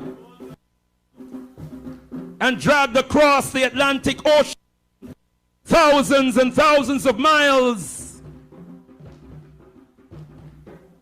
and trapped in conditions called slavery. But we are told he was from royal stock and fought relentlessly against, he was from the Bambara people of West Africa, and he fought relentlessly against slavery until one day, missing. Read the book Seventh Child, written by the nephew of Papa Omowale Malcolm X, Rodnell Collins, the son of his elder sister, Mama Ella, who tells us the story about the lineage that brought Omowale Malcolm X into being. And when we understand that lineage, we understand that the birth and the manifestation of Omowale Malcolm X was not an accident. The name of that ancestor, who was the great-great-grandfather of Papa Omowale Malcolm X, was Ajar, or we say King Ajar. So we pour libation. I want to hear everyone in the room when we say King Ajar, say Uyai. Try it, brothers and sisters. Say Uyai. Oh, you can do better than that. Say Uyai. Let the energy flow. Let the spirit flow. Say Uyai. Let's call upon these great and powerful spirits. King Ajar. Oh, let me feel you, brothers and sisters. King Ajar. And King Ajar produced many children, one of whom was named Tony, who was married to a woman called Clary. And Tony was a mason and a builder. Tony was in the spirit of his father, sought to reclaim African sovereignty by purchasing land and property, building property, as many as he could in his lifetime, for those who would come behind him, because he believed deeply in self-determination.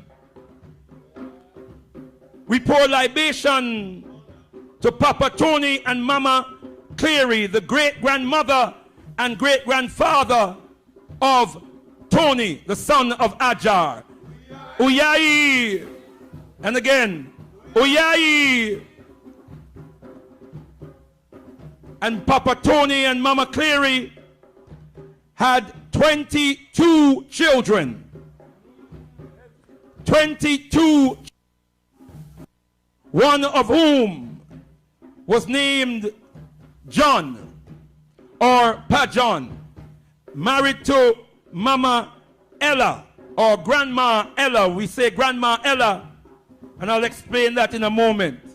We're going to pour libation to them because they also inherited the spirit of and Tony, going through the ancestral lineage. We pour libation to Pa John, Uyai, Mama Cleary, Uyai, and all the 20 children of Papa Tony and Mama Cleary. Uyai! Papa John and Grandma Ella gave birth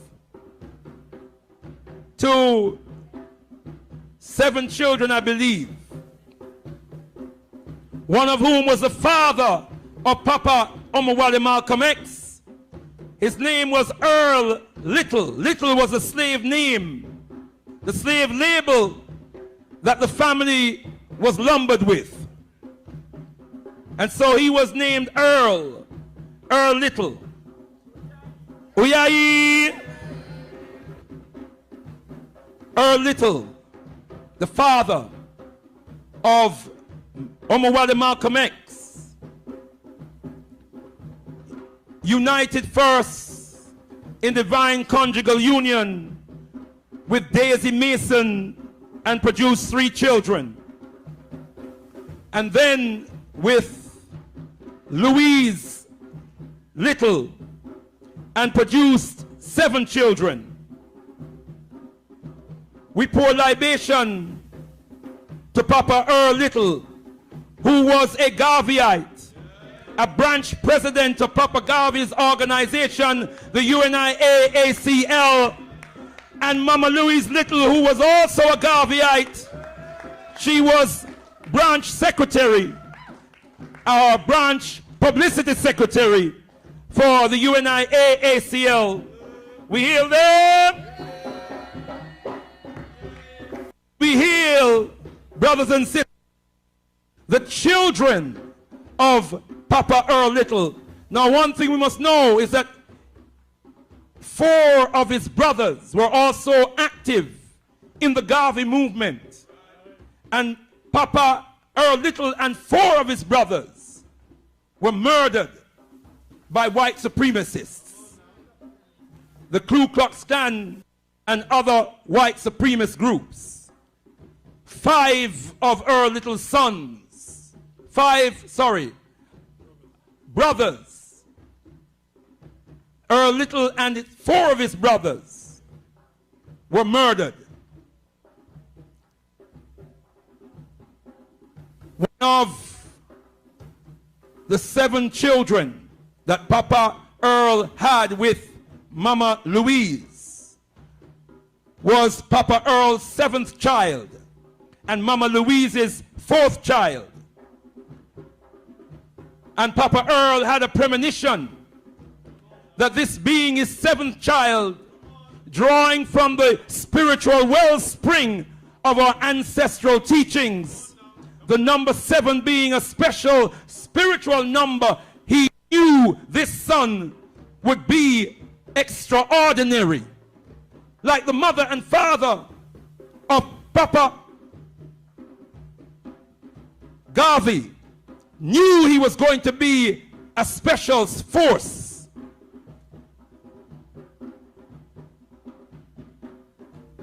Omowale Malcolm X was destined to be what he became. Do you hear me, brothers and sisters? It was in the blood. It was in the spirit of his ancestral lineage that he was to rise up and lead his people in the way that he did. It was no accident, brothers and sisters, nor was it by human design, but divine decree. That force could not have been stopped. It was inevitable. Because of time and moving very quickly, we give thanks and praises, brothers and sisters, that even after the death of Earl Little, and because of the pressures of the state that was heaped on Mama Louise, driving her into a mental institution, breaking up the family, the children farmed out and fostered white families who abused them.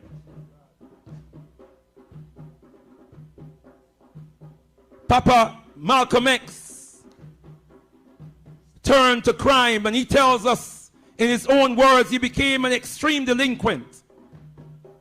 And we know he ended up in prison.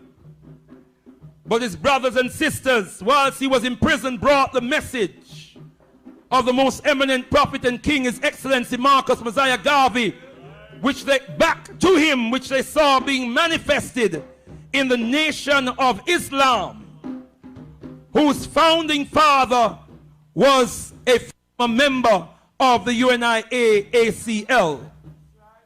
Brothers and sisters, Papa Omowale Malcolm X then joined the Nation of Islam and transformed that organization from a marginal, relatively unknown operation in the United States of America into a mass movement nationally and internationally,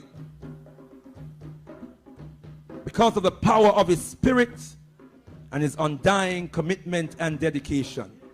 Because of time, brothers and sisters, I'm going to move very quickly and just call the names of Papa Omowale Malcolm X's siblings, and then honor the woman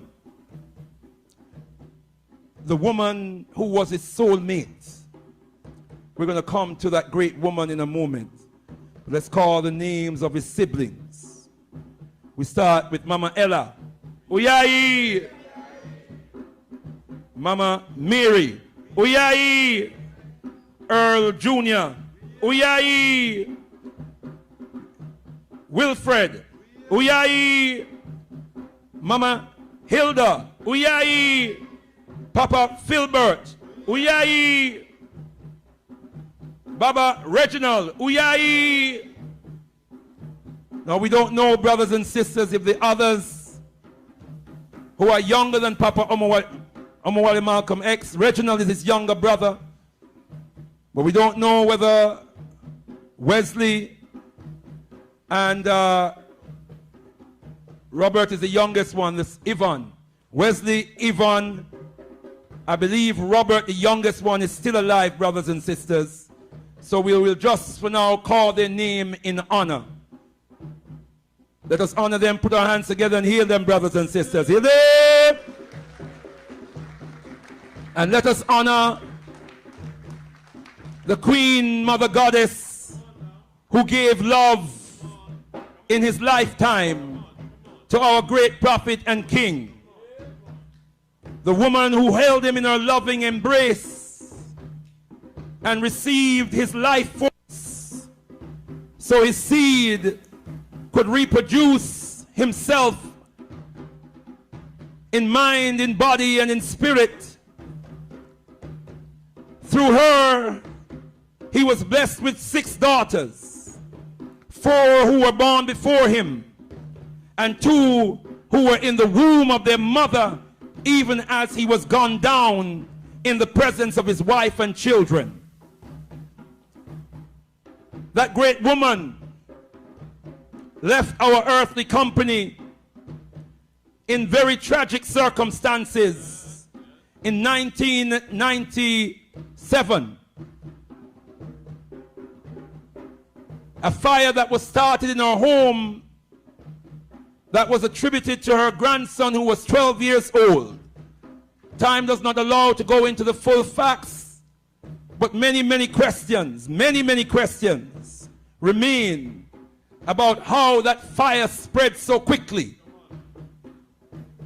But brothers and sisters, this was a great woman in her own right, who met her man, her soulmate, in the nation of Islam and united with him while seeking a commitment to the liberation of her people, and who continued even after his passing to raise 6 girls and continue to keep her husband's name alive and continue to commit herself to the liberation of our people.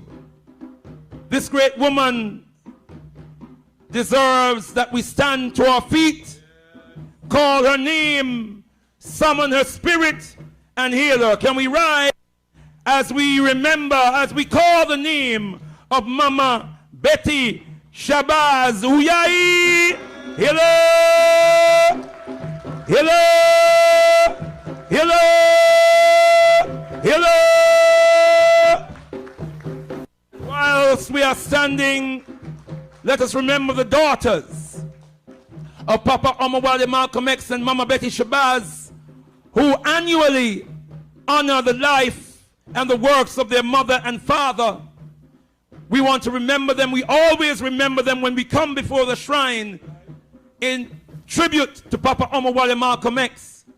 We call the names of the daughters.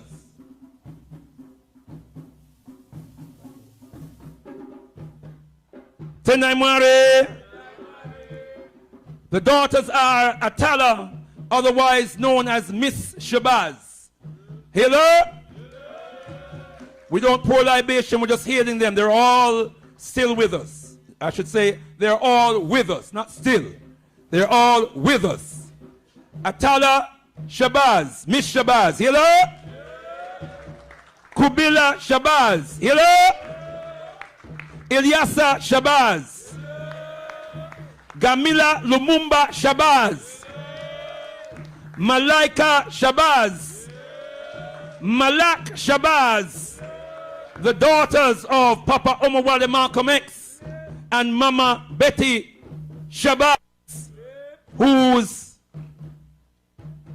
spirits we aim to soothe and to heal as they continue to feel the pain of the loss, the tragic loss of their mother and their father, for standing up for us. Dare we forget them?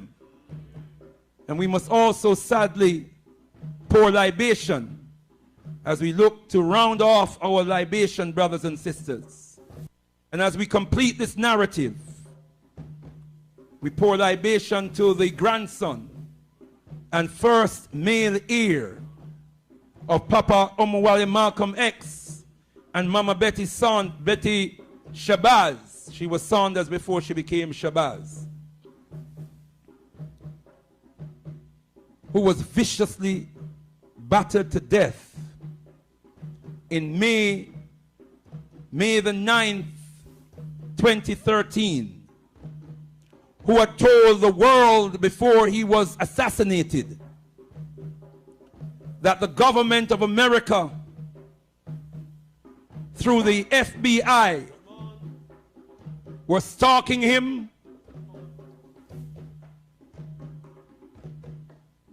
had made numerous interceptions, prevented him from traveling on a number of occasions, had kidnapped him for weeks. Nobody knew where he was. And he warned us that there was a plot to assassinate him. And asked us what would we do when that happens. We didn't answer him then, and we still haven't answered him yet. We have work to do.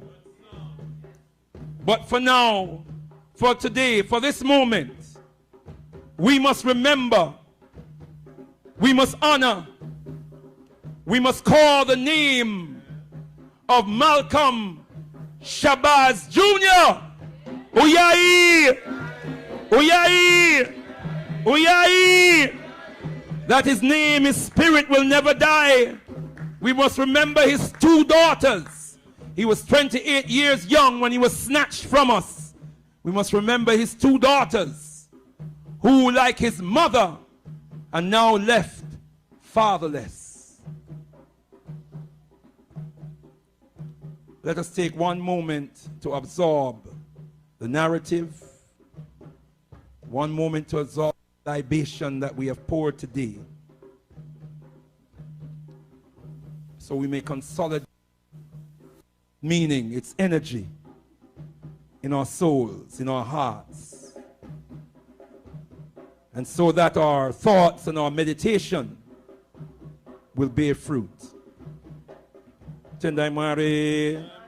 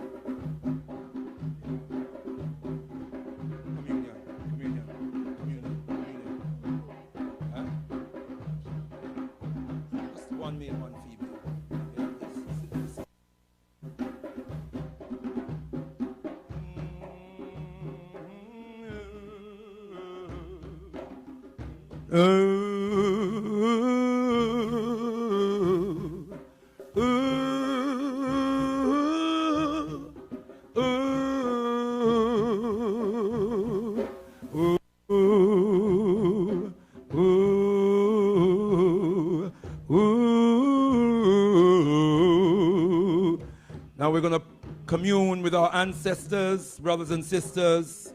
We've asked two of our elders to join us as we commune with our ancestors.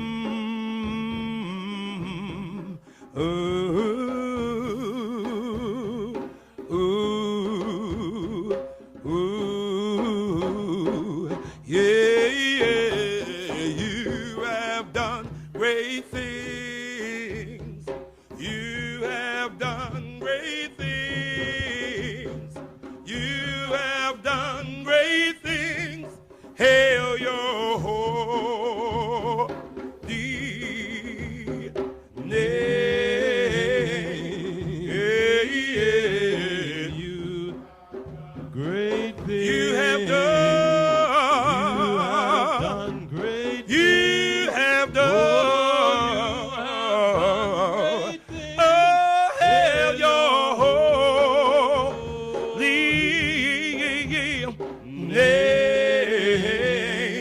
Oh, hail your holy, holy, holy, holy name. Oh, hail your holy, holy, holy, holy name.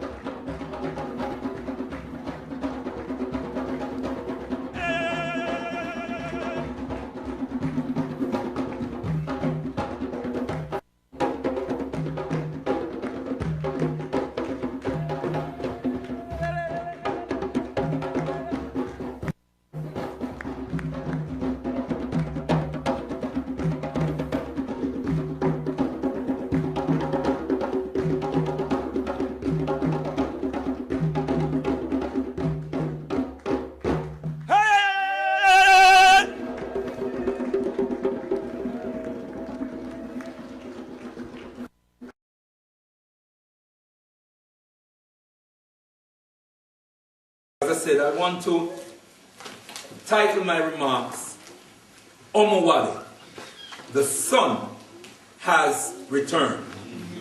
Omowale, the sun has returned. And I see at least one person is partial to the title, but I'm sure that he's not biased in any way. No bias. There are many commentators on the life of Omowale Malcolm X, many students of the life of Omowale Malcolm X, who talk about the three phases of his life. And the three phases, they would say, are Malcolm Little. That is Malcolm X from childhood until he went to, from childhood to his imprisonment. Then they talk about Malcolm X. That is Malcolm X after he joined the Nation of Islam, but before he went to Mecca for Hajj in 1964. And then after that is El Hajj Malik El Shabazz. But very few people actually talk about Omowale. Yes, sir. Omowale. Yes, sir. Tell the truth. Omowale is the name. No, you shouldn't get too touchy about this. Omowale, as we know, is the name that he was given when he went to Mama Africa. Yeah? So, and it is an African name. It is a Yoruba name that means the sun has returned. And that was a name that he was given by a youth movement, a students' movement. I'm going to read from the book, the autobiography of Malcolm X in a moment. But it was when he went to Africa that he was given this name. But so many commentators on the life and so many students on the life of Omowale Malcolm X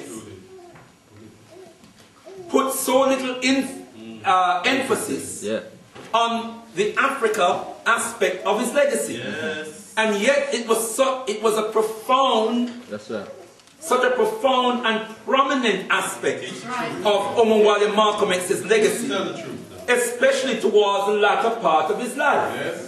In fact, in the book, the autobiography of Malcolm X. And we must remember that Papa Omowale Malcolm X had died before the book was actually published.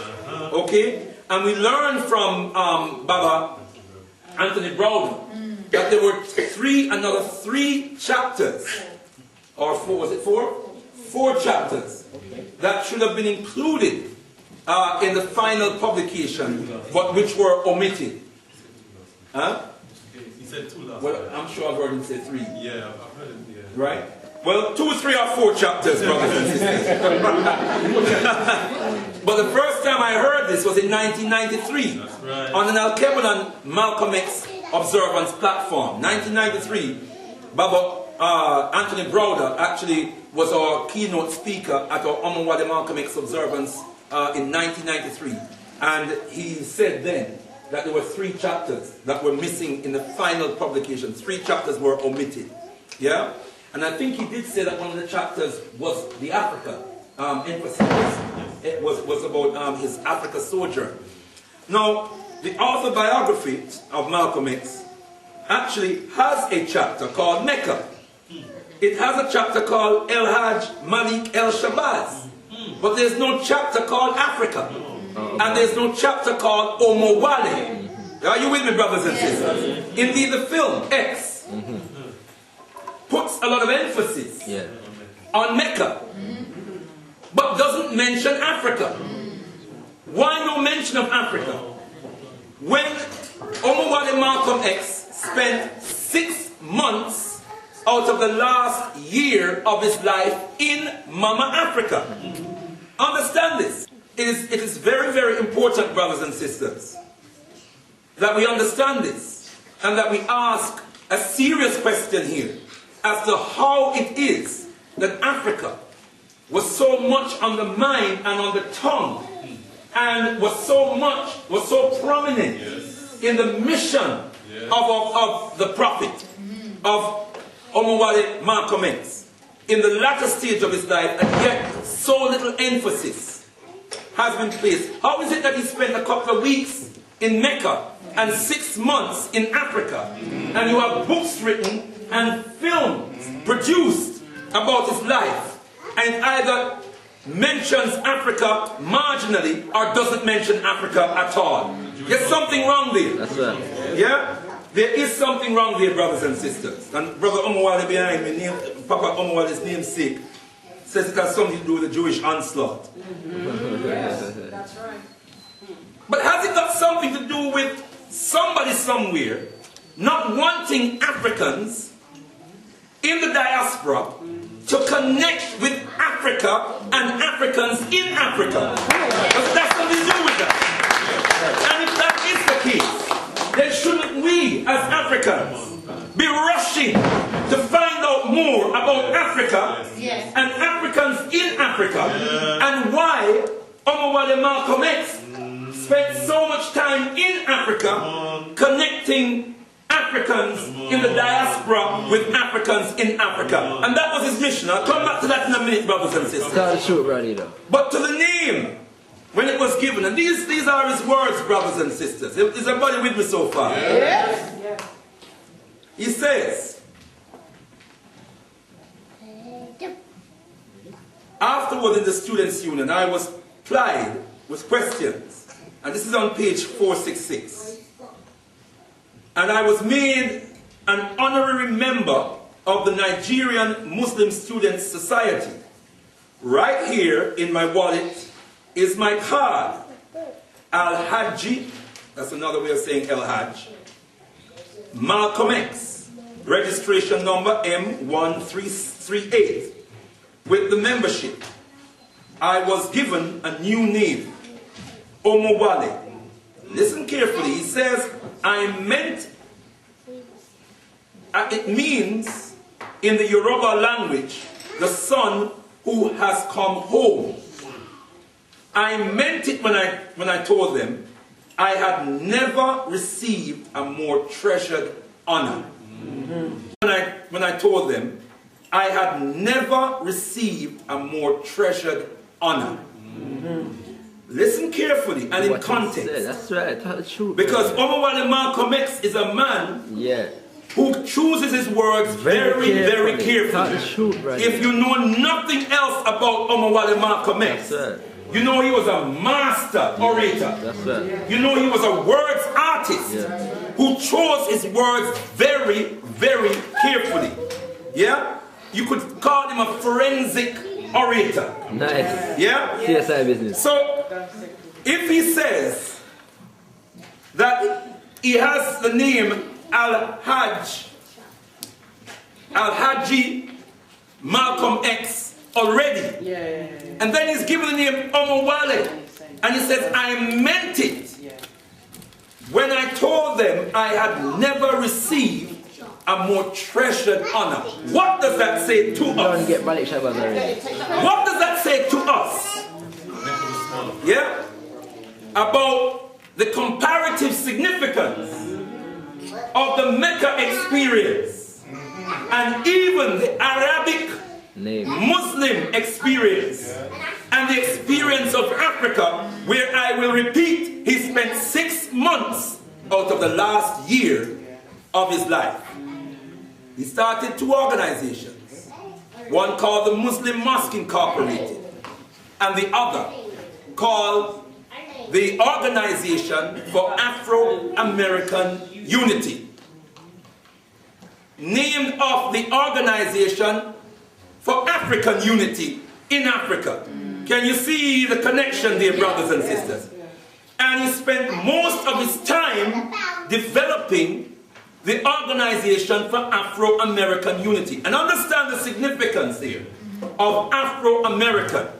We hear in the eulogy where Baba Ozzie Davis emphasizes Afro-American, Afro-American. Malcolm X so much wanted us to be Afro-American.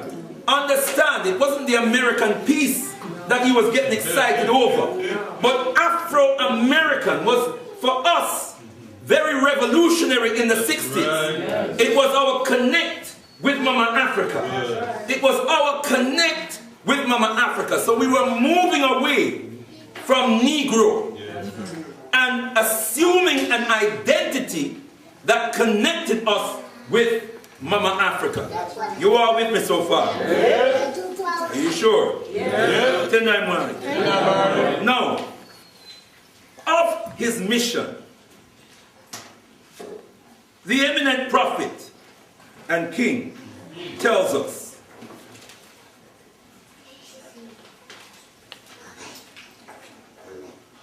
and these are his words. He says, new bridges must be built, because in the minds of the majority of our people today, Africa is too far away. So the only way that you and I can point them in that direction is to build new bridges. We have to have the type of understanding of Africa and the type of understanding of our people here in order to build a bridge, a contact, a line of communication. And once these lines of communication have been established and our African brothers can stretch forth, brothers and sisters, can stretch forth their hands and reach us, and we can stretch forth our hands and reach them, while there is nothing that this blue-eyed man here can do to you and me in this country successfully from this day onwards. Did you hear that, brothers and sisters? Yeah.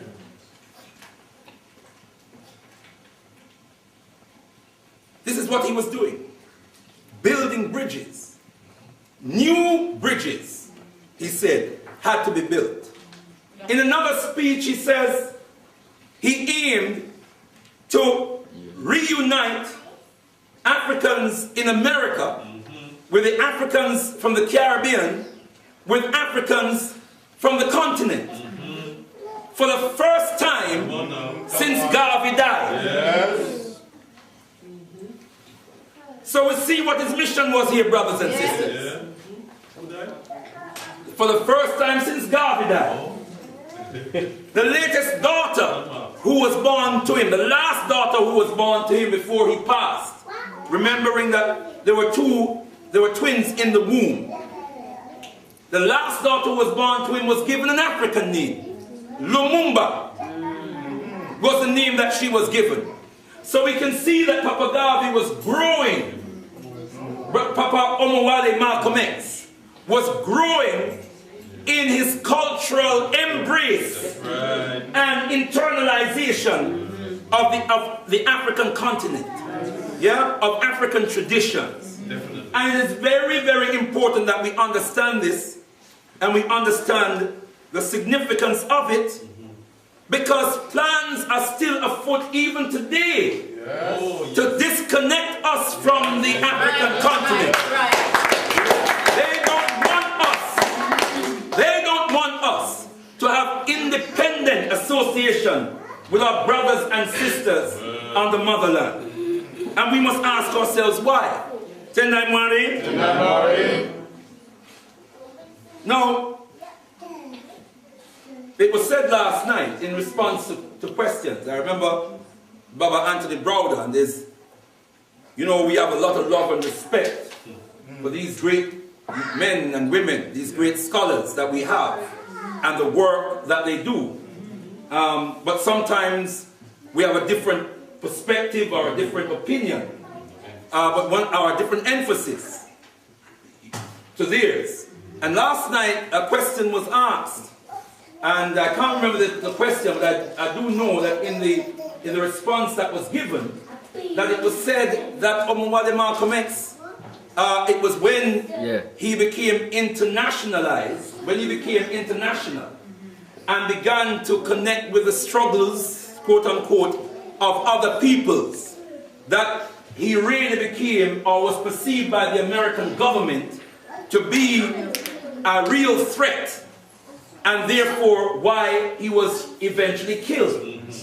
But I want to remind us that Omowale Malcolm X was under surveillance from 1950, when he was in prison in 1950. And after he had accepted the teachings of Elijah Muhammad, as it related to the teachings of the most eminent prophet and king, His Excellency Marcus Messiah Garvey, with which he was raised, and he had such an impact inside the prison, he was put under surveillance from then.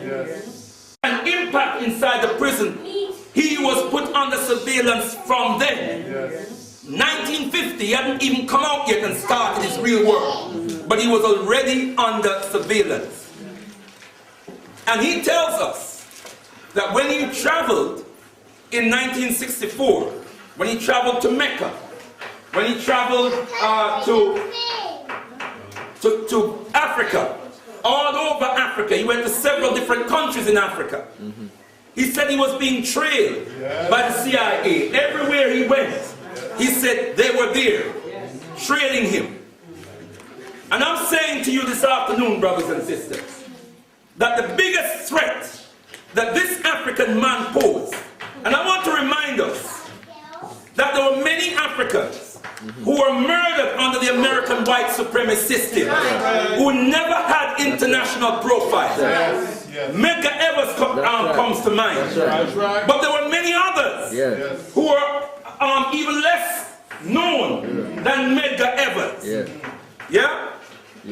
Who were murdered, who were massacred by the forces of white supremacy in America, but never had international profile. The biggest threat to global white supremacy is African nationalist Pan-Africanism. That is the biggest threat.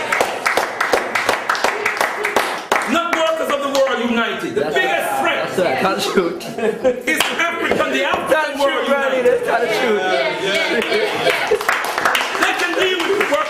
United, but they still hold the purse strings. That's right. They still control the finances of the world. Of the workers, But when Africans of the world are united in our spirit, in our culture, when Africans of the world unite, it's all over for them. It's all over for them. Remember the words. Remember the words of J. Edgar Hoover. We will stop the rise can unify and electrify the masses of the black people. That's the right. masses of who? The black people. Did he say the workers? No. The masses of who? The black people. Who was J. Edgar Hoover? The head of the FBI. That's right. And he's saying, who can unify and electrify the masses of the black people? Black masses. He says we have denial objectives. Our objectives are, we must not allow the revolutionary black Messiah to get through to the youths. The who? The youths. No, the revolutionary black Messiah to get through to the youths. He said if we allow the revolutionary black Messiah to get through to the youths, then it's all over for us. Was Omowale Malcolm X a revolutionary black Messiah? Come on, brothers and sisters. And if the revolutionary black Messiah is a threat to the American establishment, what will he do when he gets to Africa? That's right. If he connects with the Africans in Africa, And if he wants to revolutionize the Africans in Africa, and if the Africans in Africa are revolutionized, then what happens to global white supremacy? It's all over. It's all over, brothers and sisters. That is the biggest threat.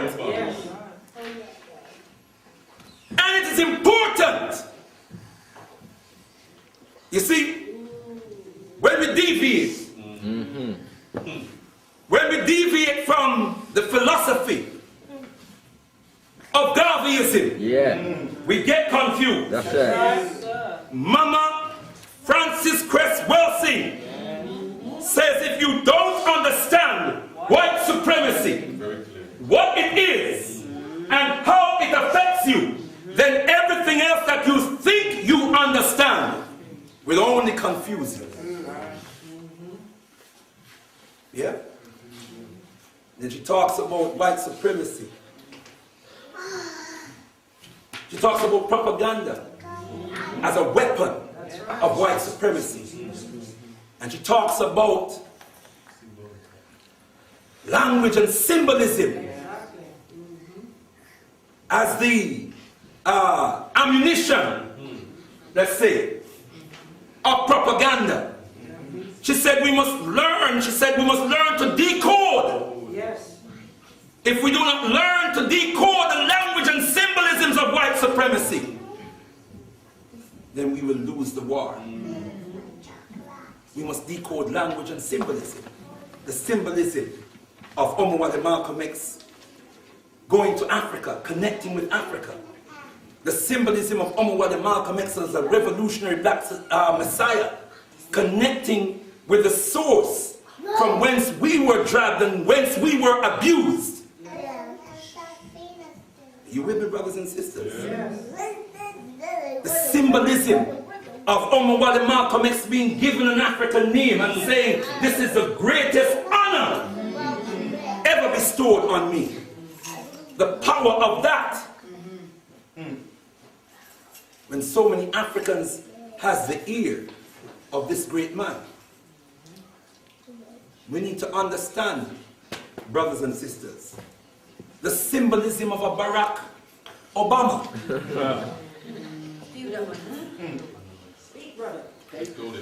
Last night we were told, someone asked a question, whether within the context of Omowale Malcolm X's legacy, whether Barack Obama represents a compliment to Malcolm X's legacy or a contradiction, and we were told it represents a compliment. No. Shame. And I'm not trying here to cast aspersions on Barack Obama. No. He might well have good intentions. I'm not necessarily convinced. I've not seen any evidence to convince me that his intentions are good, that his intentions are noble. I've not seen the evidence. but it may well be hidden somewhere. He might well be playing a clever game. I hope that is the case. Why should I hope anything else? I have a vested interest in hoping that that is the case. But there is another side that we need to look at. Look at it. The nature of the white supremacist beast. That's right. That has its different facets. Sometimes it's called imperialism. We say we answer, we claim, we understand that. Sometimes it's called capitalism. These are all institutions of white supremacy. We don't deny that any of this exists. Different facets. Sometimes it's called imperialism. We say we answer, we claim, we understand that. Sometimes it's called capitalism. These are all institutions of white supremacy. We don't deny that any of this exists. Yeah? But understand that these are aspects of white supremacy. Same level. That's right. They are tentacles of white supremacy. They might call themselves the Democratic Party. That's right. They might call themselves the Republican Party. They might call themselves the Labour Party. Hell, they might call themselves liberals. They call themselves all kinds of names. They come in all shapes and sizes. And they answer to all kinds of fancy names. Still white supremacy. The good ship Jesus was white supremacy. And then there was some called integrity, brotherhood, blessed assurance. Jesus is mine. Jesus is mine. But it was still white supremacy. You all with me? Yeah. It's important that we understand the African aspect of the Omowale Malcolm X legacy, and even more important that we understand why the African aspect of his legacy is being undermined. That's right. It is important, brothers and sisters, that when we see a Barack Obama rising up in American politics, this meteoric rise. From where? Exactly. And to where? Through the tears of the American political system that excites us as African people because we're so hungry. You know, to see black people move on. That they know that in the eyes of the majority of our people, to see a quote-unquote black man up there presents itself as a symbol of progress, of racial progress in America. America is desperate to redeem itself after Iraq. Don't we understand that? Tell the truth. She has no credibility anymore on earth. Everybody's seen her open and naked in her viciousness, in her wickedness. Everybody knows now that the President of America, like the Prime Minister of Britain, lied to justify the war. Everybody knows that now. So nobody has respect for America anymore. Nobody trusts America anymore. In fact, something happened recently that would have shook up the white supremacist, the global white supremacist establishment. The EU-Africa Summit. The EU-Africa or EU-AU Summit that happened in Lisbon, Portugal at the end of last year. That was delayed by some 3 or 4 years because Britain in particular and European governments in general refused to attend because Mugabe was going to be there. And they told Africa that they must refuse to accept Mugabe as part of the summit or they're not coming. So the African governments, for the first time, stood up on principle with all their shortcomings, with all their imperfections. elections, they did one thing good for a change. That's true. They stood up and told that white supremacist beast. That's right. The hell with you. Go to hell with you. That's right. Mugabe will come to the summit or there'll be no summit at all. No, knowing that Europe is desperate to get round the round table with Africa. Yeah. Because China That's right. is on the rise. That's right. And China is moving to assert its imperialism on the world. That's right. On Africa. And therefore, fundamentally, seeking to control the resources of Africa. Because whoever controls Africa rules the world. Whoever controls Africa rules the world. And the day when African people control Africa again, African people will rule the world. That's true. Look at history. Look into your history. Whoever controls Africa, that means the resources of the land and the genius of the African mind. Whoever controls that rules the world. And Europe understands that. So they had to humble themselves. And who didn't come to the summit? Brown. Gordon Brown looked like a fool not coming to the summit. And then him send some woman called Baroness Amos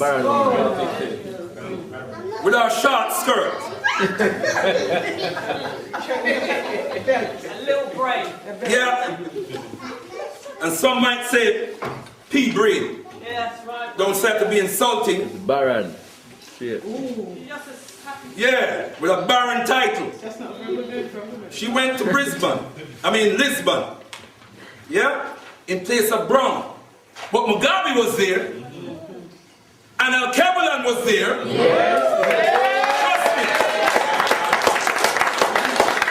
Brother Alatunja have a story or two to tell. We see it for the news, you know? We see it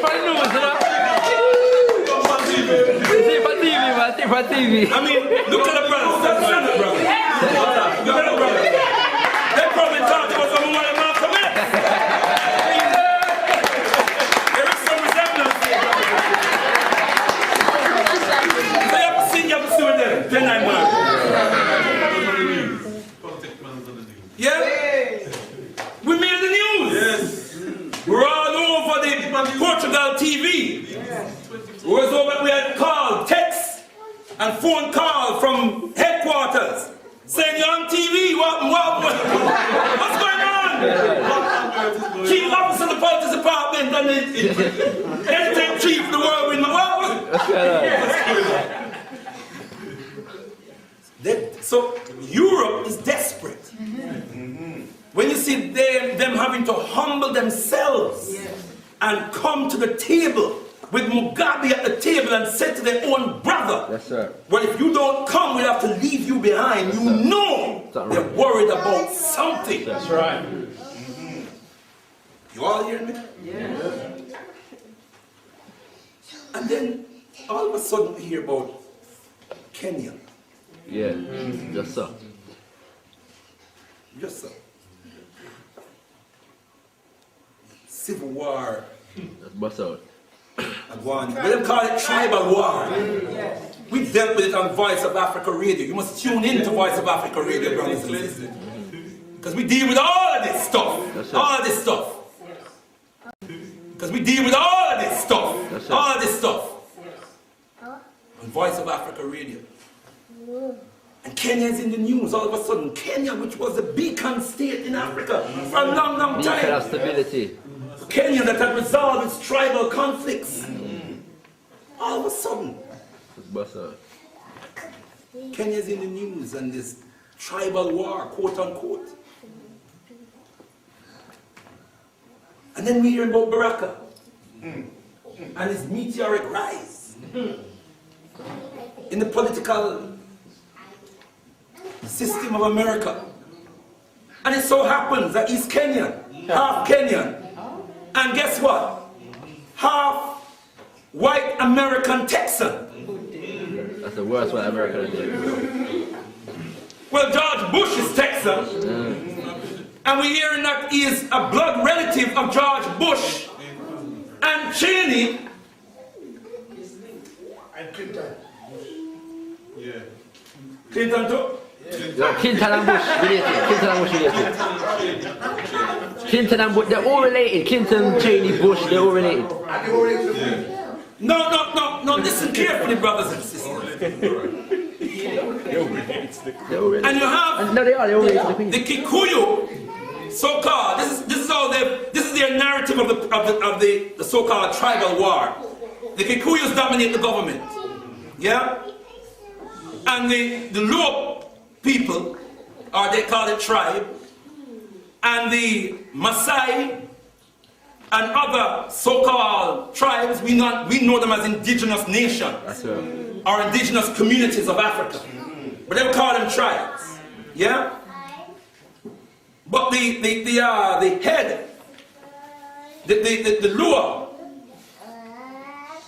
Barack Obama is actually a Luo. Yeah? Do you think this is all an accident? No. Do you think it's all coincidental? When Mama Frances Cress Welsing tells us we must decode? Do you see that there's some decoding needed here, brothers and sisters? That this ain't no accident? That if we study enough, we understand that there are very few accidents of history. You know there's a debate going on whether history is conspiratorial or accidental. Yeah? Well, I sense a conspiracy here, brothers and sisters. And I want to say this to you. Time doesn't allow for us to do all the decoding this evening, but I'm saying this to you. Watch this space. And as I said to our elder brother, Baba James Smalls, last night, after the program, the irritated genie has told me that Barack Obama is the ace card. That's right. In a sinister plan of global white supremacy for Africa. That's right. Tell the truth. Half white American, half African. You imagine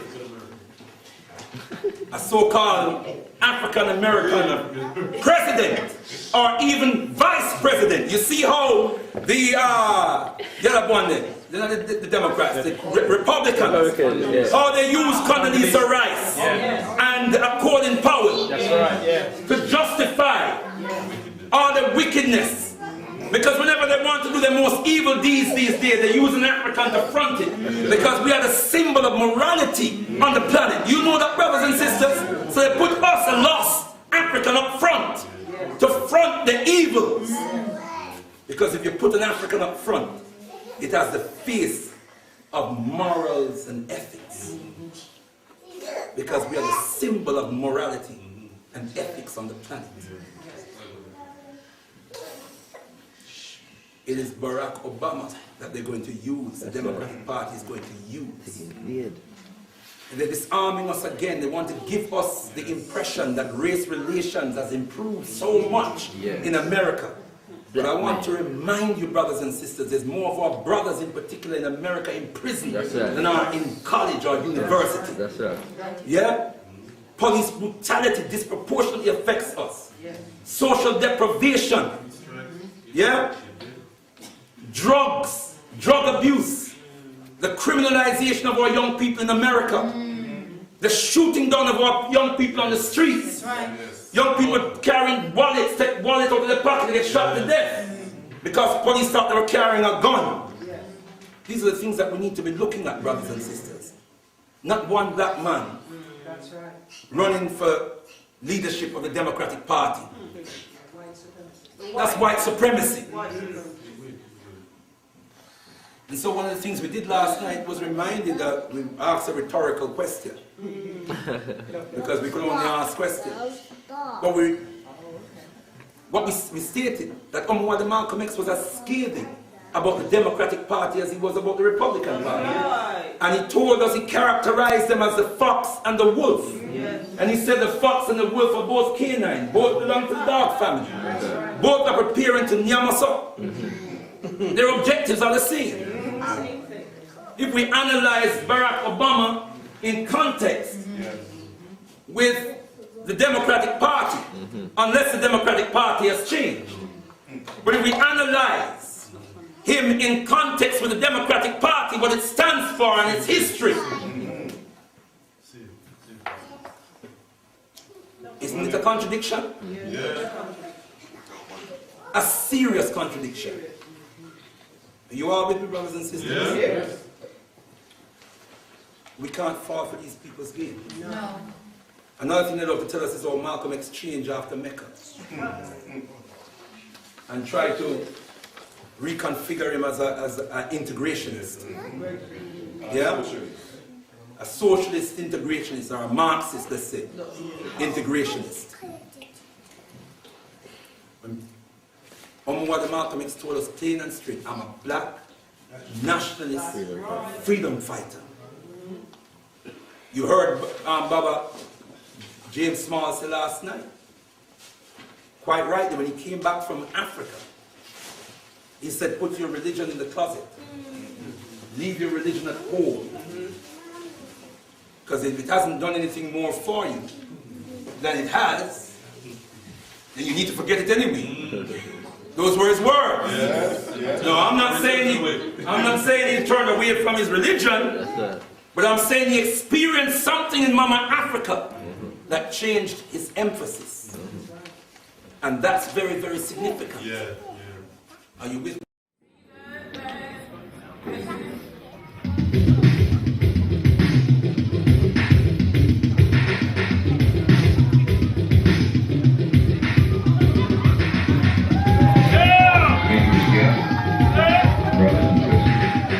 Ladies and gentlemen, Malcolm X. Malcolm X.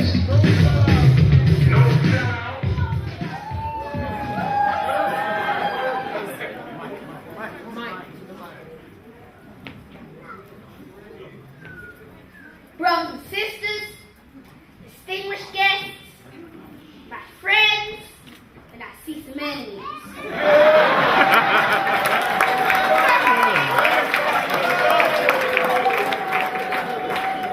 In fact, I think we'd be fooling ourselves if we had an audience this large and did not realize that those some enemies present.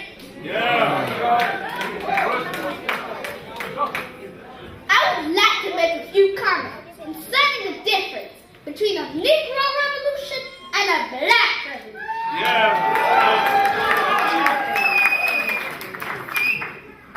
Sometimes I'm inclined to believe that many of our people are using the word revolution loosely without taking careful consideration of what this word actually means.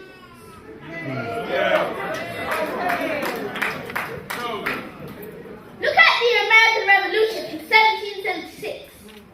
What was that?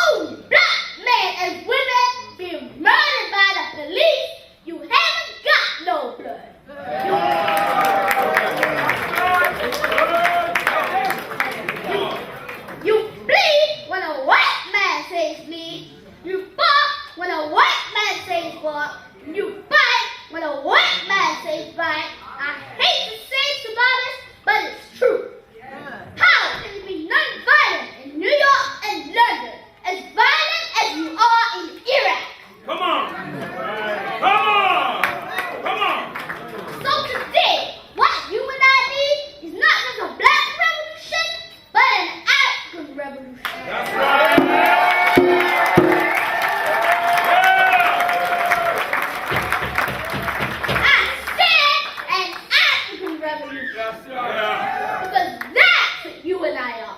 Africans. The African Revolution is a physical revolution. It's a social revolution. Political and economic revolution. And it's a cultural revolution. This cultural revolution must be the journey to the rediscovery of ourselves. History is a people's memory. And without a memory, man is demoted to the level of lower animals. Come on. If you don't have any knowledge of your history, you're just another animal. In fact, you're a Negro. Something that's nothing. The only black man and woman on earth who is called a Negro is one who has no knowledge of his history.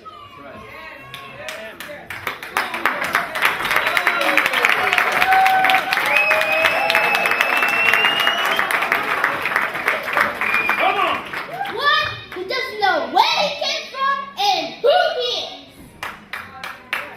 So you've been made to hate yourself.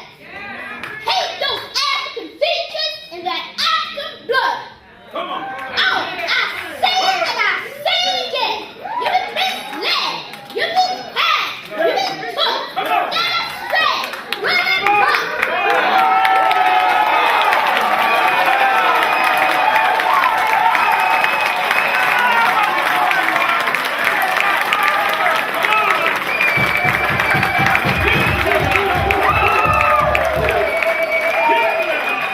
So we must wage a cultural revolution to the rediscovery of ourselves.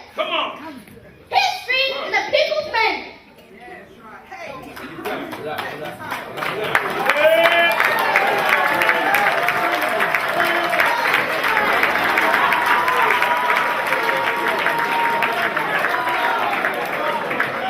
So we must wage a cultural revolution to the rediscovery of ourselves.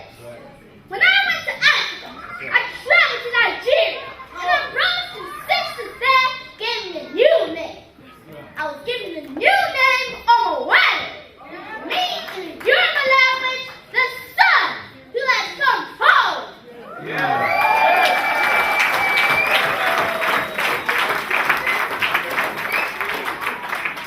I amazed him when I told him I had never received a more treacherous honor. Our cultural revolution must bring us closer to our brothers and sisters in Africa.